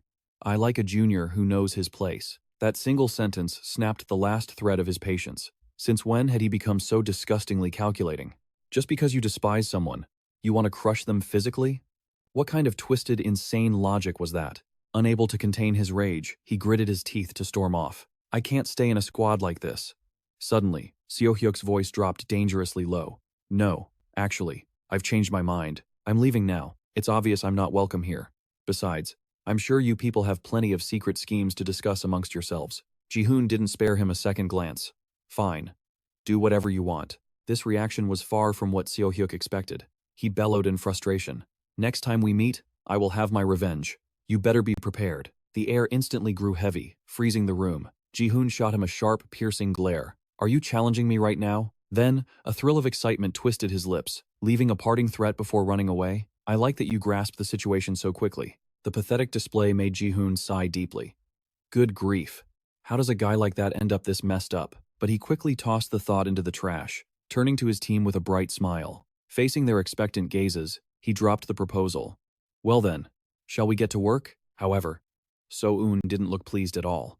You expect us to dive into work the second we finish a brawl? Ji-hun replied with self-righteous logic. With great power comes great responsibility. Haven't you heard that quote? Her silence was her agreement, but she turned her back to negotiate. And what exactly are you going to give me in return? The surrounding landscape was a desolate ruin, yet there was a reason MS Academy chose Daegu for this operation. Although the city was sealed off, They aimed to reclaim the territory that had been lost. However, the reality was far from simple. Daegu was ground zero, the place where the world's very first gate ripped open. It was also the first city to collapse after the arrival of Eris. And students like Ji-Hoon were supporting MS Academy's field trip with one goal: to prepare for the reconstruction of this fallen zone. He had heard the rumors. They said the disaster at the Daegu Gate was a nightmare beyond comprehension, and his mother had been there. The statistics drowned Ji-Hoon in despair. After that catastrophe, records stated that only 3% of Daegu's population survived. Yet, a flicker of light remained at the end of the tunnel. It was all thanks to the first awakener, Jugon. A voice suddenly pulled him from the chaotic mess of his thoughts. "Ina," announced softly. "Dinner is ready." Startled, he stammered out a response. "Ah, right, I'll be there in a second." She noticed the heavy burden weighing on his heart and asked gently, "You seem lost in thought. Is it because of that special skill you told me about?" Ji-Hoon didn't try to hide it, confirming with a small smile. "Something like that." A sneering memory surfaced in his mind. With your current condition, Hela's mocking words struck directly at Ji-Hoon's ego. You will never defeat him, do. Even so, she wasn't cruel enough to extinguish every spark of hope. But you have a chance if you awaken your special skill. You must shatter your own limits, just like Ina did before you. Hela pointed a finger, her expression deadly serious. A special skill manifests from your current state of being. Ji-Hoon hesitated before offering his guess. The user's will? Hela floated into the air, confirming it. Exactly. That is why you must contemplate what you truly desire. The next question brought an amused grin to Hela's face. What are your deepest cravings? Why do you need that power? Ji-Hoon looked down at his hand, reflecting on those words, and clenched his fist tight. He let out a helpless sigh. How am I supposed to understand her cryptic meaning? Ina offered cool encouragement. I don't fully understand either, but I believe you can do it. Ji-Hoon closed his eyes, accepting her support. Okay. Since you're trying to help me, he made his decision with renewed confidence. I'll do my absolute best. His resolve made Ina smile warmly. Suddenly, a massive worm burst from the city streets, but before it could attack, Ji-Hoon slashed it, sending it straight to hell in a single blow. He glanced at his kill, slowly explaining to So-eun. These worms are seriously tricky to fight. You never know where they'll pop up from. She looked annoyed, eyeing a claw descending from the sky. I find these harpies much more irritating. She instantly turned it into a skewer, then stood up to finish her sentence. This is exactly why I hate things with wings. Unlike her calm demeanor, Yu-jung couldn't hide her anxiety. This place was fundamentally different from MS Academy. A deep, abyssal pit in the middle of the avenue put all of Squad 9 on high alert. Ina sensed it and agreed with her teammates. Yeah, even the difference in mana density here is distinct. Beads of cold sweat began to roll down her cheeks. It feels even more oppressive than level M in the mana room. They said terraformed zones were different, and they weren't lying. In the heart of the metropolis, a terrifying phenomenon manifested. This was what they called fieldization. It occurs when a dungeon break floods reality. Monsters overrun the sector, claiming the territory as their own. Not long after the breach, a rotting, corrupt energy saturates the land. This dark mana acts as a beacon, summoning even deadlier nightmares to the surface. So-eun stroked her chin, murmuring the definition like a scholar. But then, she dropped the sentence that floored everyone. So, what does that actually mean? Jae-sung nearly choked on his laughter before firing back. Heh, someone clearly slept through theory class. The sheer disrespect made So-eun tremble with rage. She didn't hesitate, raising a fist that promised violence. Jae-sang, you brat? Do you have a death wish today? The ever-kind Jae-hoon stepped in to save the peace. Simply put, the mana density here is crushing. It is a toxic environment where human life cannot thrive. He recalled the lessons etched into his mind. As raiders, we can withstand it. But for a normal civilian? Even a trace of this mana would be fatal. The explanation finished. He took point without fear. Let's move. Stay sharp, everyone. In this twisted space, anything can happen. The team gripped their weapons, eyes betraying a mix of caution and resolve. So-eun darted her eyes around, avoiding the other's gaze. She sidled up to Jae-hoon, her voice dropping to a conspiratorial whisper. Are you serious about hunting the boss monster? Jae-hoon didn't catch the hint and answered loudly. Of course we are. I trust our scout with my life, after all. That was part of our deal, remember? So-eun's true motive was purely survival. Just promise me one thing. If this goes south, you help me escape first, okay? I have no intention of dying young. Jae-hoon didn't speak. He just flashed a sharp, meaningful grin. So-eun returned the smile awkwardly, suppressing her annoyance. He ignored her mood and barked an order. Hey, pick up the pace, Jae-hoon responded, slightly flustered. Ah, right, understood. Ina followed silently, cool as ice. But Yu-jung didn't bother hiding her irritation. You're too impatient. The negotiation clearly failed. So-eun scratched her head in frustration. Damn it. Her reaction caught Jae-hoon off guard. What's wrong? She lowered her voice, explaining her logic. It's just the risk factor is insane. There is a lot of money riding on this gamble. So-eun turned away, letting his words drift into the wind. We could search on our own, even if it burns more time. She simply took off her jacket, her voice dripping with sarcastic submission. Well, you're the one calling the shots here, master. Jae-hoon shifted his gaze to the towering skyscrapers. Yoo-jung stood in awe at the city's transformation. I have to admit, it is breathtaking. To think this ruined zone was restored to such perfection. She turned, a question burning on her lips. This is all thanks to that person, right? In-ah blinked, completely lost. Huh? Who? So-eun smirked at her ignorance. You're just like me, huh? I like that you don't bother studying. Let's be best friends. Jae-hoon finally chimed in. That person. You're talking about Ju-won, aren't you? Yoo-jung beamed. Bingo, exactly. The realization finally hit In-ah. Oh. I have heard rumors about him. Jae-sung jumped in, recounting the legends he knew. Even my father admitted it. He said he could never defeat Ju-won. As the name hung in the air, Jae-hoon repeated it slowly. Ju-won. A vision of the past assaulted his mind. The city of Daegu, the first to fall, drowning in a sea of unholy fire. Screams of the dying echoed in his memory. Within those endless flames, monsters slaughtered humanity without mercy. There was no time to run, no chance to fight. People were crushed like insects. Tens of thousands of civilians were massacred, maimed, or forced into exile, just as humanity stood on the brink of total despair. A single figure with godlike power descended before them. The heroic silhouette burned bright in Jae-hoon's thoughts. It was none other than the first awakener, Ju-won. Lost in the memory, his body moved on instinct, slaughtering enemies in his path. Ju-won, a global icon. The legend who started it all. Jae-hoon picked up an item from the dirt, his eyes dark with contemplation. His grip tightened, voice tinged with bitterness. Even though he has completely vanished from the world. Yoo-jung sighed, offering a word of comfort. Well, you chose the same path he did. It is natural for his legacy to weigh on you. She stretched her arms, trying to lighten the mood. He disappeared so suddenly.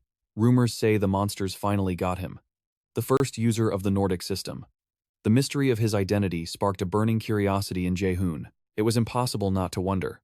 Just who was Ju-won really? The questions multiplied in his mind. Why was he the first to wield this power? How did he unlock the system? Frustration etched itself onto his face. Was it all just a coincidence? He shook his head, burying the thoughts. Now is not the time for history lessons. Jae-hoon agreed instantly. Yeah, surviving this hellhole comes first. He issued a grim reminder. Even with instructors nearby, death is still a very real possibility here. The team sprang into action. Jae-hoon and Jae-sang worked tirelessly, but poor Jae-sang couldn't escape, So-yoon's scolding. Hey, hold that side steady, will you? Seeing her temper flare, he obeyed like a kicked puppy. Sorry. In no time, a large fortified tent was erected. In-ah stepped up to Jae-hoon's side. I have returned. She laid out the intelligence with cold precision. The targets were confirmed. Happy S and goblins. A heavy sigh escaped him. This wasn't going to be easy. As expected of Senior Seo-eun, her intel was never wrong. But instead of accepting the praise, Seo-eun's expression darkened. To her, accuracy wasn't a skill, it was a requirement. If I were wrong, would I even be standing here? He shot back with a teasing smirk. Oh, is that how it works? She found herself momentarily at a loss for words. Hearing the sharp edge in her voice, Jae-hoon's expression turned serious. You don't want the credit? In an instant, So-eun abandoned all dignity for the sake of the reward. Is there anything else you require? Master Jae-hoon was exhausted, barely standing, yet he managed to chime in. I honestly don't think I could go this far just for a paycheck. Truly impressive. Jasang flashed a smile as bright as blooming flowers. Seo-eun has been exactly this way since the very first moment our paths crossed. Before he could finish, her hand clamped around his collar. The only master I acknowledge is the one signing my checks, not you. Seo-eun stared deep into his soul, emphasizing every syllable. Is that clear? Terrified, Jasang could only nod obediently. Crystal clear. But as the tension settled, Jae-hoon noticed a gap in their formation. Wait, where is Kim Do-yeon? Jae-hoon looked around, bewildered. I have no idea. She mumbled something about preparations and vanished, leaving him with nothing but questions. Strange. She isn't the type to slack off. No sooner had the words left his mouth than the subject of their conversation made her dramatic entrance. I have returned, but the greeting was met with suspicion. Kim Do-yeon. What on earth are you holding? Instinctively, a chill ran down his spine. Something was terribly, terribly wrong. The stench of the Grim Reaper himself wafted from the pot in Do-yeon's hands. Everyone froze in horror, yet she obliterated the mood by setting it down with beaming pride. Preparing this was exhausting. You know? See? Where would this team be without me? Jae-hoon was the first to recover his voice. Is that supposed to be food? Do-yeon didn't hesitate. Bingo. I added a special sauce to those worms we hunted earlier. His face turned as purple as the concoction while he gazed at this delicacy. You actually expect us to consume that? Do-yeon remained blissfully oblivious to their terror. Of course. Do you have any idea how much effort I poured into this? Staring at the bubbling abomination, he thought, if we fed this to the boss, he'd probably drop dead instantly. He sighed deeply. Maybe he was overthinking it. Meanwhile, in a place far removed from the chaos, Do-yeon savored a cup of steaming tea. Standing behind him, Ji-yeon finally broke the silence. So, when do we plan to make our move? She waited patiently for his command. He slowly lowered the teacup, the clink echoing in the quiet room. Perhaps it is time we return to the stage.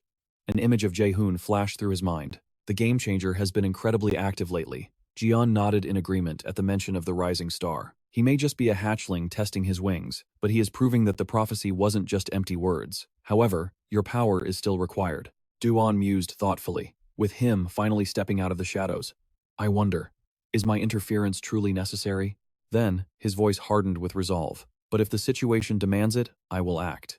The scene shifted to a breaking news broadcast. Where is Ji-woo, the first awakener and the last hope of humanity? Where has he vanished to? The news anchor's face was grave. Experts conclude that, if he is still alive, his assistance in conquering the skyrocketing number of high-level gates would be invaluable. Back in the shadows, the missing legend murmured to himself.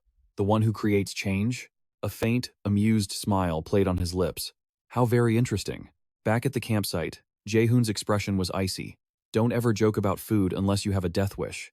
Inside the pot, a thick, purple liquid bubbled ominously. A visible haze of toxicity hovered over the surface, screaming danger to anyone with eyes. Do-yeon clenched her fists, offended. It's not that bad. Desperate for validation, she turned to Jia-sung. You don't agree? The poor guy trembled, scratching his cheek with a forced, terrified smile. I think I have to side with Jae-hoon on this one. Even Master Jae-hoon stammered a refusal. Strange. Why aren't I hungry? Do-yeon leaned in dangerously close, eyes narrowing in suspicion. Not hungry? You? The guy who orders double servings at the academy cafeteria? Sweat poured down his face like a waterfall. Yeah, sometimes even I lose my appetite. Hearing this, tears began to fall from her eyes, a perfect performance of heartbreak. You're all so cruel. Even So-eun began to feel a twinge of guilt. Suddenly, Do-yeon grabbed her hands, transforming into a pitiful, innocent deer. Don't you think they're being too harsh on me? Seo-eun's mouth twitched as she was forced to bear the brunt of that hopeful gaze. Do-yeon flashed her brightest smile, shoving the suspicious pot toward her. At least you will try the meal I worked so hard to make, right? Seo-eun hesitated, eyes darting away. Behind the cook's back, Jia-sung and Jae-hoon were frantically making X signs, shaking their heads in a silent plea for her survival. Her face went pale with genuine fear. But Do-yeon kept waiting, her expression radiating absolute certainty that Seo-eun would say yes. In the end, she couldn't bring herself to crush Do-yeon's spirit. Oh, of course. You made it from edible ingredients, after all. Why is everyone reacting so dramatically? Despite her cold exterior, So-eun was soft-hearted deep down. Hand trembling, she raised the spoon to her lips, chanting a silent mantra, I'll just try it. It's not a big deal. Seconds later, she paid the ultimate price for her kindness.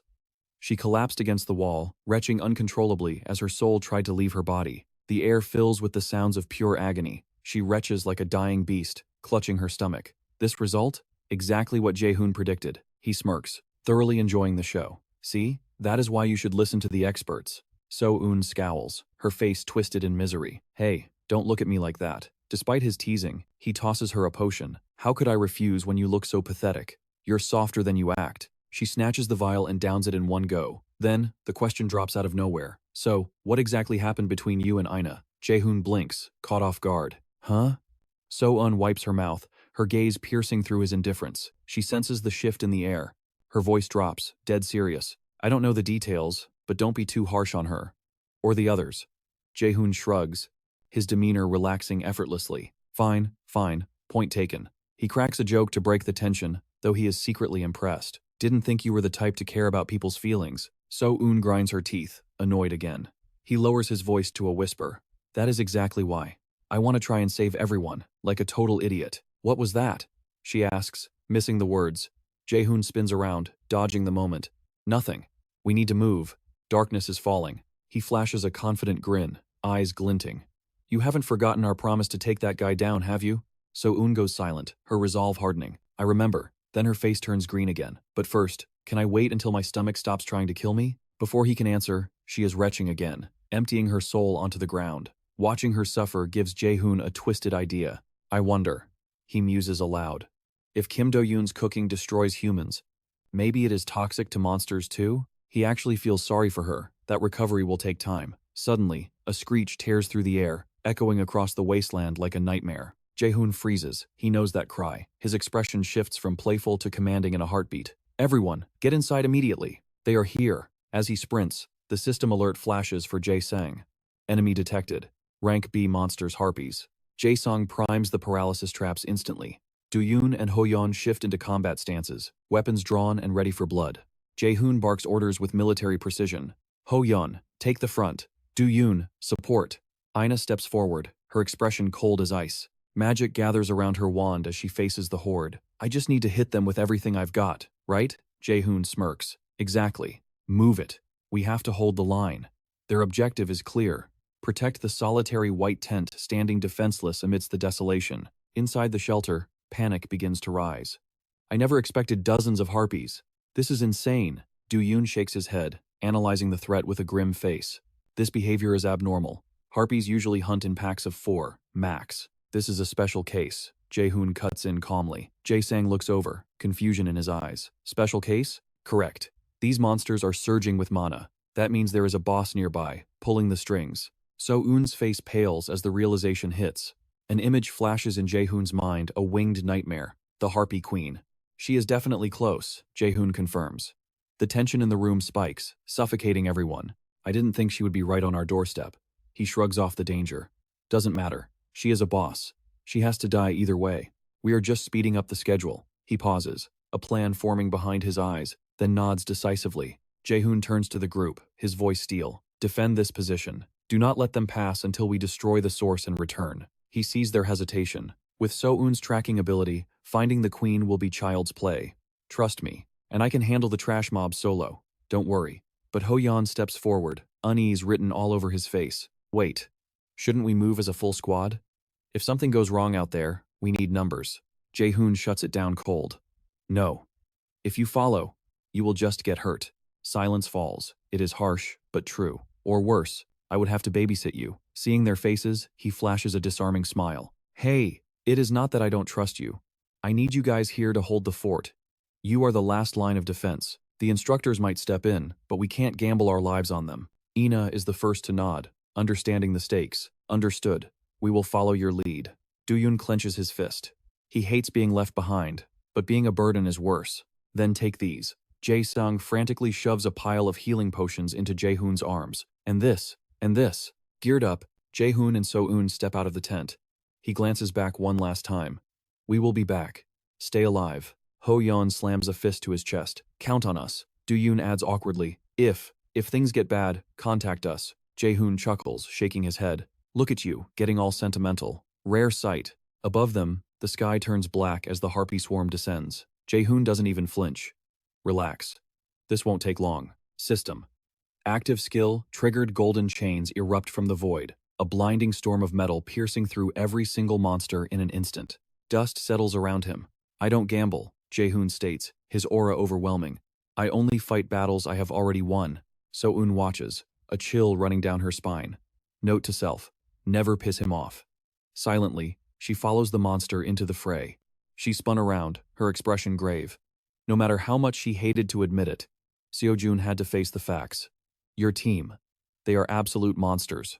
Now I see why you reign at the top of the academy. Even in the cutthroat environment of Mus, you guys are in a league of your own. Hearing her admission, Jae-hyun finally paused to reflect.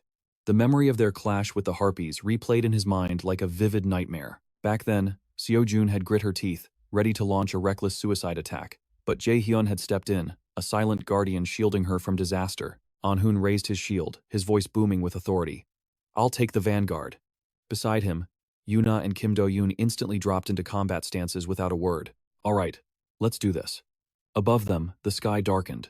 The screeching of winged beasts tore through the air, a symphony of terror. To escalate the violence, Hun summoned a blade of azure energy. His eyes held a steel gaze, 3 parts discipline, 7 parts unwavering resolve. The first beast dove like a missile. Bang! It crashed uselessly against his iron defense. Seizing the opening, Hun obliterated the creature in a heartbeat. Watching from the back, Jae-hyun analyzed the technique. Extreme cold arts combined with the brilliant blue sword. Interesting. Witnessing that overflowing confidence, the verdict was clear. An-Hun had definitely broken through the wall. He was a solid A-ranker now. His gaze shifted to the support line. Observing Kim Do-yoon proved that the rest of the team was just as terrifying. She stood with closed eyes, channeling pure mana. Active skill, surge activated. Instantly, the party's attack power skyrocketed by 30%. Another beast, blind to the danger, swooped down for the kill. Do-yoon didn't flinch. One hand weaving a formation, the other gripping her staff, she locked onto the target. Active skill, Wind Blade unleashed. Emerald light erupted from the array, swallowing the monster whole.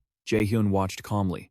This result was well within his calculations. Kim Do-yoon's casting speed had reached a new realm. She had undeniably surpassed the limits of B rank. Jae-hyun's lazy gaze drifted to the right. And then, there's Yuna. She was already mid-incantation. Ultimate skill, Hellfire Alchemy. As the sequence completed, her eyes snapped open, revealing a gaze colder than the abyss. Boom! Flashes of arcane destruction vaporized the enemy ranks in the blink of an eye. She waved her wand with the grace of a conductor. Divine light bathed the battlefield, dissolving the monsters' bodies into nothingness. The sheer violence of it sent a shiver down Jae-hyun's spine. He had to admit the truth. The real monster here wasn't the harpy. It was her. She was born a prodigy, a natural walking disaster. The green-feathered beast writhed in agony, its body breaking apart under her power. Watching her calm destruction, Jae-hyun sighed. Her talent is undeniably insane. Back in the present, he shrugged casually. But let's be real. I'm still the strongest one here. That arrogance instantly grated on Seo-jun's nerves. Do you have any idea how irritating you are? Keep talking like that and no one will ever like you. But Jae-hyun remained unfazed, like he gave a damn about popularity. What a pity, he smirked. If they hate that I'm the best, they should just try getting stronger. Seo-jun could only sigh in exhaustion. I expect nothing less from a genius like you. That word genius struck a chord. Jae-hyun's expression darkened. He never considered himself special. Not back then. Dark memories clawed at his mind. Are you trying to get us killed? Meat shield?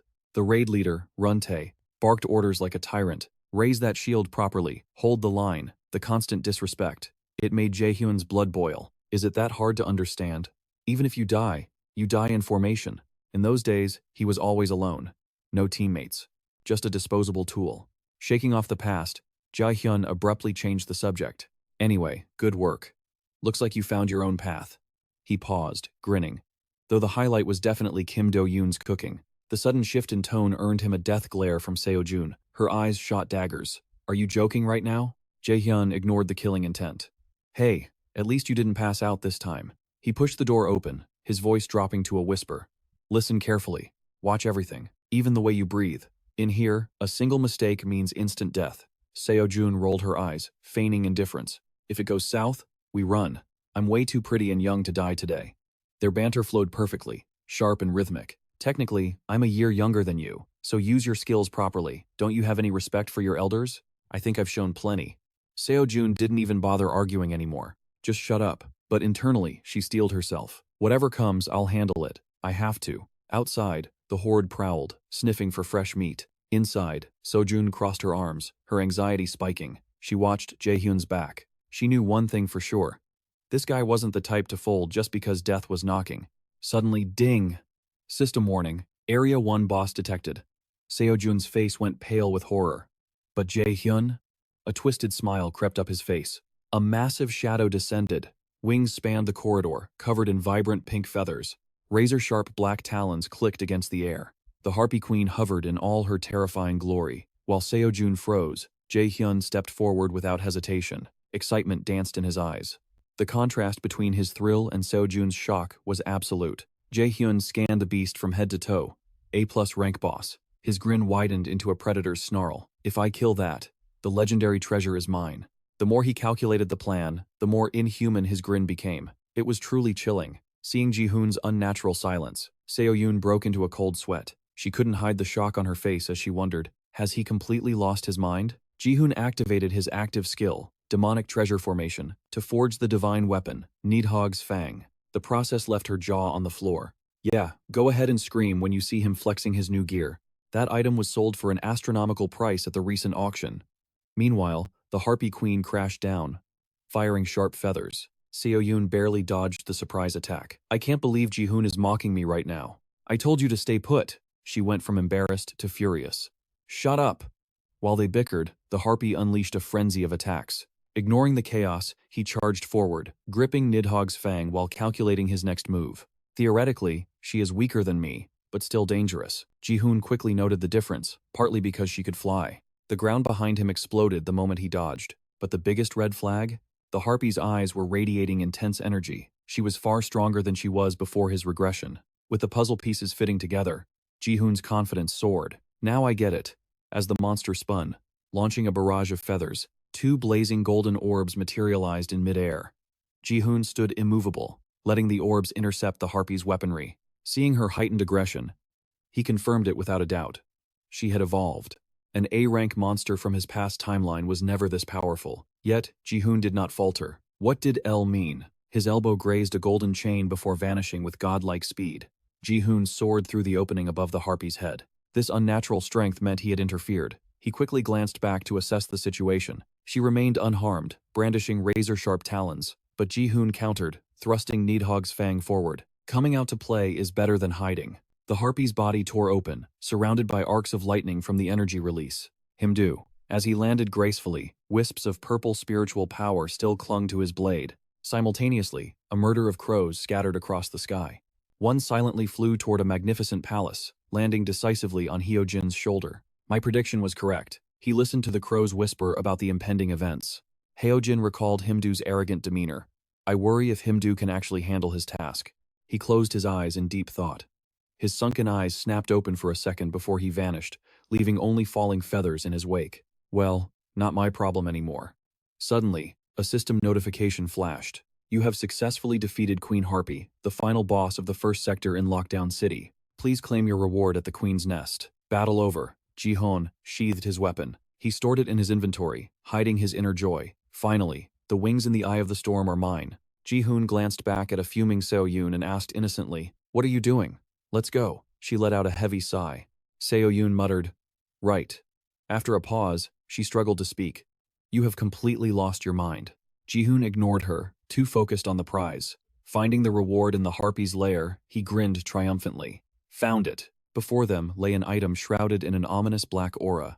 The information window popped up. Support item. Wings in the Eye of the Storm, rank S. Inspired by the radio storm that ravaged Helheim. Grants mid-air step skill. Agility plus 50. Strength plus 50. Skill effects are amplified for greater efficiency. Ji-hoon smirked at the stats. This will do. The skills and status boosts were solid. He admired his newly acquired treasure. But of course, the best part was the unique skill. Seconds later, the system described the active skill. Mid-air step, rank A+. Creates an imaginary wall while airborne, granting the user an additional jump.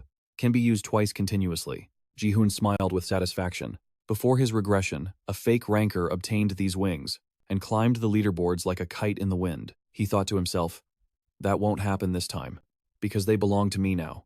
Nearby, Seo-yoon gasped. Huh? What is that? Ji-hoon followed her gaze and froze. He squinted at a white object in the distance. Is that a pair of gloves? Without hesitation, Ji-hoon retrieved it. A system alert chimed immediately. You have absorbed the original gloves. Updating information on the first awakener of the Nonia system. Meanwhile, in another sector, Yu-jung wiped a bead of sweat from her forehead. Phew. She looked anxious. Are we done here yet? Hoon stood nearby, his face beaming with electric excitement. Isn't this dangerously close to the all-time record? I think we're absolutely crushing it. As soon as the words left his mouth, Yu-jung smirked, flipping her hair. Obviously. You struck gold when you teamed up with me. But Jun remained lost in the shadows of his own mind, his gaze fixed on the original gauntlets. He recalled the system notification from earlier. The Nornia system had updated information regarding the First Awakened, plunging him into deep thought. In this world, only a single individual held the legendary title of First Awakened, Choi Ji-won, the global pioneer and Korea's greatest hero. Why would the system flag him now? The implication was chilling. He was connected to the system's core. Yu-jung leaned in, breaking his trance. Huh?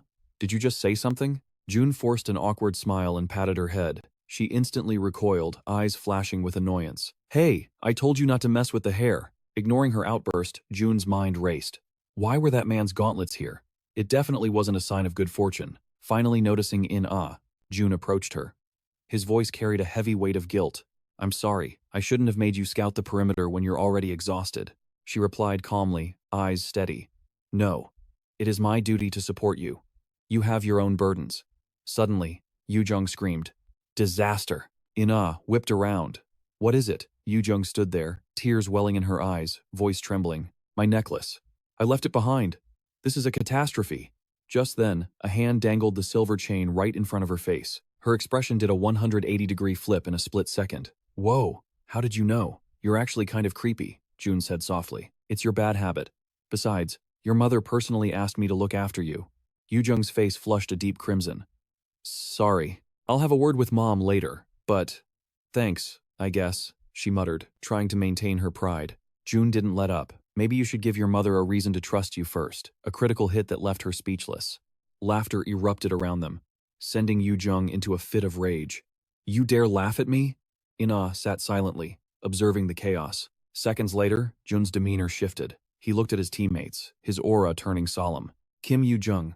It is time to grow up. No more mistakes. She scowled. Stop lecturing me. Hoon stared wide-eyed at their bickering, curiosity getting the better of him. Wait. Are you two dating?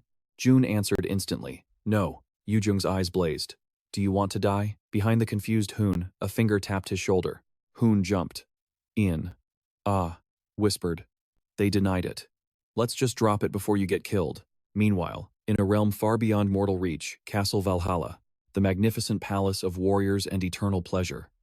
Thor threw his head back in laughter, raising a golden goblet high. Ha ha ha, magnificent. He reveled in the triumph. The preparations for the Great War were flawless, and Heimdall would soon eliminate his greatest rival. Thor's mind drifted to that specific enemy. Heimdall was hot-headed, but killing a mere human was child's play for him. Thor grinned. This time, the Aesir shall rule the 9 realms absolute. He glanced at the empty throne. The great Odin will be most pleased. The celebration was cut short by a voice dripping with disdain. What a disloyal hypocrite. You dare throw a banquet while Odin is missing? Tyr stepped forward, his voice sharp as a blade. Thor, does Ragnarok mean nothing to you? Thor scoffed. Look who's talking. Surprising to hear that from you. Thor sneered, twisting the knife in an old wound. Especially since you let Fenrir chew off your right arm. Tyr remained icy calm. Thank you for your concern. Instead, he delivered a verbal counterstrike that made Thor's blood boil. But at least I don't have a whetstone lodged in my skull like some giant's plaything. Tyr didn't stop there. He pressed the advantage. You wield Mjolnir, yet you carry that badge of shame? If I were you, I'd use that hammer to end my own miserable life. That was the spark. Thor ground his teeth, rage exploding like a volcano. He slammed his fist onto the table. You want to test who is stronger? Right here, right now? The air grew heavy, suffocating under their killing intent. Suddenly, a commanding voice sliced through the tension. Enough, Sigrun warned. Do you both wish to receive a suspension? Finally, Frigg broke her silence. Valhalla's influence has waned. Soul harvesting is behind schedule. She looked annoyed. Ragnarok is putting everyone on edge. Clearly, this is Odin's fault. Her tone was laced with dissatisfaction. Insolence, how dare you speak of the master of Aesir that way? Sigrun glared, furious. I have no intention of flattering Odin. He may possess power, but in my eyes, he is nothing but trash. Frigg roared back in defiance. How dare you speak such insolence? Her voice dropped to a bone-chilling whisper. Surely, you haven't forgotten the atrocities Odin committed against me? Fury erupted in waves. A dark, suffocating killing intent flooded the air, making the very atmosphere tremble. Crushed by the overwhelming pressure, Frigg stood frozen in shock. After a moment of heavy silence, Sigrun spoke again. I am using this moment to make a formal declaration. The preparations for the second ending are finally complete. Her voice rang out with absolute, unshakable resolve. The scene shifts across the city. High above on the rooftop, Ji-hoon stood silent, gazing down at the sprawling world below. His mind raced, piecing together the clues. If Heimdall has already intervened, then it's only a matter of time before he reveals himself. He looked to the sky, eyes burning with determination. He had to awaken his intrinsic skill immediately. Later, Seo-eun sat across from Ji-hoon, a faint smile playing on her lips. You truly are greedy, Ji-hoon. She sighed with genuine admiration. You possess such immense power already, and yet you still crave another intrinsic skill? Ji-hoon's lips curled into an awkward smile. Haha, well, I could never compare to the recruitment standards of the association. He averted his gaze, slightly embarrassed. So-eun fell into deep thought for a moment. To be honest, I don't think I can be of much help to you in this regard. In my case, it all happened. Quite suddenly. Ji-hoon raised an eyebrow. Suddenly. She took a sip of tea, her expression solemn. Yes, her reflection rippled in the teacup, masking a hidden sorrow. Every memory from that day is still vividly etched in my mind. The traumatic past came rushing back. She remembered kneeling in the pouring rain, paralyzed, the despair of that day, when a gate suddenly tore open in the middle of the street. Countless brutal beasts poured out from the void. They slaughtered civilians indiscriminately. People fell like leaves in a storm, helpless against the onslaught. Amidst the screaming chaos, she remained frozen. Fear had locked her muscles. She was a statue witnessing hell on earth. She watched in horror as people were devoured alive, desperate souls fleeing in vain, only to meet a grisly end. There is one image Seo-eun can never erase. A small child, running for her life with everything she had. The little girl stumbled and crashed to the hard pavement, yet Seo-eun just sat there, staring blankly. Cold sweat drenched her body, but her limbs refused to obey. She was powerless. She could only watch as that innocent life was brutally snuffed out before her eyes. At the very last second, So-eun finally snapped out of it. She sprang up, desperate to change fate. She reached out, trying to grab the girl, to save her. But it was a futile effort. By the time she came to her senses, the girl's bloodied, lifeless body was already in her arms. Even though she was an awakened, she hadn't been able to save a single child. Was she too weak? Or was she simply too much of a coward to face the danger? As you know, Ji-hoon, this world is forged in suffering. The moment the child's heart stopped, a blinding golden light descended from the heavens, enveloping So-eun. She had awakened a new power. Ethereal wings, like those of an angel, unfurled behind her. The skill was named Sacrifice. With that power, she obliterated the monsters. But when the slaughter ended, the little girl dissolved into motes of light and vanished. So-eun felt the weight of sin on her hands. She swallowed her screams, weeping silently as the guilt consumed her. Returning to the present, Seo-eun's voice trembled with sorrow. I gained power, but I still cannot bring back the dead. I've told you this before, haven't I? Ji-hoon listened intently, absorbing every heavy word. A healer remembers those they failed to save, far longer than the ones they actually healed. She gripped the armrest and slowly stood up. Seo-eun drifted past him like a ghost. You said you wanted to learn an intrinsic skill as soon as possible, right? Her aura grew heavy. To be honest, she spoke the harsh truth. I don't know the method to teach you. Ji-hoon looked up in surprise. Seo-eun placed a gentle hand on his shoulder. But, Ji-hoon, her voice softened, pleading. You don't need to rush this. I don't want you to experience what I did. I don't want you to lose what is most precious to you just to gain power. Yet, despite her warning, Ji-hoon's resolve did not waver. If she doesn't know, then perhaps Ina does. He turned to Ina, his expression hardening. I need to ask you something. He didn't hesitate. How exactly did you acquire your intrinsic skill? He had to know the truth, before he too lost everything he held dear. Ina didn't look surprised by the question. Ji-hoon. She clenched her fist, hesitation flickering in her eyes. I gained this skill because of my family's death. Her eyes went cold. To be precise, I let them die. Her voice was devoid of emotion, flat and empty. Under the bleeding sunset, she spoke the unthinkable. It was a good thing that they died. The flashback hit instantly. She was just 5 years old. The funeral home was suffocating, filled with the heavy scent of incense and grief. Makmi held her tight, tears streaming down her face. But Ina was just a child. She was too young to comprehend the tragedy unfolding around her. Since childhood, frost seemed to coat her very soul, her indifference a stark contrast to the warmth radiating from her grandmother. Yet, reality was cruel. Staring at the two portraits of her late parents, Ina knew the truth. She was alone in this world. Or so she thought, until she and her grandmother moved in with Terror.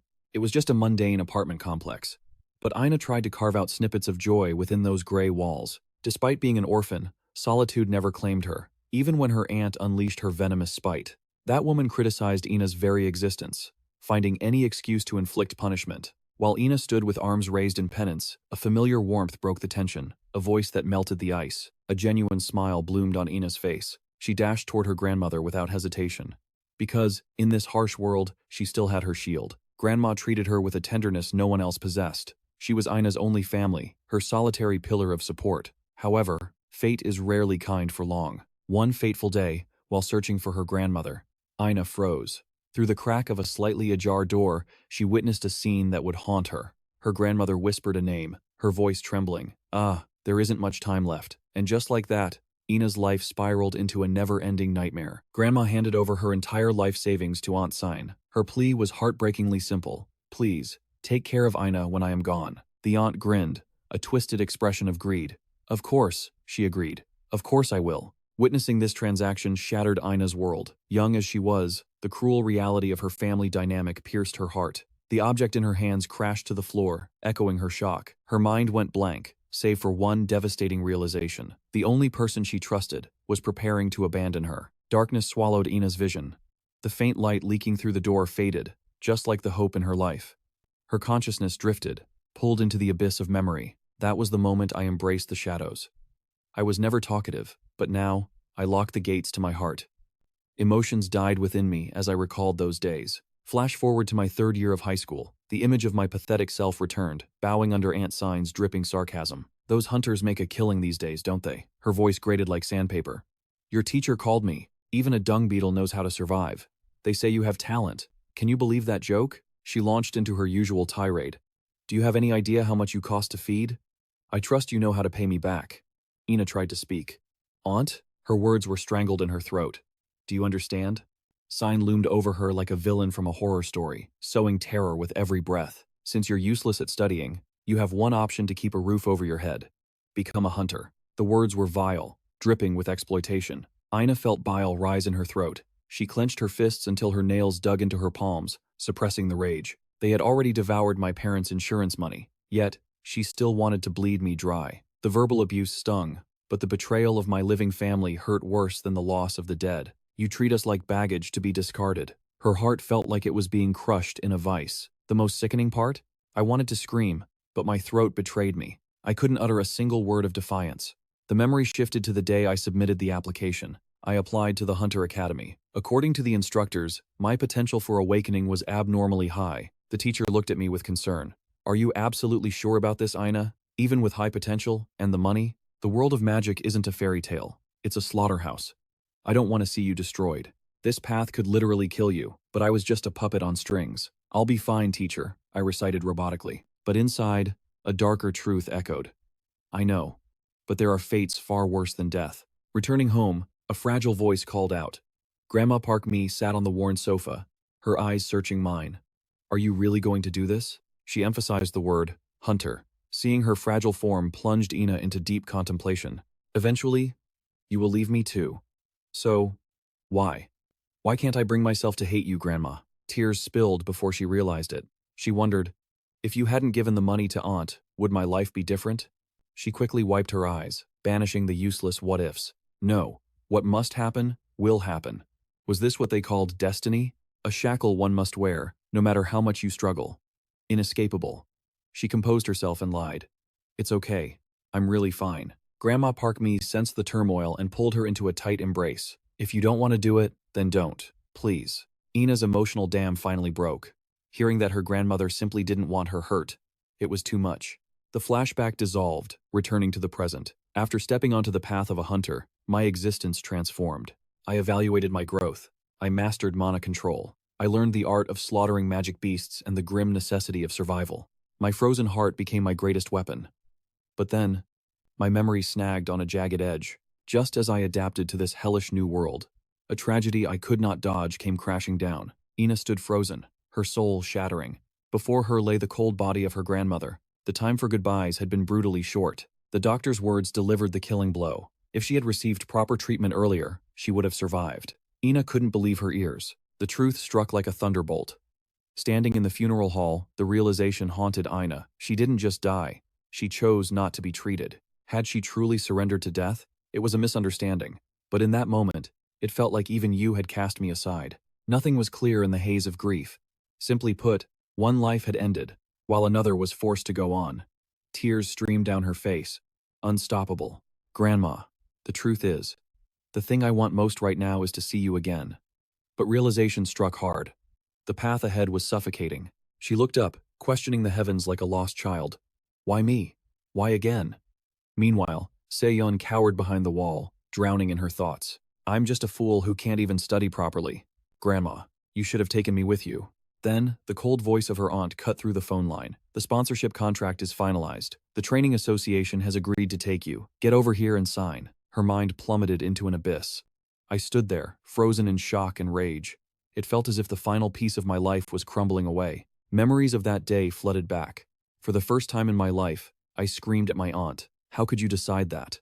It's my life, not yours. But my aunt only sneered at Ina's desperation. Don't be ridiculous. You should be on your knees thanking me that I didn't sell you off to a brothel. She couldn't bear to hear another word.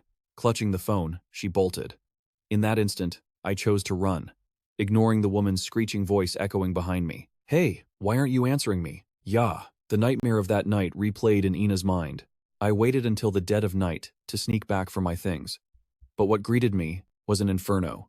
Ruin and ash. My aunt's house was drowning in a sea of fire, and monsters were pouring from a gate. Suddenly, a scream rose from the debris. Save me, Ina! You're an awakener! You can do something, right? Hurry up! Her face was twisted in terror. But in that chaotic moment, only one cold thought crossed my mind. Ina looked down at the woman with eyes devoid of warmth. Why? Why should I save you? After everything you took from me, you stole my life. I will not save yours. Suddenly, Jun's voice pulled her back to reality. Ina. Seeing her trembling, he offered gentle reassurance. If the burden is too heavy, you don't have to force yourself to carry it. The scene shifts to another corner of the city. Yoo-jung picked up on a disturbance nearby. She threw open the door, annoyance in her voice. Min-Jun, why are you so late? But instead of her friend, a stranger stood there, radiating a horrifying mana. She froze, realizing instantly this wasn't Jun. Her eyes darted around nervously. This energy, it felt less like a human and more like a monster. The others gathered, confusion turning to fear. Himdu, noticing the group, broke the silence. Are you the allies of the Changemaker? His question hung in the air, plunging everyone into a deathly silence. Sojun stiffened, terror taking root. Yoo-jung stammered, panic rising. What? What are you talking about? Before she could finish, a suffocating killing intent erupted from the man, engulfing the area. He stepped forward amidst their terrified whimpers. Ah. Ha. His eyes burned with murderous rage. I asked a question. Answer me. Witnessing this, Seo-jun secretly activated her ring's communication magic. Min-jun, return immediately. There's an enemy here. He looks human, but his mana reeks of a monster. Suddenly, a foot slammed down in front of her. Seo-jun looked up in horror, only to be hoisted into the air by her throat. Trying to use cheap parlor tricks? The pressure on her windpipe was crushing. Himdu casually formed a sphere of dark energy, declaring arrogantly, "You will all die here." A twisted grin spread across his face. The Changemaker. Blame him for your fate. Suddenly, Jun appeared, cutting him off. That won't be happening. Simultaneously, the system chimed. Skill activated. Absolute calculation. Jun stepped forward, shielding Ina behind him, his voice calm but dangerous. Did you really think I'd just stand by and watch? Elsewhere, a complaint echoed through the air. Oh, for God's sake. I didn't sign up to be a babysitter. Segu peered through his binoculars. Area clear. All monsters neutralized. He frowned, clearly annoyed. Why did we get stuck with nursery duty? Beside him, Min-suk replied cheerfully. We have to do the grunt work so we can identify the kids with real potential. But Segu wasn't having it. He scoffed. Dream on. If we keep coddling them like this, they'll just grow up arrogant. Suddenly, he froze, his gaze locking onto something in the distance.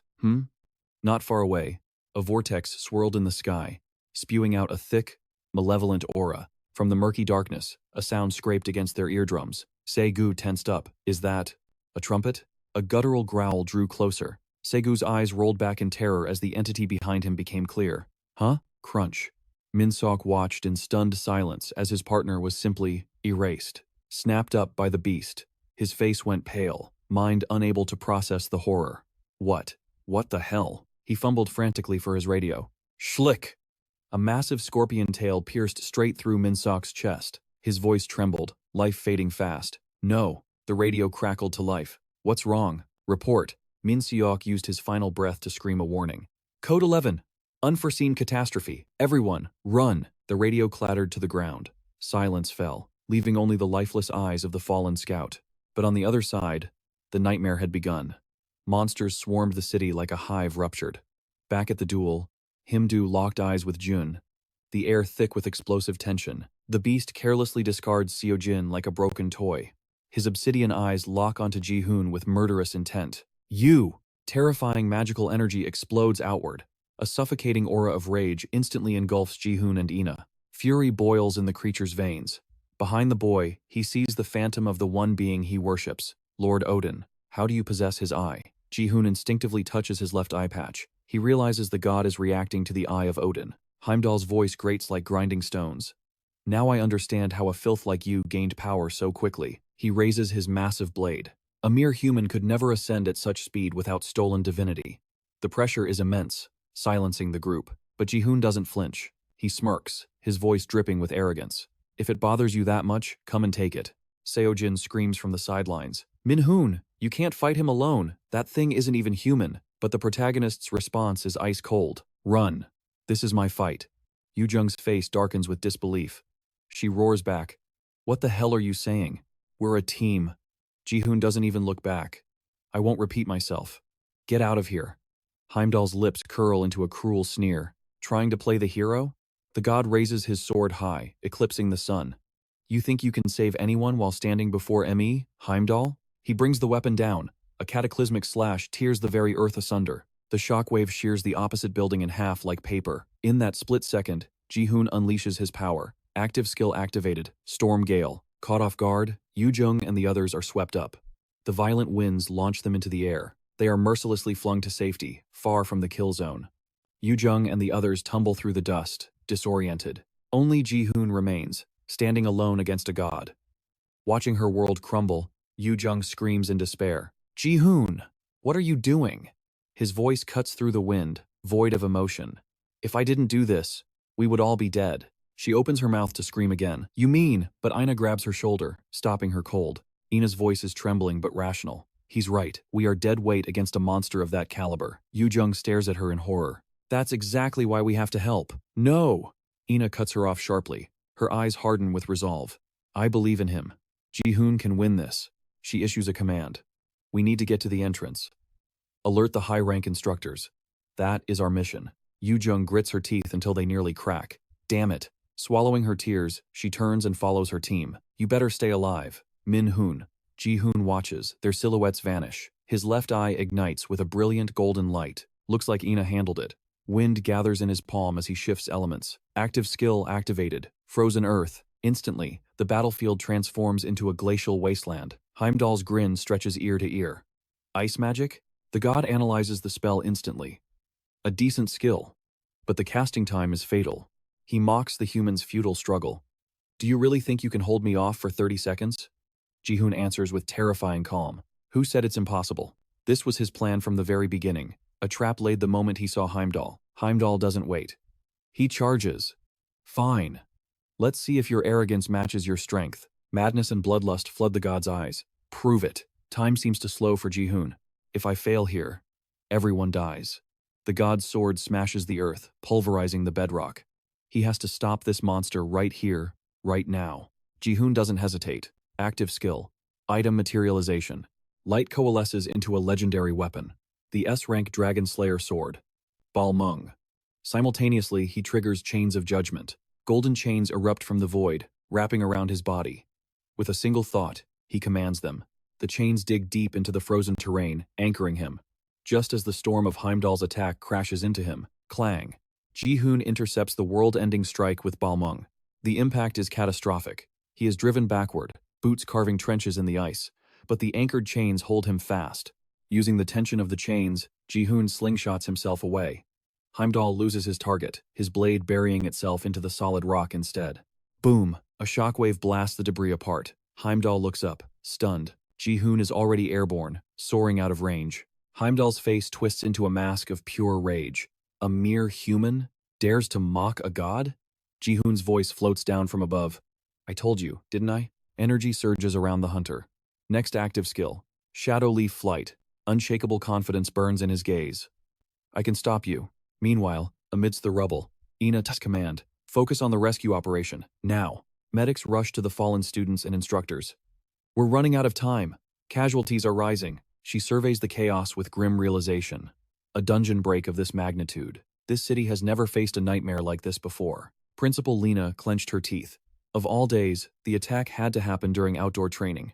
The casualty numbers were unprecedented. This was no coincidence. We have to handle this, no matter the cost.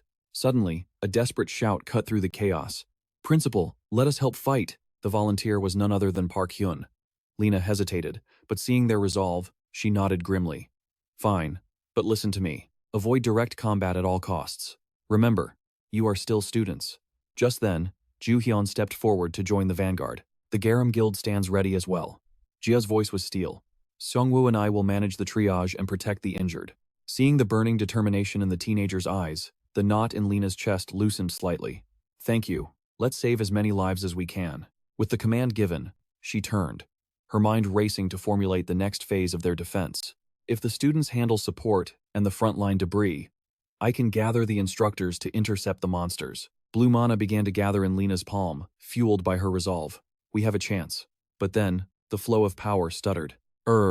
Lena's face twisted in pure horror. What is this? I can't condense my mana. A crimson system window popped up, freezing her blood. System error, Gaia server offline. User connection severed. What? Instructor Duhan rushed over, panic in his eyes. "Principal, my mana, it's gone," Jumi stammered beside him. "My skills won't activate either." The situation spiraled from crisis to catastrophe. Lena's mind reeled. What is happening to us? The system has never failed before. Why now, in the middle of a massacre? Desperate, she screamed. Is there anyone at all who can still use their skills? The instructors stood helpless, stripped of their power. But then, a single hand shot up from the crowd. "I think. I can." It was Park Hyun from the Garam Circle. Then, another hand raised. It was January. "My skills are fully operational," John confirmed. Kang Do-hyun stepped in. "Mine too." Lena's pupils trembled.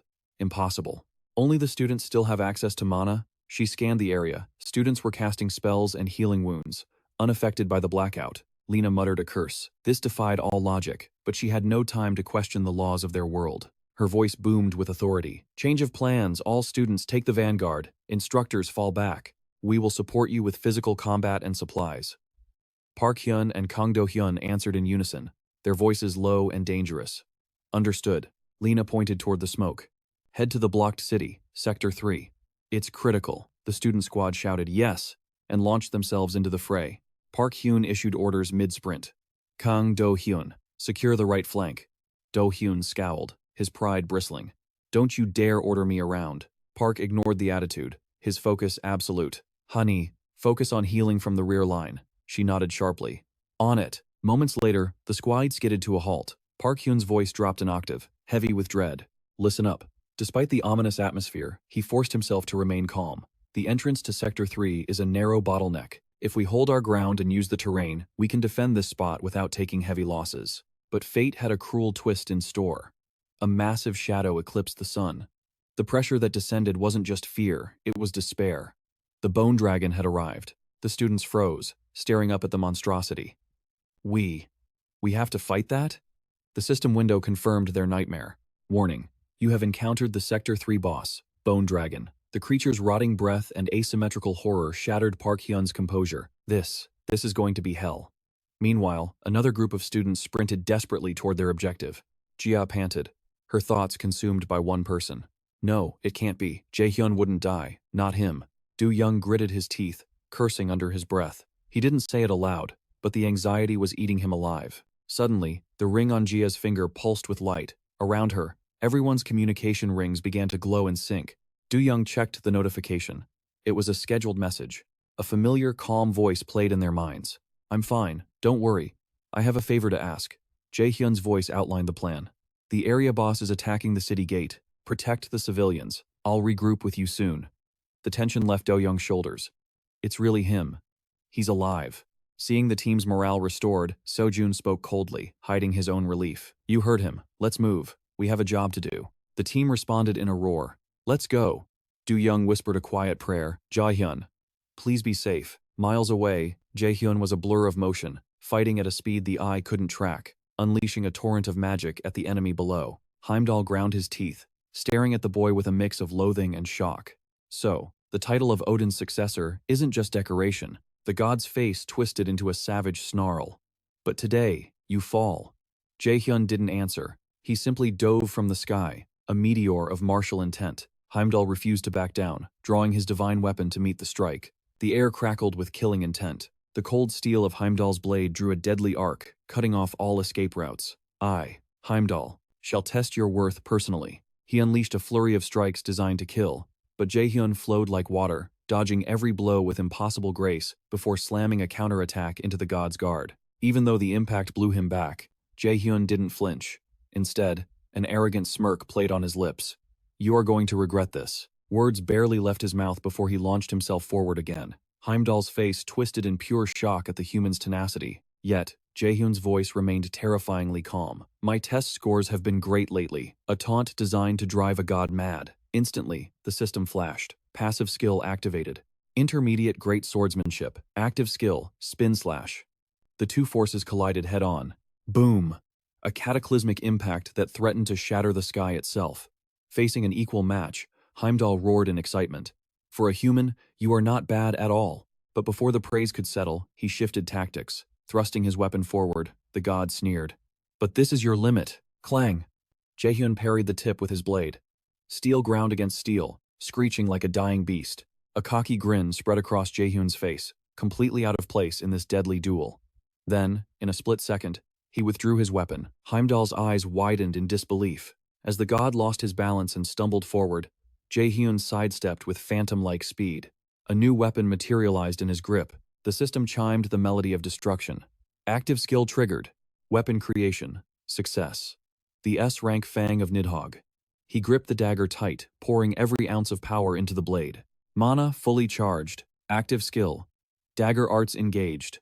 Seizing the opening, Jae-hyun became a blur, carving deep gashes across Heimdall's body. A sinister energy pulsed through the god's arm, spreading like wildfire through his veins.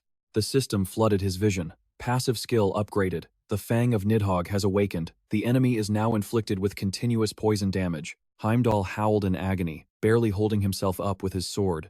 You dare use such filthy tricks against a god? Jae-hyun looked down at him with eyes full of absolute contempt. You want to talk about who looks pathetic right now? His words struck a nerve, forcing Heimdall to step back.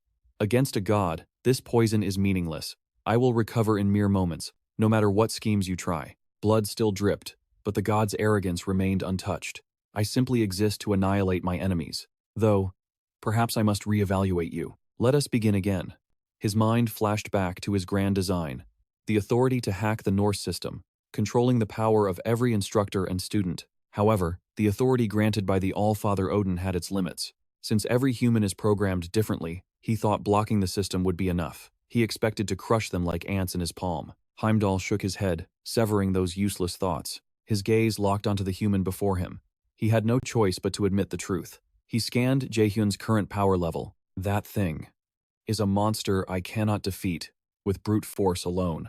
Jae-hyun's eyes blazed with light, mirroring the glowing blade in his hand. His mind drifted to the training days, the sword arts learned from An Hyo-yeon before the boot camp, the dagger arts, the spin kick. They had fought countless battles just to perfect a single move. Jae-hyun glared at the god, his resolve hardened like diamond. If I combine those techniques with the S-rank Fang of Nidhogg, a surge of arrogance filled him. Even Heimdall won't survive this. Suddenly, the god let out a manic, blood-curdling laugh. You really are entertaining. His hand reached behind his back, voice dropping to a growl. I see why Asgard fears you. He slowly drew out a hidden artifact. But let's see if you can handle this. The moment the item materialized, confusion washed over Jae-hyun's face. The cloth slipped away, revealing a horn blindingly bright. Panic spiked in Jae-hyun's chest. Without a word, he launched a desperate charge. I don't know what that is, but every instinct is screaming danger. Gripping the fang tight, he moved at the speed of light. He swung his blade wild and fast. He could not let the god use that item, but Heimdall was ready. A twisted delight shone on his face. Consider this an honor, human. Listen to the sound of the Gjallarhorn. Boom! The blast tore through the air, drowning out the entire world. Jae-hyun froze, paralyzed by the sheer pressure of the sound. He clutched his head in agony, stumbling back. What is this? The sound tore at his very soul. The system screamed with error messages. Warning, the Gjallarhorn has activated. Status effect applied. All physical abilities reduced by 50%. The next notification sent a chill down his spine. The artifact's hidden power. It drives all surrounding beasts into a frenzy. Reality warped as savage, mutated beasts clawed their way into the arena. In a heartbeat, the two fighters were completely surrounded by a horde of monsters. Jae-hyun's eyes nearly popped out of his skull. What the hell is happening? Heimdall chuckled darkly. Oh, do not mistake me. I do not control beasts like Tyr does. The god trembled with excitement. This is my own unique chaos. Jae-hyun's mind raced. If it's magic-based. The system responded instantly. Active skill. Absolute calculation initiated. But then, the ultimate despair. Error. User rank insufficient to resist legendary item. Calculation failed. Damn it, he cursed, helpless. Meanwhile, Heimdall gathered a terrifying amount of energy. The god blasted a wave of pure force. Jae-hyun could only cross his arms to tank the hit. Heimdall regained his stance, laughing triumphantly. This is my ultimate technique. Reversal magic. The deity sneers, his voice dripping with false mercy. I won't kill you, Jae-hyun, but I promise. The pain will be absolute. Jae-hyun glares, hatred burning in his eyes. Damn it. Heimdall sees him struggle to stand and launches a fatal strike. You will rot in Asgard's deepest dungeon for eternity. But suddenly, a surge of energy blocks his path. A familiar voice cuts through the chaos. Jae-hyun may carry many sins. Hela steps in, radiating power. But it is far too early to condemn him to hell. Heimdall's jaw drops in shock. Snap. A protective barrier erupts around them. Hela's eyes blaze with ominous light, signaling a deadly turn of events. Safe inside the shield, Jae-hyun watches in confusion. Hela, what are you doing? Her hands are slender but covered in terrifying cracks. Desperation fills her gaze. I can't hold on much longer. Heimdall stares, stunned by her sudden appearance. I wondered which rat hole you were hiding in. To think you'd show yourself now. The god narrows his eyes, sensing the truth. Wait. You forced yourself to tap into the forbidden divine power of hell. Even as her magic drains away, Hela refuses to collapse. She holds the line. She gathers the last of her mana into a sphere of pure energy. Jae-hyun reaches out, panic rising. No, Hela, stop. His mind races. If Heimdall is right about that power, using it means her certain death. Ignoring his pleas, Hela unleashes the blast. Heimdall reacts instantly, dodging the barrage with godlike speed. Rage distorts his face. You fool, that power is beyond your control. Are you truly planning to sacrifice your existence? For what? Why do you fight? Do you actually believe this enemy of Asgard can save the Nine Realms? Hela's voice is steady as steel. I don't believe. I know. Jae-hyun will slaughter Odin and end this apocalypse once and for all. Heimdall stands frozen, processing her words, unaware of the mana gathering directly above him. Blasphemy! He roars, launching himself at the defiant girl. Her eyes lock onto his, burning with resolve. Hela whispers, let's end this. Boom! A colossal serpent materializes from the shadows behind Heimdall. The god senses the killing intent and twists away. Jae-hyun screams in helpless agony. Stop it! Don't do this! Seeing the beast, Heimdall curses. Shit! The serpent strikes, jaws snapping shut. Meanwhile, on another battlefield, ferocious beasts prepare to slaughter the students. Suddenly, a blast of mana blows them away. Shockwaves ripple through the air. It's Park Hyun. He stands alone, a bulwark against the monster tide. He doesn't stop there. Activating a buff skill, he charges straight into the jaws of death for close-quarters combat. Magic clashes with monster flesh, triggering a massive explosion. Nearby, Gumin and Gaun fight desperately to survive. Park Hyun is a machine, cutting down beast after beast with brutal efficiency, but stamina is failing. Jae-in frantically heals the wounded. Stay still, I've got you. Gaun stares at the horde, hope fading. We're all going to die. Gumin trembles beside her. Is that a bone dragon? I thought this was just field training. Jae-in glances at the terrified group and shouts to Park Hyun. What do we do? We can't hold them back forever. Despair creeps in. There is no way out. Communications are down. We are completely cut off. Park Hyun swings his weapon with his last ounce of strength. What the hell is going on today? My mana. It's at the limit. He grits his teeth. If only we had a few more capable fighters.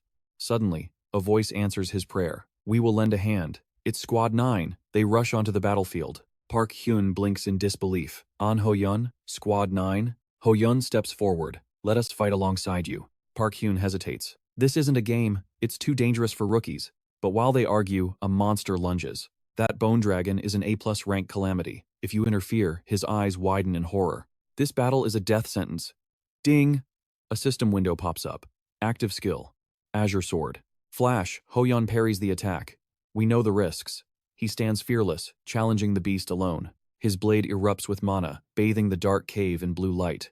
Ho-yeon smiles with terrifying confidence. Don't worry about us. The members of Squad 9 rush past the stunned Park Hyun. They charge into the fray without a shred of fear. In-Ah turns back, her voice cutting through the noise. We came to keep a promise. A promise? Park Hyun is confused.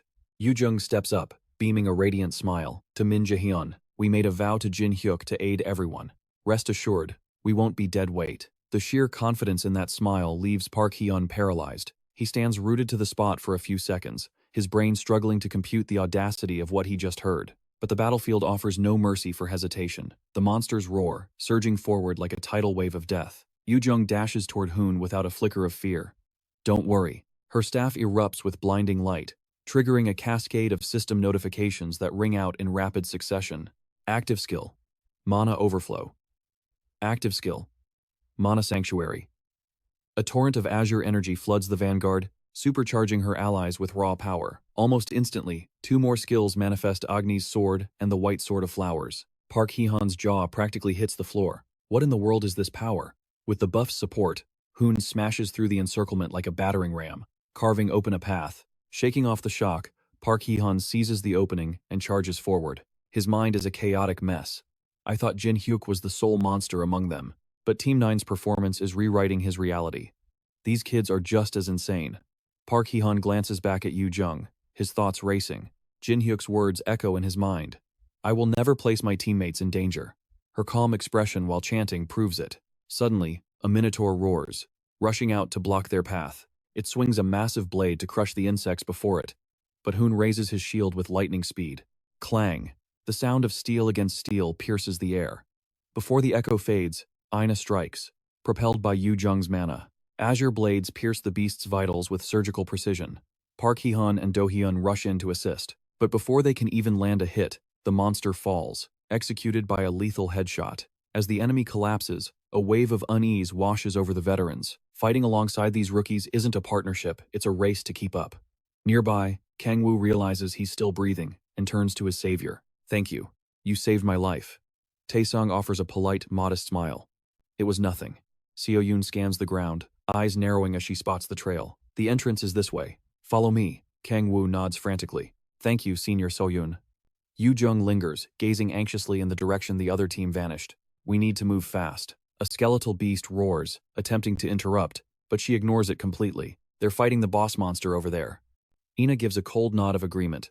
Hun grins, radiating optimism. Everyone really has leveled up, but before they can breathe, Park Hee-han shoots past them like a gale. No time for idle chatter. He accelerates, shouting commands on the fly. We'll strike the legs and cripple its movement. While we draw aggro, you aim for the mana core and obliterate that bone dragon. Hun responds instantly. Understood. Yu-jung casts debuff. Weakness on the behemoth. She accepts the command without hesitation. In the blink of an eye, she ascends, floating directly above the monster. Mana swirls violently around her staff, condensing into a singularity. A blinding purple light engulfs the cavern, then detonates, crashing down onto the bone dragon. Witnessing this, Do-hyun feels a sting of bitterness. Damn it. At this rate, the freshman will steal all the glory. Park Hee-han shares the sentiment but keeps his head cool. Face reality. Can't you see? Team 9's firepower outclasses us completely, but admitting inferiority as a senior? That's a pill. Do-hyun refuses to swallow. To hell with that. He grips his weapon, activating active skill, Hurricane. In a blur of motion, he closes the distance and severs the dragon's leg joint in one clean strike. Park Hee-han vaults into the air, analyzing the beast. Just as predicted, potent offense, but zero defense. That conclusion seals the monster's fate. He activates skill, heart-piercing death. True to its name, his spear rockets through the bone dragon's torso and pins it to the earth. Now, he screams. The shattered beast tries to roar, opening its maw, but its attack is sluggish compared to Yu-jung's support. A barrage of skills activates. Absolute Blade. Agni's sword. A deluge of magical artillery rains down, bullying the giant monster. The mana core inside the dragon cracks under the pressure, shattering into dust. The bone dragon lets out a final, wretched shriek that echoes across the battlefield. Meanwhile, elsewhere in the dungeon, Hindo turns, believing the battle finished. It ends here. Suddenly, the massive serpent slams him into the dirt, writhing violently. Hila watches from a distance, exhaling a heavy sigh. Her face carries a trace of melancholy. Target eliminated. My mission here is complete. But then, the serpent's pupils contract. Its belly distends, swelling grotesquely. A maniacal laugh erupts from inside the beast. Hila freezes, her eyes locking onto the creature's stomach. A glowing pair of eyes pierces through the flesh from within. Did you honestly believe? Hindo bursts forth from the serpent's body in a shower of gore. That something like this could kill me? Sword in hand, He lunges forward like a demon unleashed. Hilla stood frozen, her mind unable to process the nightmare unfolding before her. How? How did it come to this? No! June's scream tore through the air from the other side. Hilla's sword wavered, and crimson blood began to weep from the steel. The fatal blow had already landed. Life drained from Hilla's eyes, leaving them glassy and hollow. Her trembling hand still clutched her weapon, a warrior to the bitter end, even as her expression went blank. "You were a fool," Hindo sneered, his lips curling into an arrogant smirk. "You should have known better than to bring only your own meager strength against me." "It is true that my power is suppressed in this realm," the villain drawled, savoring the moment. "But did you really think you were the only one capable of wielding the power of a god?" Darkness consumed Hilla's consciousness as she collapsed under his overwhelming pressure. "Damn brat," Hindo spat, looking down at her broken form with disdain. "Your ignorance is pitiful. The end is already here," he declared, his voice booming like an unstoppable tidal wave crashing against the shore. Hilla's eyes fluttered, fighting to stay open as his mockery filled the air. "Struggle all you want. It changes nothing. Your efforts are meaningless." With zero hesitation, Hindo ripped the blade from her chest. "Now, go rot in hell where you belong." June watched in horror as Hilla's body was flung aside like a rag doll. Terror ignited in his gaze, quickly darkening into pure despair. He forced his trembling legs to move, his voice shaking. "Hilla." But Hindo wasn't finished.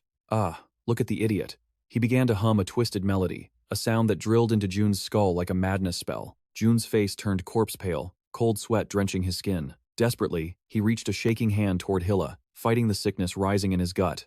"Not again. I failed to protect someone precious to me again." His body gave out, crashing hard onto the cold ground. "I tried so hard. I did everything to change this cursed fate." Despair clawed at June's heart, suffocating him with every thought. "But in the end, I'm just repeating the sins of the past, watching them slip through my fingers. My life is spiraling toward the same tragic ending." His vision began to fade. "What do I have left?" The scene shifts to a memory. Two figures standing on a quiet rooftop. "Both you and my master awakened your powers." June's voice dropped, heavy with the weight of grief. "Only after losing someone you loved." The faces of the fallen flashed through his mind, tearing open old wounds. If suffering such loss is the key to awakening, June clenched his fists until his knuckles turned white, his voice trembling. "Then I would rather." Before he could finish, tears spilled from Ina's eyes. "No, June." She cut him off, finally voicing the darkness she had buried. "Do you know how I felt back then?" The memory of the fire returned, her aunt trapped beneath the heavy rubble. "Do something. You've awakened, haven't you? I know you can lift this. Help me." The woman screamed from the flames, but Ina only gave her a gaze as cold as ice. Her aunt shrieked in disbelief as Ina turned her back. "Hey, where are you going? Get back here." In that inferno, Ina changed forever. "I realized something that day. The only person who can protect me." Her aunt's panic reached a fever pitch. "Ina! No!" But she knew the truth now. "This is not my parents, not my grandmother, and certainly not my aunt." The woman finally broke down, sobbing. "I'm sorry. Auntie is sorry." Seeing Ina walk away, she desperately changed tactics. "I treated you badly, didn't I? But you're a good girl. I know you'll save me." Ina ignored the manipulation, walking steadily forward as the flames roared around them. "Are we family?" At that moment, Ina triggered her active skill. A flash of light erupted, her blade striking with lightning speed not at her aunt, but at the massive beast looming behind her. Seeing the monster fall, her aunt let out a sigh of relief, mistaking the action for salvation. "That's right. You finally decided to pay me back. You have no idea how much money I spent raising you." The woman babbled on, oblivious to the debris falling from the ceiling. Ina didn't look back. Her expression was stone. Seeing this, the aunt gritted her teeth in rage. "I knew it." Buried under the heavy concrete, the woman's true nature spilled out. "You useless wretch. You ungrateful." Ina remained silent, walking out of the hellscape without a word. Back in the present, she looked at Jun. "The tears I shed weren't for her. They were for the old me." Ina's resolve was steel. June stared at her, unsure how to comfort someone so strong. She didn't let the silence linger. I think Guildmaster Sogu felt the same. He didn't awaken because he lost someone. She recalled the image of Seogu bathed in holy light. "It wasn't tragedy," Ina stated firmly. "It was because, through that tragedy, he realized his true will." Her voice softened as she looked at June. "So, I don't think you need to suffer like that." Ina tucked a strand of hair behind her ear. "Because out of everyone I know," June froze, her words piercing his heart. "You are the most determined person alive." The memory shattered. Back on the battlefield, June snapped out of his trance, the old memories fueling him. June gritted his teeth, aura exploding around him. Particles of light began to dance. "My will, my determination, just as Aina had said. A torrent of internal energy surged like a breaking dam. Hindo stepped back, eyes widening in shock. What is this mana? The villain's own aura flickered chaotically. Impossible! How dare you? You are merely human. The blinding light dispersed, revealing Jun standing tall, his presence completely transformed. He lowered his head, deep in thought, then snapped his gaze upward. One of his eyes had changed color, glowing with ancient power. I won't lose anyone ever again. System alert. Main quest completed. Unlock exclusive skill. Odin's lost eye is reacting to your will. Divine energy swirled, converging into his socket. System alert. Active skill acquired. Divinity usurpation. The synchronization was complete. Jaehyun whispered urgency into the silence. Hela. Her body lay motionless against the cold earth. Her eyes had already lost their light, staring into nothingness. Yet, he refused to give up. He made her a final offer. I still have use for you. The system recognized the first player in history to successfully absorb the essence of a god. A single, unconscious tear traced a path down Hela's cheek. The system window flashed open, flooding his vision with new data. Skill details. Divinity usurpation. The player may drain divinity from weakened deities. Effect 1. Massive stat amplification. Effect 2. Removal of all restrictions on the copy skill. Heimdall witnessed the impossible unfolding before him. He ground his teeth, fury radiating from him like heat. So what if you awakened a unique skill? The ground beneath the god began to quake violently. Violet energy coalesced in his palm, swirling with destructive power. Heimdall's expression twisted into pure, unadulterated madness. The variable. She won't be able to control that power. That stolen divinity belongs to the traitor of Asgard. A brilliant golden aura wrapped around Jaehyun's form, shielding him. His voice cut through the chaos, calm and steady amidst the storm. That power isn't for a mortal who lacks divinity. The Eye of Odin glared with intense pressure. You filth, traitor of Asgard. From the ground, a faint whisper drifted up from the dust. Loki. Hela lay on the brink of death, holding on to her final breath. The sinner of Asgard. He was once the leader of the rebellion against the Aesir. Jaehyun felt the transformation rewriting his biology. So, this is his true power. He swung his hand, and Nidhogg ignited with blinding light. In the distance, Heimdall roared, charging forward with his massive greatsword. I know exactly what you're thinking. The blade thrust straight toward Jaehyun's heart. Usurpation only works on weakened gods. It is useless against me. But Jaehyun didn't flinch. He met the attack head-on with terrifying resolve. Sorry, but you're dead wrong. With a subtle shift in weight, he activated his movement skill. Aerial step. He vanished into the air, dodging the fatal strike. He materialized directly behind Heimdall. His voice dropped to a chilling growl. Who said I was stealing from you? Heimdall froze. System notification. Target. Hela. Divinity successfully usurped. Player divinity has increased. Jaehyun shouted over the roar of battle, his voice absolute. My target was her all along. He landed gracefully, and immediately pulled her limp body close. Hela. Heimdall stood frozen, watching lightning crash from the heavens. Holy light blinded the battlefield. But within that light, the agony on Hela's exhausted face was unmistakable. In that fleeting moment, she wondered. How did he come up with this plan so instantly? Was it an illusion? She saw the silhouette of Loki overlaying the human's face. She had to admit it. You were right. Her skin was pale, her mind drifting into the abyss. I always thought gods were born perfect from the start. She struggled to keep her heavy eyelids open. But I was wrong. Golden radiance consumed Jaehyun completely, and Hela's consciousness began to fade. A human, with a fragile body, grasped divinity, and forged a myth. The realization echoed in her fading mind. Jaehyun wasn't just a warrior, he was the awakening she had failed to achieve. Her eyes finally closed, finding peace at last. But this wasn't the end. He laid Hela down gently on the battlefield. Jaehyun stepped forward, power rolling off him in waves. From the very beginning, his eyes burned with absolute confidence. He was the one chosen by fate. Infinite strength surged into his clenched fist. A brilliant sigil erupted from his chest, burning like a sun. A cascade of skills activated simultaneously. Thunder magic, lightning chains, the authority of the thunder god. He gripped his supreme weapon, the energy humming violently. From this moment on, a smirk tugged at the corner of his lips. Round 2 begins. Heimdall couldn't believe his ears. What did you say? Jaehyun unleashed the chains of the thunder god. The system window flashed. Item description. Chains imbued with the power of Thor, capable of piercing the absolute defense of the enemy. Activation condition. Thunder magic. Hundreds of lightning chains materialized instantly. They surged toward the enemy like a golden hydra. The impact was cataclysmic. Heimdall struggled to deflect the barrage. No matter how many he parried, the onslaught was endless. As the battle raged, Heimdall's mind raced with confusion. This is impossible. He stared at the crackling chains. This is Thor's lightning.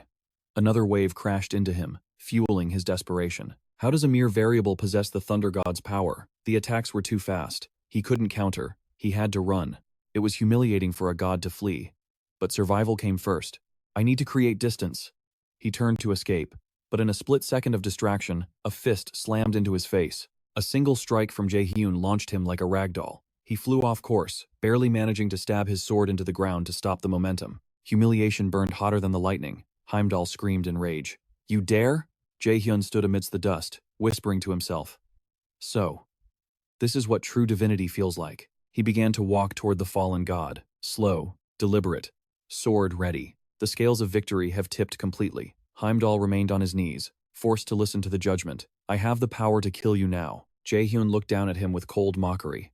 But you can no longer kill me.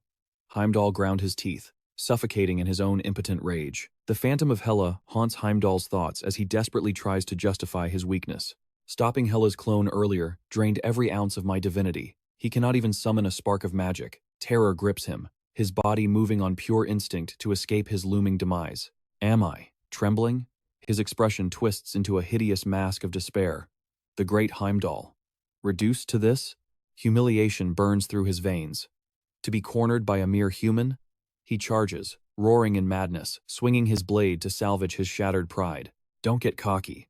With a casual flick of Ji-hoon's hand, the air explodes with the sound of rattling metal. Countless chains surge forward. The steel serpents coil around him, cutting off every escape route. Heimdall, lost in his frenzy, flails wildly, his defense crumbling into chaos. He may be an anomaly, but he is still just a mortal. Breaking free for a split second, Heimdall leaps high for an aerial ambush. But without his divine authority, he is nothing but a bird with clipped wings. Ji-hoon stares up with eyes full of boredom. I've been waiting. Panic floods Heimdall's face as he realizes the fatal mistake. He walked right into the trap. The chains snap shut like a steel cage. They bind his torso in an iron grip before snaking down to crush his flailing legs. Ji-hoon clamps down, sealing the god's power completely. A scream of pure agony tears through the sky. Arr! Heimdall crashes to the dirt, helpless before the hunter. Ji-hoon approaches slowly, blade in hand. What? Death stands before him. Heimdall can only curse his fate. Damn it. His eyes bulge in terror and rage. You bastard! Ji-hoon doesn't let him finish. Slash. The blade cleaves through, vaporizing Heimdall's form instantly. Ji-hoon's eyes are cold steel, no mercy, no hesitation. Ji-hoon scoffs at the dissipating energy on the ground. Meanwhile, perched on a nearby skyscraper, Hugin observes the spectacle with a dark gaze. What a fool. I never should have trusted him. The outcome leaves a bitter taste in the observer's mouth. The plan is in shambles. I must report this to Odin immediately. Hugin's eyes glint with irony. To think Heimdall, the guardian of Asgard, would fall to a common human. The silhouette of Ji-hoon bathed in sunlight radiates an ominous pressure. His growth rate, it is far exceeding our calculations. The agitation ripples through the murder of crows circling above. He has even grasped the essence of divinity. It is only a matter of time before he ascends further. Hugin mutters to himself, composing his thoughts. However, this is not a catastrophic failure yet. The moment he unleashed that magic, his murderous intent was laid bare. The finale approaches. Below, Ji-hoon sheathes his weapon. The remnants of Heimdall writhe on the ground like discarded trash. Ugh. Seeing a god so pathetic brings a twisted satisfaction to the hunter. You look real good down there. As a supreme deity, such mockery is a poison he cannot swallow. You wretched insect. I was careless today. But next time I will drag you into the deepest dungeons of Asgard. The answer is a heavy boot to the face. Thud. Shut up. Ji-hoon looks down at him like a stray mutt. You talk too much for a loser. A chill that has nothing to do with temperature runs down Heimdall's spine. The power this human displayed was barely 30% of his true potential. Yet, destiny cannot be rewritten. Sooner or later, you will be forcibly summoned to Asgard. Clinging to that truth, the fallen god sneers with his last breath. Do not think this victory changes anything. His voice sharpens, echoing like a cursed prophecy. Ragnarok will come to pass, exactly as written. Ji-hoon's expression remains stone cold. I know nothing will change on its own. Heimdall freezes, seeing the abyss of slaughter in the human's eyes. Whether war breaks out or not, I'm going to kill every single one of you. Such arrogance. It makes Heimdall tremble with manic glee. You know nothing, ignorant fool. And then, he drops the veil. The monsters invading this world. Your awakening as a raider. Do you truly believe these were gifts to humanity? Ji-Hoon frowns, his composure cracking. What? But like a true villain, Heimdall offers only riddles, not answers. Beware those who stand closest to you. Beware even the most insignificant variables. Every syllable drips with venomous warning. Only when you reach the bitter end will you taste the true rot of betrayal. His head begins to glow and dissolve, leaving behind a heavy verdict. That is when you will realize. The trust you hold so dear today will become an eternal scar upon your soul. With those final words, Heimdall vanishes into a wisp of smoke. Ji-Hoon stares intensely at the empty space, as if trying to digest the cryptic warning, but he refuses to let it haunt him for long. He looks up and exhales a long breath. Well, at least that's one less obstacle in my way. He turns, walking slowly toward the injured figure slumped in the corner. He offers a cold greeting to the woman before him. Are you alive? Hela responds softly, reporting her status. Yes. The disintegration of my spiritual body has ceased. Her voice trembles with shy gratitude. Thank you. But Ji-Hoon ruthlessly turns his back. Good. He throws a final comment over his shoulder that leaves Hela stunned. I have other things to handle. We'll talk later. Jae-Hyun returned to where Heimdall's broken body lay. As he reached out, a blinding brilliance erupted, enveloping them both in a cocoon of light. Simultaneously, the system interface materialized in the air. The active skill, Deity Plunder, roared to life. Locking onto Heimdall's fragment, the system began the absorption process. A surge of raw energy swirled around Jae-Hyun as the notification chimed. User's divine power has increased. A satisfied smirk curled on his lips. His instincts had been sharp. I suspected some divinity might linger in his corpse. Glad I was right. Jae-Hyun didn't hesitate. All right, phase 2. Let's move. He completely ignored Hae, who was puffing her cheeks in annoyance behind him. Meanwhile, in the hallowed halls of a majestic sanctuary, a suffocating silence crushed down upon the god and his servant. Heimdall bowed low, his forehead touching the floor in penance. I am deeply ashamed. My carelessness allowed the great enemy to survive. Odin's reaction was terrifyingly calm. I am already aware. Yet, the freezing glint in the All-Father's eyes told a different story. I watched the entire spectacle unfold. Heimdall grit his teeth. Hlidskjalf. The legendary throne beneath Odin was a mythic artifact granting sight across all 9 realms. Nothing escaped his gaze. Cold sweat trickled down the Guardian's face. Damn it, his fists clenched until the veins threatened to burst. Why? Why did the great enemy have to awaken his unique skill at that exact moment? Heimdall lowered his head to hide the resentment, twisting his features. That battle drained half my divinity. Curse it all. Suddenly, Odin's gravelly voice broke the silence. We shall begin the purge. The King of Gods raised a hand, issuing his decree. From this moment, you will assist Freya in cultivating the army of the dead. As for the great enemy, I will dispatch another to deal with him. A demotion? Such humiliation was unacceptable. But before Heimdall could protest, Odin's voice sliced through the air. Are you? The All-Father's single eye blazed with ominous light. Questioning my command? Terror seized Heimdall. He prostrated himself instantly. I apologize, my lord. Odin waved him off dismissively. Begone. You are an eyesore. As soon as the failure left, Odin called out. Hugin. In a blur of motion, the raven manifested beside his master. Yes, my lord. Odin spoke with chilling indifference. The war begins soon. A smile of twisted excitement crept onto his face. I trust you understand the task. He extended his hand, his voice dropping to a conspiratorial whisper. The necessary ingredients to feed the Einherjar. At that moment, footsteps echoed in the empty hall. Darkness swallowed the room, lit only by flickering ghostly blue flames. As Odin spoke, the army of the dead turned. Elsewhere, Jae-Hyun walked calmly through the library aisles, carrying a heavy stack of books. He found an empty spot and dumped the load. Jae-Hyun stared at the mountain of text with pure agony. When the hell am I going to finish reading all this? Suddenly, his playful expression vanished. The words of that mysterious figure echoed in his mind. Beware of what is most familiar to you. Doubt everything. A cold knot of anxiety tightened in his chest. Reach the end, and you will realize. Betrayal is a poison far deadlier than venom.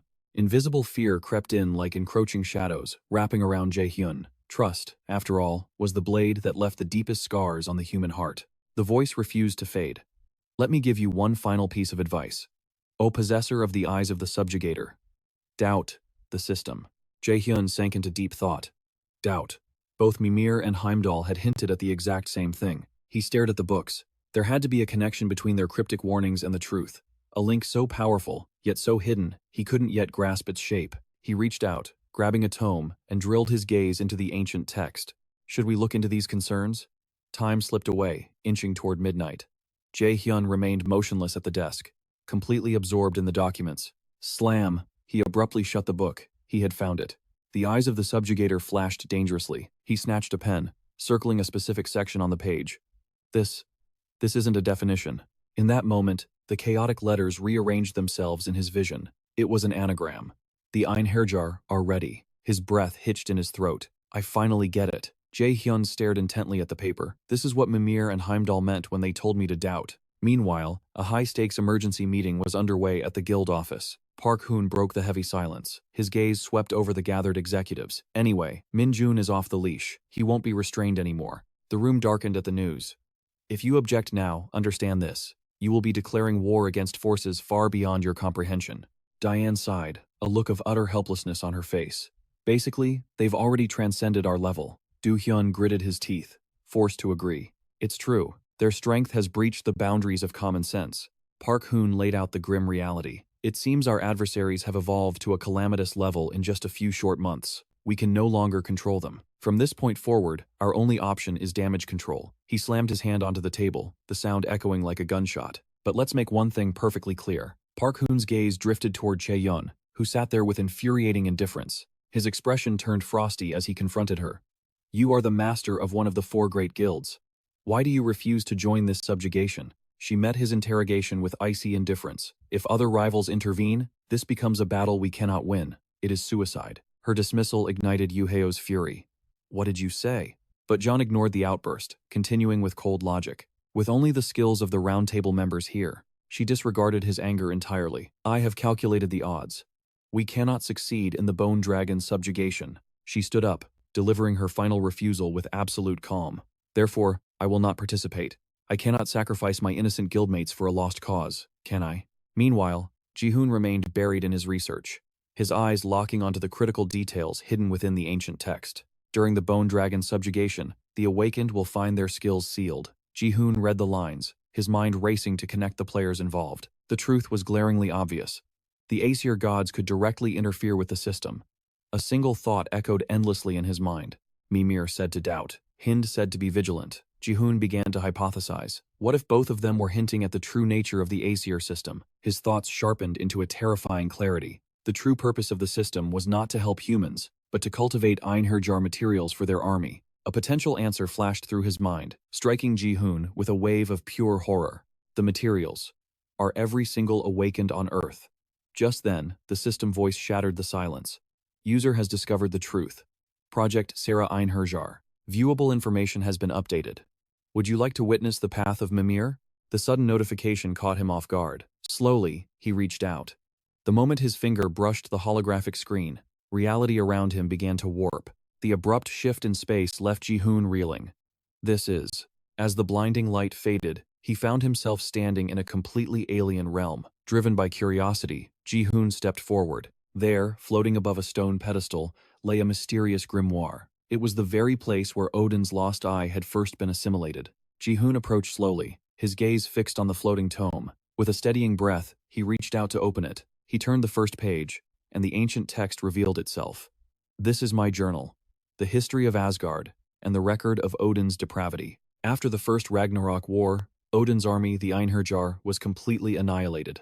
And as you must have guessed, there is a dark truth hidden behind their destruction. A mighty legion had appeared, the Einherjar. They were merely Odin's limbs, tools to be used and discarded. Even the monsters of that era were under his control. If you ask if they were demons, I cannot answer. They were simply weapons wielded by Odin. The Einherjar were forced into endless warfare. Odin deceived humanity, enslaving them. He used them as fodder to fight against the anti-Aesir alliance. Eventually, they were defeated, but in that cataclysmic battle, countless Einherjar perished. His generals turned against him, shattering Odin's delusions. Humanity would no longer voluntarily become his soldiers. The betrayal was a shock Odin never anticipated. He realized that only humans possessed the potential to become Einherjar. But the condition was absolute loyalty to the gods, and now, a new danger was approaching.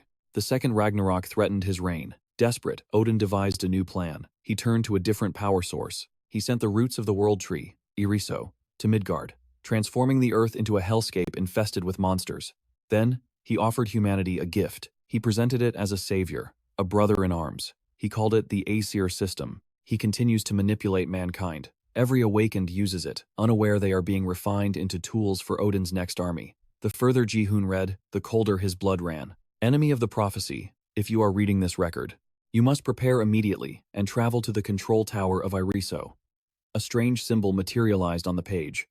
The control device powering the Aesir system is hidden there, but it was the final line that struck true terror into his heart. If you fail to reach it, every awakened human will turn against you. Ji-Hoon's eyes widened in shock, and he bolted upright, leaning heavily on the table as dread washed over him. The sheer tension was visible in his grip, veins bulging against his skin as he processed the catastrophic truth. Ji-Hoon gritted his teeth. I need to see Hela. He didn't waste a second, rushing to her location, his voice urgent.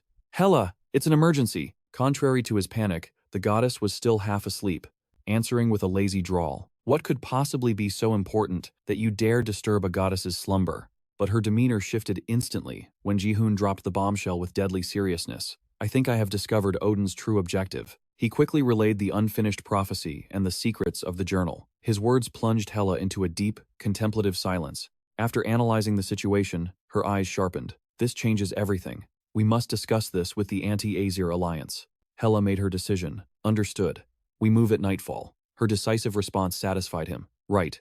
I'm counting on you. Suddenly, a thought struck Ji-Hoon. Ah. Hela looked back, slightly surprised. Yes? Without a word, he held out his gauntlet towards her. I discovered this artifact during the outdoor drill. What do you make of it? Rumor has it, this belonged to the very first Awakener. Do you recognize this gauntlet? Hela's expression clouded over instantly. The first Awakener? Unfortunately, her memory drew a blank. Anxious to bury the topic, she quickly pivoted. Let's put that mystery aside for now. The whispers about the Einherjar are spreading, and her hesitation only deepened his suspicion. But Hela cut to the chase. I have another reward for you.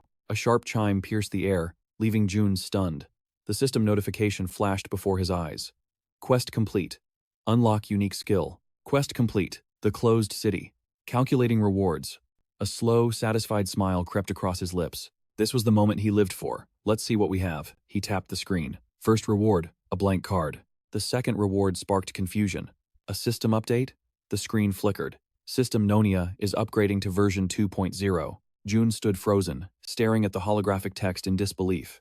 Next came a cascade of new features. The exchange function was live. You can now send voice messages to guild members, no matter the distance. The status window shimmered and reorganized. Mythic rank skills can now be equipped in the active slot. Current capacity, 1 of 1. Crow radar auto-installing. This feature tracks Odin's crows within range. New main quest accepted. Shatter the system. These changes immediately caught Hela's attention. So, it is essentially a communication upgrade? She beamed with excitement. Now June can rely on me even more. But he shattered her bubble with a smirk. It sounds more like using you than relying on you. Hela bristled at the tease, fuming silently. June, however, remained unbothered, his focus entirely on the system interface. Time to optimize. He pulled up his full status window, and his personal data flooded the screen. In his hand materialized a vial of crimson liquid, the blood of a giant. He marveled at it. Before, his body was too weak to handle this power, but now, he was ready. Without hesitation, he upturned the vial. The bright red fluid splashed out, drenching him from head to toe. As the liquid soaked in, the system responded instantly, triggering a violent transformation. Consumable used, giant's blood. The raw power of the giants surged through his veins. Strength and mana increased by 30 points. He felt the energy roaring inside him, a sensation of absolute ecstasy. I thought I would need to reach S rank to see numbers like this. Just looking at raw stats, I am already on par with an average S rank hunter. June did not waste a second. He opened the next slot. The mythic skill container. The system updated in real time. Slot 1 of 1 occupied. Passive skill. God of Thunder. Mythic rank. Contains the might of Thor. Drastically increases mastery and power of all lightning-based abilities. The screen expanded with specific details.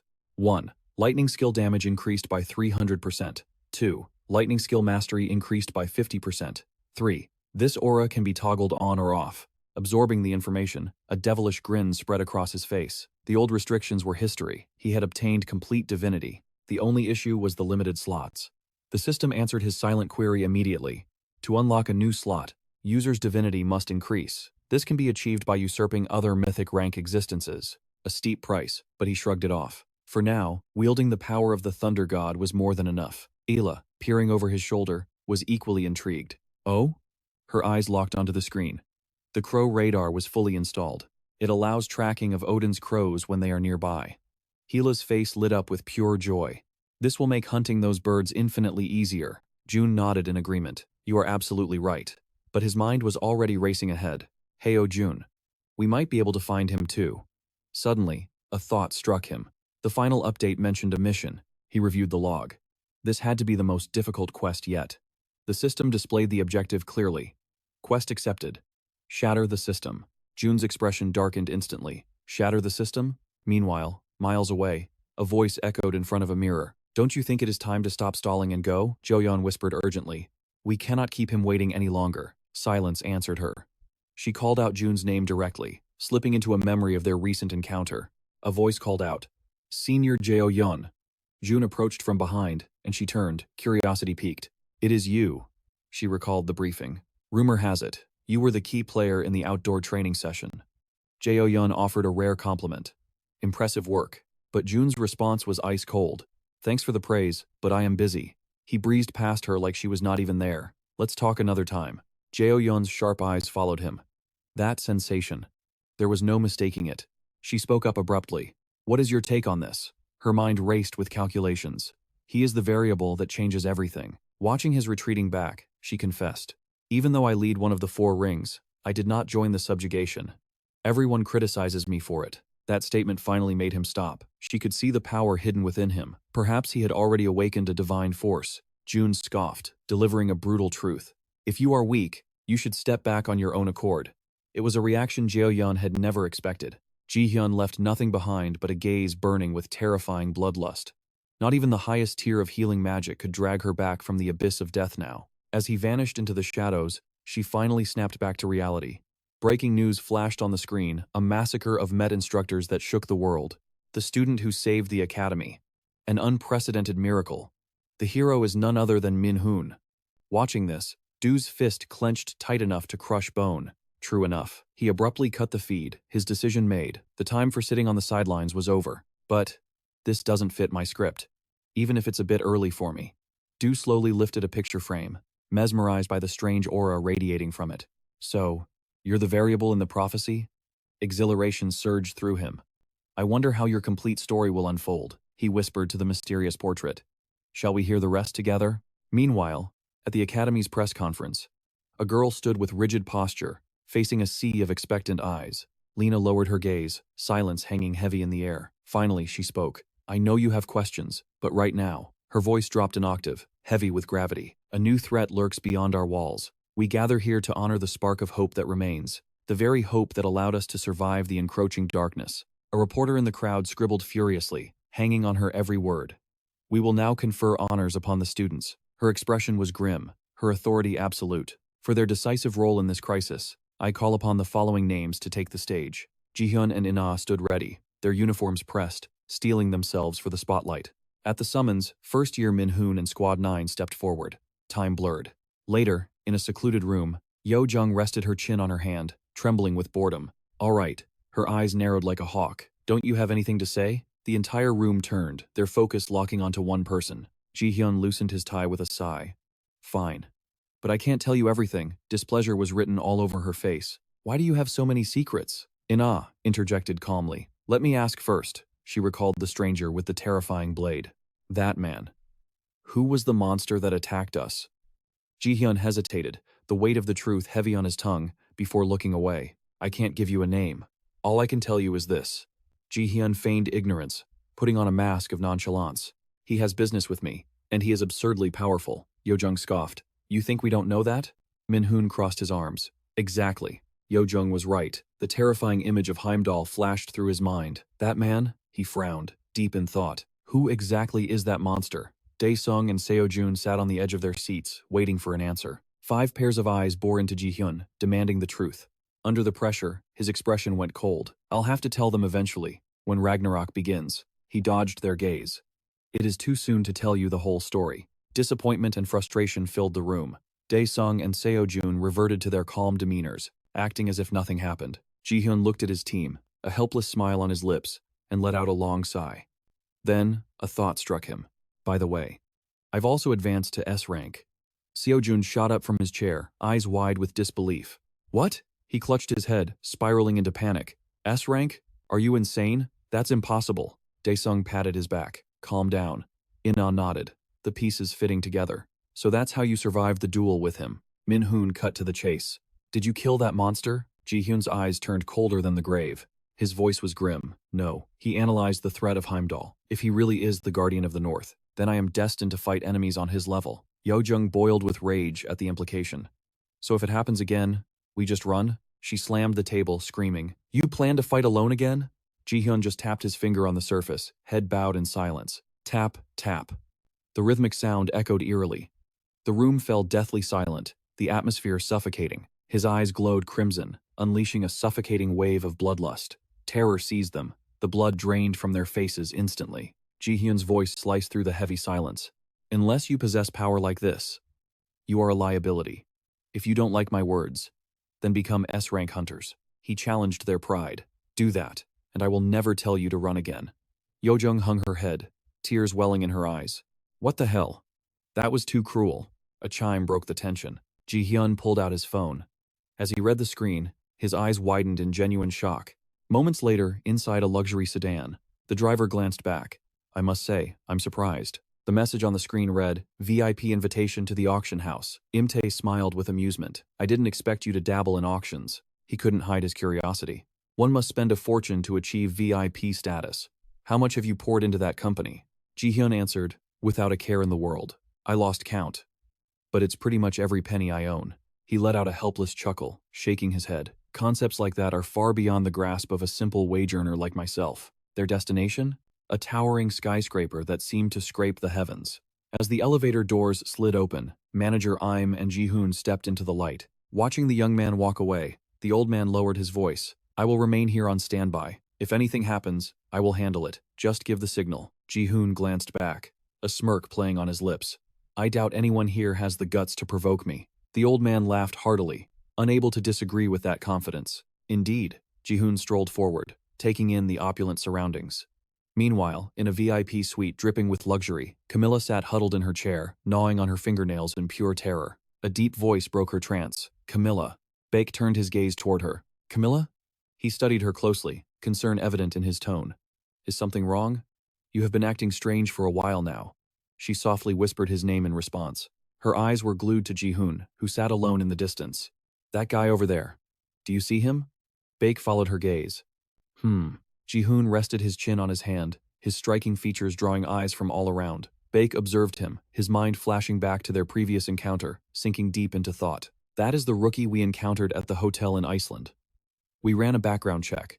Bake quickly connected the dots. The rising star of the Lotus Guild. Though, I never heard that Lotus would be participating in this auction. Camilla, still trembling in panic, cut him off. Listen to me very carefully. Her voice dropped to a grave warning. That brat is dangerous. Bake's eyes widened in genuine shock. What did you say? Ji-hyun sat with a calm, handsome expression, his emotions unreadable. Camilla's lips quivered as she whispered the truth. The information struck Bake like a physical blow. Suddenly, the boy's gaze felt less like a human's, and more like a demon staring down its prey, the oppressive pressure radiating from his body. It possessed the exact same mana signature as the Black Panther. Meanwhile, in another room, a conversation was underway. I already told you. Someone spoke softly into a phone. Honey, just trust me. The auction will go smoothly. We have come so far from that small shop to get here. We have done well. Min-Hun's face betrayed his anxiety, but he forced a reassuring smile. Just a little more effort, and we are set for life. He ended the call, steeling his resolve. I cannot afford any mistakes this time. He closed his eyes, taking a deep breath to steady his trembling heart. Countless investors and VIPs are attending. I must succeed. Suddenly, Min-Hun's eyes snapped open, drawn to a strange sight. Confused, he stared at the open window. Wait, when did I open that? But then, he saw it. Before he could react, his eyes bulged, nearly popping from their sockets. A massive tentacle lashed out. Smash! Blood sprayed across the room in a gruesome display. Min-Hun stood frozen by the window, his eyes still wide in shock, consciousness fading into the void. From the shadows behind him, a pair of small, delicate hands emerged. They wrapped around his neck, gently reaching up to close Min-Hun's eyelids. John tilted his head, a grotesque smile stretching across his face. One down, he murmured with sick satisfaction. I wonder how the one who altered the timeline will react to this little surprise. Back in the main hall, Ji-Hoon sat in bored silence, until a figure approached him. I never expected to run into you in a place like this. Baek stood over him, his expression darkened by suspicion. You have become quite the celebrity recently. Ji-Hoon glanced up, offering a polite smile. Is that so? Watching from afar, Camilla's face went pale. She cursed under her breath. That idiot. What the hell is he thinking? But Baek ignored her earlier warnings entirely. He continued his cold interrogation of Ji-Hoon. Correct. He stared into the boy's emotionless eyes. The only battle mage in the world, and the top-ranked cadet of Korea's first subjugation academy. That is you, is it not? That is you. Baek's gaze grew heavier, filled with dangerous intent. If those rumors are true, it makes sense why the European Union is so interested in you. However, you seem completely unfazed. An honor, truly. Seeing no crack in Ji-Hoon's composure, Baek fell silent and glanced back toward Camilla. Baek recalled a critical secret. Camilla's unique skill, mana breath. It was an ability few knew about, a supernatural X-ray that could peer into the very core of a being and read their internal mana structure. Just as every human has unique DNA, every subjugator possesses a distinct mana signature and elemental affinity. It is as unique as a fingerprint. Each individual has a mana structure that belongs only to them. Baek turned and walked away, though his mind was a storm of confusion. How is it possible? The question gnawed at him more than ever. How can two completely different people share the exact same mana? He returned to his seat, restless. No matter how I think about it, this should be impossible. Finally, he muttered to himself.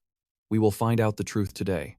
Baek's eyes were razor-sharp. He was determined to expose Ji-Hoon's true identity. Was this boy really the Black Panther? Camilla looked at him with visible disgust. She delivered a casual, cutting remark. That self-righteous attitude of yours. I bet that is exactly why your wife divorced you. I guarantee it. Baek snapped, his voice a low growl. Shut your mouth. Meanwhile, Ji-Hoon observed the pair with eyes that shone like stars in the dark. Suddenly, the chandelier above flickered and died. Darkness swallowed the hall, and whispers of confusion swept through the crowd.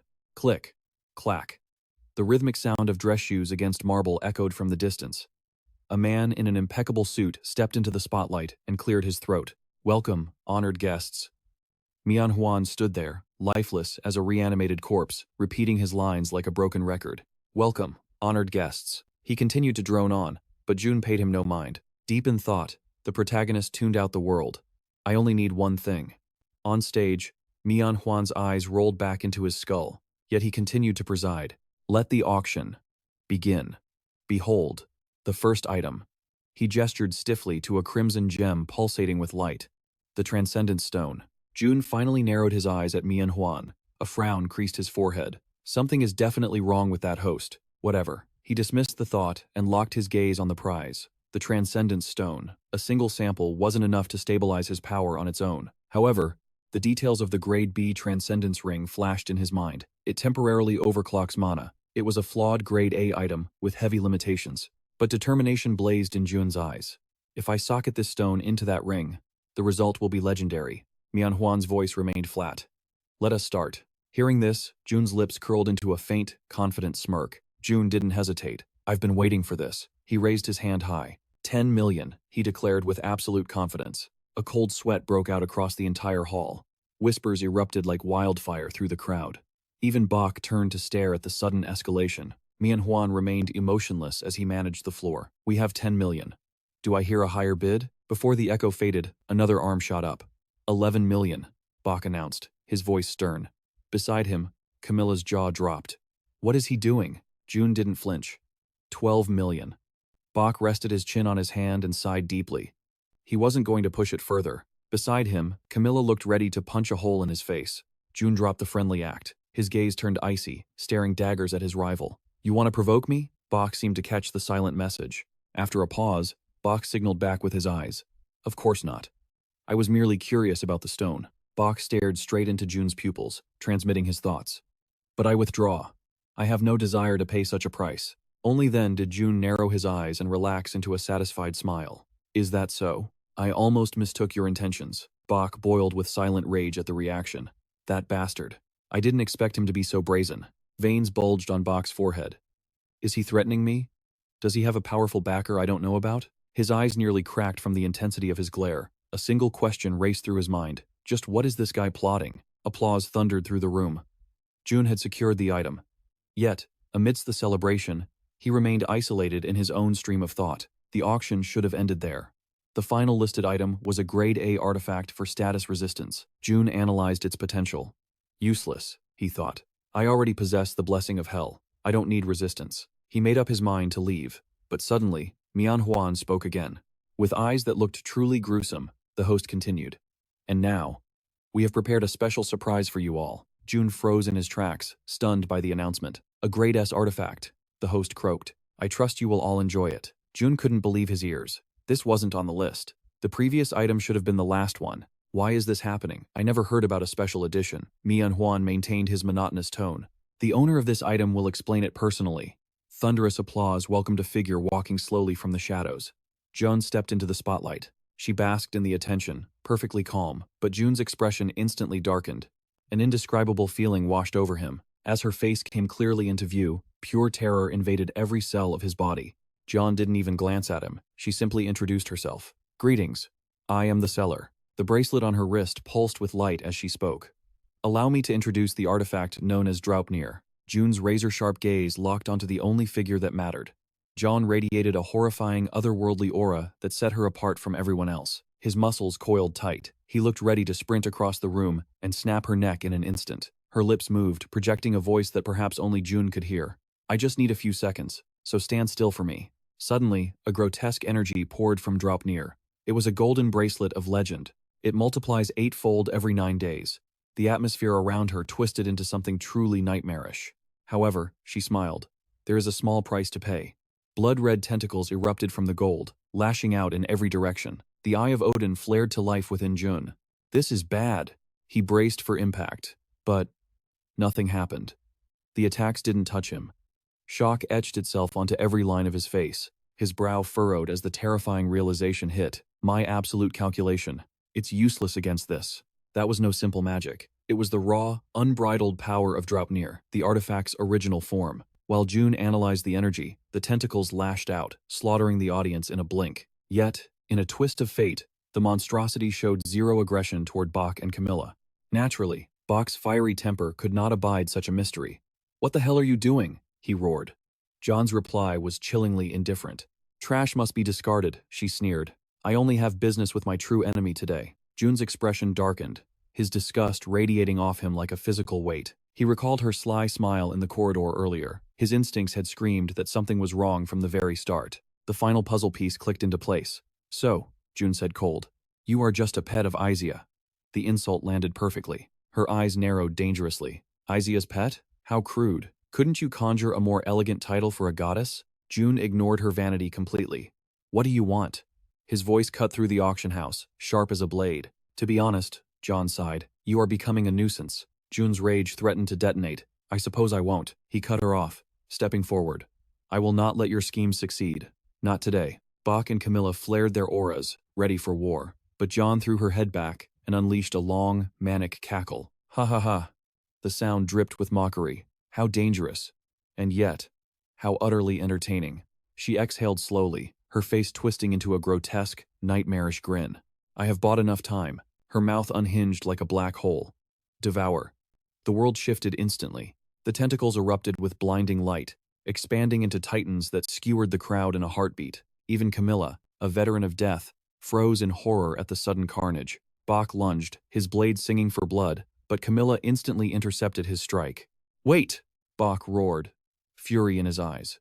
Get out of my way, we have to save them. Camilla's voice cracked. I am not stopping you, she hissed, terror saturating her words. But rushing in now is suicide. That artifact. It is unknown. John clapped slowly from the shadows. A wise woman. Had you interfered, the souls connected to the artifact would have been extinguished instantly. But do not worry. They still breathe. Yet, her words brought June zero comfort. Still alive?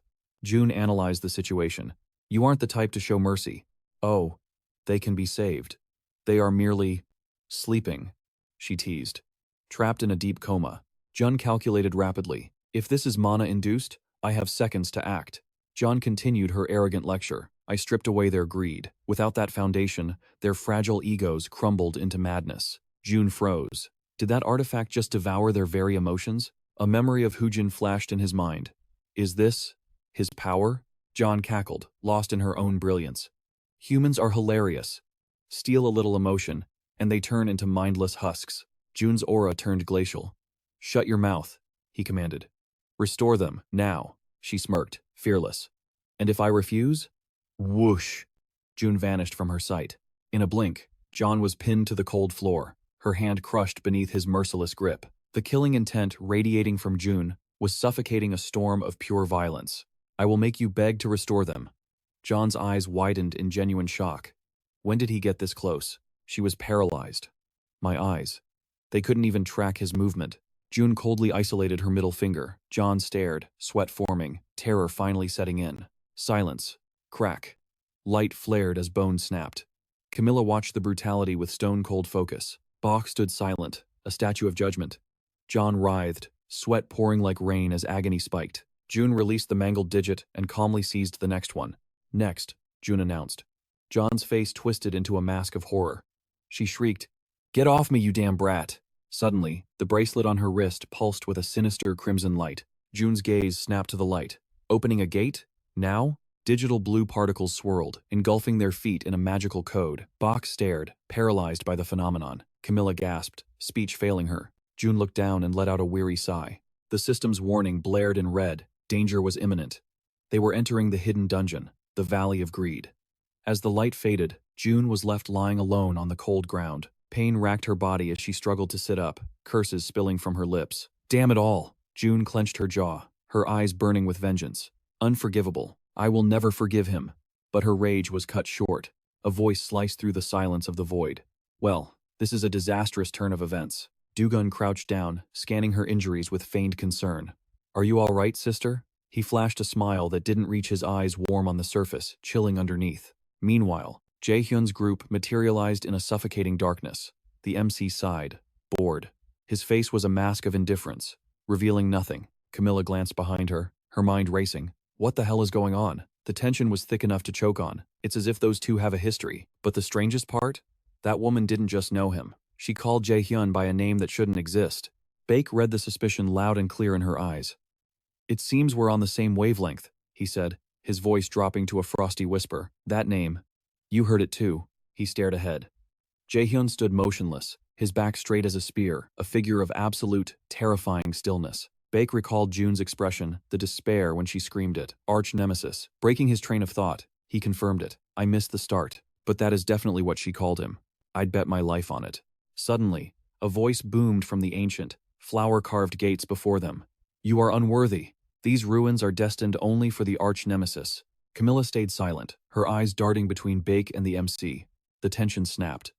Baek finally turned to confront the elephant in the room. Jae-hyun turned his head slowly, waiting. In a flash, Baek moved. Cold steel pressed against Jae-hyun's neck. Interrogation time, Baek hissed. Are you the sinner, the one who destroyed all the ruins? Jae-hyun lowered his gaze, silence stretching for a heartbeat. Finally, Jae-hyun muttered, Is this really the time for a chat? He narrowed his eyes, clearly annoyed. Baek didn't hesitate. He swung his blade down, with full force.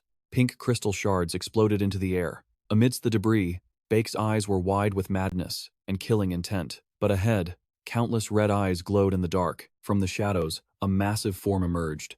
A shadow beast stepped forward, shaking the ground with every stride. Baek's jaw tightened in frustration.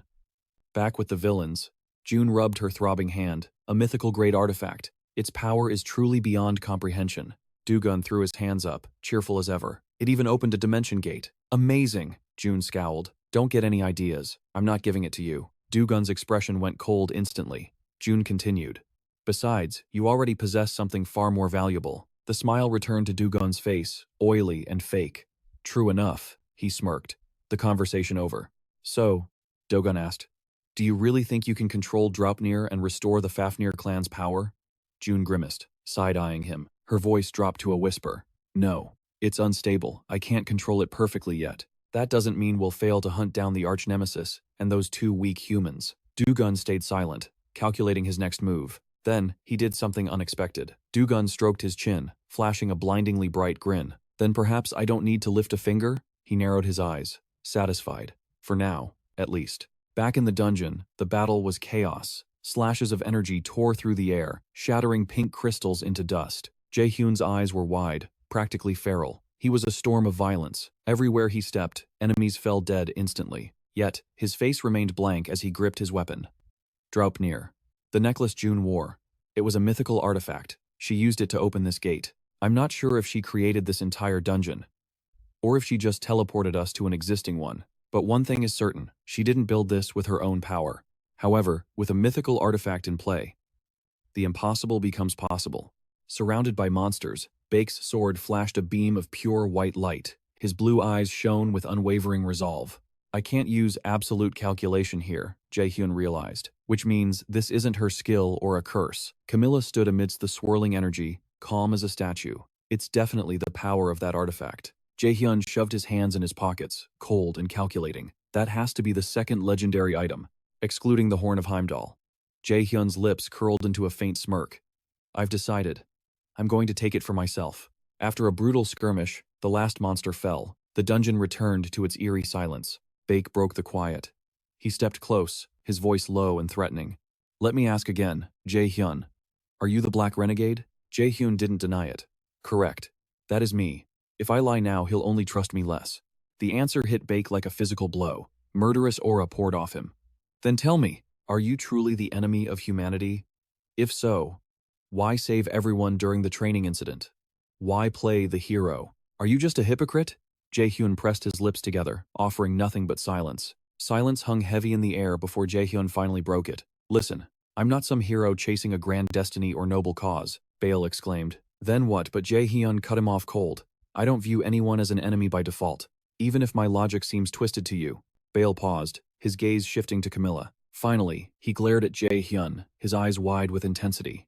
Then tell me, what exactly are these standards of yours? Jae-hyun frowned, his gaze locking with Bael's in a silent clash of wills. Jae-hyun delivered his answer with chilling indifference. It depends entirely on my mood. Camilla let out a frustrated gasp. Are you messing with us right now? Jae-hyun lowered his eyes, scratching his head casually. It's nothing profound. Suddenly, he leaned in, his voice dropping to a menacing whisper near Bael. I will do absolutely anything to protect the people I care about. That was all he needed to say. Silence followed, until Bael gritted his teeth and seized Jae-hyun by the collar, roaring in frustration. You could have killed me back in the ancient ruins. If you had finished me then, your identity would have remained a perfect secret. Suddenly, a sword slash erupted. Destructive power exploded outward, blinding them in a flash of brilliant white light. Bael loosened his grip, the memory of that cloaked figure flashing through his mind. He exhaled slowly, the tension draining away. But you didn't do it. Bael made his decision, his eyes sharp. However, given those fickle standards of yours, I'll be watching your every move from now on. The tension in the air finally broke, and Camilla let out a breath. Honestly, I usually prefer working solo. She glanced between the two men. But right now, teaming up seems like the only way to survive. Jae-hyun narrowed his eyes, assessing her. A smirk tugged at his lips. You catch on faster than I expected. In an instant, Jae-hyun's demeanor shifted. He placed a hand on his neck, his voice turning ice cold. But for your own safety, I suggest you take my secret to the grave. Scene transition. A blade tore through the air. White energy shredded the space, accompanied by the screech of tearing metal. The orc didn't stand a chance. A massive force slammed into it, launching its body backward. The pressure of 1,000 mountains crushed the monster into the dirt. Bael drove his sword into the ground, standing imperiously with the beast beneath his boot. Bael spoke up, wiping sweat from his brow. I've never encountered a dragon this powerful before. Do you know anything about it? Across from him, Jae-hyun replied calmly. No. I didn't feel anything like this even when I fought the Dark Elves.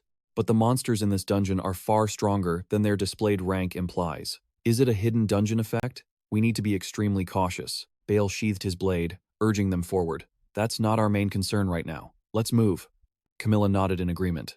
That woman claimed the survivors from the auction are still alive. We have to pick up the pace if we want to save them. Jae-hyun watched their retreating backs for a moment. Then, he stopped, turning his head as if searching for an unseen presence. The landscape before him was desolate and deathly silent. Suddenly, his crimson pupils flared with light. System alert. The Nonia system is activating active skill. Reconnaissance. Jae-hyun narrowed his eyes and exhaled sharply. He suddenly called out, halting the others. Wait, I think there's someone over there. Camilla turned back, confused. What? We just passed. She observed him from a distance, puzzled. There had been absolutely nothing there a moment ago. Then, a smirk played on Camilla's lips as she lowered her voice. Actually, now that you mention it, I suddenly sense a massive source of mana coming from that direction. System notification. The path to the Valley of Greed. Lower level has automatically revealed itself. Meanwhile, a figure cried out as his bracelet began to glow violently. He narrowed his eyes, studying the artifact intently. His mind raced with calculations. The target is moving much faster than I anticipated. What exactly did he do? Back with the group, Jae-hyun turned to Bale, his expression grim. I'm taking the lead from here on out. I suspect they're tracking me specifically. Bale realized immediately. Just like back in the ruins? Jae-hyun smirked, confirming the thought. Exactly.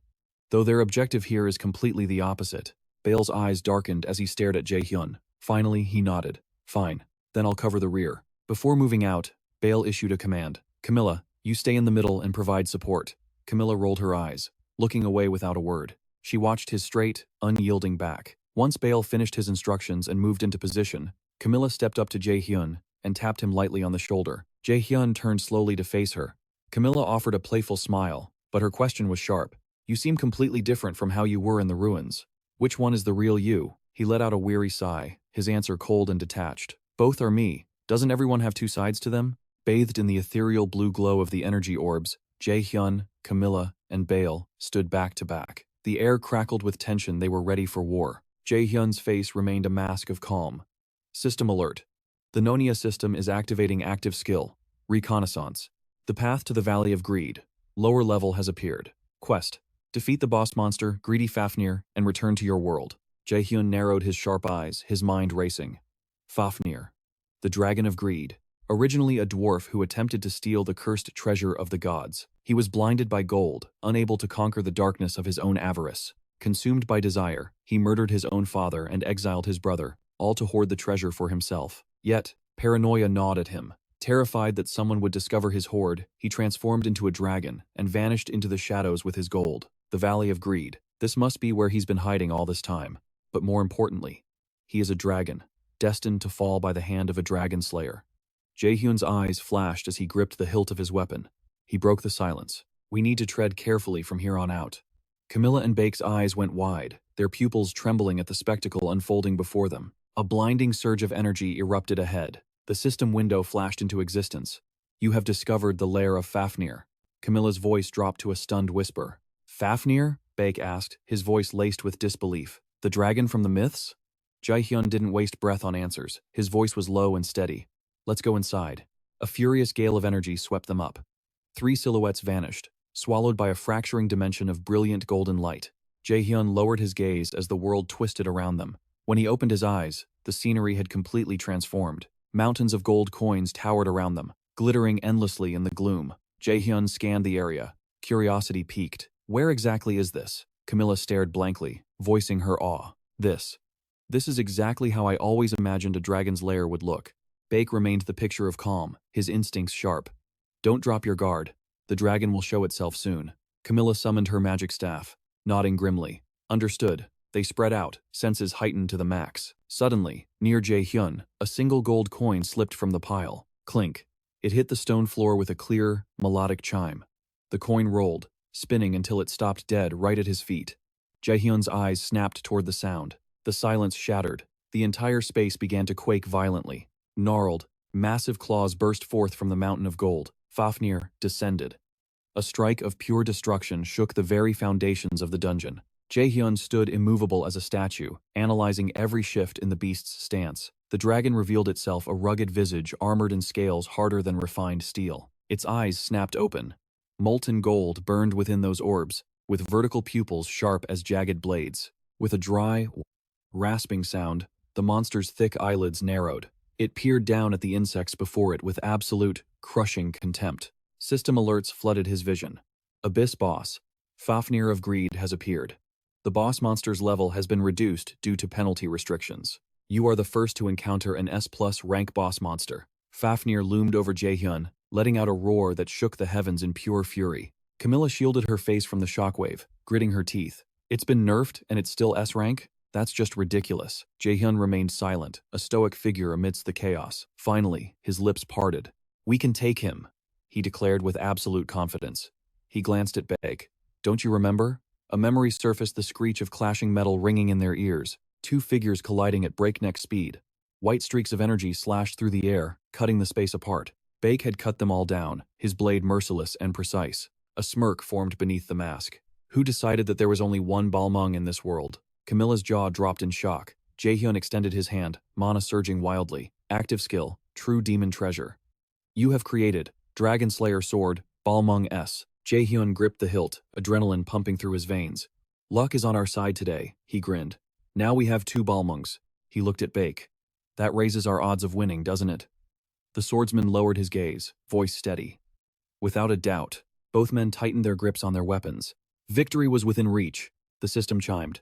Special effect of Dragon Slayer Sword Balmung activated. A corner of Jaehyun's mouth lifted. Passive skill activated.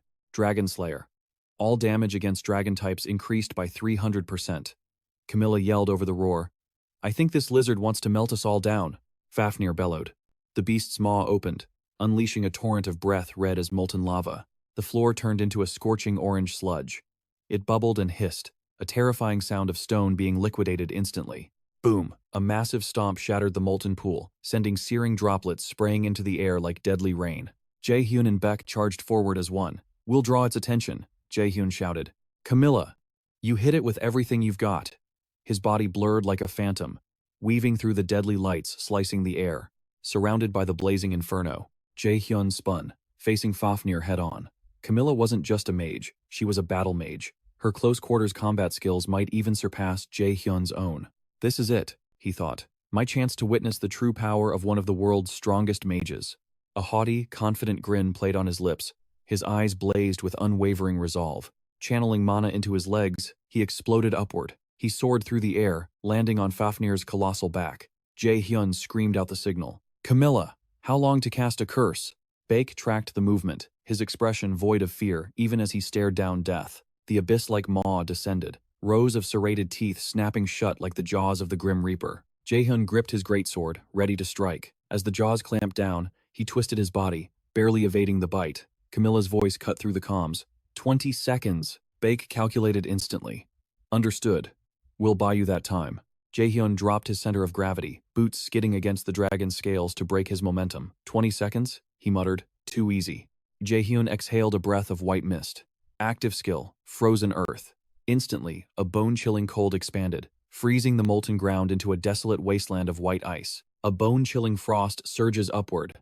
Thick ice spreads with terrifying speed, devouring every gold coin in its path. The sound of freezing destruction echoes through the chamber. Ji-hoon stands at the very epicenter of this annihilation. His figure looks impossibly small against the towering, jagged glaciers rising around him. Fafnir unleashes a deafening roar and charges straight into the freezing abyss. Bake sees the opening and screams, "Now, Camilla, activate your active skill." The water spirit perches atop the staff, watching the chaos with an unnerving, casual grace. Camilla raises her hand high. Instantly, a colossal golden magic circle blazes into existence behind her. Crimson light swirls into a vortex. A pressure heavy as a mountain descends like a sledgehammer. A massive pillar of red energy blasts the earth apart. Razor-sharp spears tear through the wind, raining down like a steel waterfall. The air itself freezes from the sheer killing intent. From the opposite side, with a mere flick of her hand, she summons a dense storm of pitch-black lances. They pour down like a flood of darkness, obliterating everything below. Witnessing the devastation, Ji-hoon's lips curve into a smirk. Magnificent. Camilla's expression is cold as ice as she points forward. From the center, blood-red energy beams fire wildly in all directions. Fafnir bellows in fury, baring his razor-sharp fangs as the dark energy storm closes in on him. The beast stretches its neck high. It looks toward the sky, its expression twisted with sudden shock and tension. Ji-hoon narrows his sharp eyes. He's analyzing the reverse scales, lining the dragon's throat. Bake glances at Fafnir. They are definitely thinking the same thing. That's the weak point. A cross-shaped slash infused with cold blue light strikes directly at the dragon, but he exhales sharply.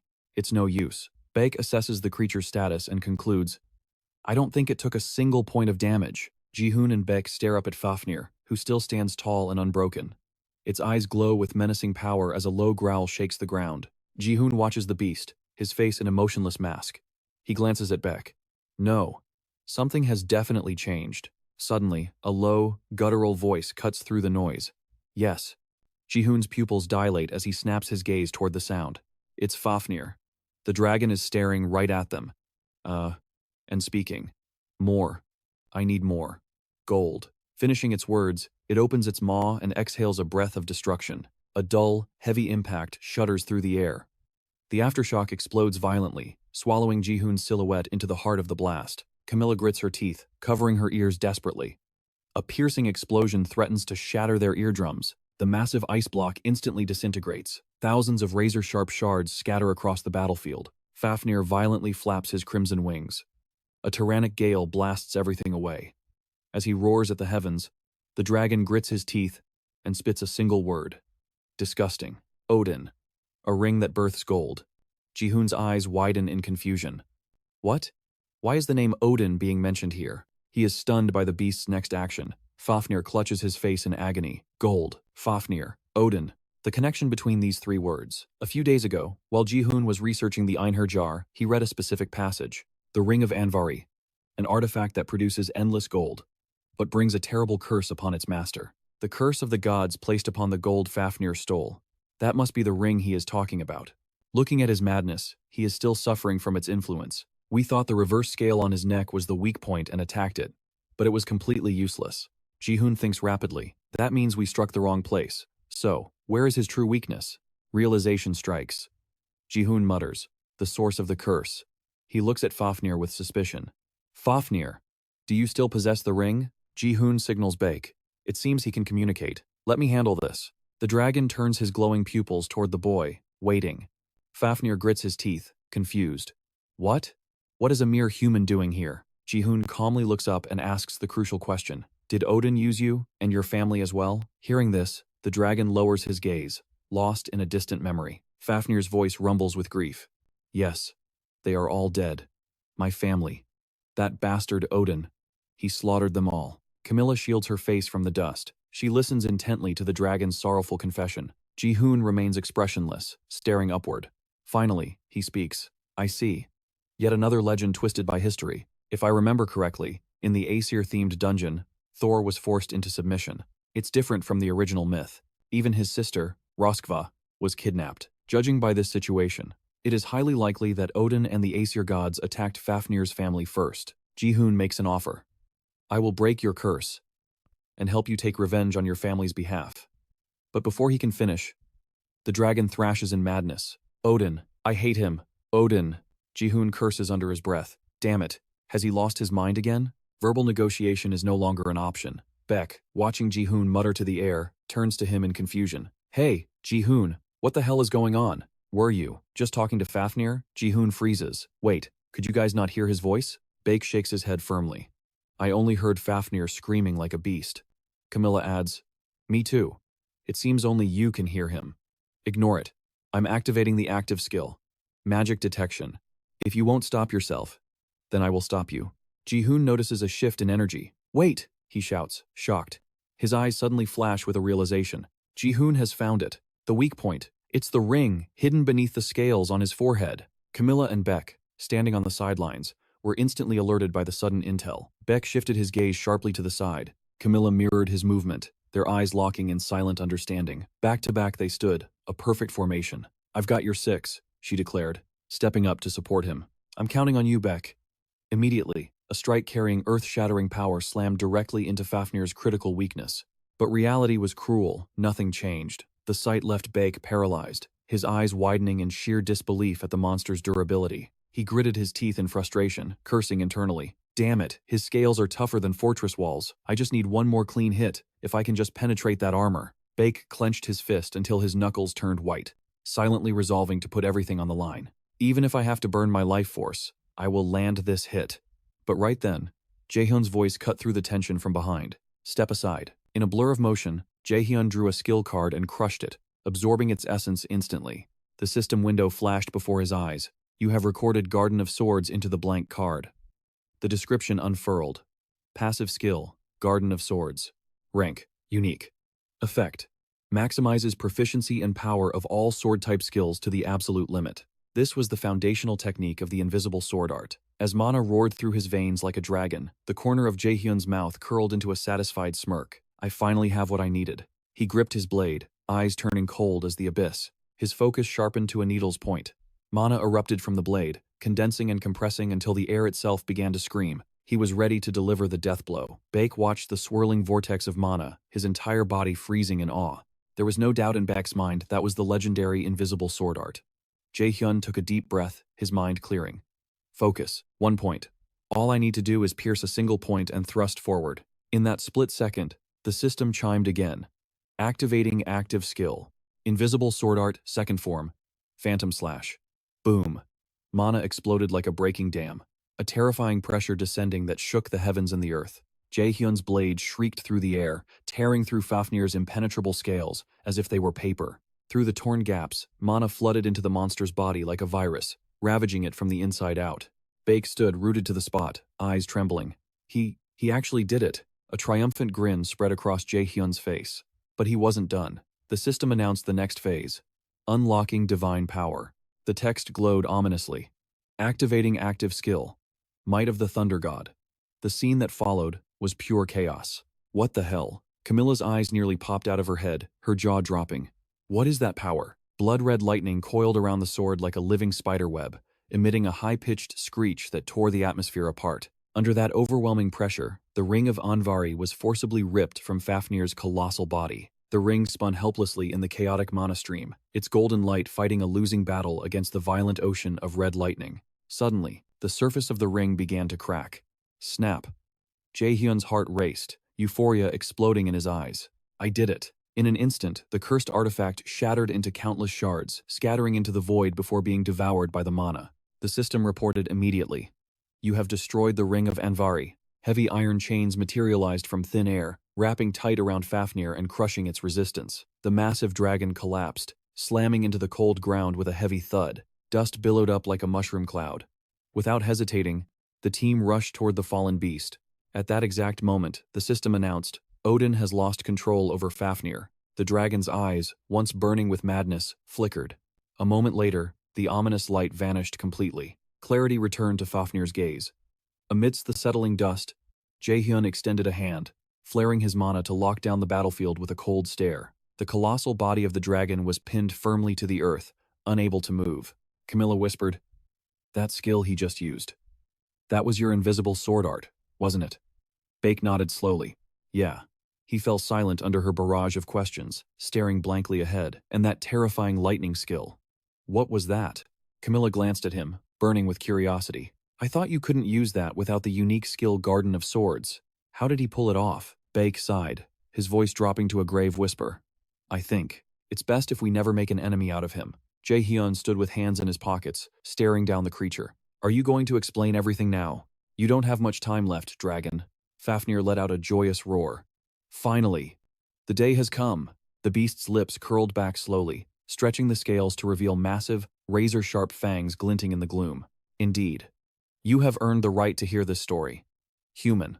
The one who liberated me. Fafnir's voice rumbled once more, vibrating through the cavern. I will grant you the truth you seek, the ruin.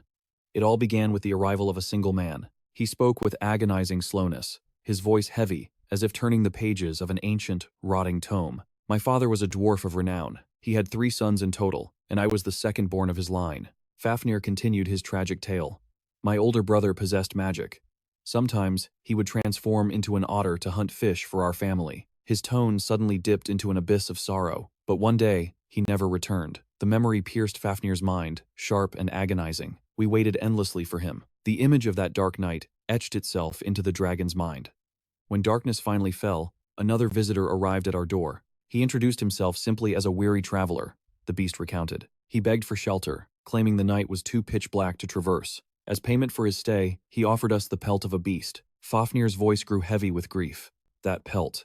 It was terrifyingly familiar. It was the skin of an otter, my brother, who had vanished into the twilight. Fafnir's sorrow spilled over. He never came home. We were reunited, but he was nothing more than a flayed hide. My father broke. He screamed my brother's name, wailing for a son he would never hold again. Flames of pure, unadulterated hatred ignited in the dragon's eyes. The traveler realized his grave error. Since I have slain your kin, he said, allow me to atone. I shall grant you enough gold to completely cover this otter's pelt. Fafnir went on. He swung his staff, and I remember it vividly. Gold began to rain down from the empty void. The dragon's voice deepened, resonating with dread. The coins buried the pelt entirely, but sitting atop that mountain of gold was a single ring. A shadow cast over his face. It was a cursed object of bewitching beauty. None of us could tear our gaze away from it. Fafnir stared into the abyss, his spirit drifting through the tides of a tragic past. That ring twisted the very air around us. The tragic conclusion is the monster you see before you now. Jae-Hoon rubbed his chin, deep in thought. So, that traveler was. The answer was definitive. Indeed. It was Odin. Yet, you do not seem surprised in the slightest. The hunter rubbed the back of his neck, exhaling a long breath. I have been through enough shocking events lately to remain unfazed. Suddenly, Fafnir's massive form began to dissolve into mist. He hissed in sheer agony, his voice trembling and breaking apart. My time runs short. Fafnir struggled to force out his final words with his dying breath. I have one final question. His eyes burned with a desperate need for truth. Human, just who exactly are you? Jae-Hoon turned his gaze away. Are you familiar with Ragnarok? The dragon froze, eyelids drooping before asking hesitantly. Do you mean? Jae-Hoon cut him off. I am the great enemy of prophecy, the one destined to obliterate Asgard. His voice remained calm. At least, that is what they claim. Hearing this, shock plastered across Fafnir's face, his eyes widening to the point of bursting. Clarity dawned on him. Fafnir swallowed the rage rising in his throat. Earlier, you swore you would exact vengeance on my behalf. The hunter admitted it without hesitation. I have a debt to settle with that bastard myself. I will simply add your vengeance to the tab. Those words brought the beast peace. A hiss escaped his clenched fangs, a mix of vindictive pleasure and lingering resentment. Excellent. Fafnir made his judgment. You possess divinity. Though unstable, I am certain you will succeed. I shall grant you a gift. Jae-Hoon paused, stunned. A gift? Fafnir's gaze locked onto him with absolute trust. It will serve you well in the battles to come. His eyelids grew heavy as lead, his voice fading to a whisper. I only hope that the rest of your journey finds peace. The final word fell. Fafnir's eyes closed, and his breath ceased forever. In that instant, a system window flashed. You are the first player to successfully hunt a dragon. He stood in silence for a long moment before speaking to the void. Rest easy, I will avenge you. The system chimed again. Reward granted for defeating Fafnir. Level increased by 3. Activating skill, plunder. The notification continued. Absorbing Fafnir's divinity. User's divinity stat has increased. Title acquired. Dragon Hunter. You have received Fafnir's gift. Jae-Hoon stared in disbelief at the holographic text. Received item. Dragon egg. His eyes widened.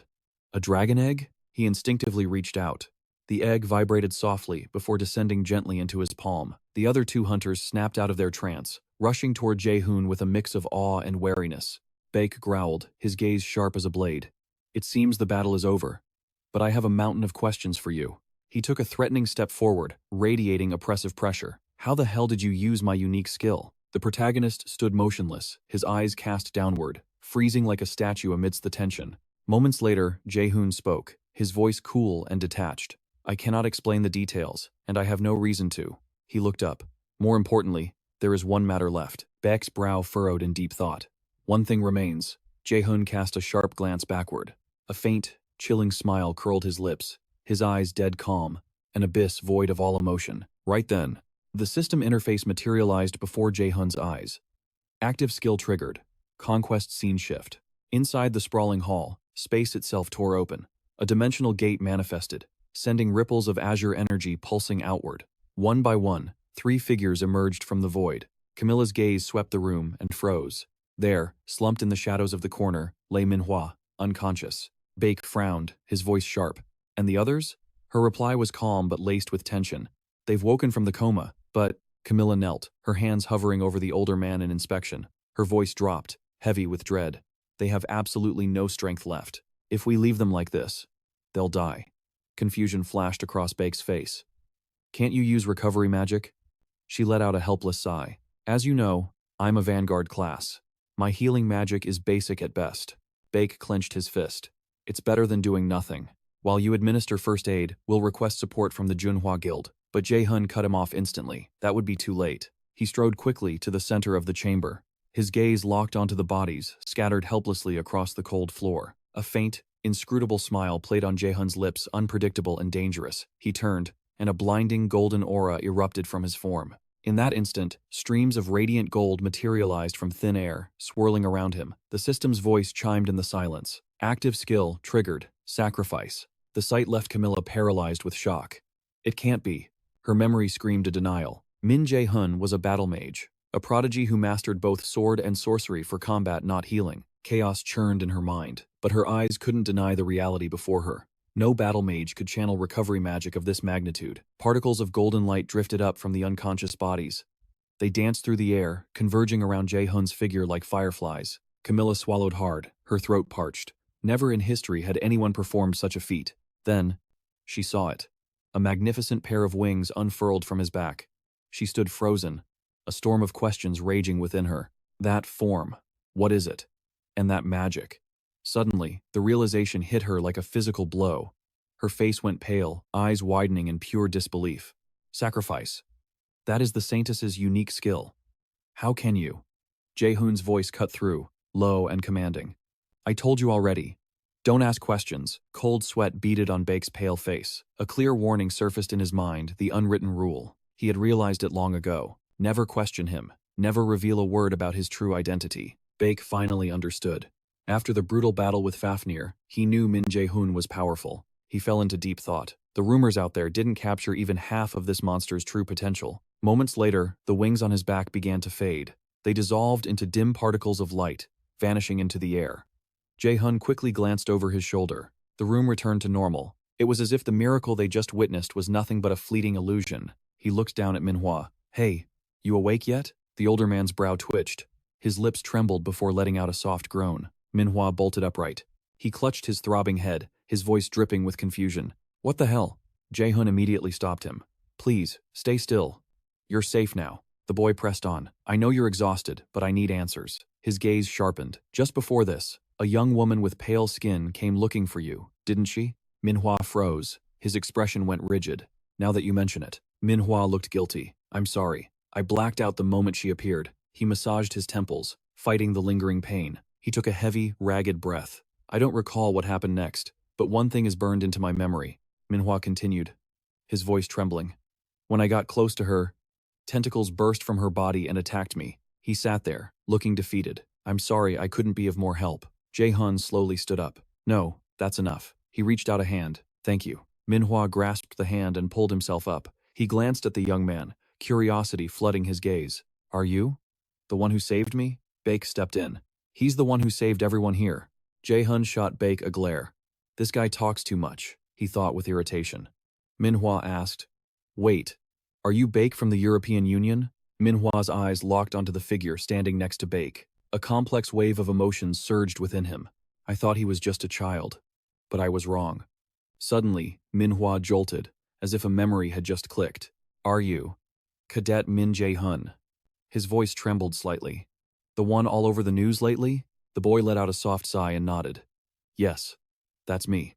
Manhwa stood transfixed, his mouth twitching as he fought back a rising tide of emotion. Quickly, he composed himself, returning to his usual dignified air. He straightened his posture. He smoothed out his disheveled clothes with shaking hands. His demeanor shifted, becoming instantly solemn and respectful. Manhwa bowed deeply, her waist bent at a perfect 90-degree angle, her voice trembling with reverence. Thank you. We owe you our lives. Jae-Hyun stood like a statue, silent and unreadable. Suddenly, the corner of his mouth quirked upward, a smirk of pure arrogance. His cold eyes bore into the man before him, gleaming with a predatory amusement that sent chills down the spine. The reward. The next morning, sunlight pierced through the hotel window like a golden spear, illuminating the silence of the room. The sharp chime of the doorbell shattered the quiet. It instantly grabbed Jae-Hyun's attention. Resting his chin on his hand from the sofa, he called out lazily, It's here.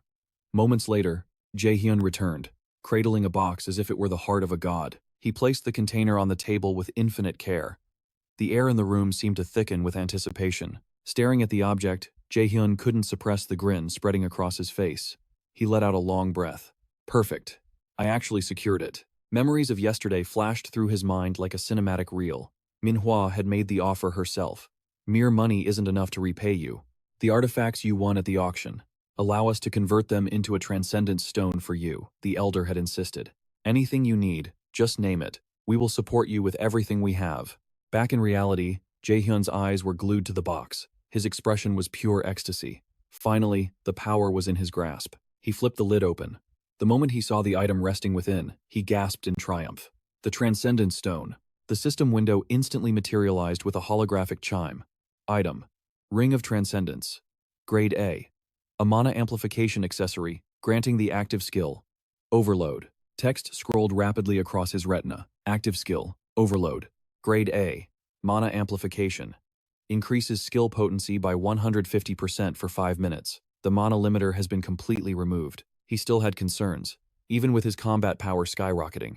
But right in that moment of contemplation, a new notification seized his vision. Item: Unhatched Dragon Egg. Grade: Unknown. Contains the dormant power of Fafnir. Unknown hatch time. The dragon egg materialized in thin air. Jae-hyun panicked, throwing his hands out to catch it. Hey, I can't just carry this around. It settled heavily into his palms. The surface was warm. How on earth am I supposed to make this thing hatch? Suddenly, the system screen flared with golden light, demanding his attention. A new hint appeared. Hatching conditions updated. To hatch the egg, you must feed it mana stones. Jae-hyun blinked, stunned. Mana stones? A plan instantly formed in his mind. I've saved up a fortune for a reason.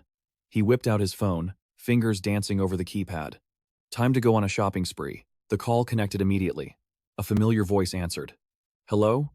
Jae-hyun spoke with confident ease. Uncle, it's me, Min Jae-hyun. On the other end, the voice hesitated, thick with surprise and a hint of dread. Jae-hyun? Is something wrong?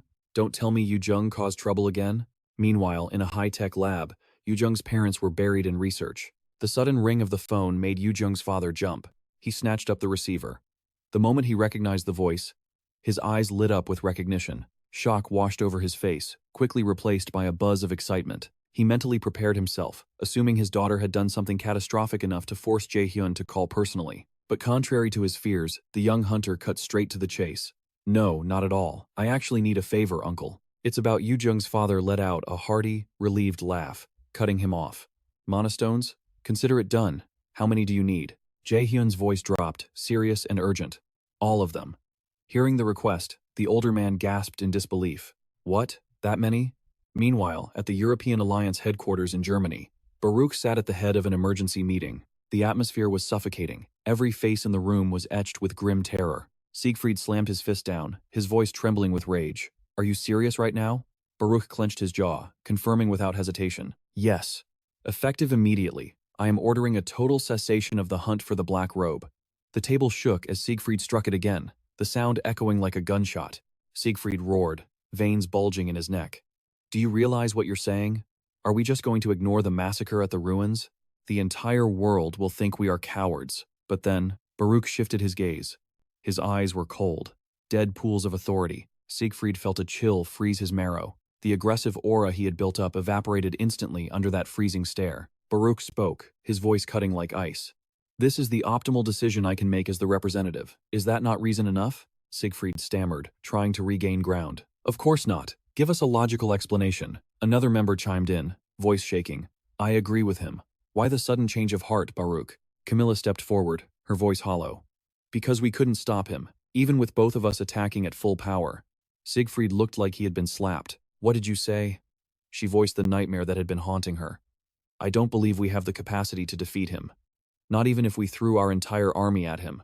Camilla lowered her head, defeat heavy in her words. What I mean is, she took a ragged, trembling breath, the weight of survival crushing her lungs. Listen to me. If we want to live, we have to stop hunting him right now. By late afternoon, crates overflowing with mana stones clogged Jae-hoon's hotel suite. Gazing at the sheer volume of power before him, he couldn't help but be impressed. To think the merchant managed same-day delivery for such a massive order? That old man wasn't just kind, he was terrifyingly efficient. The azure stones shimmered in the twilight, pulsing with raw, abundant energy. Suddenly, ding-dong. The sharp chime shattered the silence, making him jump. As the door swung open, familiar silhouettes filled the frame. It was his inner circle, arriving right on cue. Rojung led the charge, her face glowing with uncontainable excitement, eyes sparkling like stars. Hey there, Jae-hoon. My parents mentioned you stockpiled a mountain of spirit stones, so we just had to see. Jae-hoon didn't even blink. He had calculated this exact outcome. I figured you'd show up. He leaned back, crossing his arms. Yes, I bought them. But isn't storming my room with a whole squad a bit dramatic? A trace of annoyance flickered across Jae-hoon's face. And you all decided to raid me simultaneously? My dad tipped me off, and I sprinted here immediately. Ina's cheeks flushed pink as she averted her gaze. I just wanted to see what kind of trouble you're courting this time. We're just dying of curiosity, that's all, Hoyan added, playing peacemaker. Don't worry, it's just us. The second years are tied up with special training. Besides, engineers hoard spirit stones for artifact research all the time, right? He glanced nervously toward the entrance, offering a flimsy excuse. Exactly. Wasting no time, Jae-hoon gestured for them to gather round. It was time to reveal the true reason for his shopping spree. Behold. As he unveiled the object, Rojung leaned in, her eyes locking onto the mysterious item. Shock painted her features. What on earth? Is that an egg? Ignoring the question, Jae-hoon reached into a crate, pulling out a mana stone that pulsed with a soft, ethereal glow. Swiftly, he pressed the stone against the shell. Rumor has it, Jae-hoon explained, his voice low, that feeding it spirit stones accelerates the hatching process. Their jaws hit the floor in disbelief. That's amazing, Rojung squealed, practically vibrating with energy. Well, don't just stand there. Feed the little guy. Ding. The system interface flooded his vision instantly. Grade A spirit stone absorbed. Hatching probability has significantly increased. Suddenly, the egg shuddered violently. Rojung gasped, pointing a trembling finger. Look, it's shaking. It's coming, Ina whispered. Before anyone could blink, spiderweb fractures exploded across the surface, spreading like wildfire. Blinding rays of golden mana erupted from the fissures, flooding the hotel room with a divine, golden brilliance. The sheer intensity of the aura left Jae-hoon paralyzed, stealing the breath right out of his lungs. This is. Ina's eyes widened into saucers, her heart hammering against her ribs like a war drum ready to burst. Rojung and Hoyeon stood rooted to the spot, their minds struggling to process the miracle unfolding mere inches away. Crack! A tiny, razor-sharp claw punctured the shell. Fragments of the casing rained down, hitting the floor with crisp, rhythmic clicks. In a heartbeat, the entity within shattered its prison and emerged into the world. It was a hatchling dragon. Scales of blazing orange covered its form, radiating a gentle warmth like a newly kindled hearth. Rojung's internal scream was instantaneous. So cute. She clamped her hands over her mouth, eyes shimmering with tears of pure adoration. Oh my God. The system chimed again, delivering the verdict. Fafnir 2. A hatchling inheriting the lineage of the great Fafnir. Designated as your guardian deity. Current rank. D. Status. Hatchling. Growth potential. Exceeds rank S+. Jae-hoon stared at the holographic text, his mind reeling. Wait, did that say, exceeds S+? Beyond S+? His tactical mind raced. Usually, only awakeners specializing in taming or raids commanded guardians. Those were the tamer class elites. And let's be honest, flaunting an adorable mascot like this was a guaranteed ticket to public stardom. The corner of Jae-hoon's mouth twitched upward. The possibilities were endless. But guardians are notoriously rare, he mused. And without specific taming skills, raising one is a nightmare. The logic loop played on repeat in his head. That's exactly why I never wasted energy dreaming of owning one. Until now. The little dragon extended its tiny arms, eyes glistening with innocent expectation. Defeated by the cuteness, Jae-hoon let out a soft sigh and gently scooped the creature into his embrace. Swish! Suddenly, the weight vanished from his hands. Rojung had snatched the dragon, aggressively nuzzling her cheek against its scales. What is this sorcery? Where did such a precious thing even come from? Ina approached cautiously, booping the dragon's snout with a trembling finger. Since when did you master taming skills? She demanded. Jae-hoon shot Rojung an exasperated look. I didn't. I just stumbled upon the egg in a dungeon. Jae-hoon's gaze drifted past the girls to the far corner of the room. Hoyeon was practically pressing himself into the wall. Hoyeon, what are you doing back there? The large man stammered, sweating. I'm not really an animal person. They kind of freak me out. Jae-hoon let out a long, suffering sigh. Look at him, a tank-class build, but he's terrified of a baby lizard. Hey, it's just a personal preference, Hoyeon defended weakly. Suddenly, Rojung's voice cut through the room like a gavel. I've made a decision. Excuse me? Jae-hoon blinked. From this day forth, she declared, staring lovingly at the hatchling. His name shall be Lee. You like it too, don't you? But one look at the creature's expression said it all. It absolutely despised that name, she huffed in annoyance. Stop trying to ruin our bonding moment. How could you possibly know if he likes it or not? Jae-hoon replied with deadpan calm. Isn't it painfully obvious? His next words left Royoon completely speechless. His species is Fafnir too, so just call him Fafi. Besides, he looks vaguely like a dog anyway. Inha couldn't take her eyes off Fafi, her heart melting at how incredibly adorable he was. The next day. The doorbell screamed through the house, shattering the peace. Jae-hoon marched to the door, his face a mask of dark, utter dissatisfaction. Ro-yoon beamed at him, her energy radiating like the sun. "We're here!" Soo-eun shot him a dirty look, maintaining her usual prickly attitude. Jae-sung shyly raised a hand. "Hello." Jae-hoon clicked his tongue in irritation, signaling for the trio to just get inside. A heavy silence descended, the air thick with awkward tension caused by his uninvited guests. Suddenly, Jae-hoon reached out and pinched Ro-yoon's cheek hard. She let out a startled yelp. Seeing her act innocent, he demanded, "Didn't you already come over yesterday? Why are you crawling back here again today?" Meanwhile, Soo-eun and Jae-sang stood frozen, staring in awe at Fa-fi. The creature assessed the strangers with curious eyes and let out a chirp. Suddenly, a blur of motion. Someone swooped in and scooped Fa-fi up in a flash. Ro-yoon hugged the beast tight, nuzzling him with pure obsession. "Don't be so cold to me. How could I leave this little guy alone when he's so attached to me? Right, Rizzy?" Jae-hoon could only watch in helpless resignation. He summoned his system interface, scrolling through data while correcting her. "Call him Fafnir." On screen, the guide read, "How to care for a golden Fafnir 2 dragon." While Ro-yoon and the others happily played with the creature, Jae-hoon remained focused, deeply engrossed in studying dragon husbandry. They are easily irritable and possess the mental age of a 5-year-old child. You must satisfy their demands. Jae-hoon scratched his head, sighing in disbelief. Seriously? Is it going to be that difficult? Ro-yoon cradled Fa-fi, drowning in happiness at his overwhelming cuteness. She squealed. "Oh my god, you love me that much? Such a good boy, Rizzy." Jae-hoon snapped again. "I told you. His name is Fa-fi." Ignoring her, he returned to the screen. Fafnir 2 grows in sync with the master's strength. If the master hunts monsters and accumulates experience, the dragon's level will rise, unlocking new skills. Most importantly, interact with the dragon as much as possible during its infancy. Failure to do so will result in a twisted personality later on. Ro-yoon grabbed Fa-fi's front paws, lifting him up like the Lion King. She looked at Jae-hoon with puppy dog eyes. "Hey, can I take Rizzy home with me?" He gritted his teeth in frustration. "It's Fa-fi. Get the name right first." And absolutely not. Failing with him, Ro-yoon turned to Soo-eun. "You try holding him. He's unbearably cute." Soo-eun averted her gaze, acting reluctant. "Fine. If I have to." Fa-fi's tiny nose twitched, picking up a sweet scent. His gaze locked onto the pink lollipop in Soo-eun's hand.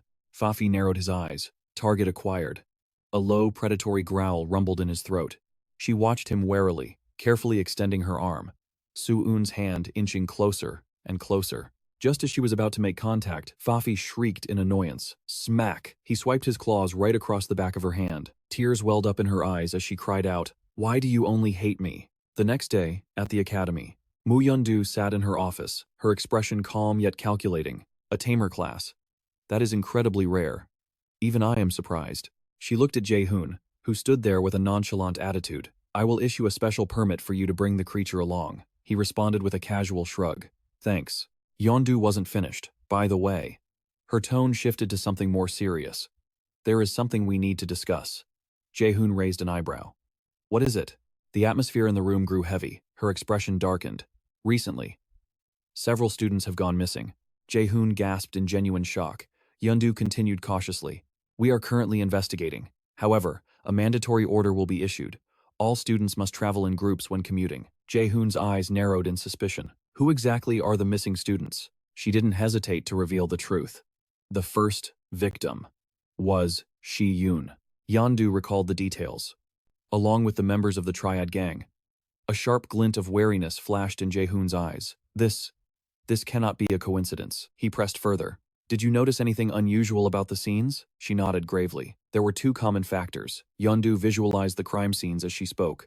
"First, we found syringes containing a mysterious red liquid at every location where a student vanished." As she recalled the second detail, confusion clouded her face. "Second, the surrounding buildings and ground were utterly devastated. It looked as if a rampaging drunkard had torn everything apart." Jae-hoon sensed the danger immediately. "And the red liquid?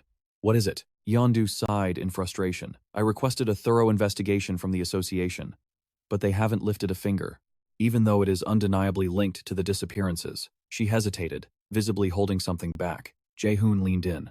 "There's more, isn't there?" But the only answer he received was silence, and the troubled look on Yeon-do's face. Scene shift. The crimson light of sunset bathed the school grounds in the color of blood. The hallway buzzed with the venomous whispers of the student body. "What the hell is this? Does he still have the face to show up here?" Each mockery struck Bakdu like an invisible blade. Hadn't he been beaten to the brink of death by Min-Hun already? Why was he still lingering like a ghost? The relentless cacophony of insults drilled into his ears, causing him to grind his teeth in pure, unadulterated fury. Perhaps he was trying to numb himself to the shame. Or maybe he was just delusional. No one knew for sure. Yet, he walked without a shred of dignity, even after his entire team had crumbled. If I were him, a student sneered, I would have ended my own life by now. Rage exploded. Baekdu kicked the trash can with all his might, screaming into the void. Damn it all. He collapsed in the dark alley, sobbing in humiliation. His face darkened, shadows swallowing his expression as hatred consumed him. Min-Hun, you destroyed my reputation. You ruined everything. Suddenly, a chilling presence manifested from the shadows behind him. You look pathetic. Startled, Baekdu whipped his head around, eyes widening as he recognized the figure. It was Chae-Yoon. Baekdu scowled, scanning her appearance. I heard you went missing, but you look surprisingly well for a ghost. Chae-Yoon replied calmly, I had my reasons. A grotesque, unnatural smile stretched across her face. But that is a secret I intend to keep. Baekdu's temper finally snapped, and he roared, Are you here just to mock me? The cunning smile never left Chae-Yoon's lips as she cut through his negativity. I didn't come to mock. I came to ask you something important. Her voice dropped to an eerie whisper. Do you hate Min-Hun? Baekdu blinked, confusion mixing with his anger. What kind of stupid question is that? Let me be direct, she pressed, her eyes gleaming. I'm asking if your hatred is deep enough to demand his life. Baekdu gritted his teeth, the flames of vengeance drowning out his reason. Of course, that bastard destroyed my life, my fame, and my team. If I had the power, he screamed, trembling, I would slaughter him right here, right now. Chae-Yoon leaned in, excitement radiating from her. Is that so? Then our desires align perfectly. She produced a syringe, analyzing his expression. That hatred. It looks ripe for the taking. Baekdu stared at the object in her hand, his survival instincts flaring. A syringe? He asked cautiously. What are you plotting? She flashed a provocative grin. I am offering you a second chance at revenge. But everything has a price. Before he could react, she moved. Ruthlessly, she plunged the needle straight into his neck. The serum flooded his veins, and instantly, Baekdu's eyes became gorged with blood. He howled in agonizing pain. Chae-Yoon, her eyes now swallowed by darkness, laughed maniacally. I must ensure you complete the mission. Suddenly, an urgent alarm blared from the electronic display nearby. Emergency alert. Priority level 1.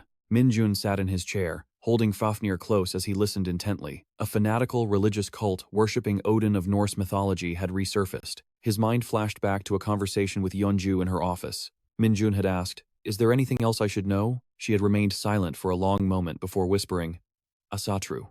Have you ever heard that name? Back in the present, the news anchor's voice was grave. Breaking news. A dangerous organization has emerged from the shadows. They call themselves Asatru. Min-Hun furrowed his brows, absently stroking Fafnir's fur as the gravity of the situation set in. They are committing heinous crimes, targeting the awakened. At crime scenes, authorities found mysterious liquid-filled syringes and decomposed skin. Min-Hun analyzed the data rapidly. So, all 3 missing person cases are connected to this Asatru group. The screen cut to on-site footage. The awakened control headquarters had apprehended several members, but their mental states were completely shattered. The captured criminals appeared broken, practically useless for interrogation. They merely repeated the same nonsense like broken records. Loyalty to Odin. Loyalty to the Aesir. The report continued, the tone darkening. Worse yet, it has been confirmed that the captured members were all awakened. Some were even agents from the control headquarters itself. The anchor posed the terrifying question. Why have heroes of justice turned into villains? What force could possibly corrupt them so thoroughly? Min-Hun sighed, the weight of the world on his shoulders. I need to investigate this personally. The pieces aren't adding up. I have a bad feeling about this. The news report wasn't finished. Experts warned that the greatest threat is the unnatural power these zealots possess. Min-Hun focused, analyzing the suspicious symptoms listed on the screen. It is reported that after losing their original sanity, they can utilize mana 3 to 5 times more potent than their previous limits. The moment the broadcast ended, Min-Hun killed the power. He turned to Fafnir, outlining his immediate priority. First, I must focus on the Academy event. Tomorrow was the day. The start of the Muse Academy ranking tournament. He looked at Fafnir's innocent face. This is the opening act for the Academy Festival. We cannot afford to slip up. Min-Hun told himself sternly. If I underperform here, my team's achievements will mean nothing. It all hangs in the balance. He closed his eyes, centering his spirit. Stay calm. The opportunity will come. Focus only on the battle ahead. Opening his eyes with renewed determination, he looked down at Fafnir nuzzling his hand.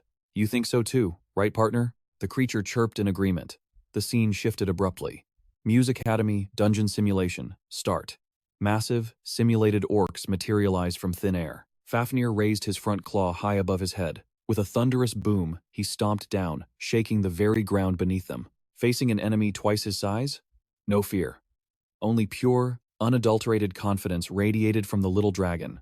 The air between the two sides crackled with deadly tension. Fafnir took a deep breath, his small chest expanding to its limit. Then boom! A torrent of crimson flame erupted, blasting straight toward the horde of orcs. They didn't even have time to scream before turning to ash. The kill feed instantly exploded with system notifications. You have defeated an orc.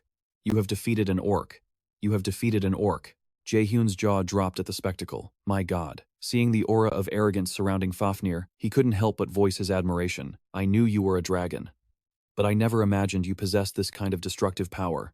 A strange realization washed over him as he muttered helplessly. I really need to raise you properly. This little guy felt even stronger than Jae-hyun was in his previous life. Hearing his master's praise, Fafnir tilted his head with innocent curiosity. Jae-hyun immediately pulled up the system interface to inspect the dragon's stats. Name, Fafnir. Tier, 2. Rank, none.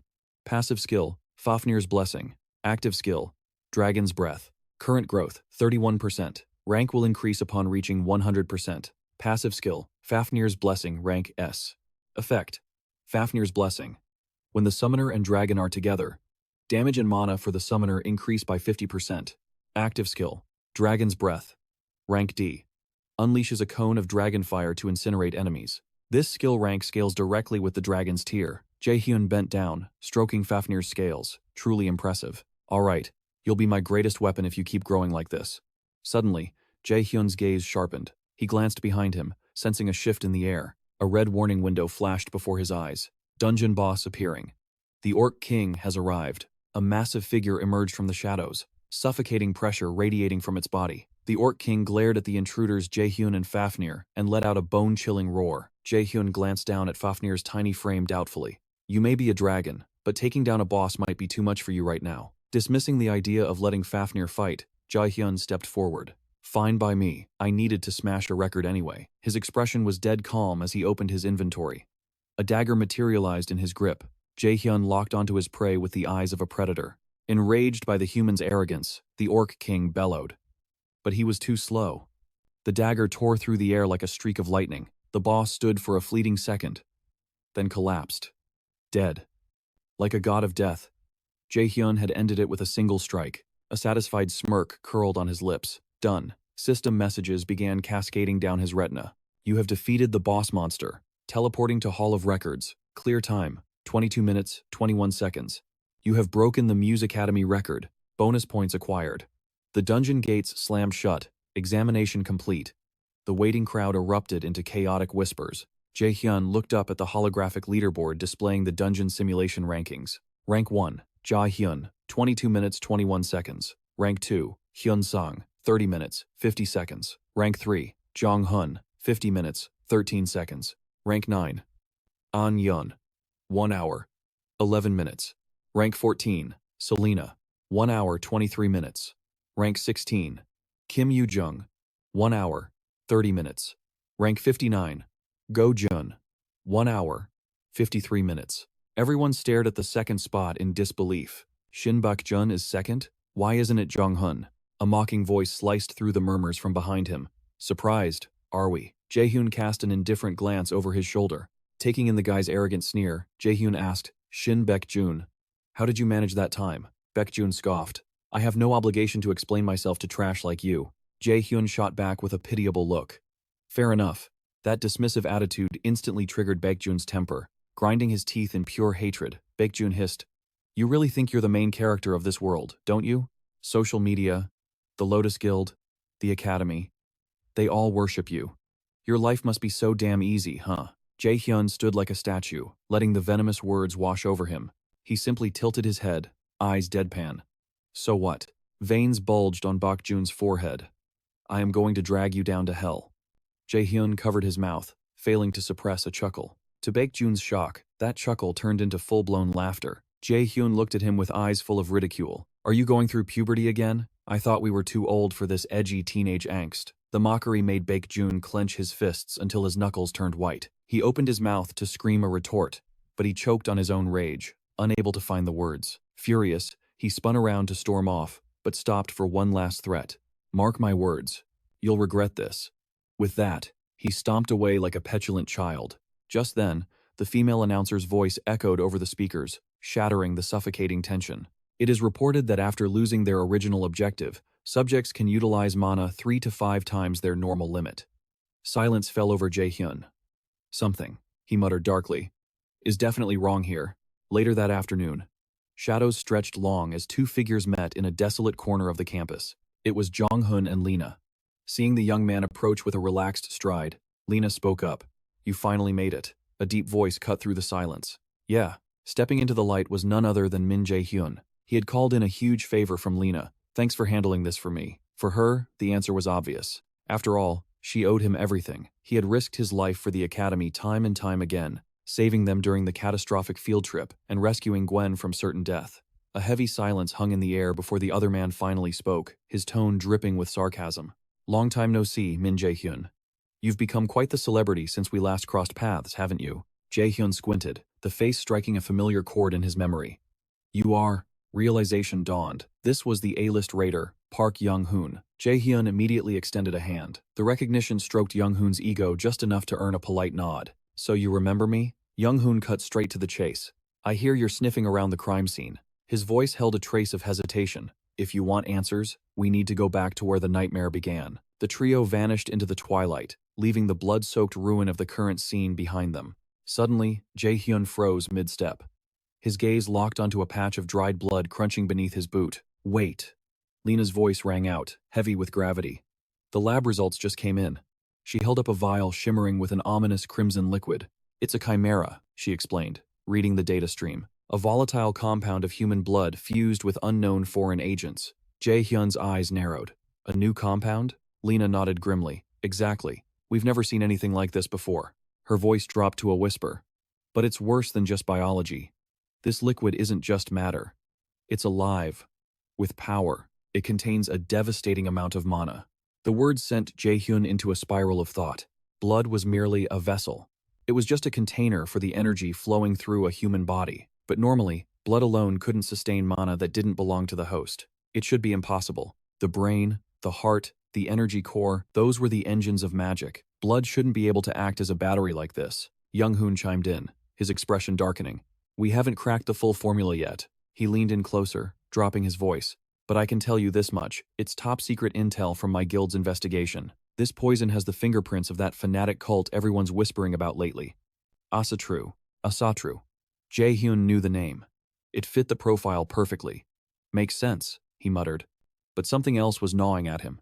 It's not just the cult, it's the consistency. The crime scenes are too similar. Lena projected the evidence holograms. He's right. Look at this. Every single location had one of these syringes. The Academy and the Guild believe this red serum forcibly multiplies a user's mana capacity. Young-hoon scoffed, spitting out the name. A drug to shatter the ceiling. A limit breaker. It wasn't a new concept. Limit breakers were the dark legend of the underground. Amplifiers designed to turn weaklings into gods. A forbidden elixir meant to forcibly raise a hunter's rank. But the cost of power was always steep. The research behind it was built on a foundation of torture and butchery. Eventually, the world government banned it entirely. Lena sighed, defeated. We know what it is, but we don't know the source. We're still chasing shadows. The lack of answers stung Young-hoon's pride. Sorry we don't have more for you. Jae-hyun shook his head, his eyes sharp. No, don't be. You've given me the missing piece. The term limit breaker had triggered a memory. He had seen the rumors on the dark web, a notorious expose about the madmen behind the original formula. The pieces of the puzzle were finally clicking into place. He needed to hunt this down personally. Lena, he said, turning to her, I need a leave of absence from the academy. I'm going to be gone for a few days. Can you clear it for me? He needed total focus, no distractions. If the limit breaker was back in circulation, it meant the root of the evil was singular, and he was going to rip it out. Lena stared at him, understanding dawning in her eyes. You're going to end this yourself, aren't you? He didn't hesitate. Yeah. She stayed silent for a moment before letting out a helpless laugh. Fine. You're excused. Just promise to call me if you get in over your head. She watched him, knowing the truth deep down. Min Jae-hyun wasn't like other raiders. There were plenty stronger than him right now, but his potential? It was terrifyingly infinite, and more importantly, his eyes were locked on a target that no one else could even see. Although his true motives remain a mystery, he might be the only one capable of resolving this catastrophe. Night had fallen over the silent city. Suddenly, a deafening crash shattered the peace as a fist slammed violently against a wall. Blood sprayed from his mouth after the impact. This grotesque, twisted figure was none other than Byuk-do.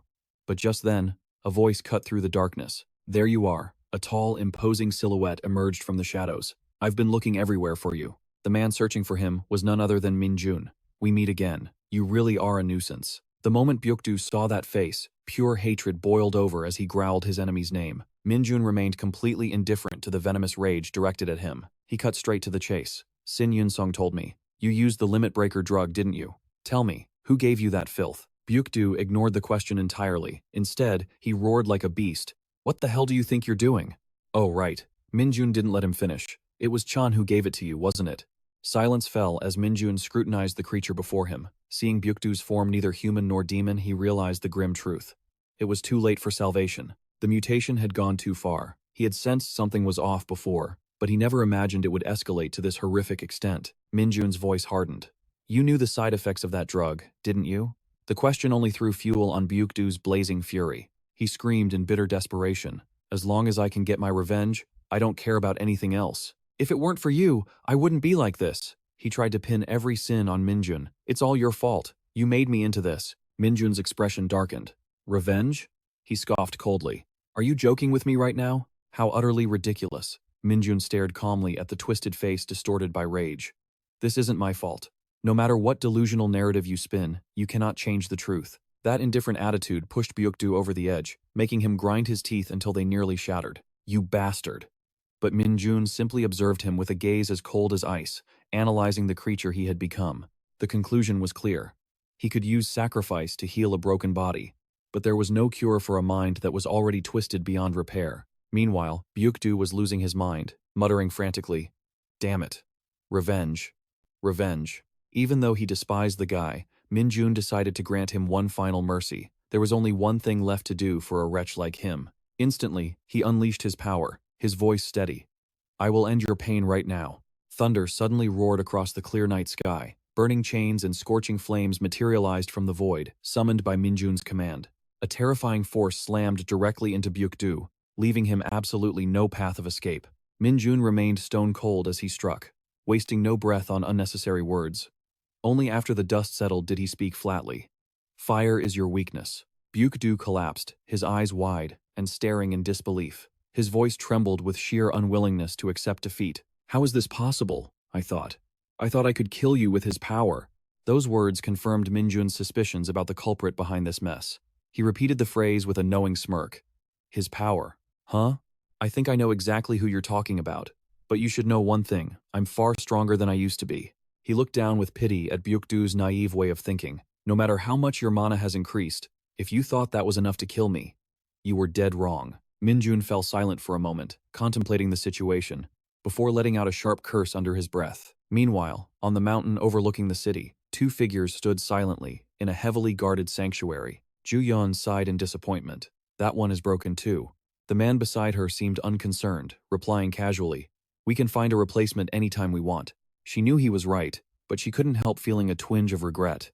Still, it's a bit of a waste. Finding someone with that specific profile is quite difficult. Do-won had to admit. That part made sense. It truly was rare to find a vessel filled with such intense hatred for another person, especially someone who harbored such venom toward the great enemy. Ju-yeon understood the core requirement perfectly. The limit breaker drug demanded extreme emotion to function. She had chosen Byuk-do precisely because his hatred was so potent it practically spilled out of him. Without that overwhelming emotion to anchor them, a human body couldn't withstand the drug's effects, and would simply perish. The higher the rank, and the more malicious the emotion, the more the limit breaker's potential could be pushed to its absolute maximum. After a moment of silence, Do-won chuckled. "I must admit, even I didn't expect the great enemy to win this time. Impressive." His praise made Ju-yeon scowl, her expression souring with clear displeasure. "I thought the same thing with Fafnir. But he is simply too powerful compared to a normal human." Her enchanting yet sinister eyes bored into Do-won as she stated her conclusion. "He might actually become an obstacle to us." just as Black predicted. She paused, then dismissed the thought. But perhaps it's not a major issue.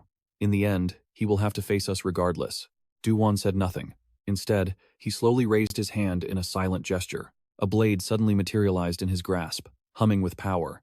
His voice dropped, heavy with dark anticipation. I have waited so long for this day. The scene shifts to a palace that is as magnificent as it is gloomy. A blizzard raged outside, burying the world in razor-sharp ice. Within the frozen halls, three powerful figures stood facing one another. Hilla stood in silence, her gaze fixed on the two, seated upon the high thrones. Suddenly, the mirrors lining the chamber shimmered, and a dimensional gate tore open. Smear stepped forth, his voice grave and commanding. This is the first time we have gathered in full force, not since the great purge of those who defied Aya. Hilla nodded, confirming the gravity of the situation. Indeed, fortune smiles upon us. The calamity foretold in the prophecy is growing far stronger than our calculations predicted, but the problem remains. The Aya system is already moving to intercept us. Hel immediately chimed in, her tone darkening. I never expected the Aya system to harbor such a deep secret. I never anticipated this. It is ominous. Her eyes narrowed in deep thought as she asked the heavy question. Does Enerza Odin truly intend to ally with the Legion of the Dead again? Does he plan to seize Midgard by force? Smear harbored his own doubts. Did the Norns and Mimir know of this treachery from the very beginning? Hilla answered without hesitation. They did, but perhaps they were physically unable to warn us. She then revealed a chilling detail. The restrictions bound to their souls are far more potent than the seals placed upon us. Sorrow flickered in Smear's ancient eyes as he absorbed the news. He spoke slowly, resignation in his voice. I see. It seems he has finally realized the true, ruthless nature of that man. Odin fears only one thing, those who know his truth. He slaughtered the prophets for a simple reason. Those connected to the prophecy were standing in his way. It was then that Hel voiced the cruel, undeniable reality. There is little we can do in this moment. The only path left is to accelerate the growth of the great enemy as fast as possible. Hilla nodded, fully aligning with this desperate plan. I agree. The great enemy has already acquired divine power. A look of tenderness and pride softened her features as she spoke of him. He will surpass all limits soon enough. Hel was taken aback by this sudden display of emotion. She chuckled, teasingly asking, You seem to place a lot of trust in him, don't you? Exposed, Hila's face flushed crimson. She widened her eyes in embarrassment before clearing her throat loudly.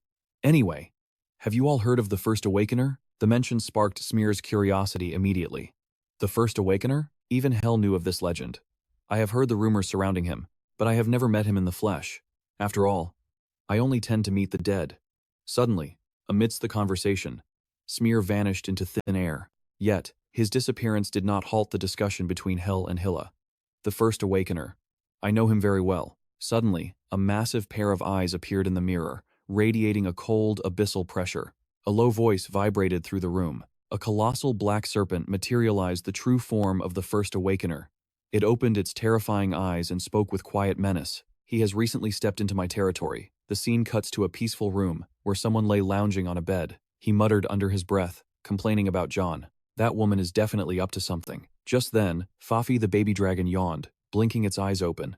Seeing the creature awake, Jae-hyun smiled gently. He rubbed its head, his eyes lost in thought, even as his hand affectionately stroked Fafi's scales. His mind was a storm of calculations. The human experiments, the research on limit-breaking drugs before his regression. Was it all connected to Aya? Fafi, delighted by its master's touch, wagged its tail happily. Suddenly, a shadow erupted from the floor. Hilla sprang forth. Landing softly with her cat-like paws, she announced with a bright smile. Jae-hyun! I found it! Jae-hyun sat up instantly at the sight of her. Long time no see, Hilla. What did you discover? Fafi, seeing a stranger, let out a defensive cry, demanding to know who she was. Hilla noticed the noise immediately. She looked down, surprised. A baby dragon? Jae-hyun, losing patience, pressed for answers. Du-won. Does this involve him? Hearing the name, she confirmed it instantly. Yes. Hilla's expression turned grave. She lowered her voice to deliver the shocking truth. I have uncovered the true identity of the man the world calls the First Awakener. He is one of the 3 remaining ravens of Odin. The scene shifts to a dark research facility, filled with tanks of glowing red liquid. Inside a dimly lit operating room, the door stood slightly ajar. Someone was strapped tightly to a chair, the floor beneath them stained with dried blood. A young man sat there, bound and gagged. Suddenly, a hand reached out and removed the gag. The boy immediately began to tremble and beg. Please, I beg you, let me go back to my family. A voice answered him deep, dark, and devoid of warmth. You miss your family? With those words, the stranger gently removed the boy's blindfold. The first thing the boy saw was Duan's face, handsome, yet radiating the aura of a devil. Duan laughed softly, a sound that chilled the blood. What a pity. I don't have a family. His next words were so cold they froze the very air in the room. So, I cannot empathize with you at all. Realizing he was trapped with a monster and that the torture was only beginning, the boy wept in despair. Stop, please, I beg of you. The desperate pleas fell on deaf ears. Dugun casually pulled out a syringe, his grip tightening on the young man's jaw as he forced his head to the side. With agonizing slowness, he brought the needle closer, aiming directly for the victim's trembling neck. A twisted smile played on Dugun's lips as he ruthlessly plunged the needle in, delivering a dose of pure death. Instantly, the victim's eyes glazed over in a haze of agony before he violently vomited blood. Witnessing this grotesque spectacle, Dogun's face lit up with sick euphoria. The transformation was horrific. Moments later, the body could not withstand the pressure and exploded, splattering Dugun with gore. He merely blinked, looking slightly surprised. A sigh of disappointment escaped him as he surveyed the failure. What a waste, he muttered. Humans are truly too fragile. Seeing his partner's brutality, Joan's voice cut through the air sternly. Go easy on the test subjects, will you? Do you have any idea how hard it is to procure new ones? Scolded Joan.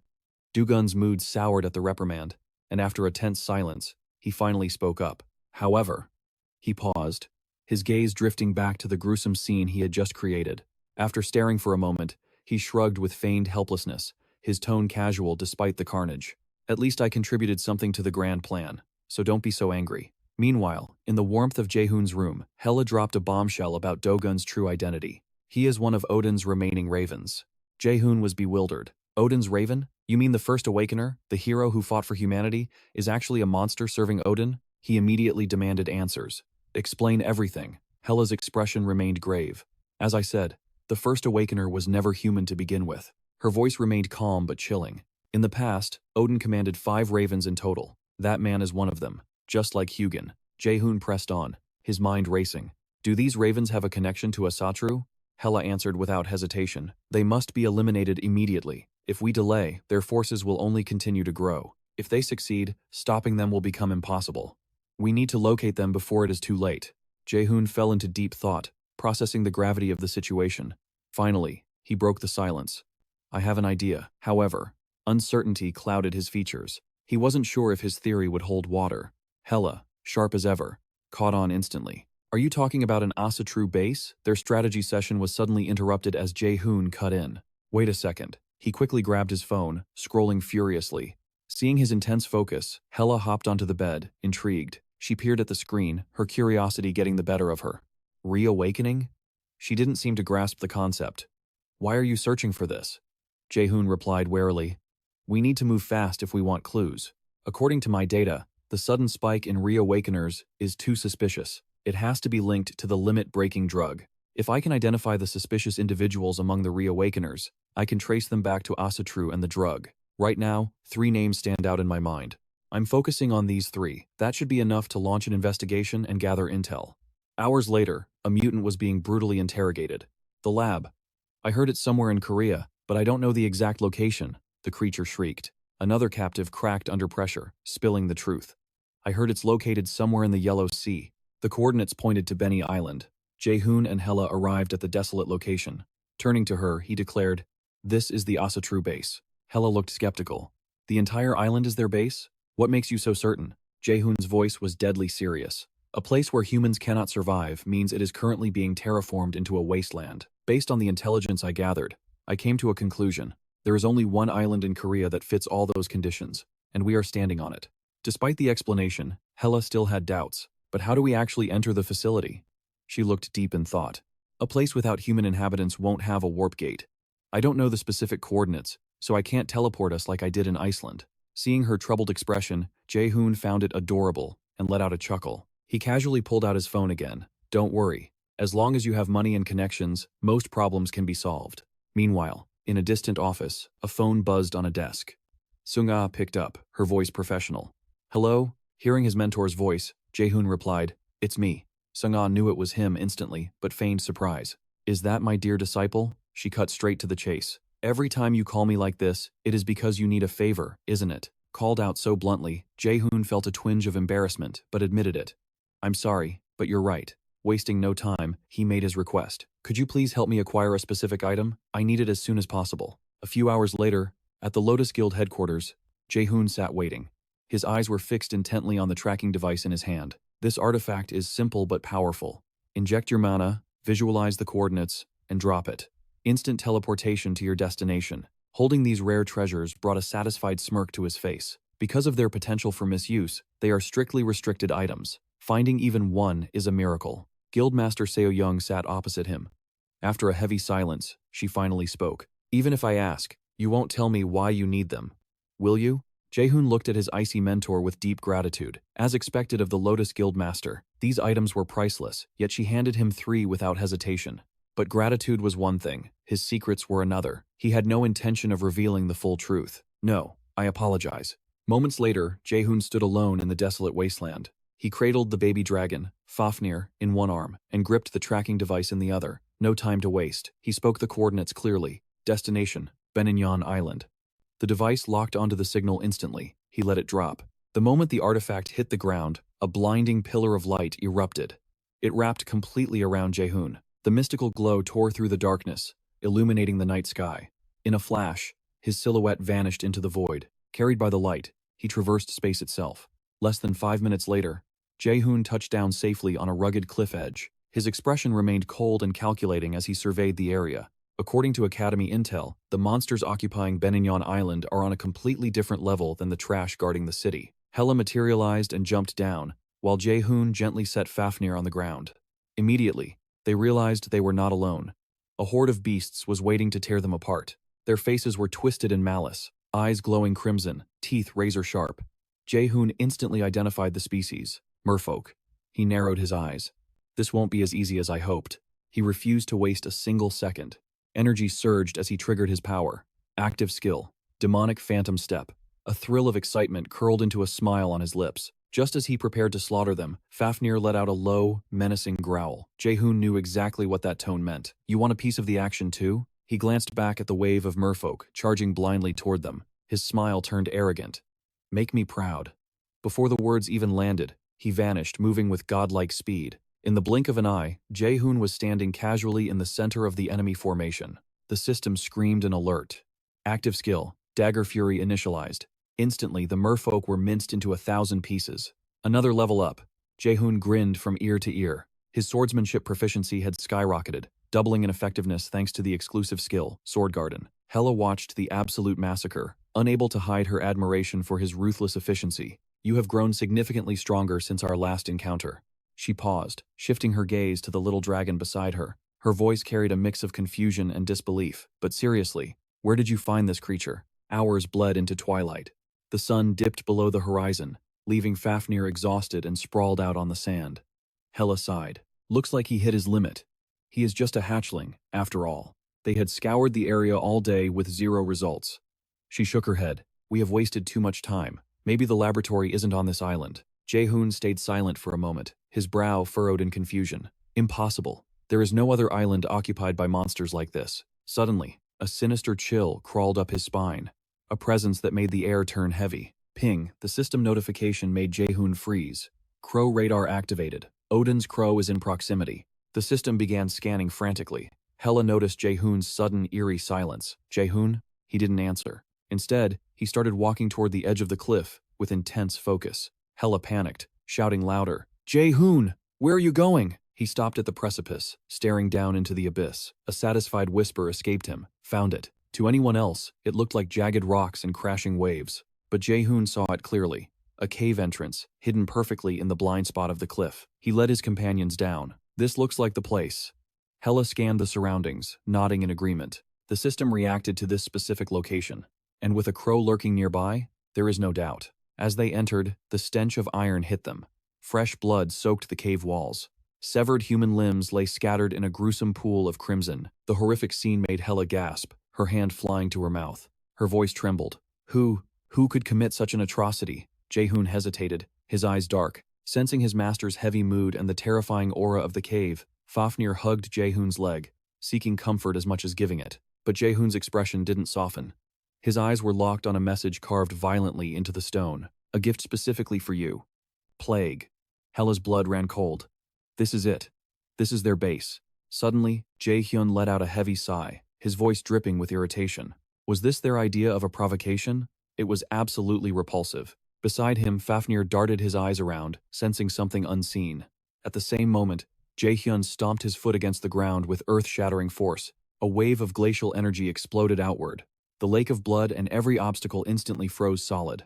With the mess cleared, he stepped calmly onto the ice. Jae-hyun's steps were slow but carried the weight of a mountain. Deep footprints marked the ice as his eyes glowed, activating the observation skill. A system window instantly materialized.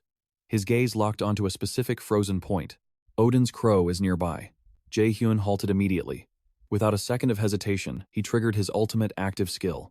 Absolute calculation. The sheer pressure of the moment made Hela gasp in shock. Before Jae-hyun even moved, the solid wall in front of them fractured. A hidden passage revealed itself, leaving Hela dumbfounded. The wall vanished into dust. In the center of that pitch-black corridor, a small seam appeared. It was an elevator. The system chimed with a new prompt. This elevator leads to the secret laboratory. Do you wish to enter? Ignoring the danger, Jae-hyun strode toward the doors. A quick scan confirmed it. This shaft led deep underground. He knew it was a trap, but his options had run out. There was no other way forward. Moments later, he stood inside the descending cabin, flanked by Fafnir and Hela. But Jae-hyun's mind was still haunted by the crimson stains on the stone walls and that pool of submerged corpses. Guilt gnawed at him. If only he had been faster. Could he have prevented this tragedy? His grip tightened around his weapon until his knuckles turned white. It ends here, he vowed. No more innocents will die. Suddenly, the system announced. Floor bone. Doors opening. Jae-hyun frowned in confusion. Bone? Was there another level below? A devastated, empty hallway stretched out before them. He didn't waste a second. Let's move. Stepping out of the elevator, he refocused on his mission. He had to find the experimental drug and the unidentified liquid that Director Kim mentioned. Jae-hyun advanced with calculated caution, while Hela stayed close, on high alert. In contrast, Fafnir looked around with innocent curiosity. They breached another door. The moment they entered, Hela called out. There's something over there, she pointed. Following her gaze, Jae-hyun spotted an old bookshelf. The top shelf held dusty, ancient volumes. He grabbed one at random, his eyes widening as he realized what it was. It was a diary. He flipped it open, his gaze drilling into the handwritten text. June 2019. The entry read, "We have established this secret facility. 304 test subjects have perished. It seems humans possess zero resistance to divine power." Meanwhile, miles away, a heavy sigh filled the air. Unbelievable, Ro-young groaned. She was furious that Jae-hyun had vanished without a word again. Why does Min Jae-hyun always disappear like a ghost? He's skipping school again too, she added. Hoon nodded in agreement. Yeah, typical. In-ah sighed softly. I just hope he isn't rushing into danger again. Suddenly, Ro-young whispered, I miss Rizzy. In-ah realized she meant Jae-hyun's red dragon. You mean Fafnir? So-eun, who had been silent in the corner, finally spoke up. He'll be fine. After all, this is Min Jae-hyun we're talking about. Jae-sung looked anxious. If I knew he was leaving, I would have given him more antidotes. Ro-young rolled her eyes. He's rich, remember? He probably has a ton. Suddenly, Hoon turned to her, his expression serious. Hey, do you think he meant what he said back then? The abrupt question caught her off guard. Huh? What do you mean? In-ah knew exactly what Hoon was referring to. The warning that they couldn't fight by his side, unless they reached S rank. Hoon believed Jae-hyun was dead serious. Knowing his personality, that wasn't a joke. But hitting S rank isn't exactly a walk in the park. The reminder cast a shadow over Ro-young's face. The entire country only produces one new S rank a year. Do we really have what it takes to reach that level? So-eun dismissed it. He was probably just blabbing to keep us safe. But In-ah cut in, her voice firm. I think it's possible. Even though the odds were stacked against them, Hoon grinned. I want to give it a shot. It's embarrassing to admit, he confessed. But I want to stand on the same level as Jae-hyun. Ro-young bit her lip. Me too. Suddenly, Hoi-won stood up, burning with determination. That settles it. Since he's not here, let's stop moping and start training. We're going to catch up to him, no matter what. They had no idea of the hellish training that awaited them. Jae-hoon let out a weary sigh, the weight of the situation crushing down on him. How did I even end up here? He took his attention back to the blood-stained diary he had salvaged from the grim laboratory. Subject count, 304. All deceased. It seemed humanity possessed zero resistance against divine power. They cannot process the blood of Odin. What a troublesome waste of resources. The writer's tone dripped with arrogance and disdain. He was tired of failures, viewing humans as nothing more than lowly insects unable to handle the glory of a god. The research is reaching its limit. I must reduce the dosage of his blood to the absolute minimum. Jae-hoon's eyes scanned the page about the unknown liquid in the limit breaker potion. The complaints ended here. The truth was about to be revealed. The secret ingredient wasn't alchemy. The mana-infused fluid driving the limit breaker potion was the actual blood of Odin. A chill ran down Jae-hoon's spine, his body trembling involuntarily. But he forced himself to breathe. He had to stay focused. Calm down, he muttered to himself. Steeling his nerves, he turned to the next page. The entry was dated December 2019. The best approach is to create antibodies first, then inject them into the human subjects. I will increase the number of sacrifices next time. The madness continued. May 2020. Conclusion. Generating antibodies is impossible. However, this is not a total loss. The current situation shows promise. By diluting the blood, I have calculated the exact amount of divinity a human soul can withstand. Individual differences exist, but the data is significant. After months of grueling tests, the owner of the diary had an epiphany. The entry for November 2020 read, "Further experiments have revealed a crucial truth. First, the younger the subject, the higher their tolerance. From now on, I will request adolescent sacrifices." But the horror didn't stop there. The second realization was even darker. Second, the weaker the human, the easier the absorption. Negative emotions, desire, jealousy, and envy actively accelerate the awakening process. However, the loss of sanity increases in these cases. But to the mad scientist, losing one's mind was a trivial side effect. I do not consider this a problem. We need soldiers who will die for us. We do not need them to think. Time marched on, and the twisted experiments began to yield results. May 2021. The research has reached the finish line. I have successfully purified the blood, minimizing the side effects. New test subjects have been supplied. The research is a success. The day I report to Odin is near. 3 months later, the experiment was finalized. May 2021. Mission accomplished. It was only a partial success, not applicable to everyone yet. But for their wicked purposes, it was enough. In Odin's coming war, the limit breaker will play a pivotal role. Jae-hoon finally understood. The puzzle pieces clicked into place regarding the missing students. The disappearances at the academy. They targeted students because they were young and weak. They were the perfect vessels for Odin's blood. Rage boiled in Jae-hoon's veins. For the sake of those lost souls, he vowed to wipe these researchers off the face of the earth. This sin ends here. The murderous intent radiating from him was so intense that Fafnir glanced over nervously. Veins popped on Jae-hoon's neck as he clenched his jaw. His face was a mask of pure fury. No more victims, he swore to himself. Moments later, Jae-hoon moved out. The elevator to the second basement level slid open. Before him stood a solitary shelf, holding a single book. Without a shred of hesitation, Jae-hoon walked slowly toward the shelf. Confusion gnawed at him. Why was this massive room empty? Just one room? And one book? Suddenly, dark energy erupted from the book. The pages flew open, unleashing a torrent of pitch-black spiritual power. The sudden explosion of mana caught him off guard. Jae-hoon shouted, "What the hell is this?" The darkness surged like a flood. Jae-hoon and his party were forced back. Even Hilla reared up in terror, crying out for her master. Fafnir fared no better. The poor creature was swallowed by the wave of mana, before it could let out more than a squeak. Before anyone could react, the system hijacked their reality. Alert. You have entered the theme. Welcome to the fairy tale, the boy who yearned to be a hero. In an instant, the entire group was sucked into the cursed book. The darkness receded as quickly as it had come, returning to the pages. Once its prey was captured, the book slowly closed itself. Silence returned to the room. The book sat alone on the shelf. Meanwhile, Jae-hoon was drowning in the abyss, unaware of the system's notifications flashing before him. From this moment on, you will take the role of the protagonist. A stream of data flooded his mind. Follow the plot to clear the theme dungeon. Due to your rank, you have partial resistance to forced synchronization. Synchronization. Complete. Current rate. 50%. Darkness faded. Jae-hoon gasped, waking up in a strange bed, in the body of a child. He sat up, his mind reeling with confusion and panic. Immediately, the story's plot downloaded into his brain. The tale of a boy who wanted to be a hero starts here, in this orphanage. Jae-hoon stared blankly at his hands, small, calloused, and unfamiliar. And then, a holographic interface materialized before his eyes. The system chimed, delivering a new mission directive. You have accepted the special mission, the boy's identity. Role: the protagonist within the story, a young boy. Objective: uncover his true identity and clear this instance dungeon. Reward: Level 5 active skill Cold-Blooded. As the synchronization rate with the system intensifies, The user's thoughts will become increasingly bound to the character. The boy's face remains obscured until the truth is revealed. Character profile unlocked. Name, the boy. Age, 12.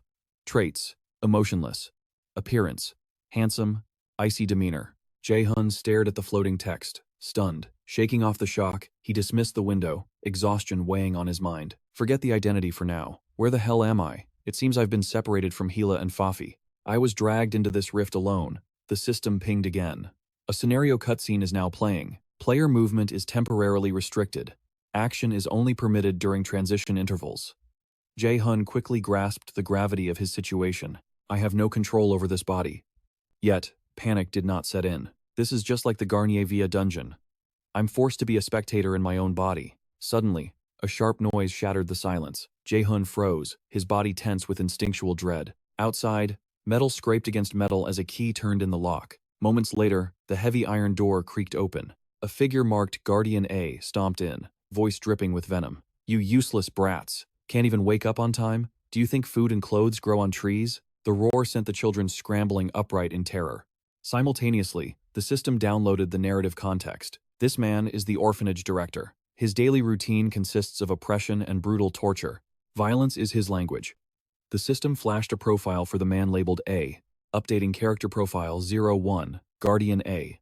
Jae-Hun sighed internally, weary of the cliché.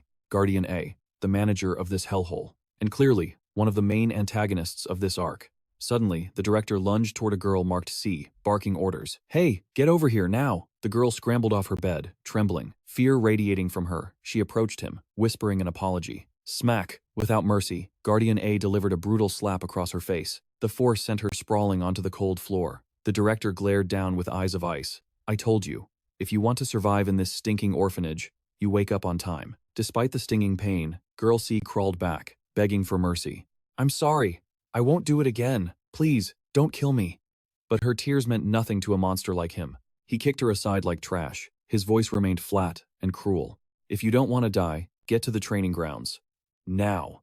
The other children didn't hesitate, rushing out the door to escape his wrath. Only Jae-Hun remained motionless. He caught his reflection in a shard of glass, a pitch-black void with a floating question mark. Back outside, the children stood in terrified formation. Guardian A issued his next command. Fight. If you don't beat each other to a pulp, I'll kill you both myself. The two children exchanged looks of despair. Then, survival took over. The boy shoved the girl, and she retaliated with a desperate punch. They tore at each other violently as Jae-Hun watched in horror. Rage boiled within him. What a trash storyline. Guardian A looked unimpressed by their clumsy, desperate flailing. Suddenly, the director roared again. Hey, you, the blonde brat, get out here. The one summoned was none other than the body Jae-Hun inhabited. But confused, he didn't immediately react. Blonde? He tugged a strand of hair before his eyes. Gold. Resigned, he stepped forward. I couldn't see my reflection in the mirror, but hiding my face this deliberately, it makes the answer too obvious. This boy is likely someone I already know. Now standing opposite a child marked Boy D, the command came. Fight. Though Boy D's face was blurred, his body convulsed with terror. Suddenly, Jae-Hun's fist moved on its own. Bam! He slammed a punch straight into Boy D's face. Passive trait, emotionless, is active. Jae-Hun was shocked by the violence of his own hand. But trapped in the scenario, his body was a puppet to the plot. Trait, cold-heartedness engaged. The system flashed a warning. Synchronization rate increasing. Synchronization, 66%. The script demanded violence. The boy's body moved with lethal precision, attacking without a shred of hesitation. Wait, the opponent Boy B, his true name is Sam, a small, frail child. Manager A watched the brutality unfold, a twisted smile spreading across his face. He stopped June, practically vibrating with satisfaction. Excellent, keep going just like that. The plot had finally reached its turning point. Sam glared at the boy with pure, unadulterated hatred. Slowly, Jay rose from the dirt, his face twisted in silent fury. That's when the blue screen of the system flashed before his eyes. System update. Character data. Subject 2. The window revealed the truth about this kid. He was a snake cunning, manipulative, and an expert at turning the other children into his personal pawns. The story replayed the memory of Jay being tormented by Sam and his gang. You piece of trash, Sam screamed, pointing an accusing finger, his voice dripping with venom. We were supposed to be teammates. A traitor like you doesn't deserve mercy. After using Jay as a punching bag to vent their rage, the gang finally turned their backs and left. Now, he lay alone in the dirt, staring at the sky, a bitter realization washing over him. Damn it. It had been a long time since he'd taken a hit that clean. He grit his teeth, forcing the thought into his mind. Today wasn't just a beating, it was a valuable lesson. From the script of this cruel world, he carved a new truth into his soul. If you start a fight, don't just win. Make sure the enemy is dead, because if you leave them breathing, they will always come back to bite your throat. The very next day, the training ground became an execution site. June moved against his sparring partner. In a flash of violence, he didn't just fight, he ended Sam's life. In his memories, he stared at his own hands, now drenched in sticky, crimson blood. It was done. He had claimed another soul. Sam was a cold corpse on the ground. A suffocating silence crushed the training grounds. The other children could only stare, shaking their heads in paralyzed shock at the brutality they had just witnessed. Fearful eyes shifted toward Manager A. The question hung heavy in the air. Would the manager execute June for this transgression? That kid just committed murder. No matter the excuse, taking a life was a sin that couldn't be washed away. Punishment was inevitable, but reality shattered their expectations. Manager A began to clap, a manic excitement in his eyes. He didn't scold June, he praised him. Good, magnificent, you might actually be useful after all. The manager's applause cut through the silence like a blade. He continued, his voice echoing, do not let yourselves be shackled by ridiculous moral values. Right now, every single one of you is nothing more than a tool for him to use. Correction, you're trash. You don't even deserve to be called tools yet. That's right, just tools. In that moment, clarity struck June like lightning. He knew exactly what he had to become. From that bloody day forward, the atmosphere in the orphanage mutated. The children didn't need orders anymore. They began to slaughter each other of their own free will. Whether in the training hall or the corridors, no one intervened. It was no longer a school. It was a desperate, clawing struggle for survival. Murder had become their instinct. And June, the spark that ignited this hell, simply watched with a faint, detached smile, as if none of it concerned him. The next second, agony spiked through his skull. June clutched his head, his face contorting in pain. He told himself the lie again. He didn't kill Sam for some grand purpose. It was simple. Kill or be killed. That was the only principle driving him now. Damn it. It was getting harder to hold on to his own thoughts. His mind was fading, blurring under the side effects of synchronization. A desperate struggle for control played out on his face. Mere resistance wasn't enough.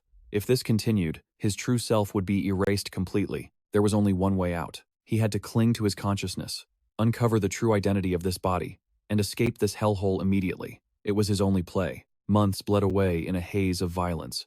Finally, silence fell over the orphanage. Only one child remained standing. They were all dead. No, he had killed them all. June convinced himself it was necessary. And just as that dark thought settled, a man materialized from the shadows. The stranger spoke with an eerie calm. I am Hujin, the raven who serves at the side of Lord Odin. I won't waste words. Join Asa True. Become a raven yourself, a faithful believer who serves his will. June met his gaze coldly. If I serve Odin, what do I get in return? Hujin's voice dropped an octave, solemn and heavy. Lord Odin bestows upon you this blade. Behold, Tyrfing, a cursed sword forged by the descendants of Odin at his command. It is a rare artifact, one of the few true treasures of this world. This blade will grant you 3 wishes. But carve this warning into your soul. The moment the 3rd wish is granted, the sword will demand its price. As he spoke, Hujin's form dissolved into mist. It will devour your existence. June didn't flinch. He nodded and spoke the desire that had always burned in his heart. Without a shred of hesitation, he whispered, I want a family. He felt nothing. He knew this emptiness made him strong, a perfect weapon. Yet, a question began to gnaw at him. What is a family, really? The cursed blade answered. Reality warped, and suddenly, he had them. A foster father, a foster mother. At first, it wasn't a nightmare. They sat at the dinner table. His foster mother spoke with a warmth he had never known. Here, try this. It's beef stew. I made it just for you. Beside her, his new father smiled, handing him a wrapped package. And this is for you, son, a book of fairy tales. For a fleeting second, June felt a strange sense of completion. Even though they shared no blood, their love felt terrifyingly real. But he couldn't grasp it. Why give such blind affection to a monster? He stared at their smiling faces, paranoia creeping in. Why are they feeding me? Why don't they ask for anything in return? The memories of the orphanage crashed back into his mind. If you aren't useful, you die. Everyone who couldn't prove their worth had been slaughtered. That was the law of the world. He couldn't understand this kindness, and to him, the unknown was a threat. June's eyes widened, darkness swallowing his gaze. This is a trap. If they don't need him, then they could try to kill him at any moment. Just like the children in the orphanage. After dwelling on it for a long time, a terrifying realization took root in his mind. It was a kill or be killed reality. To survive, Duan had to strike first. It happened on a bitter winter day. While the fireplace crackled with deceptive warmth, the trembling voice of Duan's foster father shattered the silence. Why? Why are you doing this, son? The old man stammered, begging for his life.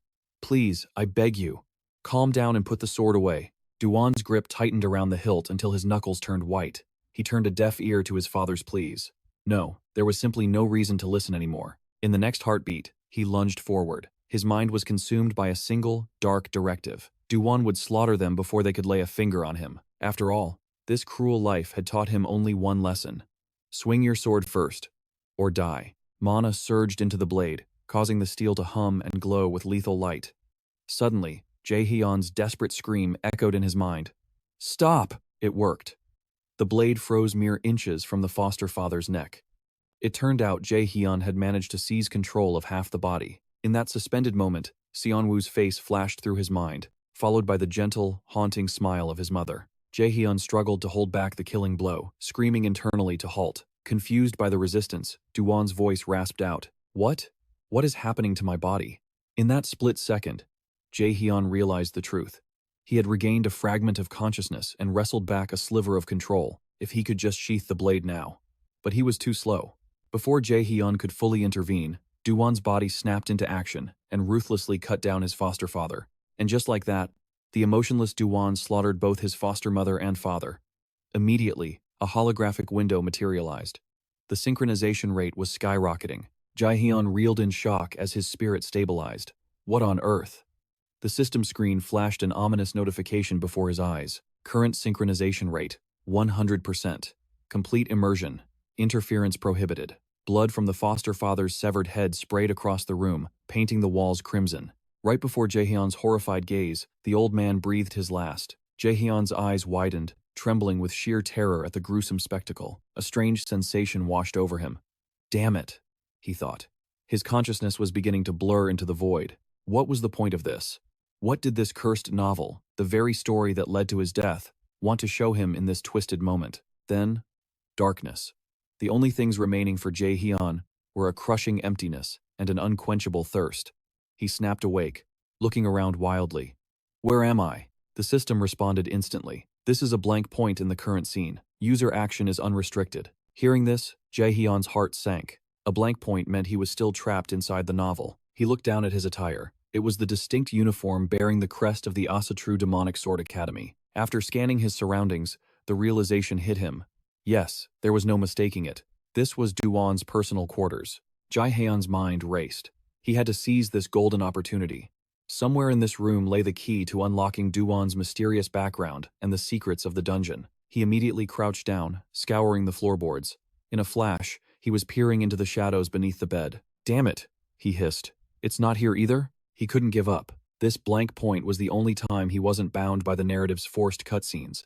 There had to be a clue somewhere. Suddenly, something caught his eye directly in front of him. A pair of gloves? He quickly snatched them up, eyeing the items with suspicion as he examined them closely. He muttered softly in his mind, testing the weight of the object. White gloves. A spark of recognition flashed in Jae-hyun's eyes. He had found the hidden piece of the puzzle.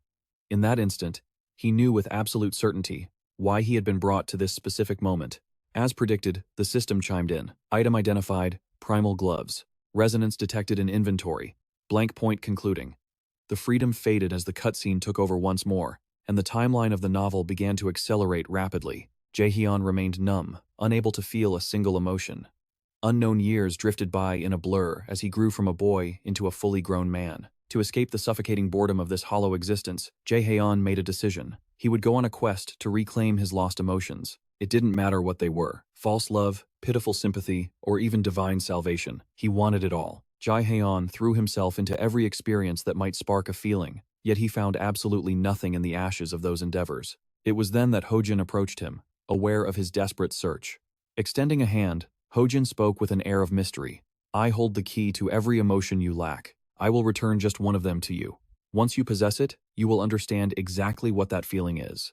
Jae-hyun nodded. He didn't feel the urge to jump for joy or weep in sorrow. There was only a vague, hazy realization that he had received something back from Hojin. But what exactly was the emotion Hojin had returned? Jae-hyun still had no idea. It wasn't until later that the answer revealed itself. He had been ordered by his lordship to eliminate a target. The moment Jae-hyun's blade sliced through the enemy's neck, a jolt of electricity shot through him. He finally understood. The emotion he had regained was pure, unadulterated pleasure. From that day on, Jae-hyun wandered the land, leaving a trail of bodies in his wake. In his downtime, he began to read a specific fairy tale, the very one his murdered foster parents had bought for him long ago. It was a typical, cheap paperback. The story of a frail boy from a rural village who defied the odds to become a legendary knight and uphold justice. But something shifted. Jae-hyun began to admire the hero within those pages. A desire took root in his twisted heart. He wanted to become a man like that. It was a contradictory, vague ambition. Yet, not long after, he continued his grim work, slaughtering others to chase that fleeting high of pleasure. But it didn't take long for the thrill to fade. Jae-hyun's boredom festered into a poisonous thought. This world was infested with weaklings. Slashing through them one by one? It offered no entertainment, only monotony. He needed a new kind of stimulation. Was Hugin holding out on him? Did he need to beg for a different emotion? Jae-hyun hunted down Hugin, demanding the return of his other emotions. But Hugin coldly refused, declaring that nothing but pleasure would be granted. Left with no choice, he unsheathed the demon sword once more. He would force a second wish, but the blade forbade him from asking for his feelings back. Instead, Jae-hyun's true desire crystallized in the air. His voice trembled with anticipation. "Let me fight. Give me an enemy stronger than I am." The demon sword pulsed, granting his request. "Become the hero of Midgard. Only then will you face a foe that can truly test your limits." And so, he descended into the realm of Midgard. Jae-hyun became a hero without meaning to. It was all a farce. He simply mimicked the knights from fairy tales. Yet his acts of justice piled up like mountains. The more he acted, the more the people worshipped him. Before he knew it, he was hailed as the savior of Midgard. At the height of his fame, a reporter thrust a microphone in his face. "Hero, please, tell us your name." The question struck him like a physical blow. He froze. A second later, reality cracked. Jae-hyun snapped back to consciousness, looking around in a daze. Huh? His mind cleared instantly. The system manifested before his eyes, announcing the end of the immersion scenario. The boy who admired the hero. Please state the name of the boy. Jae-hyun pressed his lips together, silence hanging heavy in the air. A moment later, his eyes sharpened. He answered with absolute conviction. Ju-on. The system responded immediately. Special mission. Identity verified. Achievement unlocked. Cold-blooded. But Jae-hyun was still assessing the situation. The space around him began to collapse. He had to move. Before he could react, the system flashed a new alert. Transferring user to Tunnel 3. Laboratory. A blinding pillar of light engulfed him, forcing Jae-hyun to shield his eyes from the glare. As his vision cleared, a voice dripping with familiarity echoed through the room. "You have finally arrived, adversary." It was Ju-on. "I have been waiting for you," Ju-on smirked. "It seems my wish was successful as well." He paused for exactly 2 seconds, staring straight into Jae-hyun's soul before declaring, "The great enemy." The system roared to life. Active skill triggered. Demonic tool materialization. In that split second, Jae-hyun's mind raced. Ju-on, the first awakened. The legendary hero of humanity that Jae-hyun had idolized since childhood. Memories of the past flooded back, painting a picture of a glorious savior, a man of strength, kindness, and unwavering justice, the man Jae-hyun had desperately wanted to become. But it was all a lie. The truth was far uglier. Ju-on was nothing but trash, a soulless puppet dancing on Odin's strings. Jae-hyun's grip tightened on his sword. He made a silent vow. He would use his own hands to butcher the very idol he once worshipped. Suddenly, Fafnir and Hilla burst onto the scene, panic etched on their faces. Hilla shouted, "Jae-hyun, are you all right?" Hearing her voice washed a wave of relief over him. Hilla, Fafnir. Thank the gods they were unharmed. It seemed time had flowed differently inside the dungeon. Jae-hyun regained his composure and spoke slowly. "I am fine. But Hilla, I need a favor." Hilla blinked, confused. "A favor? Now?" His eyes didn't waver. "While I handle Ju-on, can you deal with John for me?" The request made John burst into incredulous laughter. "Me? Fight her alone? I have no intention of splitting up just two." Before John could finish, Ju-on cut her off. "Do as the adversary says." John's eyes went wide with shock. She paled, stammering, What do you mean?" Ju-on smiled, a twisted expression of delight. "I want a proper duel with the great enemy. He is the fastest blade, the god speed. So, make room for us, won't you?" John exploded in anger. "But if we do that, Hugin and Odin will have our heads." Ju-on's expression darkened instantly. His voice dropped to a terrifying whisper. Do not interfere in my battle. A chill ran down John's spine. She knew that look. Even if she was strong, Ju-on would crush her like an insect if she disobeyed. No matter her power, she was nothing compared to Ju-on, the crow of Odin. She swallowed her pride and nodded. Fine. Then finish it cleanly so there's no gossip later. Come on. Let's move to another location. Across the room, Hilla analyzed the situation. The mana radiating from the two enemies was beyond imagination. Even with Jehun's divinity, fighting both at once was suicide. Separating them was the only tactical choice. She nodded, stepping back. Agreed. I have no desire to be caught in the crossfire of monsters. As she turned to leave, Hilla shouted a final warning. Jehun, that crow stole the essence of the sea from Jormungandr's territory. Be careful. If you don't find a way to counter it, you're dead. Jehun grinned, shouting back to reassure her. Don't worry, I have a plan. As Jehun prepared to charge, Jo-on spoke calmly, the air crackling with tension. Good, finally. It is just the two of us. Oh, great enemy. First off, congratulations are in order. Standing here means you've successfully wiped out the second floor's dungeon. His nonchalant attitude made Jae-Hwan's blood boil. Cut the crap. That tone of yours is absolutely revolting. Without hesitation, he slashed down at Yoon. I said, that's enough. Yet, with barely any effort, Yoon dodged the strike like it was nothing. Come now. Why the rush? Ignoring Yoon's theatrical performance, Jae-Hwan unleashed a relentless barrage of attacks. In the heat of battle, his mind raced. Did he already draw it? The artifact obtained from the demonic sword. There was no mistaking it. That was a mythical-grade artifact. The next second, Yoon spoke with chilling calmness. Before we really get started, I have one question for you. Jae-Hwan paused, caught off guard. Yoon didn't hesitate. Tell me, the novel you found in the second floor's basement, how was it? Was it entertaining? The question came out of nowhere, leaving Jae-Hwan utterly baffled. What? His mind flashed back to the horrific scene inside that warm, cozy house. Entertaining? Is he talking about that tragedy? Fury exploded in Jae-Hwan's eyes as he gritted his teeth. How the hell could a story like that ever be entertaining? Yoon slipped back into his fake, dramatic persona. What a pity. I had such high hopes for that boy's tale.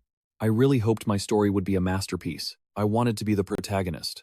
An ancient hero, acknowledged by everyone, living in a fairy tale. This sudden shift in conversation threw Jae-Hwan off balance. Why is he bringing this up now? But instead of explaining, Yoon dropped a bombshell. I want to ask you a favor. The mood shifted so violently that Jae-Hwan couldn't keep up. You want to ask me? Ignoring the confusion, Yoon narrowed his eyes, locking his gaze on Jae-Hwan. Then, the request fell from his lips. Will you kill me? Jae-Hwan instantly raised his guard. What kind of trap is this? As if reading his mind, Yoon answered immediately. No tricks, just simple and clean. Please, kill me. Suddenly, a smile twisted across his face. Pure, unadulterated madness. Like I said, my story isn't any good. A bad story gets no readers. And a story with no readers deserves to end right here. Jae-Hwan couldn't hold back his disgust. You crazy bastard! But Yoon didn't get angry. Instead, he burst into laughter, a laugh that sounded all too familiar. After laughing to his heart's content, Yoon continued, But you see, I can't die that easily. I am Odin's puppet. I'm not allowed to die just because I want to. So, you have to do it. Jae-Hwan had finally reached his limit. Stop spouting nonsense. He launched himself into battle with killing intent. Fine, I'll kill you all right, but I'm doing it for me. I'm ending you, simply because you're a piece of trash. Strangely, Yoon looked absolutely delighted. That's enough talk.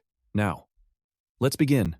Jae-Hwan's blade roared with bloodlust as he unleashed a preemptive strike. Clang! Yoon blocked it effortlessly. Just one exchange was enough. Jae-Hwan realized he was completely outclassed in speed. But that wasn't all. The system flashed into existence.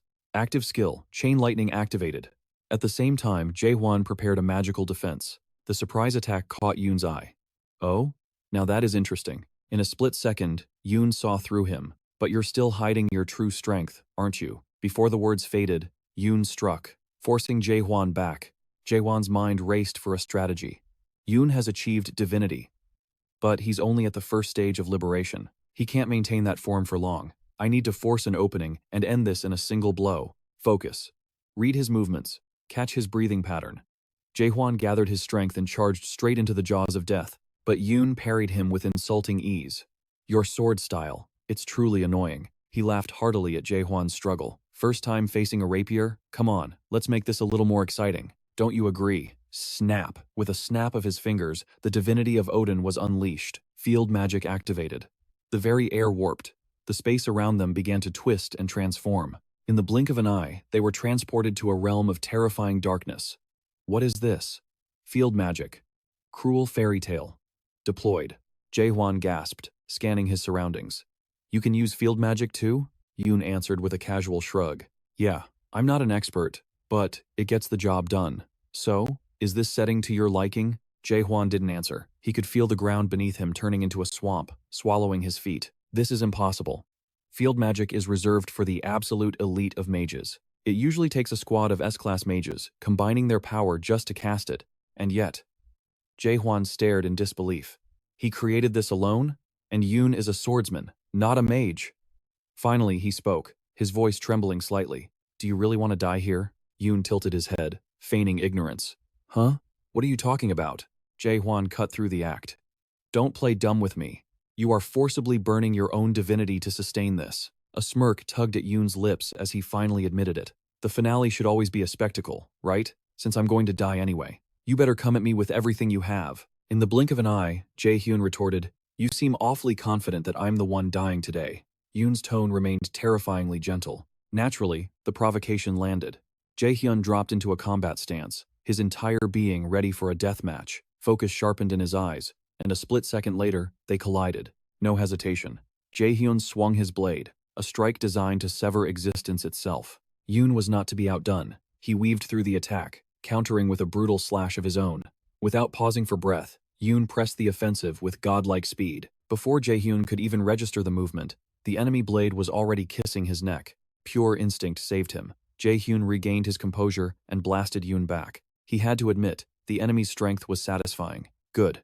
But Yoon was already launching the next art. A wave of suffocating magic power made Jae-hyun's face go pale. What is this? This condensed magical energy. Something massive is coming. His instincts were right. A crimson liquid slammed into Jae-hyun's shoulder with the force of a cannonball. Blood sprayed into the air as he cried out in agony. Recognition flashed in his eyes instantly. Is that the artifact stolen from the Jormungandr Sea? Yoon asked, feigning surprise. So you knew about that too? Jae-hyun replied, forcing calm into his voice. The ocean essence. A stone that grants absolute dominance over water. I heard rumors a rat stole it. Looks like they were true. The first awakener had pilfered the ocean essence right from Jormungandr's domain. That essence belonged to the great serpent, Jormungandr, one of Loki's children and a member of the Anti-Aya alliance. But while the serpent was suppressed by Odin's restrictions, Yoon had snatched the treasure and fled. Yoon did not bother to deny it. Correct. I thought this little toy would make our battle far more entertaining. Suddenly, a blue window materialized. As Jae-hyun activated his recovery arts, the system triggered the active skill, Sacrifice. Yoon's excitement spiked, his eyes manic. Terrifying. I never expected you to possess a high-tier recovery skill as well. Then, he felt it. The atmosphere shifted violently. The system screen flashed a new warning, Divinity released. In the next heartbeat, Jae-hyun vanished, moving like a gale force wind. Just as you wished. While Yoon was still processing, Jae-hyun unleashed a catastrophic wave of power. Jae-hyun's voice thundered with absolute conviction. I will end your miserable life right here. Meanwhile, in the outer dimension, the echoes of their clash reverberated through the void. Yeon's attention snapped toward the noise. Seems the party has started over there. So, what's the plan? Do I handle this? Or are you stepping in? Fafnir let out a furious roar. The beast stared straight at Yeon, growling as if scolding her for her insolence. Yeon fell into deep thought. That hatchling.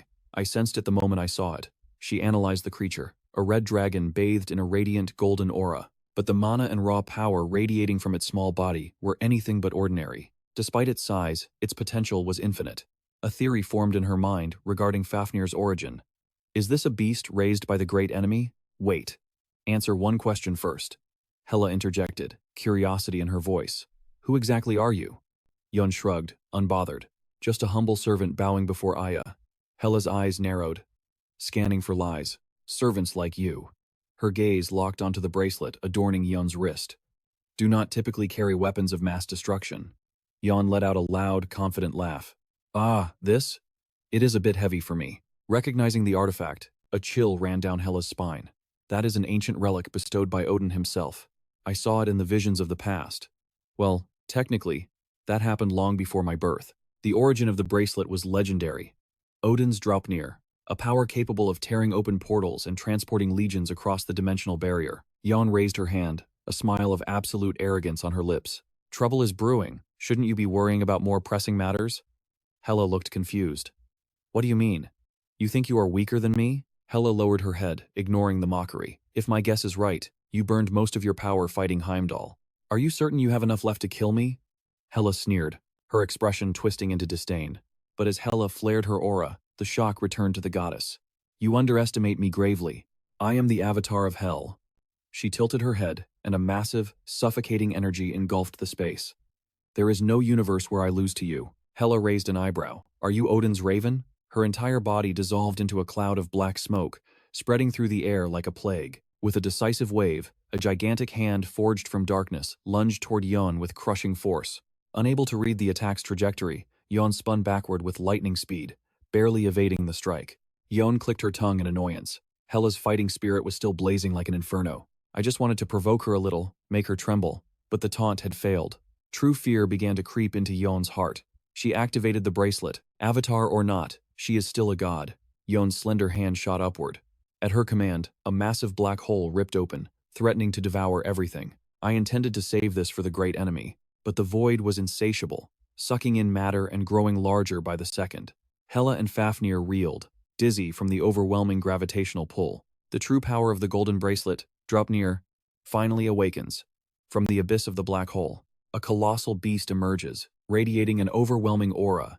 It acts as a living gateway, unleashing a legion of nightmares into the mortal world. Yet, facing this tide of darkness, Hela doesn't flinch. She simply smiles, even as the horde pours forth from the void. Hela stands immovable. Her expression is calm, her eyes filled not with fear, but with absolute contempt for the enemy before her. You chose the wrong opponent, she declares coldly.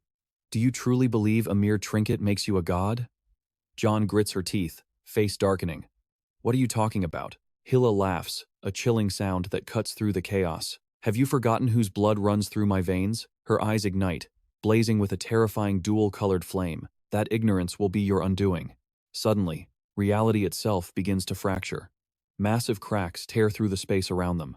The tears in the dimension widen, ripping the air apart. Jon turns pale, paralyzed by shock.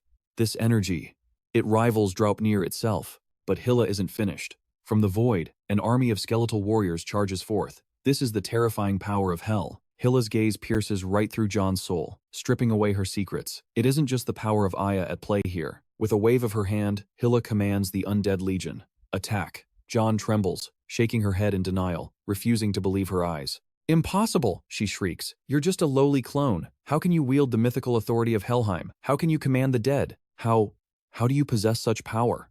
Jon screams, her sanity fraying at the edges as her worldview shatters. A clone? Hela chuckles, her amusement lethal. Is that what you think? She steps closer to the panicked woman. Let me educate you. Hela explains calmly, while Jon hyperventilates. I am not weaker than the original. In fact, I have surpassed her. Do you want to know how? The shocking truth is finally unveiled. That day I fought Himde. I should have perished. Memories of the past of June and herself flash before her eyes. My body was broken, too weak to hold on. I was at death's door. The flashback reveals the desperate moment of survival. But Jun, he poured his divine power into me to save my life. Jon screams, confused and terrified. So what? What does that matter? Hela continues, her voice silky smooth. It's simple, really. When he tried to reclaim that power, my body rejected the extraction. Hela raises her hand, clenching her fist as if crushing the air. Instead of losing it, my body evolved. I absorbed even more divine power, fusing it into my very being. At her command, the skeletal warriors roar, surging with berserk energy. Tear her apart. Hela orders. Jon doesn't back down. Desperate, she commands her beasts to intercept and charges forward herself. Kill them all. Damn it. Block them. Jon curses internally. The tide is turning against her. She grits her teeth until they nearly crack. I have no choice, even if June will be furious. She activates her emergency plan. Jon summons the black hole once more. It's risky, she thinks frantically.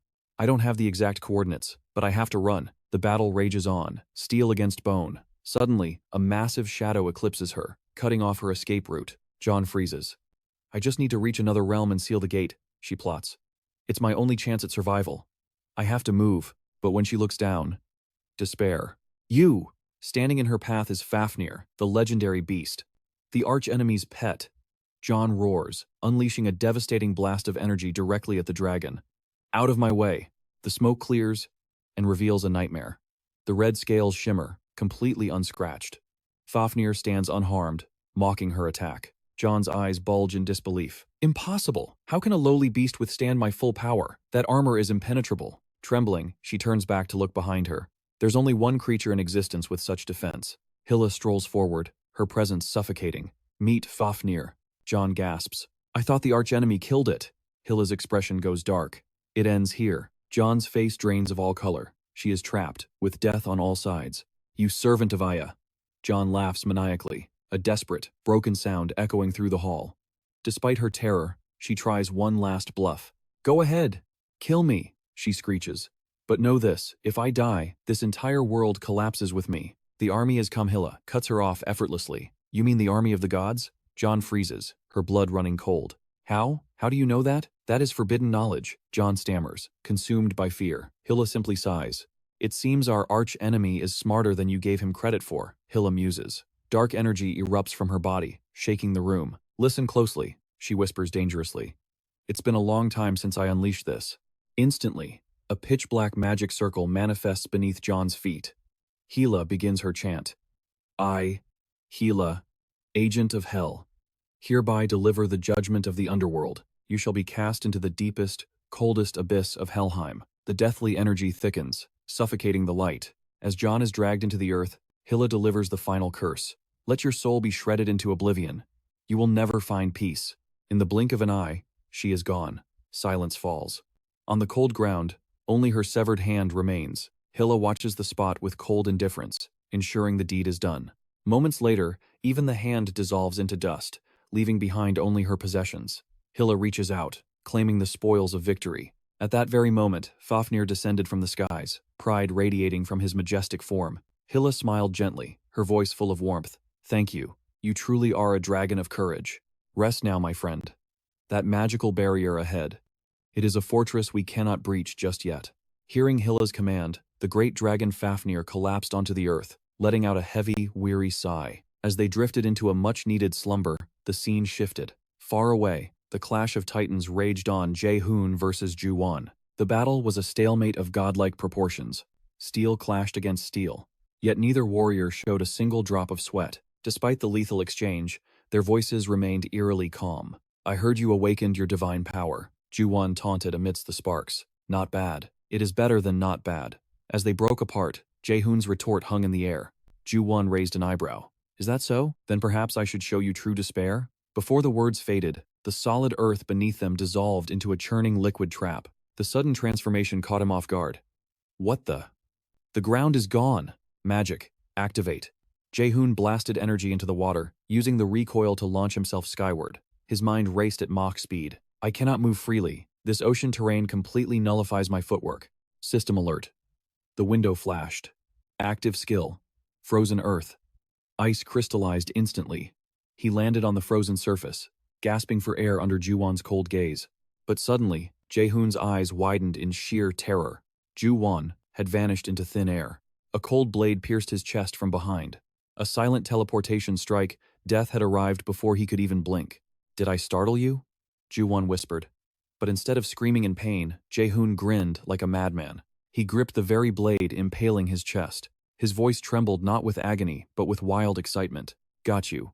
Skill activated. True form replica. Copying item. Success. First mythic item copied. The Misteltein has evolved to S rank. Random attribute distribution bypassed. You have acquired Cursed Sword Tyrfing, mythic. Roaring with adrenaline, Jae-hoon shouted. Now we fight on equal ground. Without hesitation, Ju-won retreated at the speed of light. His face remained a mask of calm. You took that fatal hit. Just to steal my sword, Tyrfing. Jae-hoon remained silent, but his mind was clear.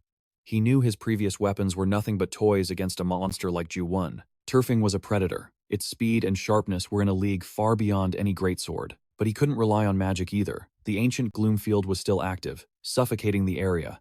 A domain that amplified physical slaughter while crushing magical power. It was the ultimate anti-mage trap. It was a cage designed specifically to cripple Jae-hoon's abilities. That is why he used true form replica. The price was his own blood, but the reward was the only weapon that could kill a god. Ju-won nodded slowly. Hu-jin warned me. He can copy skills and items. You are indeed a troublesome pest. Troublesome? Hearing this, the grin on Jae-hoon's face only grew wider. Glad you did your homework. Simultaneously, the system displayed the terrifying truth of the mythic blade, Tyrfing. Item lore.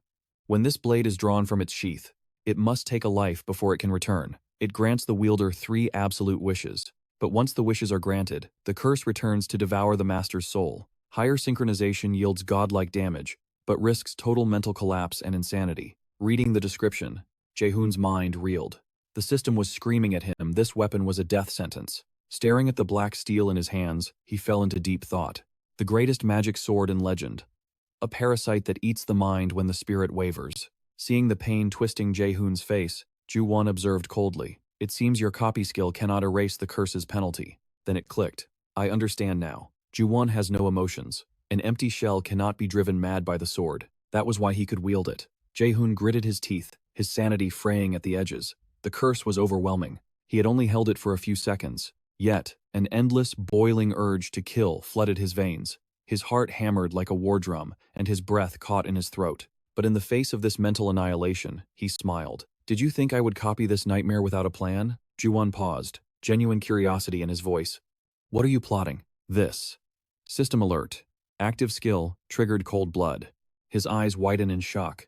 Jae-hoon speaks slowly, his voice dropping to a whisper. Finally. I feel calm. Ju-won's curiosity peaks instantly. Impressive. Did the diviner or the sage grant you that power? Jae-hoon stays silent, gripping a rapier he's never wielded before. Moments later, he gives a cryptic reply. The system chimes in. Effective passive skill. Sword Garden. The user's swordsmanship proficiency has leveled up. Jae-hoon analyzes the flow. Thanks to Sword Garden and mana detection, he can read every twitch of his opponent's muscle and blade. The next second, Jae-hoon's voice turns cold. Let's end this. No more games. His attitude only fuels Ju-won's excitement. Fine. A worthy opponent at last. Let's see if you can claim victory. He lunges forward the instant he stops speaking. Not to be outdone, they both move at the speed of light. They clash in an instant. Ju-won triggers his magic, turning the solid ground beneath them into liquid mud. But Jae-hoon predicted this. He instantly counters, activating the active skill, Frozen Earth. Kickstepping off the ice, Jae-hoon launches himself toward Ju-won. Determination burns in his eyes for this final strike. Ju-won grins with manic joy. As steel crashes against steel, Jae-hoon declares his intent to finish it all. A wet, sickening sound pierces the gloomy silence. Tyrfing is suddenly drenched in crimson. It's Jae-hoon's blood. As the blade digs into the protagonist's neck, Ju-won sighs in regret. Such a pity. I truly believed you could kill me. Hearing this, Jae-hoon suddenly grips the naked blade lodged in his throat. Then good news. You won't be disappointed. Ju-won frowns in confusion. What? In a flash, Jae-hoon smiles. Victory is mine. Summoning every ounce of strength, he drives a fatal thrust into Ju-won's neck. Following the strike, the system flares to life. Activated. Invisible swordsmanship. Third form extended blade. You still don't understand what happened, do you? Tyrfing clatters uselessly to the ground as Ju-won loses his grip. He clutches his throat in disbelief. How? Jae-hoon doesn't answer immediately, lost in his own thoughts. He remembers the time before his regression. Invisible swordsmanship has 5 forms, yet Bale could only master 2. That's why he copied Sword Garden during the battle with Fafnir, ignoring stronger skills. His reason was simple. Sword Garden is the foundation. Invisible swordsmanship only becomes the ultimate technique when you possess all 5 forms. By reaching that stage before Bale unlocks the 5th form, Jae-hoon gains the upper hand. It all starts here, with the 3rd form, Extended Blade, a technique that concentrates mana into the weapon, extending its reach in an invisible form. This created the opening. Even with a skill gap, when opponents clash, Jae-hoon's invisible blade strikes first. Despite his defeat, Ju-won remains elegant to the end. Congratulations, a worthy opponent. You win. Having witnessed Ju-won's memories, Jae-hoon feels a pang of regret. Ju-won once read a discarded picture book, admiring the hero within. Perhaps he never forgot his parents. If his emotions had remained intact, maybe he would have been a good child, not a murderer. But what-ifs are meaningless. Jae-hoon delivers his final verdict. You are a killer. Your sins can never be forgiven. That is why you die today. Yet, as the blade prepares to fall, Ju-won speaks calmly. Thank you for doing this for me. His words only irritate Jae-hoon further. I'm sick of your nonsense. Before the final blow can land, a strange magic aura erupts. It's Yuan's sword, Tierfing, unleashing its power. What is this mana? Seeing his alarm, Ju-won speaks quickly. Relax, I won't hurt you. Suspicion clouds Jae-hyun's face. Through telepathy, Ju-won continues, you still have a destiny to fulfill. The system prompts, do you wish to ask Tierfing for a final wish? Without hesitation, Ju-won accepts. The system warns, once the user's final wish is granted, the user will die. Proceed? Ju-won confirms. Of course. Seeing this, Jae-hyun shouts in panic. Ju-won, anxiety grips him. Jae-hyun forgot about Tierfing's curse. Is he going to wish for everyone's death? If he does, nothing can stop it. But then, Ju-won speaks his wish. Grant my worthy rival the power to rewrite the ending of this cruel story. Jae-hyun stands frozen, stunned. What? Ju-won smiles peacefully. I thought I was the protagonist, but I wasn't. I was just the villainous extra. Dying before the hero isn't so bad. And the villain always leaves a parting gift. This is mine to you. Ju-won's strange kindness leaves him stammering. Why? Why do this? In the blink of an eye, the system announced a terrifying truth. The cursed sword, Tierfing, had granted its user's third and final wish. Jae-hyun stood frozen, unable to comprehend the man's true goal. Ju-won. Is this really how you wanted it to end? Jae-hyun's voice trembled with intensity. Why choose this as your final wish? But this time, Ju-won could offer no answer. The contract was sealed. As his silence lingered, a monstrous entity materialized from the void. The debt collector had arrived. Farewell, my worthy rival. Or should I say, the true protagonist. These were Ju-won's final words, spoken with a tragic smile before the beast consumed him completely. Jae-hyun watched in shock, his mind racing. So this is the price? It kills the user instantly? As Ju-won perished, the monster that claimed him began to dissolve into mist. Driven by curiosity, he reached for the fallen Tierfing. But the moment his fingers brushed the hilt, Jae-hyun realized the blade was fading away. Of course. A cursed weapon bound by blood. It was created to exist only as long as its master drew breath. Now, it was returning to nothingness. Yet, a smirk played on Jae-hyun's lips. He had already used his copy skill. Just because the physical sword was gone, didn't mean its power was lost to him forever. The very next second, the system flashed a golden alert. It was unlocking a hidden feature within Odin's lost eye. You have acquired the active skill, Eye of Insight. The detection skill was fusing with his new power. Integration complete. Active skill. Eye of Insight engaged. Rank. S. Effect. Penetrates all illusions to reveal the true essence of living beings and objects. Identifies the rank and power level of opponents and ancient artifacts. Reading the cascade of notifications, Jae-hyun was stunned. Is this it? Is this the parting gift Ju-won wanted to leave behind for me? With this single skill, the tides of war had shifted. Jae-hyun now held a trump card. In the coming battles against the Aesir gods, he would finally have the upper hand. Suddenly, reality itself began to crack. The space around Jae-hyun fractured like broken glass. The system confirmed the collapse. The dark fairytale field has been destroyed. As he stepped out of the ruins, a familiar voice called out, Jae-hyun, you actually did it. It was Hela. Jae-hyun looked up, relief washing over him. Hela, he greeted warmly, but she wasted no time. That guy really was carrying a legendary artifact, she noted, impressed. Jae-hyun shrugged, his tone casual. He was still just a crow in the end.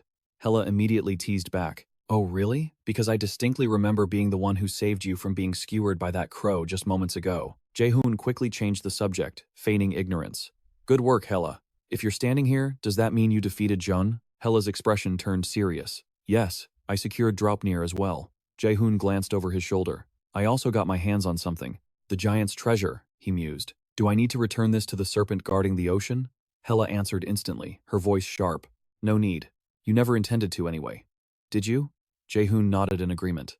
Exactly. He placed his hand on the orb, ready to absorb the ocean's power. The system window popped up. Special item. Essence of the ocean. Rank. Legendary. This essence is infused with the boundless energy of the sea, grants absolute control over water and significantly amplifies all hydro-type skills. After analyzing the attributes, Jae-hyun marveled internally. It has no raw stat boosts, but the effect implies infinite potential. It's a god-tier utility item. No wonder Ju-won was desperate to have it. The blue light of the essence faded as it dissolved completely into Jae-hyun's palm. But he wasn't finished. Jae-hyun began scanning the ground frantically. Hela watched him, confused. What are you doing? My lord, are you looking for something else? Jae-hyun's eyes remained fixed on the debris. The limit-breaking medicine. It has to be nearby. I can't leave something that dangerous simply lying around. Hela nodded gravely. You're right. We can't let that fall into the wrong hands. A moment later, Jae-Hoon spotted it, found it. As he gripped the vial, a memory flashed in his mind. It was Director Kim's urgent request during their investigation. Lena's voice echoed in his head. We are trying to analyze the substance, but the quantity is too small. We're hitting a wall. If you find more, please send us a sample. It is critical for our research. I should send her a sample, Jae-Hoon thought. But the rest? He looked at the vial. All right then. Let's get started. Hela tilted her head, clearly missing his intent. Huh? What did you say? Get started with what? Her eyes widened as she saw him uncork the vial with a look of pure anticipation. Wait. Jae-Hoon, what are you doing? That is the blood of Odin. Without hesitation, he injected the serum into his arm. Jae-Hoon exhaled, a satisfied smile spreading across his face. This is exactly why I did all of this. You know what's inside this, right? Hela's face went pale with shock. That's raw divinity. You can't just… Jae-Hoon cut her off. This is a chance to obtain divine power for free, without having to slay a god. Throwing it away would be a crime, don't you agree? Hela stared at him as if he were a monster. His words were blasphemy. Oh my god. Min Jae-Hoon, you have completely lost your mind. How could he even think of? Before she could finish the thought, the system began spamming notifications. Player's divine power has increased. Player's divine power has increased. Hela trembled, witnessing his reckless ambition firsthand. He actually injected Odin's blood to artificially boost his divinity? Jae-Hoon remained calm, his internal logic sound. According to the research logs in the basement, the subjects who died or went mad were normal humans without divinity. But I am different.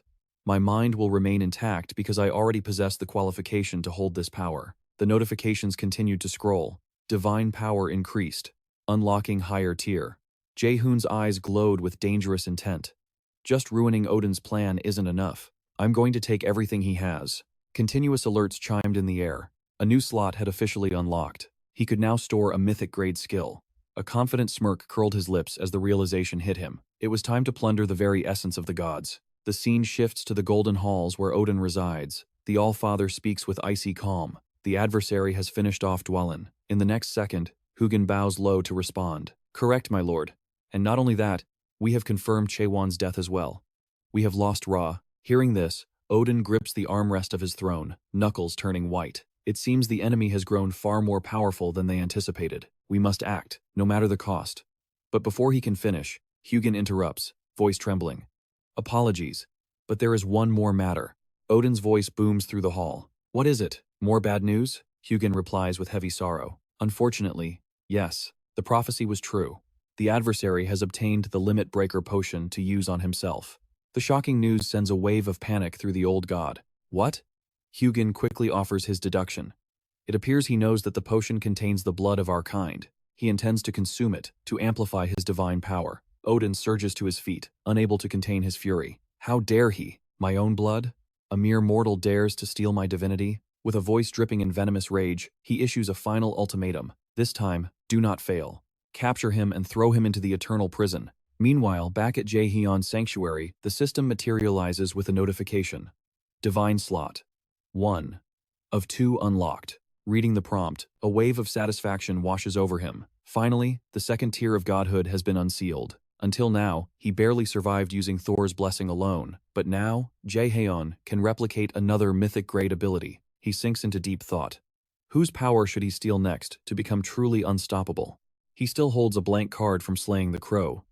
Finding a god is usually impossible, but then he realizes he doesn't need to hunt them. The gods will come for him. Whether Jae-Hyun wants it or not, they cannot resist the urge to attack. After all, he is the prophesied adversary. He needs to calculate his next move. Hilla's voice cuts through the silence. This theft has surely devastated Odin's grand design.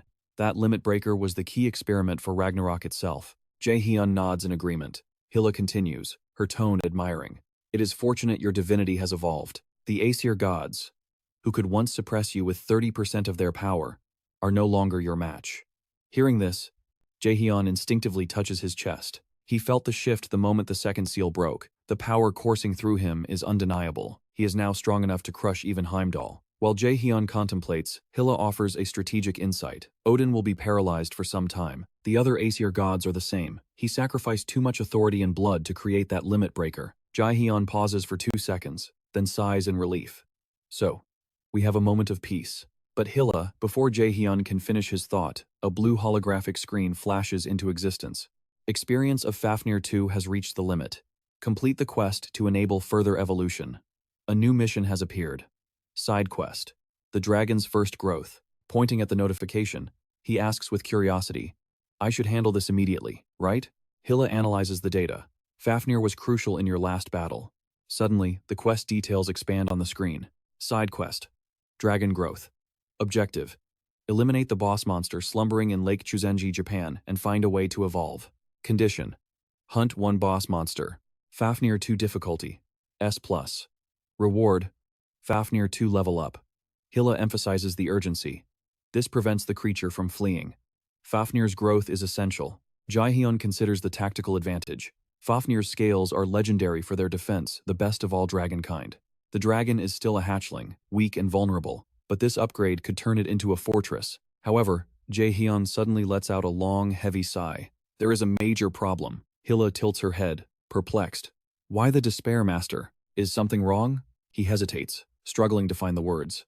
Well, finally, he admits the truth. Even with Director Kim covering for me, I've missed too much school. His bizarre worry leaves Hilla blank-faced. Huh? He ignores her confusion, panic rising. If I miss one more day, I'll be held back a year, but I can't ignore this quest. What am I supposed to do? As he frantically scratches his head, something catches his eye. His phone is buzzing.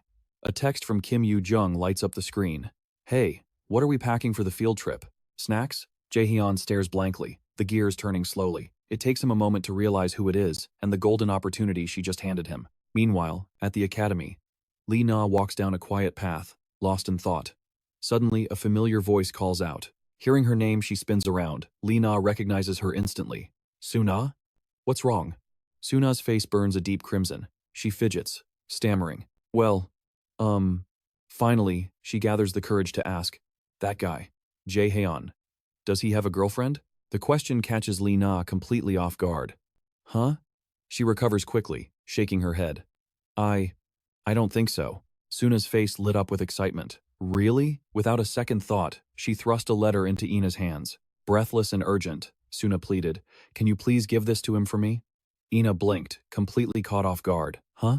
Before Ina could process the situation, Suna dashed off, shouting back, Make sure he writes me a reply. Ina called out, Wait! But it was too late. Suna was already gone. Defeated, Ina looked down at the envelope in her hands. A thought crossed her mind. It's actually quite a cute letter. But then, a strange feeling washed over her. Why did she feel so irritated? A wave of annoyance spiked in her chest. Still, she knew she had to deliver this to Jae-hyun. A few days later, the classroom was filled with groans. The topic was the upcoming field trip. Ro-woon lay slumped on his desk, utterly drained. It's that time of year again, someone sighed. Though honestly, these field trips aren't that bad. At least I don't have to fight monsters every single day. Director Kim knows the situation. Ina nodded happily at the sentiment. That's true. Suddenly, So-eun raised a question. But why did the destination change so suddenly? I thought we were going to the United States. Jae-sung started to speak, but before he could finish, Jae-hyun burst into a fit of fake coughing to distract them. What the? Are you okay? So-eun asked, concerned. Jae-hyun didn't answer. He just sweated nervously while thinking, Why? Because I changed the location. His mind flashed back to his conversation with Lena. In the memory, Lina asked skeptically, So, you are asking me if we can change the entire location of the field trip? Jae-hyun had replied, his voice wavering slightly. Is that asking for too much? He knew he needed a solid excuse. Luckily, Lena had agreed faster than expected. I can make it happen. Japan was already on the list of potential locations. We will just tell the students there was an error with the booking. Meanwhile, Jae-hyun was already calculating how to use this trip to level up his pet, Fafnir. Lena's voice brought him back. I will message you once I have handled the logistics. Having achieved his goal, Jae-hyun beamed with gratitude. Thank you. That is definitely the best choice. Back in the present, Jae-hyun fell into deep thought. The original destination was Lake Chuzenji in Nikko, home to one of Japan's 3 great waterfalls. However, that area was currently under strict lockdown. Dangerous monsters like the Tengu were running rampant there. That was why they shifted the destination to Okinawa. Going to a lockdown zone for a field trip would be suicide. Plus, Jae-hyun needed to avoid prying eyes. He knew exactly what monsters spawned there. This was the ultimate privilege of a regressor knowing the future before it happened. Suddenly, Ro-woon's voice cut through his thoughts. He looked suspicious. You know, every time you make that face, you cause trouble. Am I right? Jae-Hoon finally snapped out of his trance, looking innocent. No way. You are the troublemaker here, Jae-Hoon retorted. Ro-Woon lowered his voice, deadly serious. So, why are you trying to sneak away this time? Jae-Hoon flinched, guilt written all over his face. I just want to rest. He quickly changed the subject. We should buy supplies for the trip. Should we split up? Ro-Woon wasn't buying it. I am getting real tired of you dodging my questions. She sighed deeply. You really aren't going to tell us, are you? Jae-Hoon grinned. Okay, let's play a game to decide the teams. Ina immediately pulled out her phone. I will start the draw, Ina announced. As soon as she placed the phone down, Ro-Woon clasped his hands together. Please, let me buy the food. Just let me handle the snacks, Jae-Sang chimed in too. Me too. I want to be on the food team. In a flash, Ina revealed the results. It is decided. Ina and Jae-Hoon were on food duty. Ro-Woon and So-Eun were on equipment check. Jae-Sang and the others were stuck with entertainment. Jae-Hoon nodded. All right, teams are set. He turned to Ina. Shall we get going? Ina suddenly felt shy. Inside the supermarket, the staff shouted enthusiastically, Come try our samples. It was peak hour, and the supermarket was packed with people. Jae-Hoon and Ina strolled through the aisles, shoulder to shoulder. Jae-Hoon stopped at the canned food section. He grabbed a few items, kimchi and spices. This should be enough, right? Suddenly, Ina stopped him. Don't buy that junk. It is terrible for your health. Jae-Hoon tried to protest. But it is a field trip. We should enjoy ourselves a little. Ina remained firm. No. She puffed out her chest confidently. When we get there, I will cook you something much better. Jae-Hoon smiled softly, surrendering. Yeah, I guess instant noodles can't compare to your cooking. Let's look for something else then. Her heart fluttered at his praise. Okay. As they focused on shopping, a student nearby recognized them. Hey, isn't that Min-Hun and CO Ina over there? Another student whispered back. Yeah, they are super famous lately. They formed a party as freshmen and are already outperforming the seniors. The whispers grew louder. But why are there only two of them? Are they dating? Totally. Look how good they look together. They really suit each other. Well, they are both top-tier visuals. That is true. It seemed Jae-Hoon had picked up on the gossip. He could feel eyes on them. It seemed other students were also shopping for the trip. Jae-Hoon didn't care about rumors, but he worried it might bother Ina. Guilt pricked at him. But then, Ina quietly reached into her pocket, as if preparing to pull something out. Nervousness flickered in her eyes as she gazed at the ground. In the next heartbeat, Ina froze, lost in a sudden wave of deep thought. Just as expected, her mind drifted back to that conversation with Suna. Could you pass this to him for me? And please, make sure to get his answer. In-Ah's inner voice whispered the truth.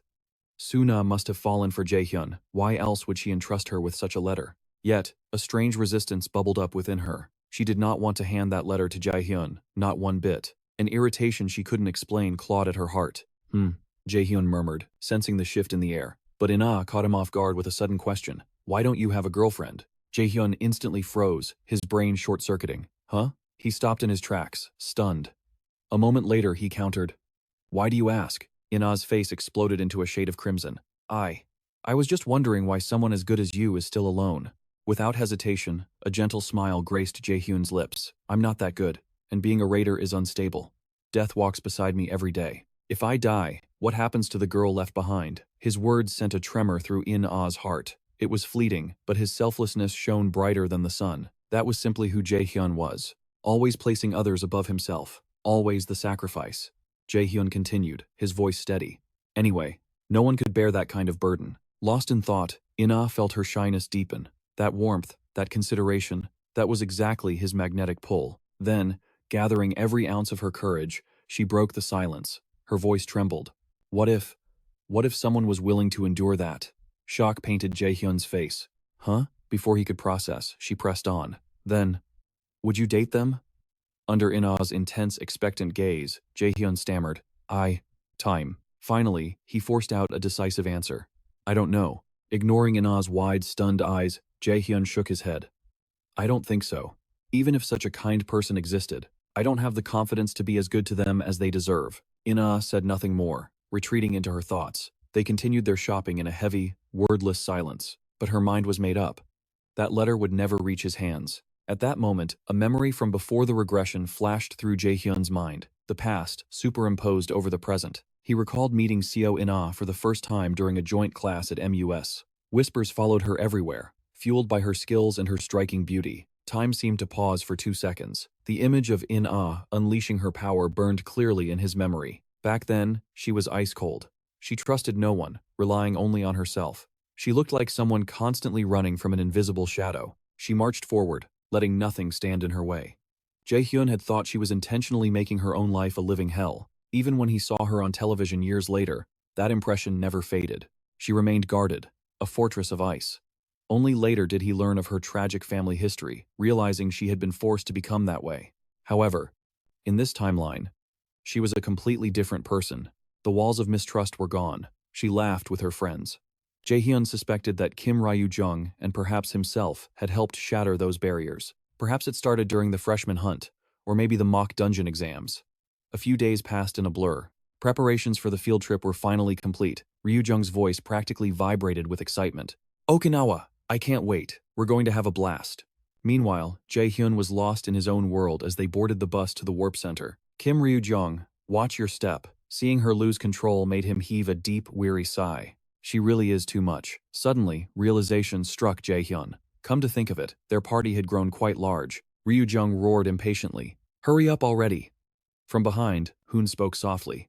"What's wrong? Thinking about how big our group has gotten?" Jae-hyun blinked in surprise at the accurate guess. "How did you know?" Hoon flashed a relaxed smile. "Because you kept staring at everyone." Then, his expression turned serious. "I feel the pressure too. We've become too high profile." Hoon voiced the very worry plaguing Jae-hyun. "Yeah, the director is pushing us hard. The media is already calling us the future of Mus, especially since the disappearance of Chaeyeon." To break the heavy atmosphere, Jae-hyun tossed out a joke. "But weren't you always the famous one?" His slow pace finally snapped Ryu-jung's patience. "Hey, Jae-hyun, let's go. Okinawa is waiting." Jae-hyun sighed at her blatant favoritism. "Why am I the only one getting yelled at?" Still, he surrendered. Yeah, I'm coming." With that, Jae-hyun quickly stepped onto the bus. Scanning the interior, Jae-hyun mentally noted the empty rows. Plenty of space. I can sit anywhere. He picked a spot and collapsed into the seat. Suddenly, Ina stood up. From across the aisle, Sojun turned, eyes narrowing in suspicion. "You always sit in the back," Lee Jae-sang. Her sudden call-out made Jae-sang stutter, unable to form a defense. But before he could speak, Seojun's attention was stolen away. She witnessed the unthinkable. Ina approached him, asking the question that froze the room.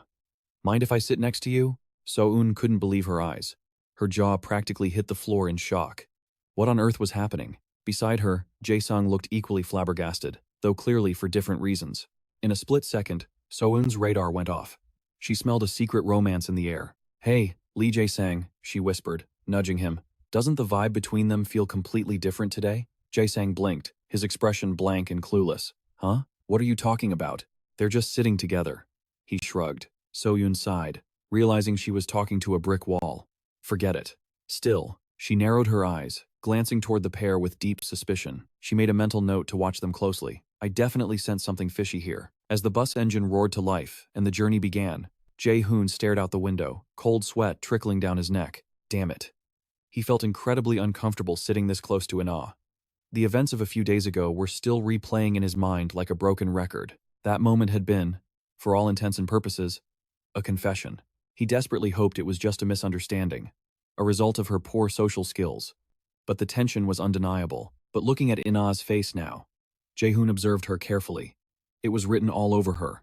His gut twisted. This was going to be another headache he hadn't accounted for. Jae-hoon had a mission: revenge, protecting the people who mattered. He needed absolute focus and unwavering determination to change the tragic future that awaited them. He grit his teeth, forcing down the turmoil. Furthermore, his mental age was in the late 20s when he regressed. Dating a high school student now? To Jae-hoon, that felt less like a romance and more like a crime. He had to stop Ragnarok. There was absolutely no room in his life for high school dating drama. He was exhausted just thinking about it. Regaining his composure, he quickly slid his headphones over his ears to shut out the world. Focus. He had to become stronger. That was the only thing that mattered. But his solitude didn't last long. Ina leaned in, her voice a soft whisper against his shoulder. "Are you listening to music?" Her sudden proximity made Jae-hoon flinch. "Huh?" Before he could pull away, Ina asked with a gentle, hopeful tone, "Can I listen with you?" Morning arrived in the city. When Rojung finally saw the scenery outside, her eyes lit up with excitement. "Okinawa." The students began to disembark from the bus. "We arrived earlier than expected," she noted. Jae-sang looked around, taking in the atmosphere. "So, This is Okinawa. It's so peaceful. So-un immediately shot back. You've only been here 5 seconds. What do you know? Yet, even Jae-hoon felt a sense of calm washing over him. Well, he's not wrong, someone remarked. Okinawa is the furthest point from the blockaded zones in Japan. Suddenly, a loud voice commanded their attention. Everyone gathered around the instructor. Listen up. I have a few announcements before we proceed. He began detailing the schedule with military precision. Today we head to the hotel to drop off gear, then move to the planned site. All activities will be conducted in squads. The instructor continued, his tone strict. On the second day, you are free to tour the area. However, you must remain in groups of at least 2. No solo wandering. He emphasized the rules clearly. If you provide us with your group list beforehand, the instructors won't need to shadow you. Feel free to explore, but remember, you will be writing a report on what you observed and learned. Dismissed. As Rojung turned to discuss plans with Min-Hun regarding the second day, a figure brushed past them, causing her to gasp. Huh? It was In-Ah, walking with her head bowed low. She was steeling herself. On the second day, she stammered shyly, "Would you go out with me?" She called out Jae-hoon's name, catching him off guard. Jae-hoon looked at her, his mind racing. She was serious, deadly serious. I have a feeling she's acting like this because of what happened back then, he thought. The weight of her expectation was heavy. I'm sorry, Jae-hoon said, causing In-Ah to freeze in place. I don't think I can go. He rejected her, though a hint of regret laced his voice. I have business to attend to on day 2. I already have permission from the director. In-Ah lowered her head again, hiding her expression. From a distance, the others watched as Jae-hoon turned his back and walked away. What was that? So-un whispered loudly to the others. Did something happen between Jae-hoon and In-Ah? Did they have a fight? Rojung looked confused. I haven't heard anything about a fight. So-un looked skeptical. Really? I see. She glanced at her schedule, marking the dates. The field trip would last 4 nights and 5 days. Day 1 was strictly group movement under supervision. For the remaining 4 days, they would have relative freedom. The streets were bustling with life. It was a long itinerary. But for students who faced monsters and death on a daily basis, this wasn't just a trip, it was a rare, golden opportunity to breathe. The Academy understood this reality, granting the young hunters freedom to decompress during these excursions. Jae-hoon walked through the crowd, analyzing the landscape. The plan is to stick with the group, then on day 2, I hunt the boss. He needed to help Pabi evolve. He pursed his lips in thought. However, there was still one loose end. Jae-hoon! In-Ah's cheerful voice broke his concentration. Do you want to try this? Jae-hoon paused. In-Ah's behavior had changed since that day at the convenience store. He accepted the snack, but his heart was a tangled mess of emotions. This isn't right. How did things end up like this? He couldn't shake the nagging feeling in his chest. I've always chased my goals, never sparing a second for others. I'm finally seeing the light at the end of the tunnel. Jae-hoon stared at the corndog in his hand. I feel guilty, but my mind has no space for romance. He twisted the wrapper around the wooden stick. I need to end this clearly. If I don't, this will only become a bigger problem later. Jae-hoon looked up, meeting her eyes. In-Ah, do you remember asking me to hang out on the second day? In-Ah blushed deeply. Yes. Suddenly, he gave his answer. Okay. He didn't stop there. Let's go out tomorrow. I have something I need to tell you. In-Ah tilted her head, confused. Something to tell me? Jae-hoon nodded solemnly. Yes. I'll let you know tomorrow. In-Ah's mind raced with possibilities about what he wanted to say, unaware of his true intent. I'm not good at social cues. She pushed the worry aside and beamed with a radiant smile. Okay, thank you. But it would be a lie to say I didn't see this coming. Ina grips the hem of her dress tightly. The words he is about to speak are worlds apart from what she yearns to hear. She turns to leave, but I can no longer bring myself to care. Ina's expression turns ice cold as the weight of her emotions settles in, a haunting silhouette flashing through her mind. I have decided. No more retreating. Not even for Jun-So-Na and that letter of hers. She pivots her stance. I refuse to look at any other woman, whether it is Ina standing before you, or any other girl trying to take my place. Her mind races with determination. I never planned to give up from the start. Even onlookers from afar can feel the tension radiating from her. Do-young watches in silence. Ina's attitude toward Jae-hoon has shifted recently. She is acting as if she already owns the title of his girlfriend. Do-young is at a loss for words. She has always been the shy, reserved type. So-un breaks the silence, asking the obvious. There is definitely something between them, she warns. But I don't think we should meddle in their business. The emotion drains from Do-young's face. The scene shifts to nightfall, bringing with it a strange, unsettling atmosphere. Lying in her bedroom, she stares blankly at the abyss of the ceiling. They aren't in love. Not yet. Do-young closes her eyes. It feels more like a one-sided crush. Memories of the past resurface. Are you two dating? That was the question she had dared to ask them back then. Do-young clutches her blanket tightly. A question she obviously couldn't answer. Perhaps that was the precise moment her heart began to waver for him. The thought makes her squirm in frustration, kicking at the sheets. What the hell? Why does this bother me so much? So-yoon, busy on her phone, sits up in surprise. What's wrong? She asks with concern. Does it bother you that much? Do-young snaps back. No. She turns away to hide the pain on her face. I find your reaction weirder. So-eun cuts straight to the heart of the matter. You already know Ina likes Jae-hoon. Do-young murmurs. I feel the same. So-eun presses. Wait.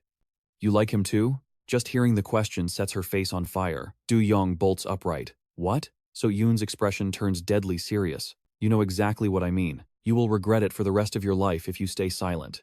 Do-young stammers, still flustered. What are you even talking about? Do-young falls silent. Her mind drifts to the happy moments spent with Jae-hoon. Just Min Jae-hoon and her. An internal war rages within her. Yeah, he is just an old friend, she tells herself. Aloud, she denies it. It's not like that. Do-young tries desperately to bury the emotions swelling in her chest. I don't like him. We have just known each other for years, she adds softly. I just feel bad for Ina. She is so sensitive. So-eun offers a piece of piercing advice. If you want to lie to yourself, you will need to try harder than that. So-eun continues to push her. If there is a chance to turn this around, do it now. Finally, she sighs, feeling a wave of pity for Do-young's plight. The next morning brings a clear blue sky pierced by sharp rays of sunlight. Poppy growls low in his throat, demanding attention. Jae-hoon stands nearby, getting dressed. Sorry, Poppy. We can only hang out tonight. The creature growls in agreement. His eyes are dark, shadowed by a sleepless night. Can I really reject her properly? Jae-hoon walks out, a plan forming in his mind. First step. Meet Ina. I need to explain my situation to her clearly. Of course, I won't mention the regression or the gods. He catches his reflection in the mirror. I refuse to drag my friends into this mess. Jae-hoon's mind is a storm of conflicting thoughts. But I can't keep hiding everything from them forever. He pictures Ina. If I am not careful, she won't accept my rejection. She is far too stubborn for that. This is going to be a long day. Arriving at the massive aquarium, Jae-hoon steps softly toward Ina, waiting nearby. She looks radiantly beautiful, yet a shadow of sadness hangs over her. When Ina spots Jae-hoon, her face flushes red with shy excitement. You made it? She asks. Jae-hoon scratches his head awkwardly. Ah, yeah. Shall we go? They walk together, passing a corridor lined with lockers. He steals a subtle glance at Ina. You are standing too close. I feel like I can hear her heart pounding. She blushes deeply. A fish with giant eyes stares at them before darting back into the water, amused by the humans. Jae-hoon takes in the scenery. This must be the entrance to the main exhibit. Let's look around, he suggests. Ina tucks a strand of hair behind her ear. Okay. Schools of fish swim together in mesmerizing currents. They gaze at the display together. As they chat, Ina beams with a dazzling smile. Jae-hoon watches her silhouette from behind. Ina is captivated by the marine life dancing behind the glass. Her cheeks remain flushed with affection. Ina's smile never fades, and Jae-hoon can't look away. The corners of his mouth lift slightly, but his eyes remain filled with sorrow. Later, as they buy drinks, Ina breaks the silence. It's getting late. She turns to him. Thank you for coming with me, but Jae-hoon clasps his hands tightly. Ina, he begins, voice steady. There is something I need to tell you. Ina hesitates, sensing the shift. Can it wait? Jae-hoon shakes his head. No. I have to say it now. She lets out a weary sigh. Ina's face hardens, her expression turning cold. Fine. Say it. He struggles to find the words that won't shatter her. Ina, I understand how you feel, but suddenly, a massive impact rocks the aquarium. Jae-hoon froze, panic erupting around him.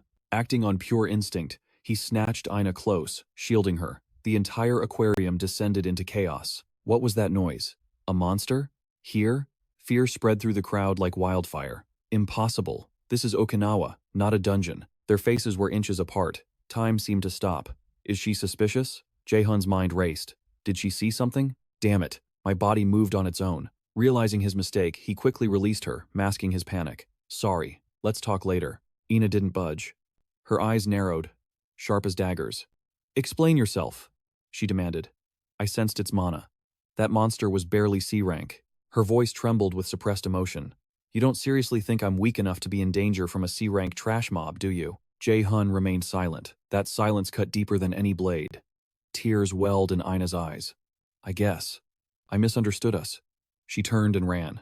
Wait, Ina! Jae-hun reached out, desperate to stop her, but she was already gone, refusing to listen to another excuse. She wasn't the weak girl from before. She wouldn't accept being treated like glass. Jae-hun grit his teeth. Let's go. They rushed toward the source of the screams. They arrived at the scene, but the battle was already over. The beast lay motionless. Jae-hun's eyes widened. It's already dead? Who could have? His mind cycled through possibilities at lightning speed. Was it the Japanese Association? A hidden master? A familiar growl broke his concentration. Jae-hun froze. From the shadows emerged a small, bouncing figure. Pu? What are you doing here? Then, a familiar face stepped out. Rojung waved awkwardly. Jae-hun's jaw dropped. Kim Rojung? You took this thing down? So-eun and the others were busy, she stammered, avoiding his gaze. I just came for a walk. Jae-hun looked at the corpse, then at her. Incredible. I'll handle the cleanup, Jae-hun said, dialing the instructors. Ina stood apart, her expression unreadable, silently watching him take charge. This place isn't safe anymore. Let's move. The three of them exited the aquarium, leaving the carnage behind. 20 minutes later, the academy instructors secured the perimeter. It was a containment breach. Negligence by the Japanese Association allowed a monster to slip into the safe zone. Jae-hun paced, phone pressed to his ear. The tension in his voice was palpable. Director Kim Jun is furious, he reported. He's demanding full accountability from Japan. Our students were nearly killed. We have to be aggressive, Jae-hun explained to the girls. Show weakness now, and other nations will walk all over us. I have business to attend to, Jae-hun announced abruptly. You two head back. He turned, not waiting for a reply. We'll finish our talk later, Ina. No response. The silence between them was heavy enough to crush bone. Let's go, Ina finally said, her voice hollow. As the sun dipped below the horizon, she turned to Rojung. I need to ask you something. Did you really come to the aquarium just to sightsee? Or was it because of us? Rojung froze, her smile faltering for a split second. Of course not, she laughed, a little too loudly. I just got lost. You know I have zero sense of direction. Ina studied her friend's face, then sighed. Right, I understand. Darkness swallowed the sky as they returned to their quarters. Back in the room, So-eun was drying her hair. She shot Rojung a knowing look. Well, did you find them? Yeah, Rojung muttered, kicking off her shoes. Our hunch was right. So-eun's gaze softened. Are you okay? Meanwhile, at Lake Chuzenji, the moon hung high over the restricted zone. 2 guards stood watch, fighting a losing battle against sleep. Damn it, one grumbled, wiping tears from a yawn. How long do we have to stand here? Seriously, the other replied. Why don't they just send a raid team and wipe the dungeon out once and for all? If it were that simple, they wouldn't have A-ranks on patrol duty, the first guard scoffed. Besides, you heard the rumors, right? They say there's an S-rank calamity sleeping beneath these waters. Rustle. A sound from the bushes cut him off. The first one in history. He paused, hand moving to his weapon. Wait, did you hear that? Who goes there? The guards leveled their weapons. This is a restricted zone. Identify yourself. Out of the darkness stepped Jae-hun, half his face obscured by high-tech tactical glasses. He didn't speak. Instead, a strange, ethereal mana pulsed from his fingertips. Skill activated. Mass hypnosis. The command rewrote their perception. Resistance was futile. Their eyes rolled back, and they collapsed like puppets with cut strings. The digital interface on Jae-hun's glasses faded. Too easy. He patted his bag, where Pu was vibrating with excitement. Ready, partner? Jae-hun approached the magical barrier. With a simple touch, the lock disengaged. He strolled into the forbidden zone as if he owned it. The landscape shifted. Before him lay a majestic waterfall, thundering down with immense pressure, just like in my memories. The lake's surface was treacherous, 8 massive whirlpools swirling like abyssal black holes, ready to devour anything that dared approach. To summon the boss, Jae-hun analyzed, stepping onto the water's surface. I need to trigger the vortexes. Normally, the gravity here would crush a hunter instantly. He pulled out a glowing blue orb, the sea star. Without hesitation, he crushed it beneath his boot. Energy surged. But with the sea star's protection, the laws of physics don't apply to me. More orbs materialized in his grasp. Jae-hun strode directly toward the center of the black abyss. Monsters are classified into 3 types. Let's see which one you are. Jae-hun's mind raced through the classification of species. First came the invaders from the gates. Then, the second kind followed. Those were natural mutations, twisted by mana. But the third type? That was something special. That is exactly what stands before him now. Jae-hun poured a mysterious blue liquid into the depths. A new breed of monster, forged from human will and ancient folklore. He watched the final drop fall from the vial. This creature, born from Japanese mythology, is a living manifestation of humanity's primal fear of beasts. A serpent, or perhaps a dragon, boasting 8 heads and 8 tails. Jae-hoon grinned, his eyes dancing with pure amusement. Meanwhile, back at the city headquarters. Is this directive really from the European Union?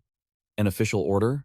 The staff member nodded nervously. Yes, he is certain. Moria frowned. Do they truly want us to cease the investigation into the Black Robe after all this time? He gripped the documents tight enough to crumple them. It made 0 sense. Moria's irritation grew with every passing second. What were they thinking when they sent this? He is Moria, the S-rank leader of the Japanese Association. The staff member remained silent. I apologize, sir. I have no answers. Even Camilla and the others in the European Union gave no explanation. Moria pondered deeply. He had assumed the Black Robe was their sworn enemy. His mind drifted back to the catastrophe at the Great Ruins. The Black Robe had decimated them, and the ruins were left completely unguarded. That defeat had been the headline across all of Japan. Moria slammed the papers onto his desk with a thunderous thud. So why stop the hunt now, and why demand that other nations stand down as well? The logic escaped him entirely. The only logical conclusion is that the European Union and the Black Robe are now working together. His face twisted in disgust. If that is true, the Black Robe must be far stronger than before. Though what that arrogant bastard gains from this arrangement is a mystery. It felt ridiculous. It seems both the European Union and that villain have truly fallen from grace. Moria finally sighed. Fine, halt the investigation. He pivoted to the next pressing matter. How are the preparations for the boss raid at Lake Chuzenji? The staff member replied smoothly. We have prepared a massive amount of sake for Yamata no Orochi. The aide continued. Enough alcohol to fill 8 giant whirlpools, and then some. Moria clasped his hands, but his expression turned grim. Enough to fill 8 whirlpools. And yet, he felt uneasy. Suddenly, the staff member convulsed in panic. What is it? The aide listened to his earpiece, trembling. I think we have a problem. I need to contact them. He abandoned Moria in his terror. Yes, I am here. Moria heard the commotion and paused. What now? The aide stuttered. Right, I will head there immediately. Moria demanded answers. What is happening? Is something wrong? The staff member looked pale as a ghost. We are in trouble. Moria stared blankly. What? The news made him bolt from his chair. Yamata no Orochi at Lake Chuzenji has awakened. Cold sweat ran down Moria's back. Say that again? It has been dormant for years since its first appearance. Why wake up now of all times, and right where Jae-hoon is located? Just one day before the scheduled raid, both he and Fafi were caught off guard. 400 jars? Is that not excessive? The beasts locked eyes with Jae-hoon.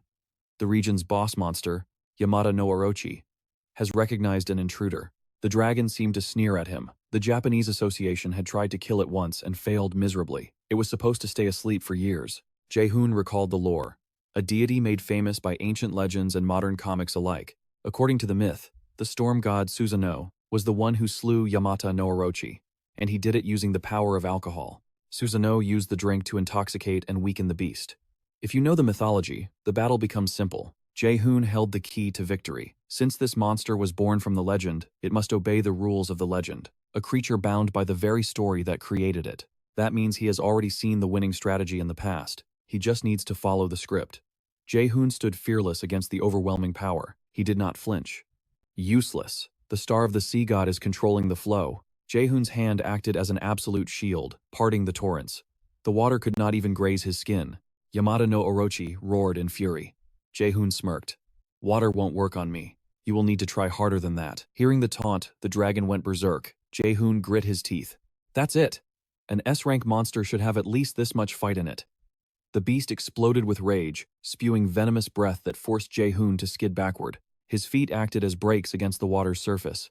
Fafi watched in pure terror. The dragon screamed, losing all control. Jae-hoon grabbed the bag containing Fafi and hurled it away. The little creature tumbled safely across the ground. Stay there and keep watch, Fafi. Jae-hoon flashed a winner's smile. I'm going to end this right now. Jae-hoon steels himself to slaughter the Yamata no Orochi. This victory is the key to his next evolution. The beast wields the twin terrors of hydrokinesis and lethal venom. The serpent's ultimate arsenal lies in its mastery over water and its catastrophic toxicity. A foreign energy surges from its colossal body, threatening to drown the world in poison. But emerald flames erupt around Jae-hoon like a spectral aura. The grace of the boar activates, nullifying every single debuff and status effect the monster throws at him. Your compatibility with me is absolute trash. Jae-hoon scoffs, kicking off the water's surface. As the twin attacks converge, he launches himself skyward in a gravity-defying leap. all useless against me. The active skill Indomitable Will triggers instantly, rendering their poison futile. Jaehyun moves with blinding speed, forcing the colossal Yamata no Orochi to crane its neck upward. With the Sea Spirit Stone in hand, he commands the very flow of the currents. Jaehyun twists the water into a violent vortex, turning the beast domain against it. From the heavens, he plummets like a meteor, aiming straight for the heart of the Yamata no Orochi. In a flash of steel, a massive head is severed cleanly from its body. Blood rains down as Jaehyun revels in his overflowing power. That makes one. Watching from the shadows, Maria is paralyzed by shock. What the hell is that? Her mind races. Can a human being even move like that? She rubs her eyes, refusing to believe the reality before her. That's not a raid team. Is that seriously just a lone wolf raider? Hiding within a fissure in the rocks, Maria witnesses the impossible. He intends to take the head of an S-class boss, Yamata no Orochi, by himself? She instinctively compares his power to her own. It's impossible, she whispers. Even I, a renowned hunter, failed miserably despite bringing a full squad of A-rankers. Jaehyun battles the beast with ferocious intensity. We were lucky it stayed in the water, Maria thinks. That was the only reason we could retreat and regroup for tomorrow. Her emotions swirl in a chaotic storm. She never imagined a stranger would swoop in and steal the kill right from under their noses. But instead of anger, a deep sense of awe washes over her. Maria furrows her brows, her gaze locked on the orb of water radiating power in his hand. That man fighting an S-class boss alone. Confusion clouds her mind. Who in the world is he? A suspicion begins to form. Wait. Don't tell me. Footsteps approach. A subordinate calls out to Maria, but she snaps back instantly. Silence. Just watch. Maria grinds her teeth, realizing the gravity of the situation. To think we'd meet here. Seeing the blazing aura, the unique attire, and that absurd skill level. It can only be him. Jaehyun's power seems to transcend human limits. The legendary figure, Black Cloak. With just a few casual gestures, invisible blades slice through the air, severing everything in their path. He is carving up the Orochi solo. Maria realizes this is a being she can never underestimate. The rumors. What Barak said in that interview wasn't an exaggeration after all. She stands frozen before his might. His mana capacity. It dwarfs mine, and I'm an S-class. Meanwhile, Jaehyun glances sideways, instantly detecting Maria's concealed presence. So they finally arrived, he thinks. The Japan Guild. A calculated smile plays on Jaehyun's lips as he dismisses the water orb in his hand. I've been waiting for an audience. Jaehyun turns back to the Yamata no Orochi. Time to put on a show. He activates his item materialization skill. Light coalesces in his grip, taking the shape of a blade. The light fades, revealing a weapon of absolute terror. Jaehyun grips the hilt, having successfully manifested the mythic-grade demon sword, Dainsleaf. His eyes burn with pure satisfaction. It is time to carve the name Black Cloak into the memory of the world once more, and sow the seeds of true fear. Jaehyun recalls the quiet moments in his room before the school trip. He had meticulously crafted a plan, hunt the Orochi, but also secure something far greater. Locating every hidden artifact in this world wasn't just a hobby, it was an absolute necessity for survival. But his ambitions didn't stop at mere looting. A web of strategies had already formed in his mind. Buying raid rights or revealing his true identity would be a bureaucratic nightmare and paint a target on his back. That's why he donned the armor and the cloak. I'll use the accidental fame of Black Cloak, he decided. Moving under this alias grants him the freedom to act without chains. Every move was calculated. His objective wasn't just slaughtering the Orochi, it was to skyrocket the brand value and reputation of the Black Cloak. Back in the present, Jaehyun leaps from the water surface. The strategy is simple. Maria is nothing more than a pawn on his chessboard. Lure the Japanese guild here. Slaughter the Orochi in front of them. Force them to fear the Black Cloak and let the media spread his legend like wildfire. A system notification chimes. Divine power unlocked. Instantly, the air around Jaehyun vibrates with an overwhelming density of mana. With this, my value hits the ceiling. He releases his aura, a warning to the world that in this monster-infested society, he is the apex predator. The Yamata no Orochi opens its maw, gathering energy for a breath attack. But Jaehyun is already moving, dashing forward to claim his glory. He glides past the attack, elusive as the wind. His blade dances, and the monster erupts in a scream of agonizing despair. Another head is severed. Jaehyun triggers his active skill, Thunder God's Authority. Lightning crackles violently around his hands, unveiling his true, destructive potential. Let's finish this. Jaehyun leaps high, unleashing a torrent of electricity. The lightning strikes with absolute, overwhelming dominance, frying the beast from the inside out. The Yamata no Orochi convulses under the voltage, Jaehyun's mana pours down like a divine punishment. The shockwave forces Maria to stagger backward, shielding her face. "This is insanity," she gasps, trembling. "It defies all logic." Jaehyun stands amidst the chaos, his eyes glowing with a savage, predatory hunger. Is he really human? Jaehyun lands softly, dusting himself off as if he just finished a morning jog. A holographic window pops up. "Congratulations. You have successfully hunted the boss of Lake Chuzenji, Yamata no Orochi. Quest update. Dragon's first growth. Condition 1 complete. Item acquired. Tale of Yamata no Orochi." Seeing him stand there without a single scratch, Maria swallows her pride and whispers a silent word of respect. The Black Cloak, Jae-Hun. He is a veritable monster. Compared to every other raider I have ever witnessed, his power defies all logic. He has long since transcended the fragile limits of humanity. Suddenly, the ominous warnings of Baal echoed in his mind. Though he wields a sword, his mana capacity rivals even Camilla's sorcery. Was he holding back? Impossible. Admittedly, I was not in peak condition during our clash. Yet, deep down, I know the truth. Even if we fought 1,000 times, the outcome would remain the same. Moria swallowed his pride and accepted the harsh reality. I was a fool, he thought. I suspected a backroom deal between Baal and the Black Cloak, mere theater to inflate their reputations, but I was wrong. This power is absolute. The Black Cloak is the genuine article. Moments later, Min-Hun rushed over, panic written across his face. Moria, what just happened here? That single man had faced the calamitous Yamata no Orochi, all by himself. Moria whipped around, his eyes flashing with warning. I told you to keep your mouth shut. Damn it! Do you have a death wish? Min-Hun trembled, confused by the hostility. What do you mean, sir? Moria sighed, deciding to face the inevitable. Look closely. Standing right there is the legendary Black Cloak, the monster who single-handedly conquered the Iceland ruins. Meanwhile, Jae-Hun stared at his own hands, a low hum of surprise escaping his lips. He internalized the shock. I am far stronger than I anticipated. Is my force control still lacking? No, that's not it. It must be Fafnir's passive skill, amplifying my abilities. The battle felt almost too easy. Becoming this powerful was simply the natural evolution. Whatever, I have pressing matters to attend to. Casting his thoughts aside, Jae-Hun raised his voice, addressing the hidden observers. Hey, you lot lurking in the shadows. His voice cut through the air. Did you really think I wouldn't notice your concealed presence? Come on out. Moria froze. He had feared this exact outcome. Panic tightened Moria's chest. I knew it, he hissed under his breath. He sensed us from the very beginning. Cornered, Moria decided to gamble everything. He stepped forward, voice steady. Black Cloak, state your business here. Jae-Hun tilted his head, amused. Oh, you know of me? Moria didn't back down. Was conquering the great ruins not enough to satisfy your greed? Seeing Fafnir peek out from his inventory, Jae-Hun whispered a sharp command. Get back inside. Then, turning his attention back to Moria, he feigned ignorance. What are you blabbering about? I haven't the slightest clue what you mean. Moria's expression hardened into steel. Do not play the fool with me.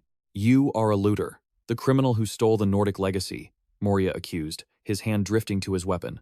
I have a feeling you plan to do the same here. Hearing this, Jae-Hun scrutinized the man, his inner monologue running wild. He looks like some random hothead. But wait, recognition dawned on him. I've caught a big fish. That's Moria Rinki, the representative of the Japan Alliance. Curious, Jae-Hun stealthily activated his system interface to assess Moria's true strength. The system window flashed open instantly. Active skill. Clairvoyant Eye activated. Analyzing target based on combat capabilities. Target threat level. Low. Jae-Hun nearly laughed aloud. He's weak, disappointingly so. With newfound confidence, he called out, I just killed Yamata no Orochi, the beast terrorizing your lands. Don't you think I deserve a little compensation? Moria fell into a stunned silence. Jae-Hun loomed before him, an unmovable object. Moria gritted his teeth, desperate to argue, but the logic was sound. Damn it, he's right. Yamata no Orochi has been a nightmare for our region. Confusion clouded Moria's judgment. It doesn't add up. The rumors from the ruins claim he is a ruthless looter, a criminal. There was no intel on what items Orochi would drop. From a looter's perspective, this battle was high risk with zero guaranteed profit. So why? Why would he travel all this way just to slay it? Before discussing payment, Moria needed answers. Tell me your true objective. Jae-Hun shrugged, the picture of nonchalance. I don't have one. Really. Moria pressed harder, testing the waters. Are you planning to kill us all? Hearing this, Min-Hun turned pale, cold sweat drenching his back. Kill us? Is an S-rank hunter like Moria actually trembling? Min-Hun realized the horrifying truth. Even he has accepted defeat before the battle has even begun. Just how unfathomably powerful is the Black Cloak to reduce a man like Moria to this state? But Jae-Hoon simply waved his hand dismissively. I'm not going to kill anyone. Honestly, I despise senseless slaughter. Moria exhaled, the tension leaving his shoulders, though he kept his guard up. So, you came solely out of interest in the beast? Too lazy to explain the complexities. Jae-Hoon nodded. Sure, let's go with that. Sensing an opening for negotiation, Moria stepped forward. Then perhaps, we can have a civil conversation? Jae-Hoon smirked. You catch on quick. I do have one condition, however. Moria stiffened, his mind racing. Here it comes, he thought grimly. I knew there was a catch. That bastard. He's been waiting for us to make contact all along. A being of his caliber won't ask for something as trivial as money. Is it a clean criminal record? Political asylum? For a wanted criminal, anything is possible. Whatever it is, I must not provoke him. Noticing Moria's rigid posture, Jae-Hoon let out a chuckle. Relax your face, will you? There's no need to look so constipated. But Moria couldn't relax. Internal alarms were blaring. He is a monster I cannot hope to equal. Jae-Hoon dragged out the silence for a few agonizing seconds. He enjoyed watching the anxiety eat away at the S-rank hunter. I want you to write a news article about me. Moria's jaw dropped, his composure shattering. What? An article? Jae-Hoon nodded solemnly. That's right, and if you could, paint me as a hero of the people. Scene change. With the deal struck and the chaos settled, Jae-Hoon vanished into the night, heading home. As he sat before the glowing status window, Jae-Hoon reflected on the intense conversation with Moria Renki. It was already 2 in the morning. He and Fafri had returned to their quarters. Now, only one goal remained, Fafri's ultimate evolution. He had delayed it before meeting Moria, but fate waits for no one. A new notification flashed on his interface. The system presented a sudden, critical question to Jae-Hoon. Do you wish to teleport to the Dragon Valley to complete the second condition of the Fenrir evolution quest? He pondered the weight of this choice. His resolve hardened. Jae-Hoon turned to his beast. Are you ready, Fafri? The wolf barked instantly, signaling absolute readiness. Understanding the bond, he commanded the system. All right, teleport to Dragon Valley. But the moment they arrived, he gasped, cold sweat dripping down his face. Jae-Hoon asked awkwardly, Is this the Dragon Valley? Suddenly, his stomach lurched, and he began to retch violently. Ugh, dimensional travel always makes me nauseous, Fafri whined, circling his master with worry. But physical sickness was soon replaced by tension. An ancient voice boomed from the shadows. It has been a long time since I welcomed a guest. Jae-Hoon's eyes darted around, scanning the void. Who are you? The voice beckoned him deeper. Come, I have been waiting for you. A moment of hesitation passed. Then, Jae-Hoon gave the order. Let's move. The scene shifted as the duo walked into the cavern's depths. Jae-Hoon remained vigilant. He moved slowly, senses on high alert for any hidden traps. A sudden noise. He spun around, gasping in shock. The master of the domain had finally manifested. Welcome, enemy of the prophecy. I am the observer, the ruler of this Dragon Valley. Jae-Hoon questioned him sharply. How do you know I am the enemy of the prophecy? The observer replied solemnly. I heard it from them. Jae-Hoon grinned. Them? You mean the 3 Norn sisters? It seems they have seen quite a bit of my future. The observer bristled at his tone. Enemy? I will assist in your child's growth.